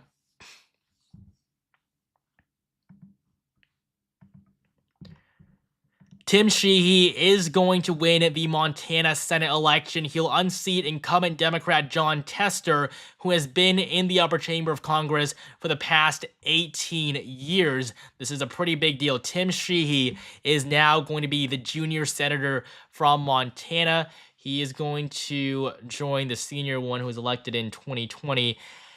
If I can just remember the name. Can't right now, but Tim Sheehy will be elected to the Senate from Montana. He's the winner in the race. So we have another flip for Republicans. The GOP is now officially at 52 seats. They can definitely get up to 55, like I said before. and we'll see what happens in some of these other races. Pennsylvania, David McCormick leads with 90% of the votes in. Michigan, Mike Rogers leads with 65% of the votes in. Wisconsin, Eric Hovde leads with 88% of the votes in. I mean, Democrats are really screwed here. Thank you to Guitar Junkie for the super chat. I'm really glad you enjoyed the coverage. But coming to Nevada, Jackie Rosen is in trouble. Although, if we compare to the presidential results, we'll get a better picture. Trump is on track to win. I would say right now, Jackie Rosen can win, but she can also lose. Obviously, that's not helpful. But yeah, I would say that Jackie Rosen right now is in a very precarious position. This is only her first term. She's running for a second. She might be the slight favorite now, but there's definitely no guarantee as to whether or not she'll actually be able to come out on top.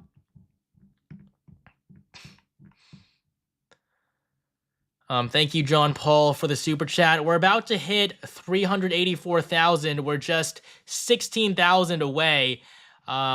If we get to 400, that would be amazing. There's still 83,000 of you guys. I mean, it's incredible that you guys have chosen to stay here with me tonight. Thank you, Mr. Scuba, for the super chat. Really appreciate your support. I'm glad you're enjoying the coverage. We'll try to see when Fox News will finally in a lot of places start to air Trump's speech. Seems like really that hasn't happened yet, but they are preparing the podium. He'll be out in probably 20, 30 minutes, I would expect. Don't think it would be too long.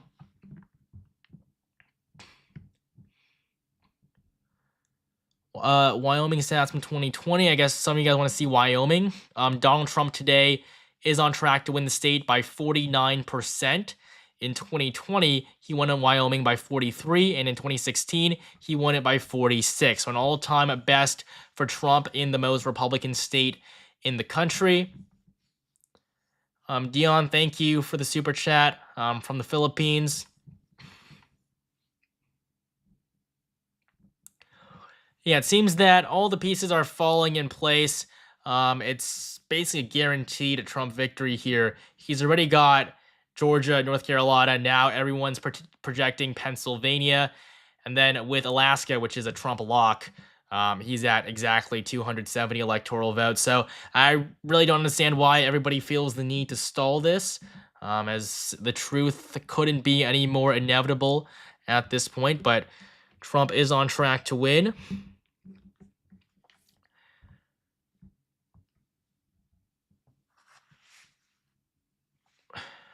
Yeah, I mean, maybe we shouldn't play the Fox News stream. Thank you to whoever suggested that. But yeah, you're right. But I will definitely let you guys know what's happening with Trump's speeches. Of course, CNN will also project it. It's looking like it's going to be a depressing night over there at CNN, though. Must be hard for them to do their jobs right now. But with all of these states in, Pennsylvania is now at 94%, so we have an even clearer picture of how it's going to go. Trump still leads by 3%. I mean, Kamala Harris can win almost all the votes that remain, and she'll still lose the state. Nevada, 68, Wisconsin, 88, Michigan's now at 69, Minnesota, 76. Kamala Harris leads by 4 points. Again, not really where she needs to be, but I guess she'll win the state. Yes, Trump has won Pennsylvania. Not on this map here. The New York Times likes to be slow with updating, but you can see here it is very likely Republican. They would never say that if they weren't almost completely sure. And Fox News, Newsmax, the Associated Press, they've all called Pennsylvania so far. Maybe not CNN or MSNBC, but they definitely, most news networks have called Pennsylvania. All the ones that aren't here to waste your time, they've called Pennsylvania. So Pennsylvania's going to go red, and with Alaska as well, which news networks haven't called yet because for some reason they like to take a long time with it. With Alaska as well, Trump is at exactly 270 electoral votes. David Whalen says, nice job, young man. As long as there are no pipe bursts or any other disaster doesn't happen tonight. Yet it's not going to happen. Trump's already won. It would be basically impossible. This is very different from 2020 because in 2020, there was no point on election night where people thought that Trump was going to win. Trump was doing well, but there was never a point where he was actually the favorite. And so when those votes flipped back in favor of Biden, it wasn't the most surprising thing in the world. But this time, things are completely different. Trump is 100% on track to win. Thank you, Heather Martin, for the super chat. Really appreciate your support there. But yeah, I mean, Kamala Harris has been fired. I mean, I guess we can talk about what's going to happen to her after this. It doesn't seem like she has much of a political career left. She's not going to return to the Senate. Those seats are filled. I mean, look at this here. Kamala Harris at a 0.8% chance of winning the election. 0.8. For those of you holding on to Harris's chances, 0.8. But that's what we're looking at right now. But I mean, for Kamala Harris, she can't go back to the Senate. She can't, she's never going to be nominated again considering this loss. So I guess it's the end of her for now. She'll probably be like the next Michael Dukakis, is what I would expect. Kamala conceded. I'm not sure if she has fully conceded, but she knows in her mind that she's lost. I don't know why CNN still isn't calling Pennsylvania, but they just keep talking about it. I just keep seeing John King moving his hands around, but we still are awaiting a call for them. I don't know why it hasn't happened yet, but Pennsylvania obviously has gone to Trump already. Ema Incognito, thank you for the super chat. Thank you for all your hard work and for hanging in there with us. May God bless you with continued success and 400k subs. Yep, thank you guys so much. We're now just 16,000 subscribers away. Actually, 15,000. 15,784, 83 now, I guess. But, thank you guys so much for that. If we could just get this extra 16,000, get over 400,000, I mean, that would just be the most incredible feeling. I really appreciate you guys. You guys have totally made my night. But if we could just all subscribe right now, we would instantly get over our goal. There's still 80,000 of you guys. I mean, that's incredible to believe that still 80,000 of you guys stuck with me. I mean, honestly, at the beginning of the night, I was worried if anyone would actually even join this stream. But I hear that it's gotten more views than Fox News, for example, on YouTube. So, I mean, that's been amazing. Thank you guys so much. Cam, thank you for the super chat. Really appreciate it. Carrion Soul. In 2020, they had lockdowns to help with the corruption. This time around, they are far more hand-tied. Trump is taking this tonight. Yeah, I mean, for sure, Trump is taking this election. I would just be annoyed to see a projection not be made tonight, though. Everyone on CNN just looks concerned. They know what's happening, but they're just refusing to admit it. Somebody said that she'll probably try to run again in 2028. I mean, that's definitely possible, but nobody's going to choose her. Nobody chose her in 2020 because she isn't that genuine of a candidate. I personally did not feel that she actually cared, about doing the things that she promised. I would say with Joe Biden, I felt a lot more of how genuine he was, even though, of course, he was insanely old and he was a career politician, but I definitely felt that Joe Biden cared a lot more than Kamala Harris, and I would say that was the issue for the vice president. I'm not saying that Joe Biden would have done better, but considering how devastating this loss has been, Joe Biden couldn't really have done too much worse. So probably they should have just kept him at the top of the ticket. They at least would have had the incumbent go out. They would not have totally screwed over Kamala Harris's political career. She must have been so excited about this, but now that it's happened, she will never get into the White House. Thank you, DPG142. Great job. Watched all day and you nailed it early.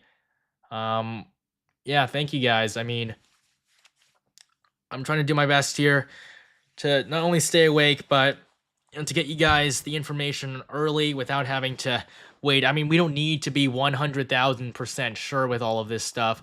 Fox called Minnesota, I hear, so that's going to be another projection for Kamala Harris. Of course, New York Times is going to take a lot longer, but it doesn't really matter. We already have it on the map at the bottom right. Look at Nevada Senate. We might see Sam Brown win there. Jackie Rosen at 47.8, Sam Brown 47.7.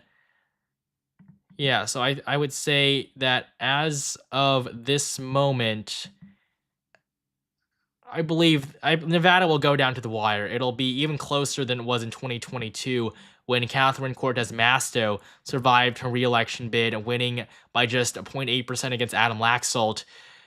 Yeah, today, it's it's a devastating. I mean, Republicans could win 56 Senate seats. That's what we're looking at right here. It's a blowout.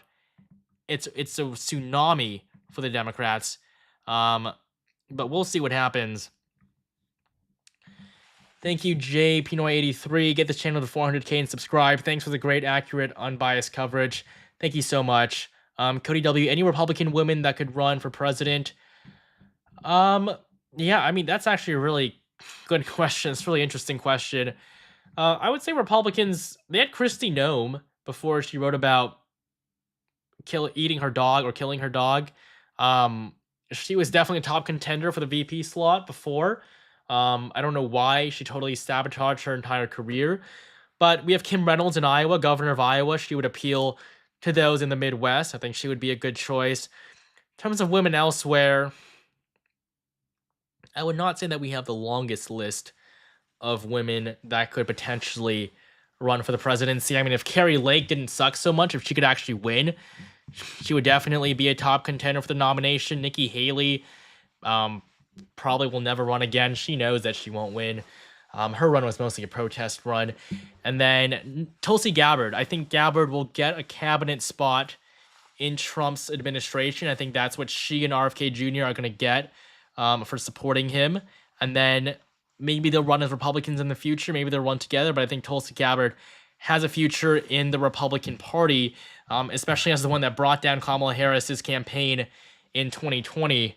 I think she definitely has a place in Trump's cabinet and maybe a place on a future Republican ticket. But in terms of running for office, she's from Hawaii. She won't really get too far as a Republican. A lot of people are floating Vivek Ramaswamy. He can definitely do well in the Ohio governor's election. He can succeed Mike DeWine. I would say, though, he has to try to appeal to the center more. I think some of the things he says are alienating. As a presidential nominee, I don't know if I would see that, but he definitely can become the next Ohio governor. And, obviously we'll see where he takes it from there. Yeah, so Trump is going to address his supporters very, very soon at a campaign event. Probably in the next 10, 20 minutes, probably before 2 in the morning here, Eastern time. Decision Desk HQ just called 270 is what I see. Let's see here. Presidential election results. Yes, they've called it. This is a major organization at 270 electoral votes for Donald Trump, 213 for Kamala Harris. Trump leads in the popular vote with 65 million. Kamala Harris had 61 million. Thank you, Jimmy, for the super chat. Thank you for the 20 earlier. Thank you guys so much for your support. 2022. Thank you for the super chat from you as well. Thank you, Tuck Walker, for the super chat as well.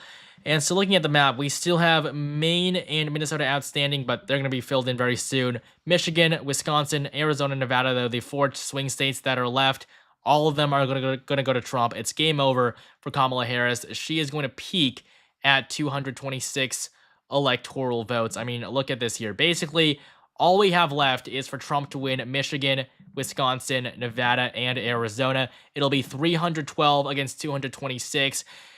People get mad at me because I projected this map so many times in the past, and I tried to change it up for the final prediction. I made it, I believe, 287 for Trump. I had Harris winning Wisconsin and Michigan by tilt margins, basically the narrowest margins possible. Ultimately, I guess that came back to bite me, but, still, we were able to accurately predict the winner within 2 states. Last time we got the exact electoral vote count. This time we're not too far off either. So I'm pretty happy with our track record. And again, there's still 75,000 of you guys left. If you guys could hit subscribe, I'd really appreciate it. We're less than 15,000 away. We couldn't be any closer. So yeah, the night is still looking good. We're probably going to have to wait a little bit longer for the Trump speech, but I'll definitely let you guys know when that happens. Although many of these Senate races, they probably will not be called tonight. Nevada, though, potentially, but there is still a good amount of outstanding votes left there.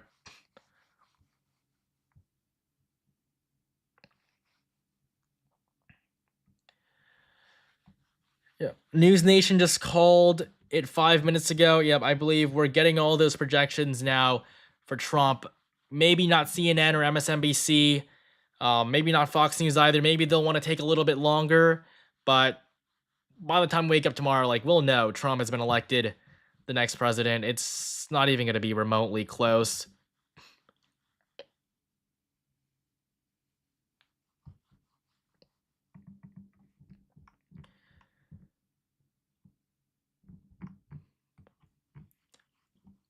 Yeah, we're just seeing some more votes start to come in.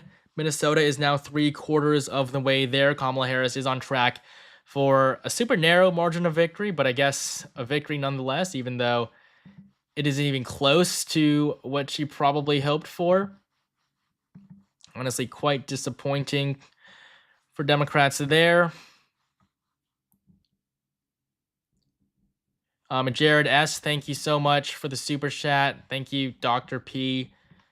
Thank you, Radarow. Thank you, Constitutionalist, for your super chat as well. Just bear with me here for a little bit longer. We'll get the Trump speech. I'll tell you guys exactly what he's saying.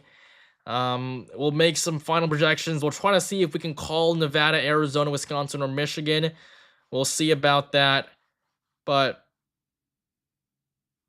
we'll see, because we still have quite a bit of things to go over. I will say though that 100% tomorrow morning, maybe noon, there will be a projection for Trump to win the presidency. I guess actually Wisconsin has just been called. Fox has called the state of Wisconsin. That is another big surprise to me here. Wisconsin goes red. So this is going to be another win. Trump is now well over 270 electoral votes. He is at 280. Yeah, I mean, Wisconsin, this is another big one for Trump. Wins Wisconsin. I'll show you guys the projection slide right here. So yeah, we don't even need Arizona. I believe Fox has already called the entirety of the presidential election, but 10 electoral votes from Wisconsin, it will go to Donald Trump. He is now officially 4 for 7 swing states. It's not even funny. Trump is going to win this election in a modern day landslide. Thank you, Not Pasta, for the super chat. Been watching you throughout the 2024 election on your predictions and Alan Lichtman's predictions. He predicted 10 presidents right. You did a great job on your predictions, and I'm sorry for unsubscribing. You're in a permanent sub. Well, I appreciate that. We're actually now just 14,500 away. We couldn't be any closer from 400,000. Before we started the night, we were 113,000 away. So now we're just 14,000 away. So, thank you guys so much. I think CNN also maybe called it. I'm not fully sure about that, but at least on Fox News, we'll see what they're saying about this.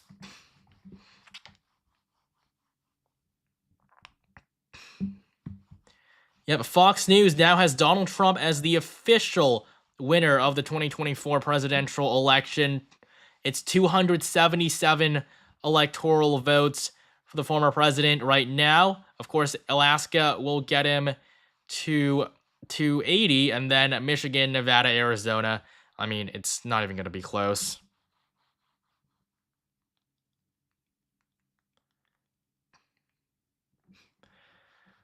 Yeah, so CNN still hasn't called Alaska, Pennsylvania, or Wisconsin yet. Really don't know what they're trying to stall for, but I guess it does match the CNN brand.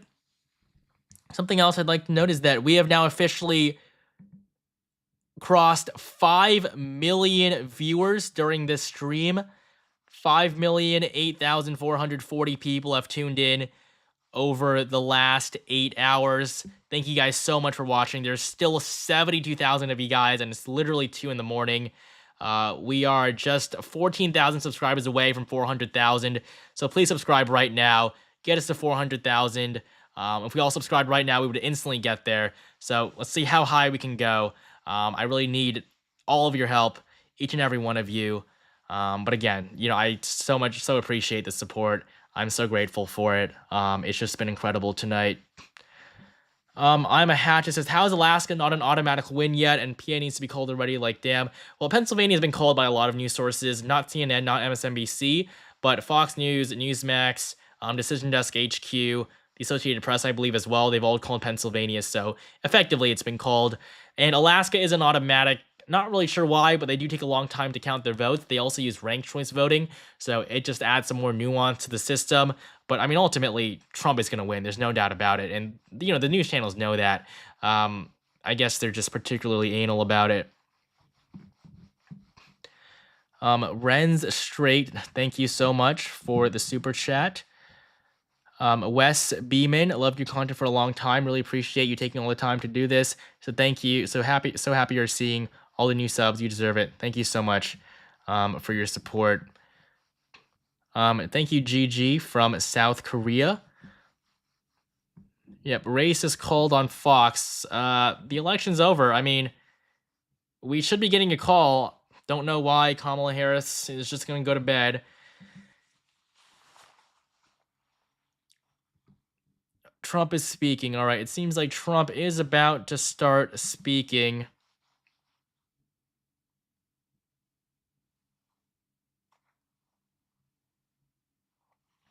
Yeah, we'll try to see if we can actually join this on Twitter.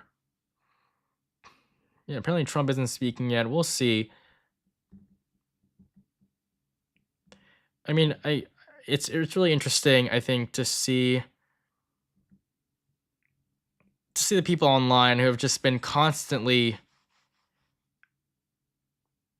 talking about a Trump loss so confidently. I mean, I feel like the way they've done it has definitely not been the greatest.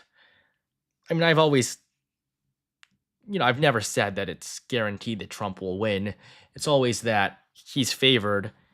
And I think that the way that the left has made themselves so confident, I think is the reason why they're melting down so much now that they finally realized that their candidate has gone down in a literal modern day landslide. We'll try to catch up with Trump's speech, though. I'll try to see if I can find anything on Twitter. I'm not exactly sure if I am able to do that.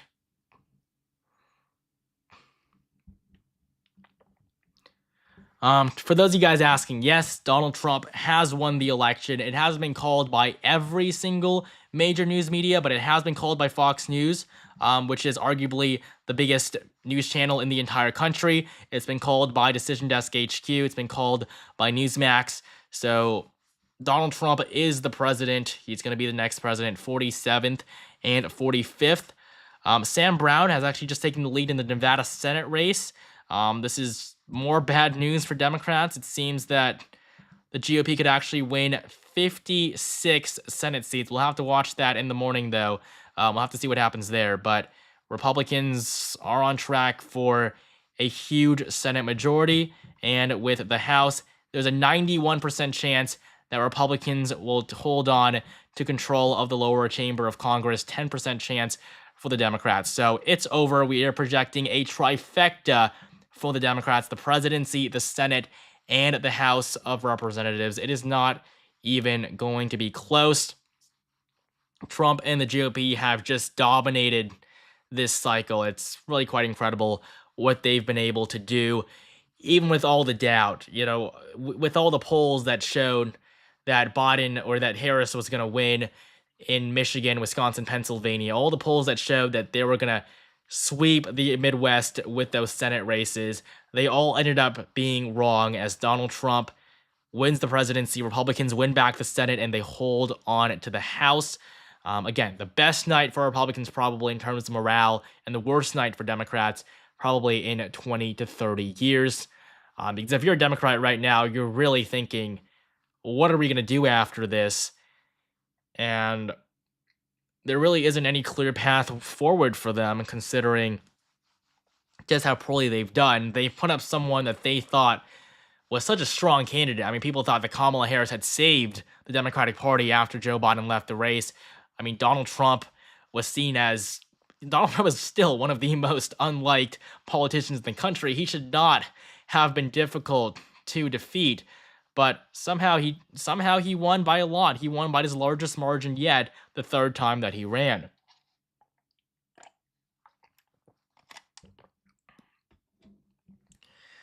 Yeah, I mean, I guess it'll be interesting to see the meltdown that is going to occur on Twitter.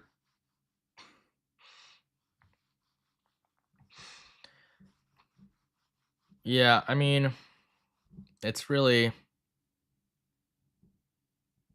Although looking at this is a lie. I mean, I'm just pointing this out because I saw this right now, but this is a lie. He gave Kamala Harris Minnesota and New Hampshire. It could not have been any worse than that. This is a total lie. I mean, I would not recommend following this guy. Um, this guy has just been glazing Republicans for no reason, giving them everything. He thought that Mark Robinson was gonna win against Josh Stein in North Carolina, and obviously that was a bloodbath for Republicans. Yeah, I mean, he makes good videos, but the things he's been saying, he's just been totally proven wrong. He thinks Carrie Lake is still going to win, and she's the worst Republican on the Senate map in terms of performance. But yeah, I mean, looking at the 2020 map to now 2024, I mean, the shift couldn't be more glaring. Obviously, some of these states aren't filled in yet. But 2020, Joe Biden won back the Midwest. He dominated in the Sun Belt. That obviously has changed. Ben Dover says, in the long run, this may be good for Democrats. They must reinvent themselves, new ideas, new policies. Well, I mean, I'm sure. Obviously, there are ups and downs for both parties, and both parties changed quite a bit. I mean, the Republican Party of the 1980s is nothing like what it is today. We can actually also call Wisconsin there now. And in terms of the candidates leading, Michigan, Trump leads. Arizona, Trump leads. Nevada, Trump leads. So this is the map that we're really looking at. I mean, there was never a chance that Kamala Harris was going to lose Minnesota or New Hampshire. Sure, she didn't perform that well, but I mean, to project that is just absolutely idiotic.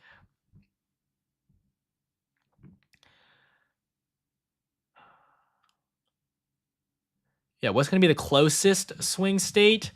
I think right now it's looking like it's probably going to be one of the three in the upper Midwest, probably Pennsylvania or Wisconsin. Nevada maybe as well, but it would be probably one of the three in the upper Midwest.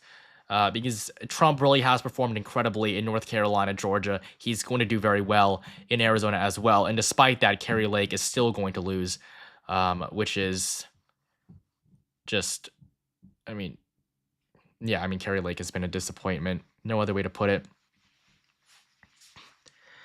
But yeah, Bernie Moreno, the projected winner in Ohio, that's been called. Sherrod Brown has been unseated. We're also going to see Jon Tester get unseated soon too.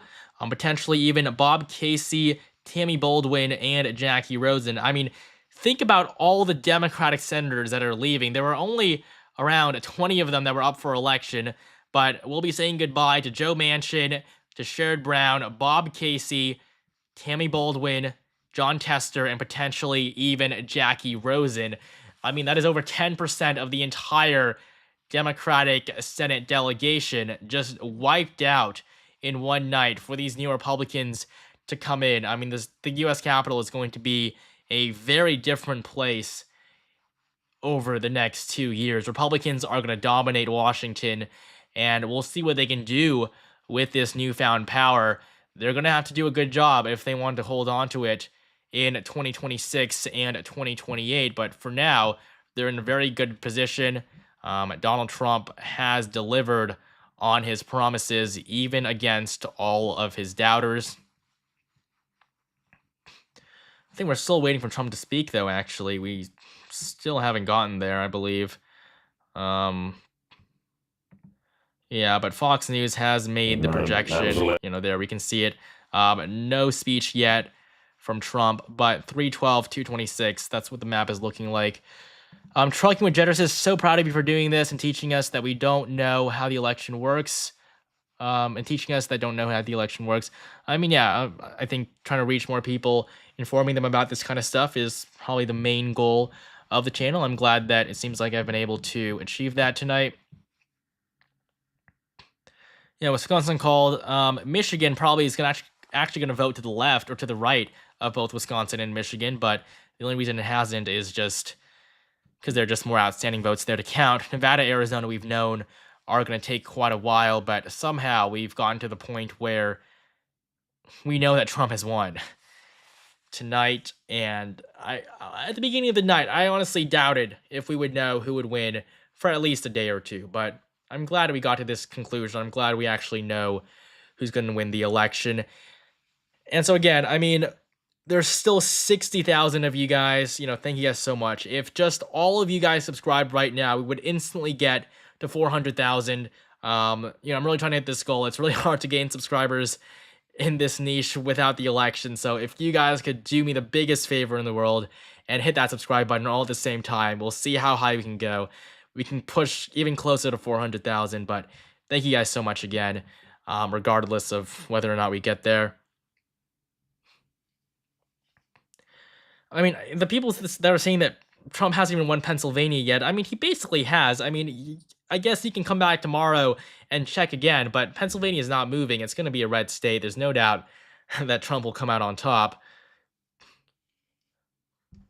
We still haven't seen Trump come out and speak yet, though, but there's a lot of excitement down there in Florida and West Palm Beach at the Trump headquarters.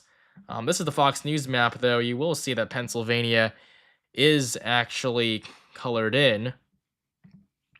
Fox News projects Trump to be the 47th president of the United States. We'll try to find their electoral map. We also have the Senate results here too, so that'll be interesting to see. And that will be her response to the election result. That's what I'm looking for. 277, 226. This is the presidential race on Fox News. And then we have the Senate elections. We'll also take a look at that. Thank you, Brandon. Thank you for subscribing. Really appreciate it. Appreciate all of you guys. Nitrous Monk says, how do you think Trump's win will affect the pending court cases against him?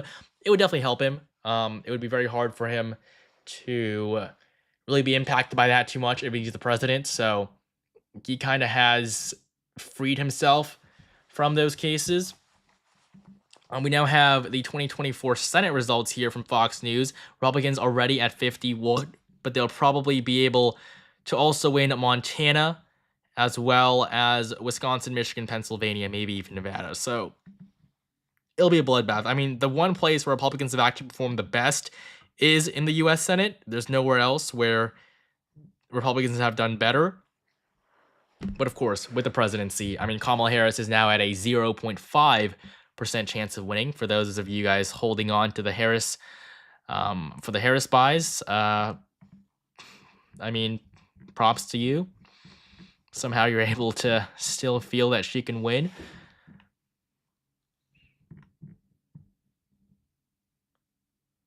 Oh, yeah. Kyle says, can you talk about her having to certify her own loss? I mean, I don't doubt that she'll do it. I don't think that she'll do it poorly. But I do think that she might lash out and complain. But I think that when it comes to it, she will certify the election just like she should. Thank you to user 37495936 for the super chat. Really appreciate that. Can Trump beat his 2020 popular vote numbers? How many votes are left to count? He definitely can beat it. I think he will beat it. The turnout is higher than in 2020 in a lot of places. His percentage is also a lot higher. He'll definitely beat it. If you want to see the popular vote right now, Trump is at 67 million. He was at around 70 last time. I mean, we still have so many votes just from California. Even though Trump's not going to win California, it's still such a big state. He's still going to get so many votes there. He's definitely going to break 70. He might not break Biden's 80 million record, but he'll definitely get close. Jill Stein, though, still in third place. Chase Oliver is still in fifth. Again, the worst libertarian performance in quite a while. They've dropped from third consistently, now down to just fifth place.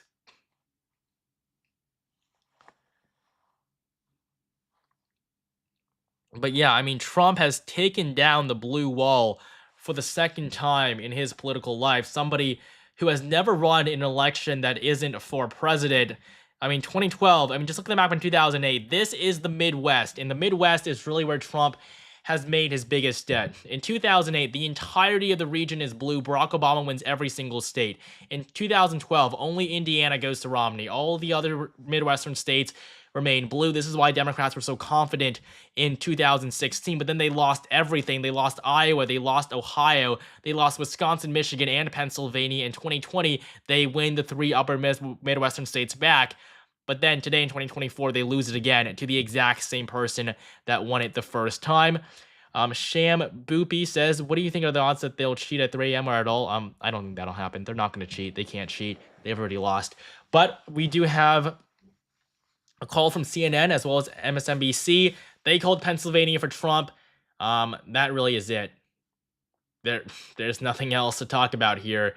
The presidential election has been called in favor of Trump basically by every single major news source. Can you shout out my homie Mike Hunt? Yeah, shout out to you, Mike Hunt, and thank you, Big Dan, for the super chat.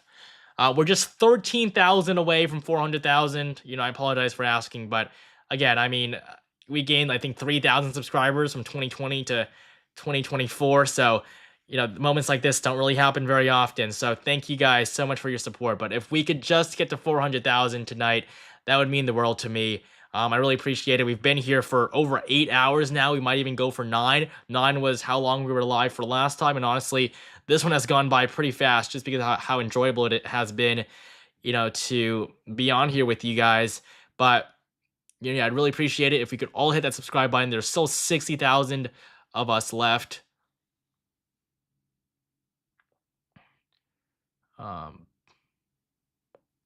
Don't know what's really happening in the chat there.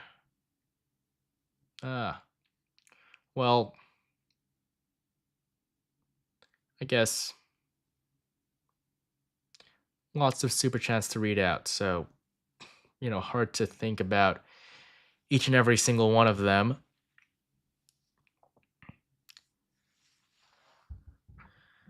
But Trump will be speaking pretty soon. We'll see what's happening there.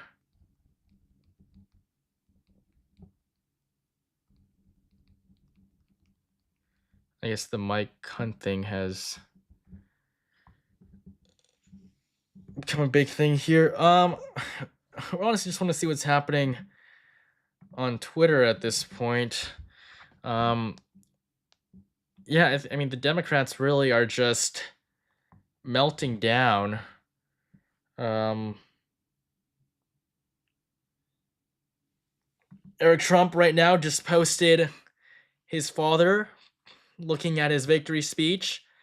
I hope that it'll be more unifying than what his campaign has been like over the past few weeks, but I do think it will be, and I think that he'll do a good job with it, but he is going to speak very soon. And then, I mean, let's see what else is happening here. I mean, the poly market odds have actually been almost spot on this cycle, I would say. I mean, they really couldn't have been any more accurate. Again, this guy just keeps popping up and he just keeps lying. So, don't even know what to say about him. Yeah, I think I want to see what Alan Lichtman has to say about this. I feel like this has really just been a devastating night for him because his whatever 10 election streak, his whatever fake streak he has because he got 2,000 wrong, whatever streak he has, I mean, that's just totally gone. I don't think these books are going to sell very much more. I mean, again, like I said before, I think his keys are, they're smart. They've done well in the past, but the fact that he's so confident about it is probably the worst part. Um, I think CNN right now is about to call Wisconsin. CNN, probably the most liberal mainstream media source out there. Even they are about to admit that Trump is going to win. They're saying stand by for projection right now at CNN. This is potentially a big moment for Trump here. We're probably going to get all of the mainstream media now calling the race for Trump, and still we don't have a call from Kamala Harris yet. But it's actually Nebraska. Okay. They're calling Nebraska now, I guess. I don't know why they're doing it now, but I guess they're giving Trump 4 electoral votes. Harris 1. That's what was expected.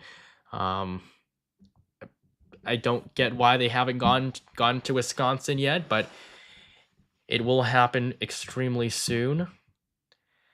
Jangly Echo says, I feel like Alan Lichtman essentially sold himself out this election cycle. He's a complete sellout for the Democratic Party. I mean, I definitely agree with that. I think I don't know what's gone into him. I think in the past, he's always been a lot less biased than he is now. I think just getting to know him more, he has turned out to be just one of the biggest liberals that is blinded by his personal views.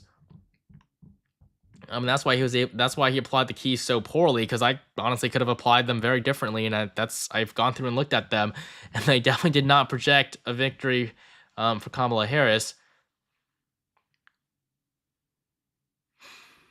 We are now just 12,000 away, actually, from 400,000. Over 5.1 million viewers on this stream. I mean, thank you guys so much. 50,000 of you guys are here. If just 12,000 of you guys could subscribe, and it's very likely that almost a lot of you guys won't. So if you guys could just click that subscribe button right now, I could not be more appreciative. No matter whether or not we get it, I'm more than grateful for you guys' support tonight. It's gone by so fast, even though we're approaching our 9th hour together. We started at 6 p.m. Eastern time yesterday. It's now 2:12 in the morning, but getting to 400K would just be a huge milestone. Again, thank you guys. Charismatic said, thanks for covering the election. I really appreciate everything you've done. Can you shout out my brother Haywood Jablome? All right, shout out to Haywood Jablome, and thank you, Charismatic, for the super chat. Really appreciate the support. And so yeah, CNN has it at 266, 188. It's really surprising to see that they still haven't called it, but I mean, they all know. Somebody wants me to shout out Ivana. Okay. I don't think we need any more of those shout outs, to be honest. But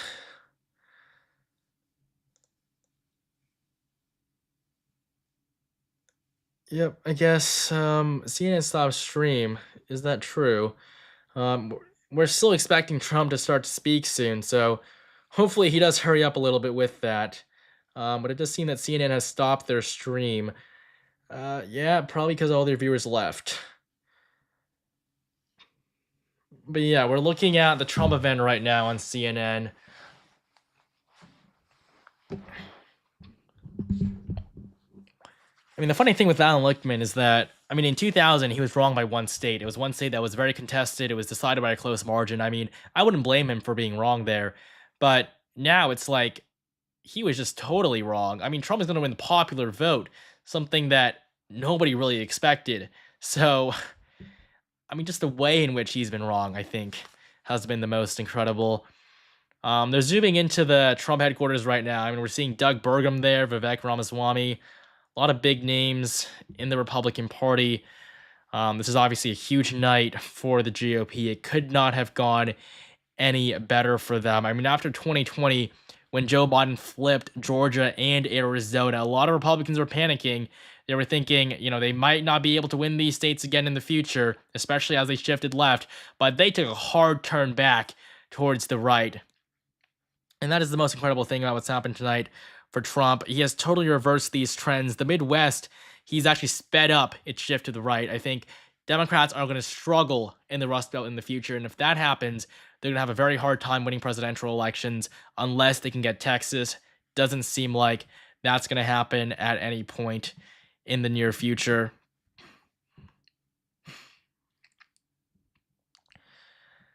Yeah, I mean, I want to see just what's happening here on Twitter. Somebody should check up on Alan Lichtman. Yeah, I really can't. I'm just really surprised by how wrong he was, because I would say in the past I've definitely trusted him. I guess like when you tell people that you have these keys and they're always right and that they've been right for so long, and you forget to mention 2000, I guess people will start to believe you. Um, but yeah, I mean, it's not like he's getting pretty old. I feel like it'll be fine for him. He's not like he really needs a career after this point.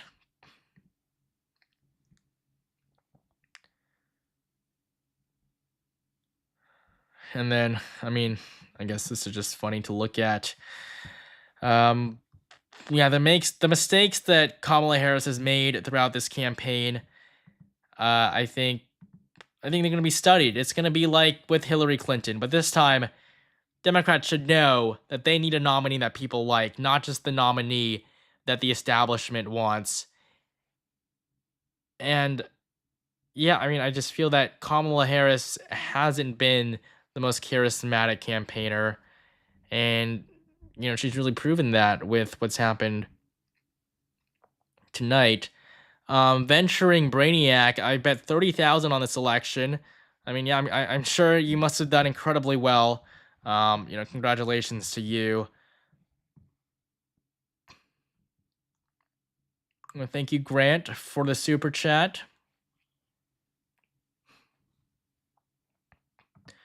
Again, I also just wanted to promote my Discord server one more time.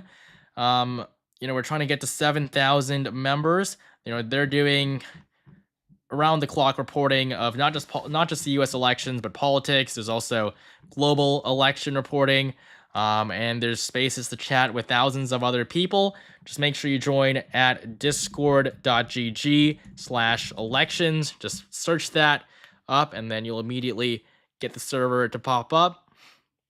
Just make sure you join that. Consider doing that.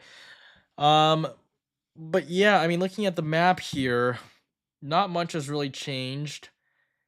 Maine, though, does have a ranked choice voting system, so we're going to have to wait for that. That's why Maine is taking so long.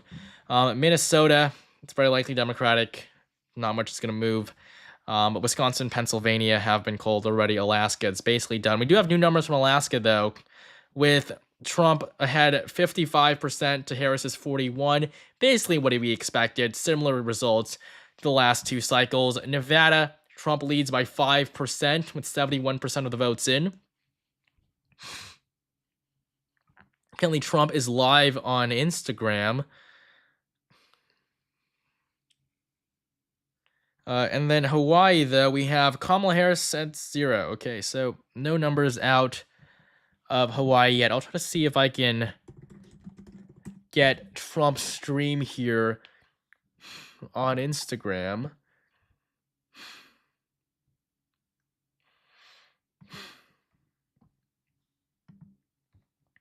I guess I will need to log in, so just give me 1 second there. Try to pull up what he's streaming.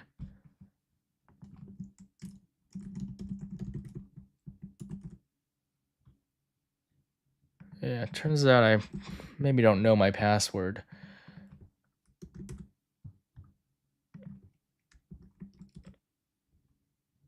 Yeah, doesn't matter. Trump will come out in just a few moments, though, anyways. What is AP waiting on? Yeah, let's see what they're waiting on. Let's see what their map is currently at. They're at Trump 248, Harris 214. I mean, they're kind of just coping at this point. I mean, there's no reason they shouldn't call these states, but I mean, I guess, they want to be as confident as possible, as they would say. Alex, thank you so much. You did well tonight. If you decide to keep this shit up, I'll be tuning into this channel every election henceforth. Yeah, I'm definitely gonna try my best to do that. Thank you so much for your support. Hope you enjoy the stream tonight. We are still 12,119 subscribers away at this point. Guess they'll update a little bit slower than that, but we're getting very close to 400,000. If you guys could hit that subscribe button, that would mean so much to me. I'd really appreciate it. CNN called Pennsylvania. Yep, they have. So Trump is at 266, according to CNN. He'll be at 270 very soon, maybe with the call of Wisconsin. I think if we wait here long enough, they will just call Wisconsin. We've been here now for 8 hours and 20 minutes. My 2020 stream was almost exactly 9 hours long. So we're probably going to break that record tonight, actually. But if you guys could hit that subscribe button, we've already gained exactly 100,000 since the stream started. If we could just get 12,000 more to get to 400, that would mean so much. I mean, there's still 50,000 of you guys. If each and every one of you guys subscribed, I mean, you can unsubscribe later, whatever you want, but really appreciate it nonetheless. How many votes does PA even have left? Yeah, I can definitely pull that up for you here. Pennsylvania, 94% of the votes are in. I mean, there are around currently 6.5 million votes, so it would be around 6% of that. So it would be around 300 to 400,000 votes left in Pennsylvania, but Donald Trump has taken basically a 190,000 vote lead there. So it's basically impossible for Kamala Harris to win. She's going to have to win almost every single remaining vote for her to actually overtake Trump there. It just isn't going to happen for her. I mean, Erie County voted red. That's the bellwether. Trump wins it. It went to Biden last time, went to Trump in 2016.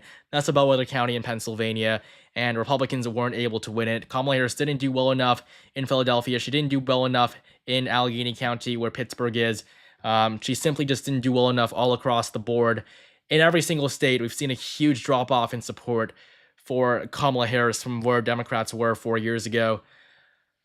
Actually, on screen right now, I see David Perdue, former senator from Georgia. He's at Trump's Palm Beach headquarters. Interesting he's there, considering he and Trump did fall off after Perdue lost Republicans the Senate in 2020 after he served just one term. He, of course, lost to John Ossoff.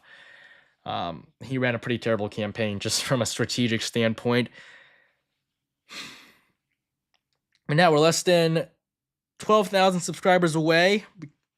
Getting pretty close to 400.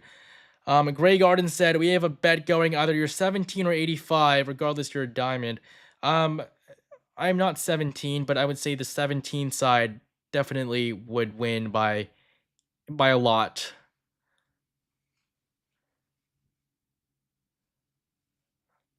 Yeah, I mean, Trump's going to carry Pennsylvania, to those of you in chat. There's no doubt about it.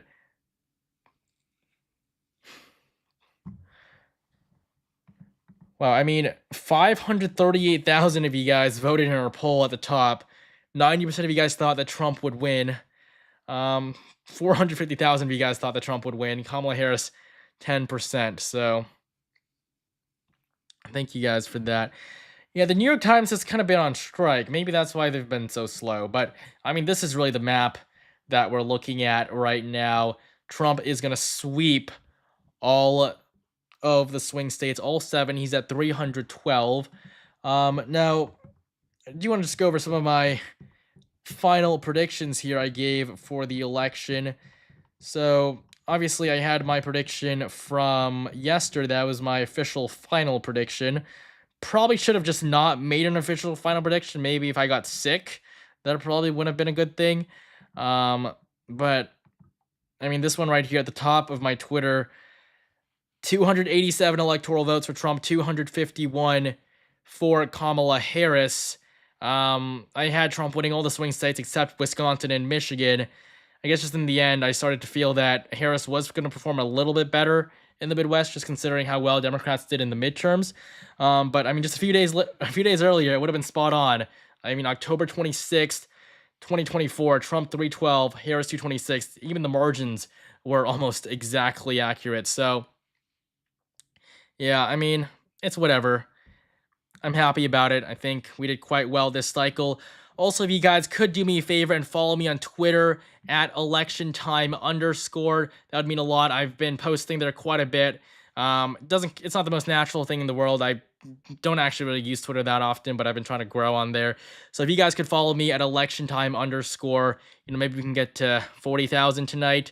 But yeah, I mean, the growth there has also been pretty incredible. So thank you guys so much for that as well. I guess Trump is about to speak. I'm not sure if I'm allowed to play it on the stream. If you guys could tell me whether or not I am. CNN is still currently on a commercial break for some reason. I cannot believe that they're actually on commercial break right now when Trump is coming out to speak. All right, Trump is going live on Fox News.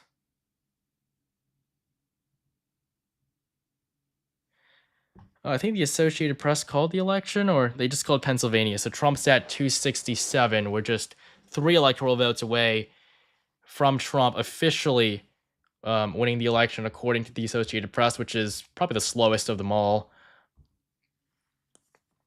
But yeah, Trump is just coming out to speak right now. He's at the podium, Eric Trump behind him, along with his children.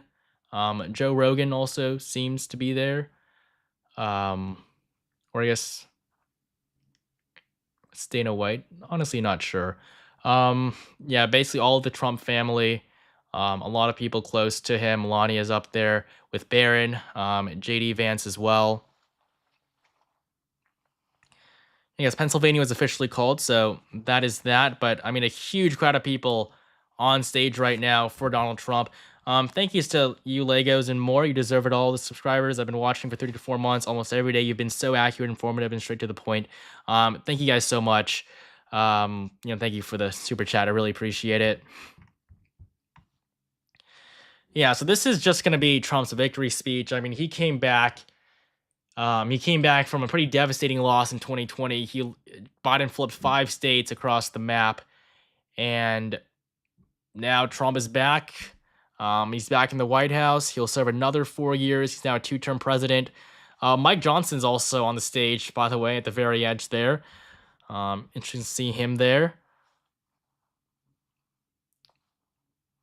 But yeah, I mean, the Republicans, they couldn't be looking happier than they are right now.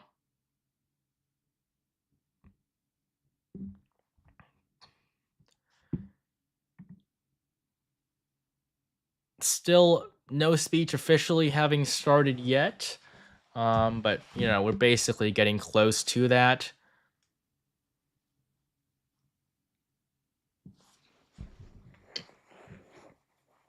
Yeah, Pennsylvania called by the Associated Press. Yep, that's happening. Yeah, right now everyone's just clapping for Trump at this point. No speaking has actually occurred.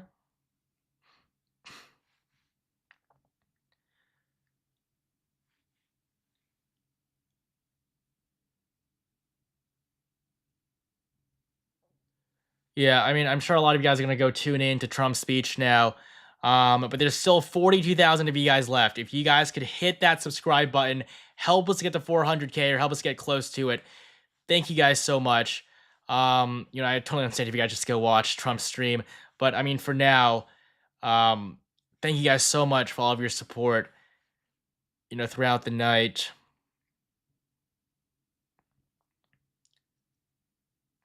Trump on stage live right now. I mean, I guess we can try to play it. Not sure if we would be allowed to.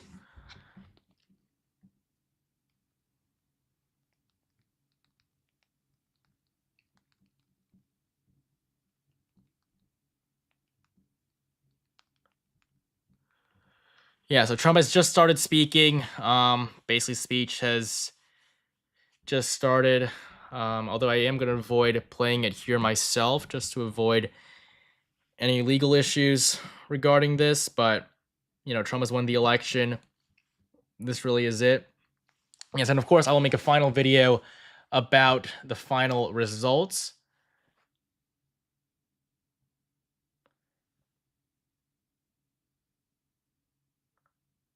Yeah, so I guess he's just thanking us now for being elected the 47th president. I will say though that we're probably going to end the stream pretty soon. Um, you know, we already have a winner. Trump is going to be elected the 47th president of the United States. That's the big thing. He's going to probably win 312 electoral votes. He's at 280 right now at the very minimum. But also, yeah, thank you guys so much for just such an amazing night. This could not have gone any better. But we are now less than 12,000 away from 400,000. So if you guys could hit that subscribe button, if everybody did it right now, we would instantly get to 400K. Thank you so much for all the super chats, for all the support. It means the world to have you guys stay here with me throughout the night. I'm probably going to leave the stream here going for a few more minutes here, but really there's not much else. But if you guys could subscribe, that would be incredible. I could not be more appreciative of your support over these past 4 years. I mean, we're now by far the largest election focused channel on YouTube, which is insane. And obviously I'll continue to try to bring you guys this content in the coming weeks, months, and years.